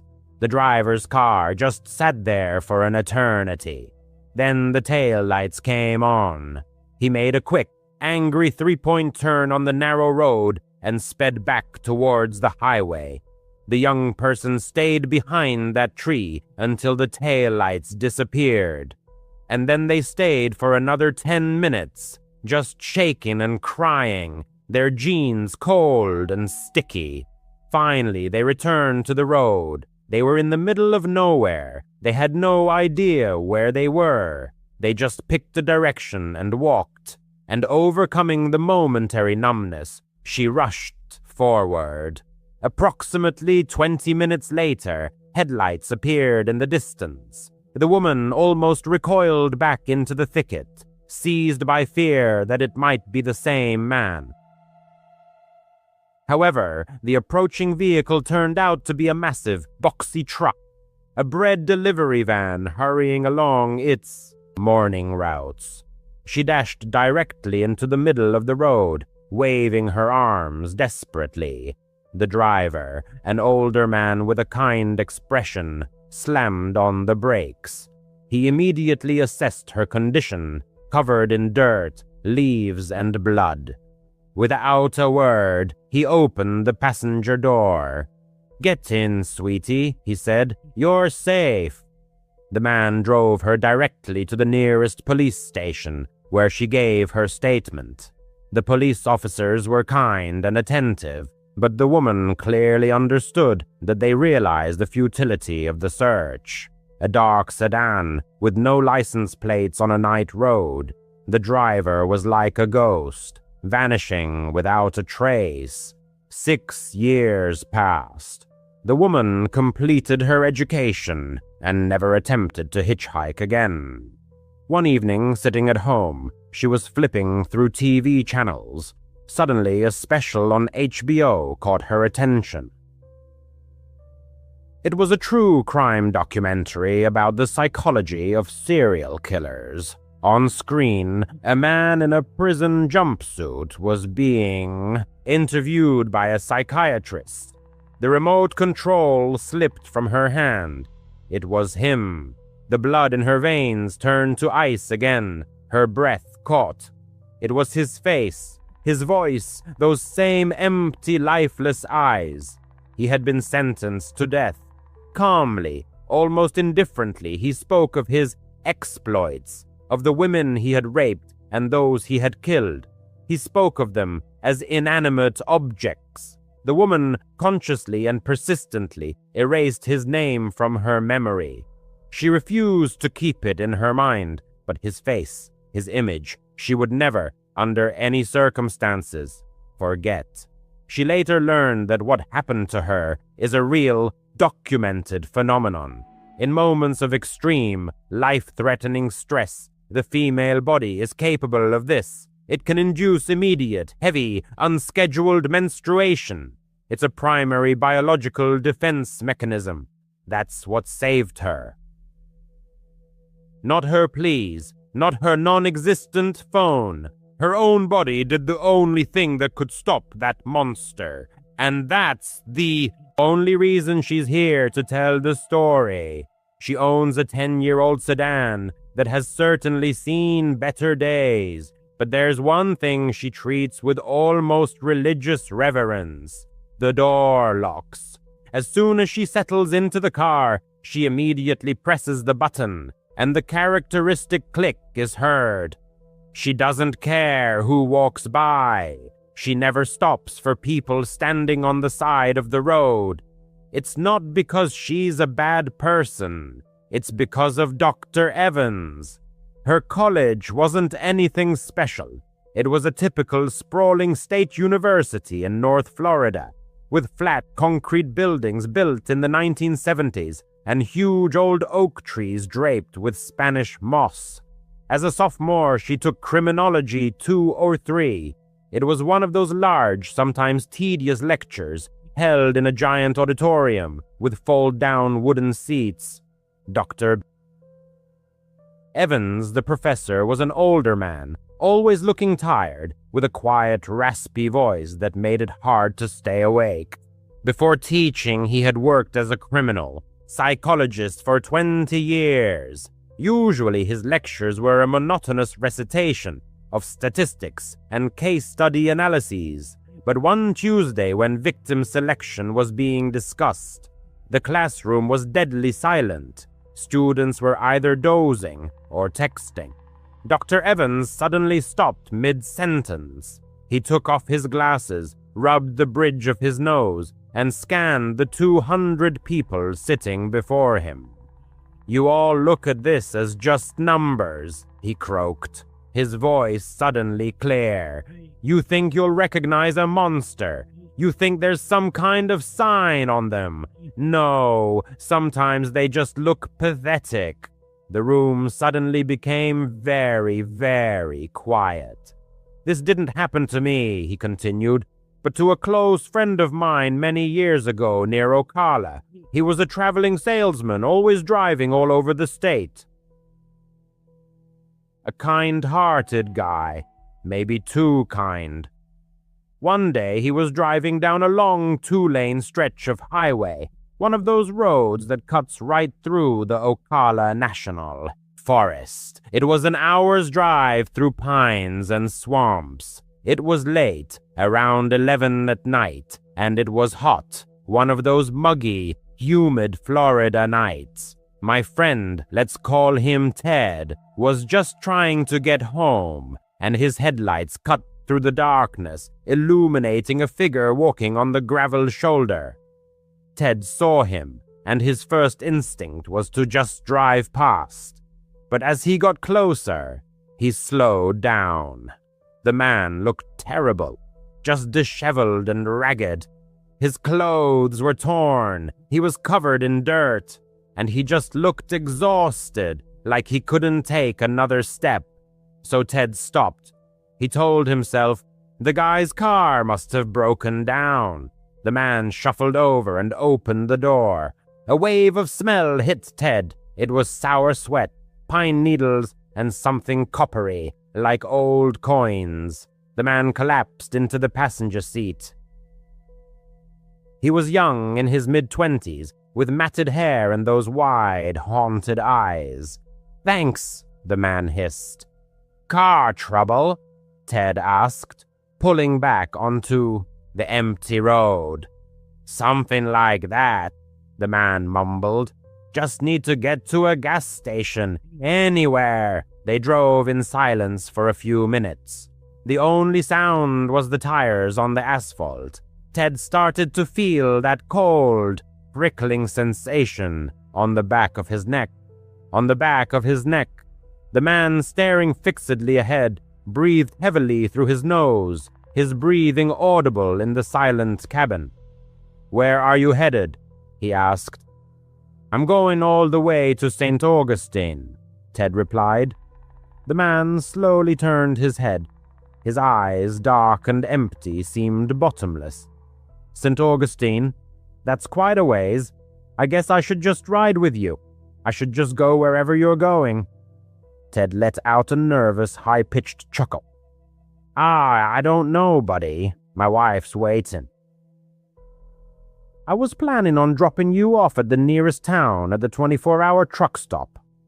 The man seemed not to hear him, continuing to stare intently at Ted. "They wouldn't stop talking," he uttered. Ted cast a quick glance at him. "What?" "My parents, they never stopped. Said I was lazy, said I was no good, said I was a mistake, just over and over, day after day. It was so loud in my head, always so loud." Ted's hands gripped the steering wheel so tightly they ached. He was in the middle of nowhere, not a single car for miles around. "I was fixing the fence today," the man continued, his voice dreamy, as if recounting a movie plot. "Dad came out, started yelling again. I just had the tool in my hand. He was so loud I had to make him stop." Ted was sweating profusely. He felt the cold air conditioning blasting, but the sweat still broke through. He wanted to hit the gas, floor it. Mom came out. She saw and just started screaming louder than him. So loud I had to make her stop too. She wouldn't stop screaming. Dr. Evans paused. He surveyed the room, making eye contact with everyone.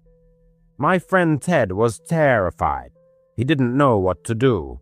He was trapped in a metal box, speeding at 60 miles an hour alone with this man. "It was messy," the man said, a note of surprise in his voice. "It gets all over you." Then the man slowly reached for the waistband of his dirty jeans. Ted flinched, his foot hovering over the brake. The man pulled out a knife. It wasn't a regular pocket knife. It was a thick, heavy utility knife, meant for cutting leather or wire. The handle was wrapped in black electrical tape, and the blade looked dark. It was covered in something thick and dark, with bits of grass and other things clinging to it. It was a bloody knife. "Look," the man said, holding it up in the dim dashboard light. At that moment, Ted caught a flicker of neon ahead. A single, isolated gas station. One of those tiny ones at a crossroads. It felt like a miracle to him. Ted's voice trembled, but he tried his best to sound normal. "Hey, look. There's a place right there. You said you needed a gas station, right?" He pulled off the highway, tires squealing on the gravel parking lot. The car stopped directly in front of the brightly lit door. The man just sat there for a second, looking at the knife. Then he looked at Ted. He didn't look angry. He just looked tired. "Yeah, that's good." He opened the car door, got out, and just walked away. He didn't run. He just walked around the building with the bloody knife in his hand and disappeared into the pitch darkness. Ted sat there for a full minute, unable to move. Then he slammed the car into drive and sped out of the parking lot. He didn't stop until he was home, securely locking the door behind him. Dr. Evans put his glasses back on. He called the police, of course, but by the time they arrived, the man was long gone. Ted sold that car. He claimed he couldn't get rid of the smell, and he told me he never, for any reason, stopped for a stranger on the side of the road again. The school bell rang, and the narrator jumped. She still remembers that story every time. She drives at night. Previously, the narrator had actively hitchhiked. It was simply an economical way to travel, and most of the time she met interesting, normal people. However, this particular trip made her abandon hitchhiking forever. She was in Pennsylvania trying to get to Ohio. The previous day had been a beautiful, sunny, perfect spring day. So naturally her clothes matched the weather, simple shorts and a t-shirt. But this is Pennsylvania. She woke up, and the weather was like a monsoon, just cold, pouring rain that soaked her to the bone in about 30 seconds. She stood on the side of some 2-lane highway, shivering from the cold, thumb out in desperate hope. After about an hour, an old sedan pulled up. A woman in her early 30s was driving. The narrator looked into the car and saw 3 other women, one in the passenger seat, 2 in the back. Honestly, a car full of women is usually a good sign. You feel safer, you know. She ran up to the window, and the driver rolled it down. "Where are you headed?" she asked. "Just trying to get to Ohio, but honestly, the state line would be awesome," the narrator said. "Hop in," the driver offered. The narrator tossed her backpack into the back seat and squeezed in. She thanked them. Just the relief of getting out of the rain, which was now pouring so hard that hardly anything was visible. As she settled in, she noticed something. The girl in the front passenger seat had one of those thick black state trackers on her ankle, like for house arrest or parole. The narrator's brain just registered it. Okay, maybe they're on parole, no big deal. She'd just be polite, make small talk, and get out at the border. The border line, Aeneas, about 20 minutes passed uneventfully when the driver suddenly announced, "I need to get gas." The car pulled into a typical gas station. The driver exited the vehicle to begin fueling. Meanwhile, the other 3 girls in the car remained in their seats. One was engrossed in her phone, while the other 2 simply stared blankly out the window. The atmosphere inside the car was filled with a strange, oppressive silence. After finishing with the gas, the driver, instead of returning to the steering wheel, walked to the back of the car and opened the trunk. The narrator, trying to stay warm, remained seated in the cabin. Suddenly, she heard snippets of a conversation, and then a man's voice became distinctly audible. It was muffled, coming from the trunk, and filled with panic. The voice cried, "Let me go, you freak!" The narrator froze instantly. She looked at the 2 girls sitting next to her in the back seat. They showed no reaction whatsoever, no exchanged glances, absolutely nothing. Then a dull thud echoed. It wasn't loud, not like in movies, but rather a sharp, sudden sound. The trunk slammed shut. The driver returned to the pump, carefully rehung the nozzle as if she had just finished a routine fueling, and got back into the car. She started the engine. Her gaze flickered to the rearview mirror, met the narrator's eyes, and a faint smile played on the driver's lips. "All set," she said. The car left the gas station. As they drove away, the narrator looked back and swore she saw a man lying on the ground near the pumps, bleeding. She sharply turned away, her heart pounding so hard it felt like it would burst through her ribs. Her gaze fell on the other passengers. They simply sat there, immersed in absolute silence, as if nothing out of the ordinary had happened. The narrator didn't utter a word. What could she say? She was trapped in a car with 4 women who, she suspected, had just dealt with someone in their own trunk at a public gas station, without even batting an eye. The journey continued for about another half hour. The only sounds were the monotonous swish of the wipers and the drumming of the rain. Then the driver stopped the car again. This time they were on the side of a secluded road, surrounded by a vast, dense forest to their right. "We need to take care of something," she said. The driver got out, and the other girls followed. The trunk opened again. The narrator tried not to look, staring straight ahead, but out of the corner of her eye, she still saw what was happening. The driver retrieved a shovel. One of the girls pulled out a large black plastic bag, resembling a heavy-duty trash bag, and something inside it moved slightly, wriggling. Then all 4 simply walked into the forest and disappeared. The narrator was left alone in the car. She tried to open the door, but it was locked. For 2 hours, a full 2 hours, she sat there staring intently at the spot where they had gone. The rain was finally subsiding, but it was already starting to get dark. Thoughts raced through her mind. Should she try to break a window? Where would she run? They had a car. They had a shovel. Then they returned. Their shoes were covered in mud. The shovels and the bag were gone. They all got back into the car. No one said a word. The driver simply started the engine, and the journey continued. They drove for another hour. Complete silence. By this time, it was pitch black outside. Then the driver turned off the highway onto a dark, muddy dirt road, winding deep into the forest. She parked the car and turned off the engine. It was so quiet that the narrator could only hear her own breathing.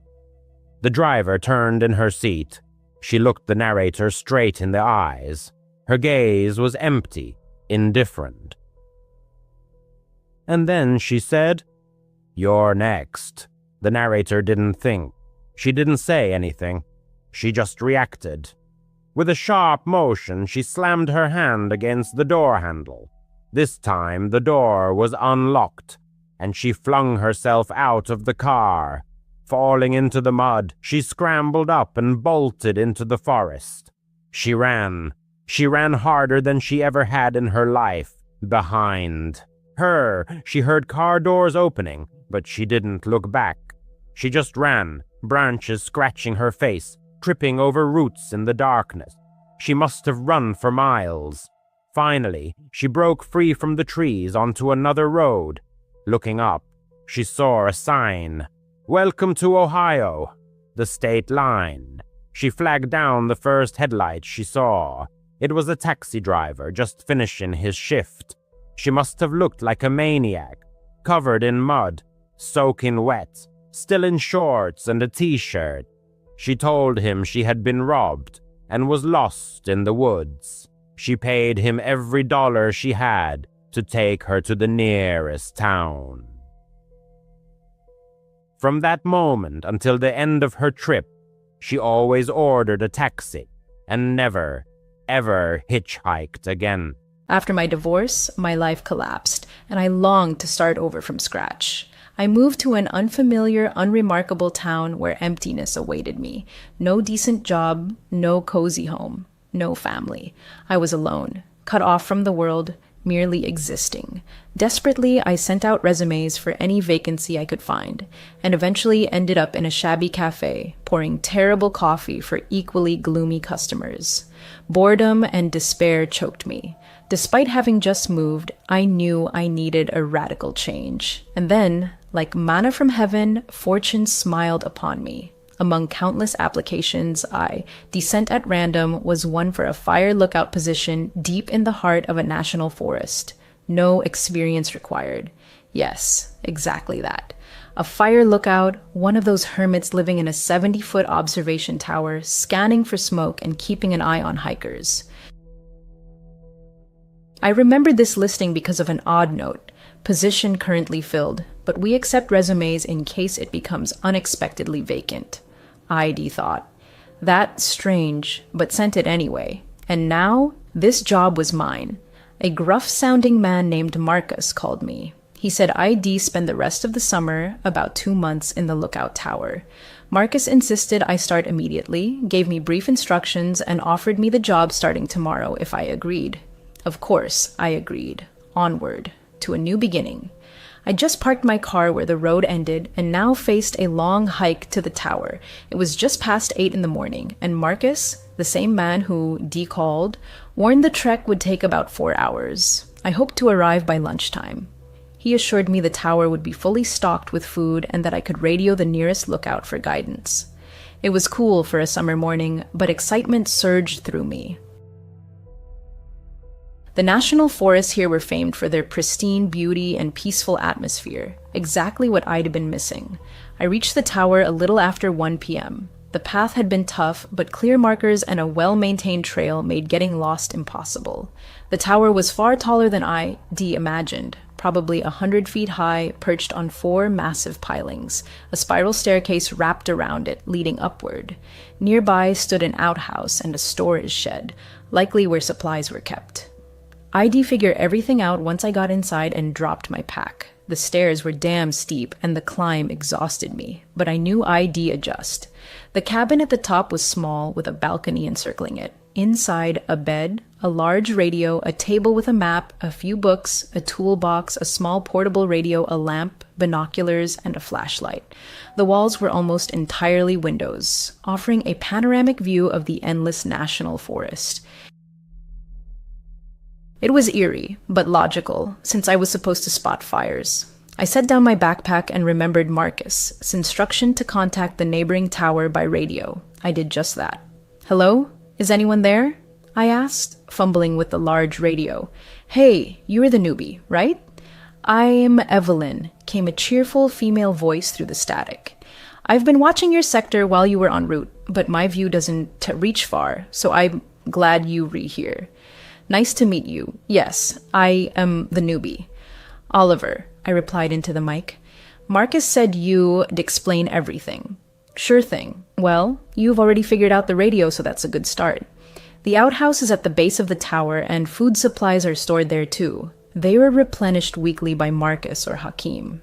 As for the job itself, it's mostly observation. Make sure no one camps overnight where they're not allowed, and watch for fires," Evelyn continued. "Also, keep the trails clear, but all that's in the handbook on your table." "Read it." "Thanks, Evelyn. I'll do my best," I said enthusiastically. "I'll radio if I have questions." No reply came. Well, she seemed pleasant enough. I reached for the handbook and began flipping through it. It mostly repeated what Evelyn had just said, only in more technical jargon. But I de-studied it cover to cover to feel confident. As I turned the pages, a sheet of paper slipped out. It was lined notebook paper, covered in frantic blue ink. The handwriting was messy, almost feverish. It read, "Rules to avoid the smiling lady. 1. If you see a woman in the national forest with a manic smile on her face, do not approach her or draw attention to yourself. Return immediately to your lookout tower. 2. If your radio rings and it is not your nearest lookout tower, do not answer, no matter what you hear. Answer no matter what you hear. 3. If a woman, as weeping, pierces the silence between 1 and 4 a.m., forget it. Ignore it completely. 4. At night, your lamp must always be on." If its light begins to flicker as if in agony, run to the main switch before it goes out entirely. If darkness swallows it before you reach the switch, dive under the bed and don't emerge until dawn. 5. If, at night, you hear footsteps racing up the stairs toward your tower, don't hesitate. Turn on the main light and keep it on until morning. If she reaches the top before you flip the switch, it will be too late. 6. Upon waking, you may see them, smiling female faces peering through your window. In that moment, hide under furniture and hold your breath. She will enter. You'll feel her breath hovering just above you as if she is floating. Do not breathe. It will last only a moment. As soon as you sense she is gone, turn on the main light until morning. 7. Any scratching, whether in your tower or near the outhouse, means one thing. Turn off all radios and dive under the covers until the sound stops. 8.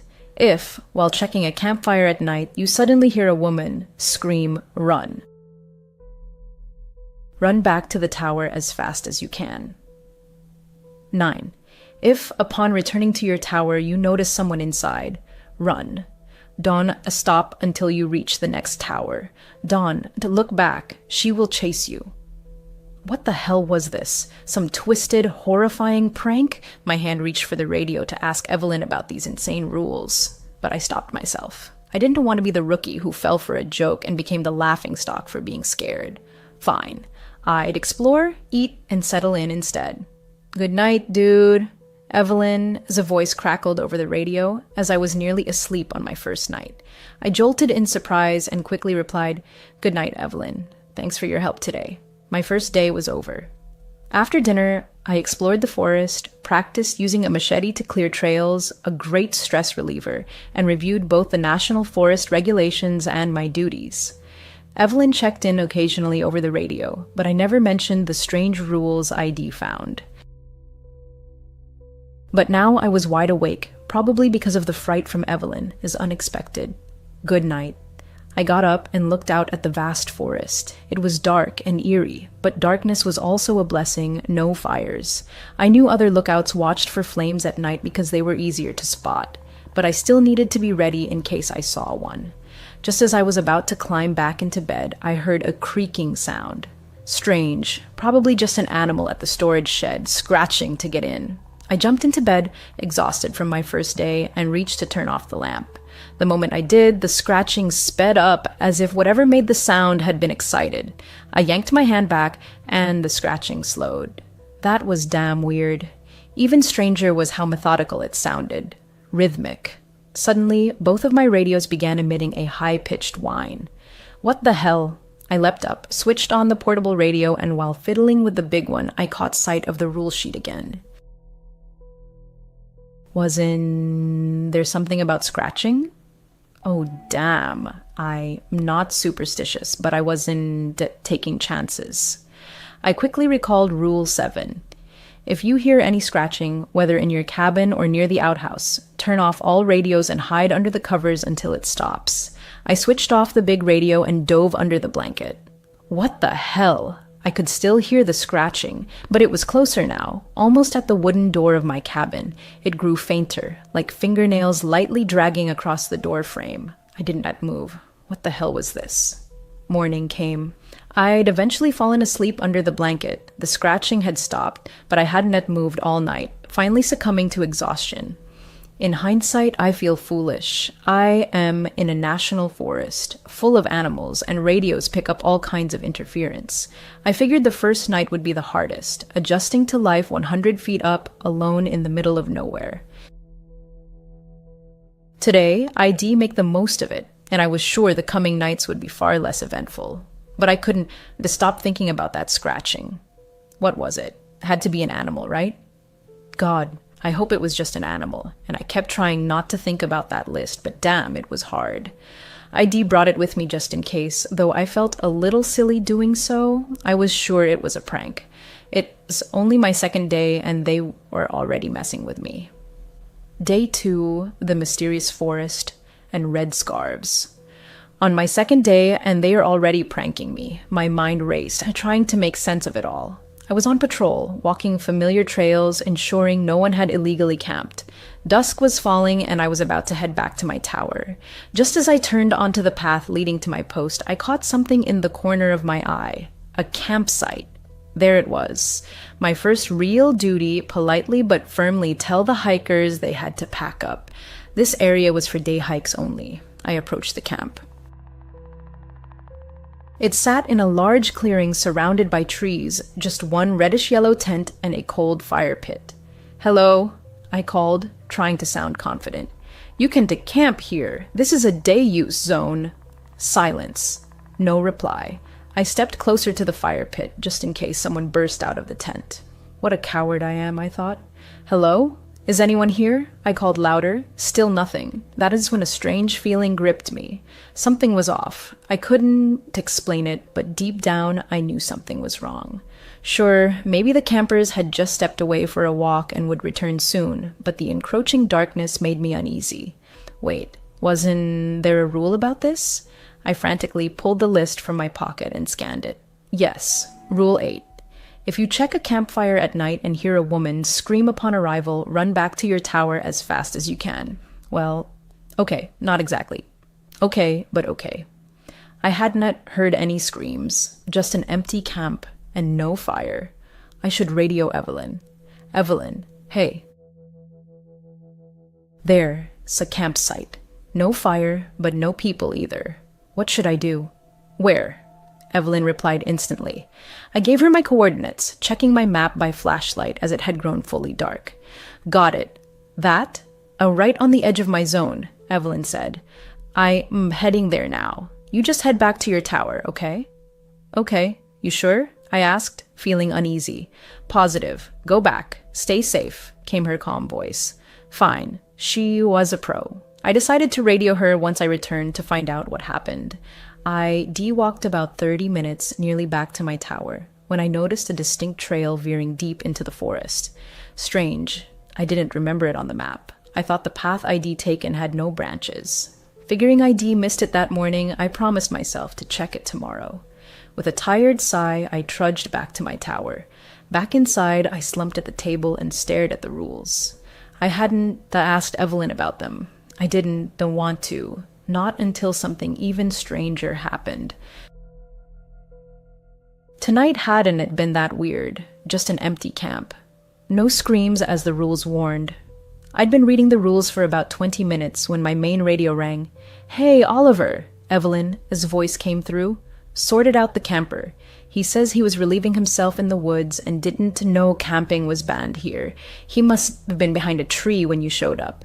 I'm walking him to his car now." "All good." "Good. Thanks for handling that." "Good night," I replied, feeling a bit awkward that she'd gone to all that trouble over nothing. I lay in bed, trying to sleep. The next day arrived. Last night had been quiet, uneventful. I felt far more confident and left the rule sheet on the table. This morning, I ate a lot. Apparently, all this walking was boosting my appetite. I sat in my tower, enjoying the view of the forest, and it calmed me. Time for my afternoon patrols to ensure no one was breaking rules. But first, I decided to check that strange trail not on the map. I reached it quickly. It was fairly close, and sure enough, it was as clear as any main trail, seemingly maintained just as well. I walked slowly down it, expecting nothing special. The path sloped gently downward, but was easy to navigate. After about 5 minutes, I thought I saw the end. A dead end, oddly, just a wall of trees. I was about to turn back when something caught my eye, a small red scarf tied to the branch of the nearest tree. Interesting. I stepped closer, and immediately spotted another, deeper in the woods. Then another. What the hell? Was I about to be an idiot and follow them straight into a serial killer's trap? Almost as if to prove I wasn't a coward, I decided to follow. I passed 5 scarves, each bright red, plain, no markings. Then I reached another, but this one lay on the ground. All the others had been hanging. Beyond it, I saw nothing. That was annoying. I bent to pick up the last scarf and froze. It was tightly fastened to something wooden and heavy. I lifted it. Dirt crumbled away, revealing a small underground hatch. Cool. It was about 10 feet deep and wide. A ladder was bolted to the wall beside the door. I shone my flashlight down and saw a sleeping bag on the floor and a camera. That was it. Just a sleeping bag and a camera. I carefully climbed down. The ladder was surprisingly sturdy. The whole bunker looked neat for such a place. But as I said, only a sleeping bag and a camera plugged into a charger, though the charger wasn't connected to anything. It was an underground bunker after all. I picked up the camera and tried to turn it on. The battery was dead. It was a fairly modern model. The screen showed 3 options: photos, gallery, settings. I chose gallery. The first few images were boring. A lake, someone, his house, a random car, nothing helpful. I scrolled quickly, almost missing one, a photo of my own lookout tower. At its base stood a family, 3 people. The father, dark-haired, tall, an experienced-looking hiker, strong. The mother, blonde, with a charming smile, her hand on her husband's shoulder. The third, a boy with short chestnut hair, strikingly similar to the man I assumed was his father. I kept scrolling but saw no more group shots, only the man. He took selfies inside my tower, photographed the views, the outhouse, some trails. Was this Henry or Roy? If it was Henry, why wouldn't he leave the forest to see his family? Then the photos grew stranger. Next, the underground bunker itself, the one I.D. just found, half-built, with a sleeping bag and his camera. He was building it. Evelyn had said Henry was handy, right? Why build a bunker so close to the tower? Then, a random tree in darkness. The next 4 or 5 photos were the same tree. At its base, a shadow, distorted, meaningless. What was Henry, or whoever this was, trying to photograph? Was he trying to capture the smiling lady? What was that sound? 2:13 a.m. Something woke me. I heard nothing now, but something had definitely pulled me from sleep. I'd been so exhausted I wouldn't have woken on my own. Maybe it was. I heard faint weeping. A woman, weeping. Not too close, but I sat up in bed, listening to long, mournful sobs. I knew Rule 3, if you hear a woman weeping between 1 and 4 a.m., ignore it. But I couldn't ignore it. It sounded so sad, so broken. Part of me wanted to help, another part wanted answers. None of me wanted to ignore it. As quietly as possible, I geared up, grabbed my flashlight and radio, and opened the cabin door. I carefully descended the stairs, lighting my way to avoid tripping. The weeping came from off the trail, so I crept toward a dark cluster of trees. The cries were filled with such pain, such grief, I could only compare them to a mother who'd lost her child, howling in utter despair, losing a piece of her soul with every anguished breath. I turned off my flashlight as the weeping grew louder. Crouched low, I moved from bush to bush, tree to tree. The air grew misty, colder the closer I got. Crouching behind a tree, I saw her. She sat at the base of a tree, face buried in her hands, weeping. Long dark hair spilled down her back, tangled in the dirt. Though I couldn't unsee her clearly, her clothes looked clean and intact. But her hands were twisted and broken. One elbow bent backward, bones protruded under the skin of both forearms, though not piercing through. Her nails were long and sharp. She was skin and bone, skeletal. Her pale white skin glowed in the dark, clinging to her collarbones, emphasizing her gauntness. My radio crackled, just for a second. I quickly looked down to turn it off, and in that moment, the weeping stopped. Damn, she'd heard me. I couldn't look up. I felt sick. I forced myself to slowly raise my eyes. She was staring at me. Her eyes were empty, dark white orbs, lifeless. The whites sharply contrasted with her black pupils. Her eyebrows were raised. She was smiling. Her smile was unnaturally wide, stretched across her face beyond what should be possible, baring all her teeth. It was like some dark medicine. Tears still streaked her sharp cheekbones and thin neck, but she wasn't crying anymore. She looked excited. I was going to run. I couldn't look away, but I told myself, damn it, run. I needed to run. Dee stared at her for about 30 seconds, and she hadn't moved. Her eyes stayed locked on mine, her smile sinister. Just as I gathered the courage to turn and flee, she moved in one swift motion. Her neck snapped sideways with a crack, and she crawled into the darkness after it. The movement was so fast, her broken arms crackled as she retreated. The snap of branches under her heavy body was my signal, my chance. I bolted like a madman, not daring to look back. Dodging some trees, crashing into others, I did not stop for a second. Why did you just leave me alone? There it was. The lookout tower. Stumbling, I raced up the stairs, burst into my cabin, and slammed the door shut.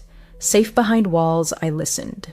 Silence. I scanned the base of the tower, the forest stretching around. Nothing. Forget it. I dove under the blanket, clicked off the lamp, and jumped into bed. Shaking, I tried to calm down enough to hear anything beyond my own heartbeat. But there was only silence. Just as I gathered courage to peek out from under the blanket to radio Evelyn, I saw them, scratches on my cabin floor, marks that hadn't been there before. Marks I must have missed in my panicked rush. They looked like something an animal or something crawling had made, from the door, across the room, all the way to the bed. I had not seen her outside because she was already here, with me, under the bed. I froze. I knew she was there. Felt her presence, under my bed. What to do? I frantically recalled the rules. Was there anything for this? Rule 6. If you wake and see smiling women peering through your window, hide under the blanket and hold your breath.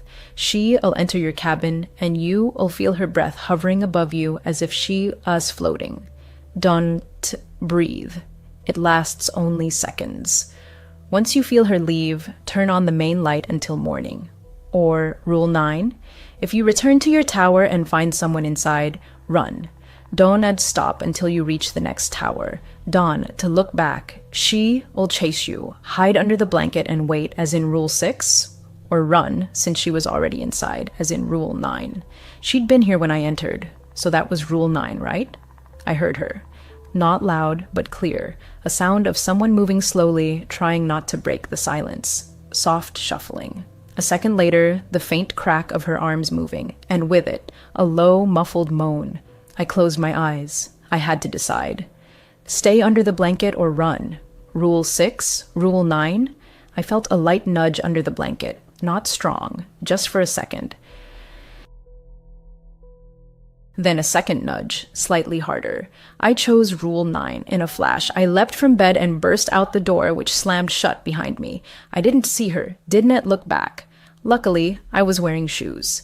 Halfway down the stairs, I heard a thud above, the door slamming as she left the cabin. I hit the ground, and above me I heard footsteps. She was descending too. I sprinted toward the trail, and behind me came the rustle of dirt and grass. She was at the tower's base. I ran to the underground bunker. The noise behind me grew louder. She was gaining. She was on the trail. I reached the bunker and flung it open. I dropped down the ladder and slammed the hatch shut. I could hear her above me, moving through the trees and grass around the bunker.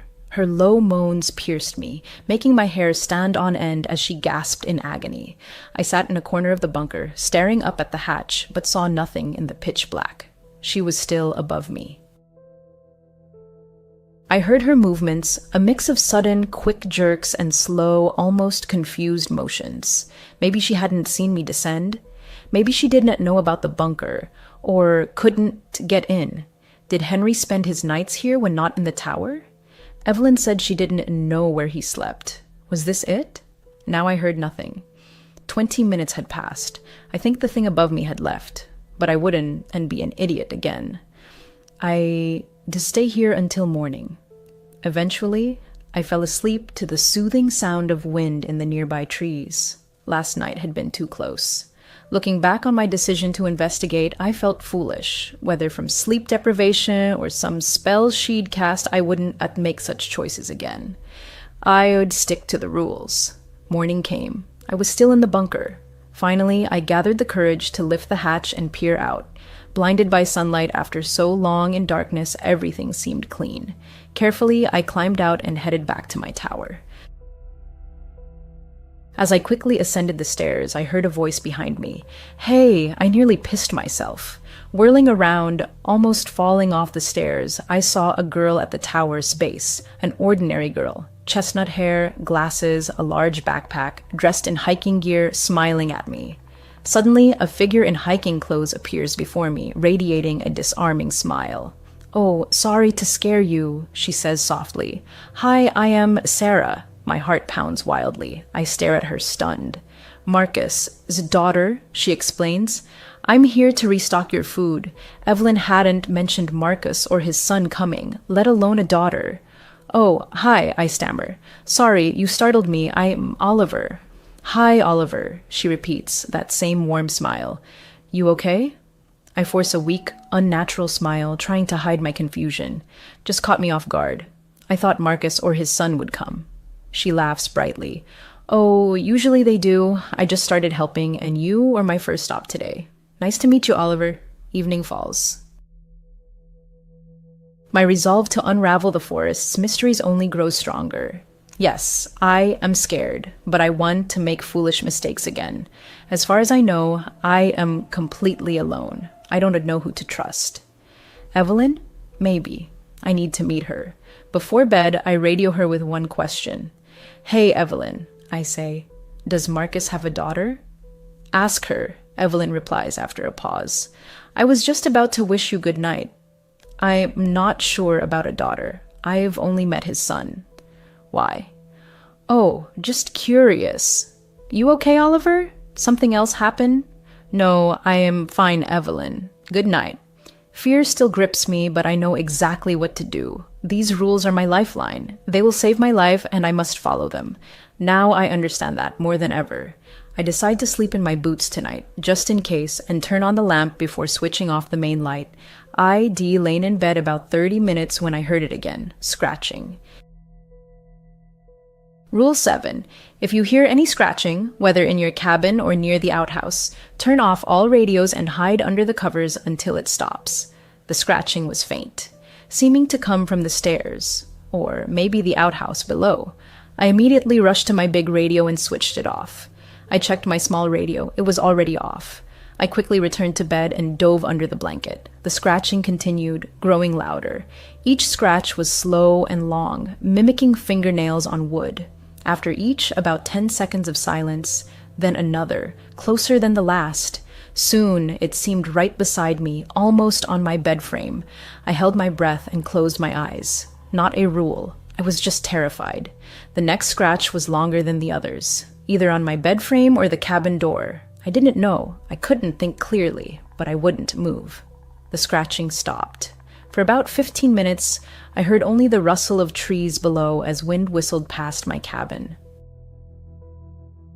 ID decided to stay under the blanket all night when I heard another sound. Soft footsteps, quick but growing louder as she ran up the stairs. In panic, I forgot the rule. Instinctively, I leapt from bed and ran to the main light switch. I flipped it on, and the running stopped immediately. I froze by the switch, waiting for something to happen, but nothing did. Shaking, I walked to the rule sheet by my bed, checked it, and confirmed. ID done right. Rule 5. If you hear someone running up the stairs to your tower at night, turn on the main light until morning. If she reaches the top before you do, it is too late. Thank God. I'd remembered the main light was key in multiple rules, and I was so glad ID chosen correctly. I scanned the balcony, saw nothing. I looked up the stairs. Nothing came. The bright main light made it impossible to see the forest below.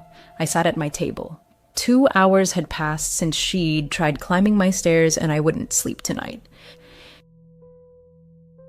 So I used my time wisely, studying maps of surrounding areas, memorizing trails around my tower. I also learned something new, the route to Evelyn's nearest tower. It wasn't too hard. Though I still thought I could trust Evelyn, I wanted to meet her in person, to see her with my own eyes and talk face to face, not through a radio. I decided ID go to Evelyn's tower tomorrow. I woke early. ID slept only a few hours, but it was enough. I was too driven to notice. I packed a light backpack, food, water, flashlight, radio, map, machete, and the camera so Evelyn could confirm if the man in the photos was Henry. Sunlight filtered through the treetops, but D, never truly appreciated dawn's beauty. Usually I was either asleep or terrified, but today the sunrise was magnificent. I decided not to tell Evelyn I was coming. Though I trusted her somewhat, I did not want her changing anything if she knew my location, just in case. Lacing my boots, I set off for her tower. The hike should take about 3 hours, fairly direct, not too steep. I immediately felt a sharp difference leaving my zone and entering Evelyn S. Each lookout's job was to monitor their own trails, but Evelyn were completely overgrown. Honestly, they weren't maintained at all. Trees, bushes, and dense vegetation made me grateful I'd brought my machete. I hacked my way through, ensuring the trails were clear enough to run on if needed. Losing motivation and feeling hungry, I finally reached her tower. Clearing the trails had taken about 5 hours, but I made it. The tower was identical to mine. Same layout, same 4-piling structure in a small forest clearing. Her outhouse was on the opposite side, but the storage shed was in the same spot. But I immediately noticed one huge difference. What the hell? About 50 feet from her tower lay the remains of a massive fire pit, ringed with stones. It looked heavily used, though our job was to prevent fires in the national forest. That was odd, wasn't it? I began climbing the tower quietly, partly to avoid seeming like a smiling lady running up her stairs, but mostly because I was nervous. At the top, I saw no one inside. In fact, it looked like no one had ever been there. Old nests were everywhere. Cobwebs hung from the rails. Dust coated everything. I tried the door. It was locked. Strange. My tower didn't even have a lock. I squinted through the dusty window. Inside was darker than it should be. I made out the main radio on the table beside stacks of what looked like newspapers and bottles. The bed was dirty, unmade, a backpack stuck out from under it. From what I could see, there were no books, no cards, nothing to pass the time. How did she stay sane? I decided to radio her. I hadn't come all this way to leave without meeting her. I grabbed my radio. "Evelyn, come in." "Hey," came a quick reply. "What is up, Oliver?" "Hey, just checking in," I said. Yeah, I decided to probe a bit before telling her I was here. "Where are you?" "Oh, in my tower." "Why?" she answered. What the hell? I was sure this was the right tower. I'm looking at it and it's empty. She's lying. "Oh, nothing," I lied, masking my shaky voice. "Just some tourists on the edge of my zone. I'll handle it." No reply. Did she believe me? Answer, "Evelyn, I need to know if you trust me or not." "Cool. Good job, Oliver. Thanks for that." Okay, thank God she believed me, I thought. I decided to descend and hide behind the nearest tree. Maybe she was just returning, so she said she was already there. Maybe it was a misunderstanding. ID watch and see. Over 30 minutes passed. No sign of her. In fact, no sign of anything. This area was completely silent. Dead. Where were the animal sounds? Distant hikers? It was too quiet. While waiting, I told myself that if she didn't, I'd return soon, I'd break into her tower. I did not know if it was legal, but technically it was my employer's property, right? I assumed it was illegal, but I needed to investigate, and I needed to do it before dark. I slammed the back of my machete against the door, just above the handle. The loud crack broke the eerie silence, followed by the door creaking open, freezing me for a second as I waited for something to happen. Nothing. I stepped inside. Dust filled my nose, and I held back a cough. I needed to be quiet, and fast. Cold permeated the cabin, an inexplicable chill, as if the air itself was denser, heavier than outside. My footsteps echoed as I approached stacks of newspapers and folders. The headline of the first paper sent chills down my spine. "Tourist sister missing." I frantically skimmed the article. These national forests. 2 sisters missing. 2? But Evelyn had only told me about one missing sister. Was this another, or was she hiding something? It didn't make sense. I flipped through more issues, same story, 2 sisters still missing, until I hit a headline. One sister found after 3 weeks. The article said one girl was found alive and well, but the other was still missing. They'd gotten separated while lost in the forest. Evelyn never mentioned she had been lost too. If it was her, did she consider it too personal? Or was she lying? My attention shifted to the folders. One held a single sheet titled Oliver. What the hell? Below it, information about me, everything Heidi told her about my divorce and why I took this job, my age, my appearance. Maybe she just kept it to remember. A weird way to be friendly. Wait, how did she know this if we'd never met? How did she know what I looked like? Something was seriously wrong. My eyes fell on the backpack under the bed, a large dark blue one. I pulled it out and unzipped it. Inside, men, clothes, t-shirts, hiking pants, a raincoat. I dug deeper, found a hammer, then a wrench. Nothing unusual. Next, sunglasses with green frames and initials that weren't T. Evelyn S. I reached to the bottom and felt a small metal object. I pulled it out. A pocket knife. A beautiful knife. Custom made. Gold outline with wavy silver and black patterns, engraved in tiny letters, "To my love. Yours, Henry." What the hell? Why did she have Henry's knife? Were these his things? What happened to his belongings after he disappeared? I didn't take anything. She'd know I'd been here, but I had to leave. I didn't feel safe. Just as I turned to go, I heard a familiar voice behind me. Evelyn S. "You know, she wants you to smile." I spun around. A woman blocked my path to the door. She was shorter than me, with dirty, unwashed blonde hair sticking out like a nest. Her clothes, long light brown hiking pants, were stained with old dirt and grime. Her light red flannel shirt looked like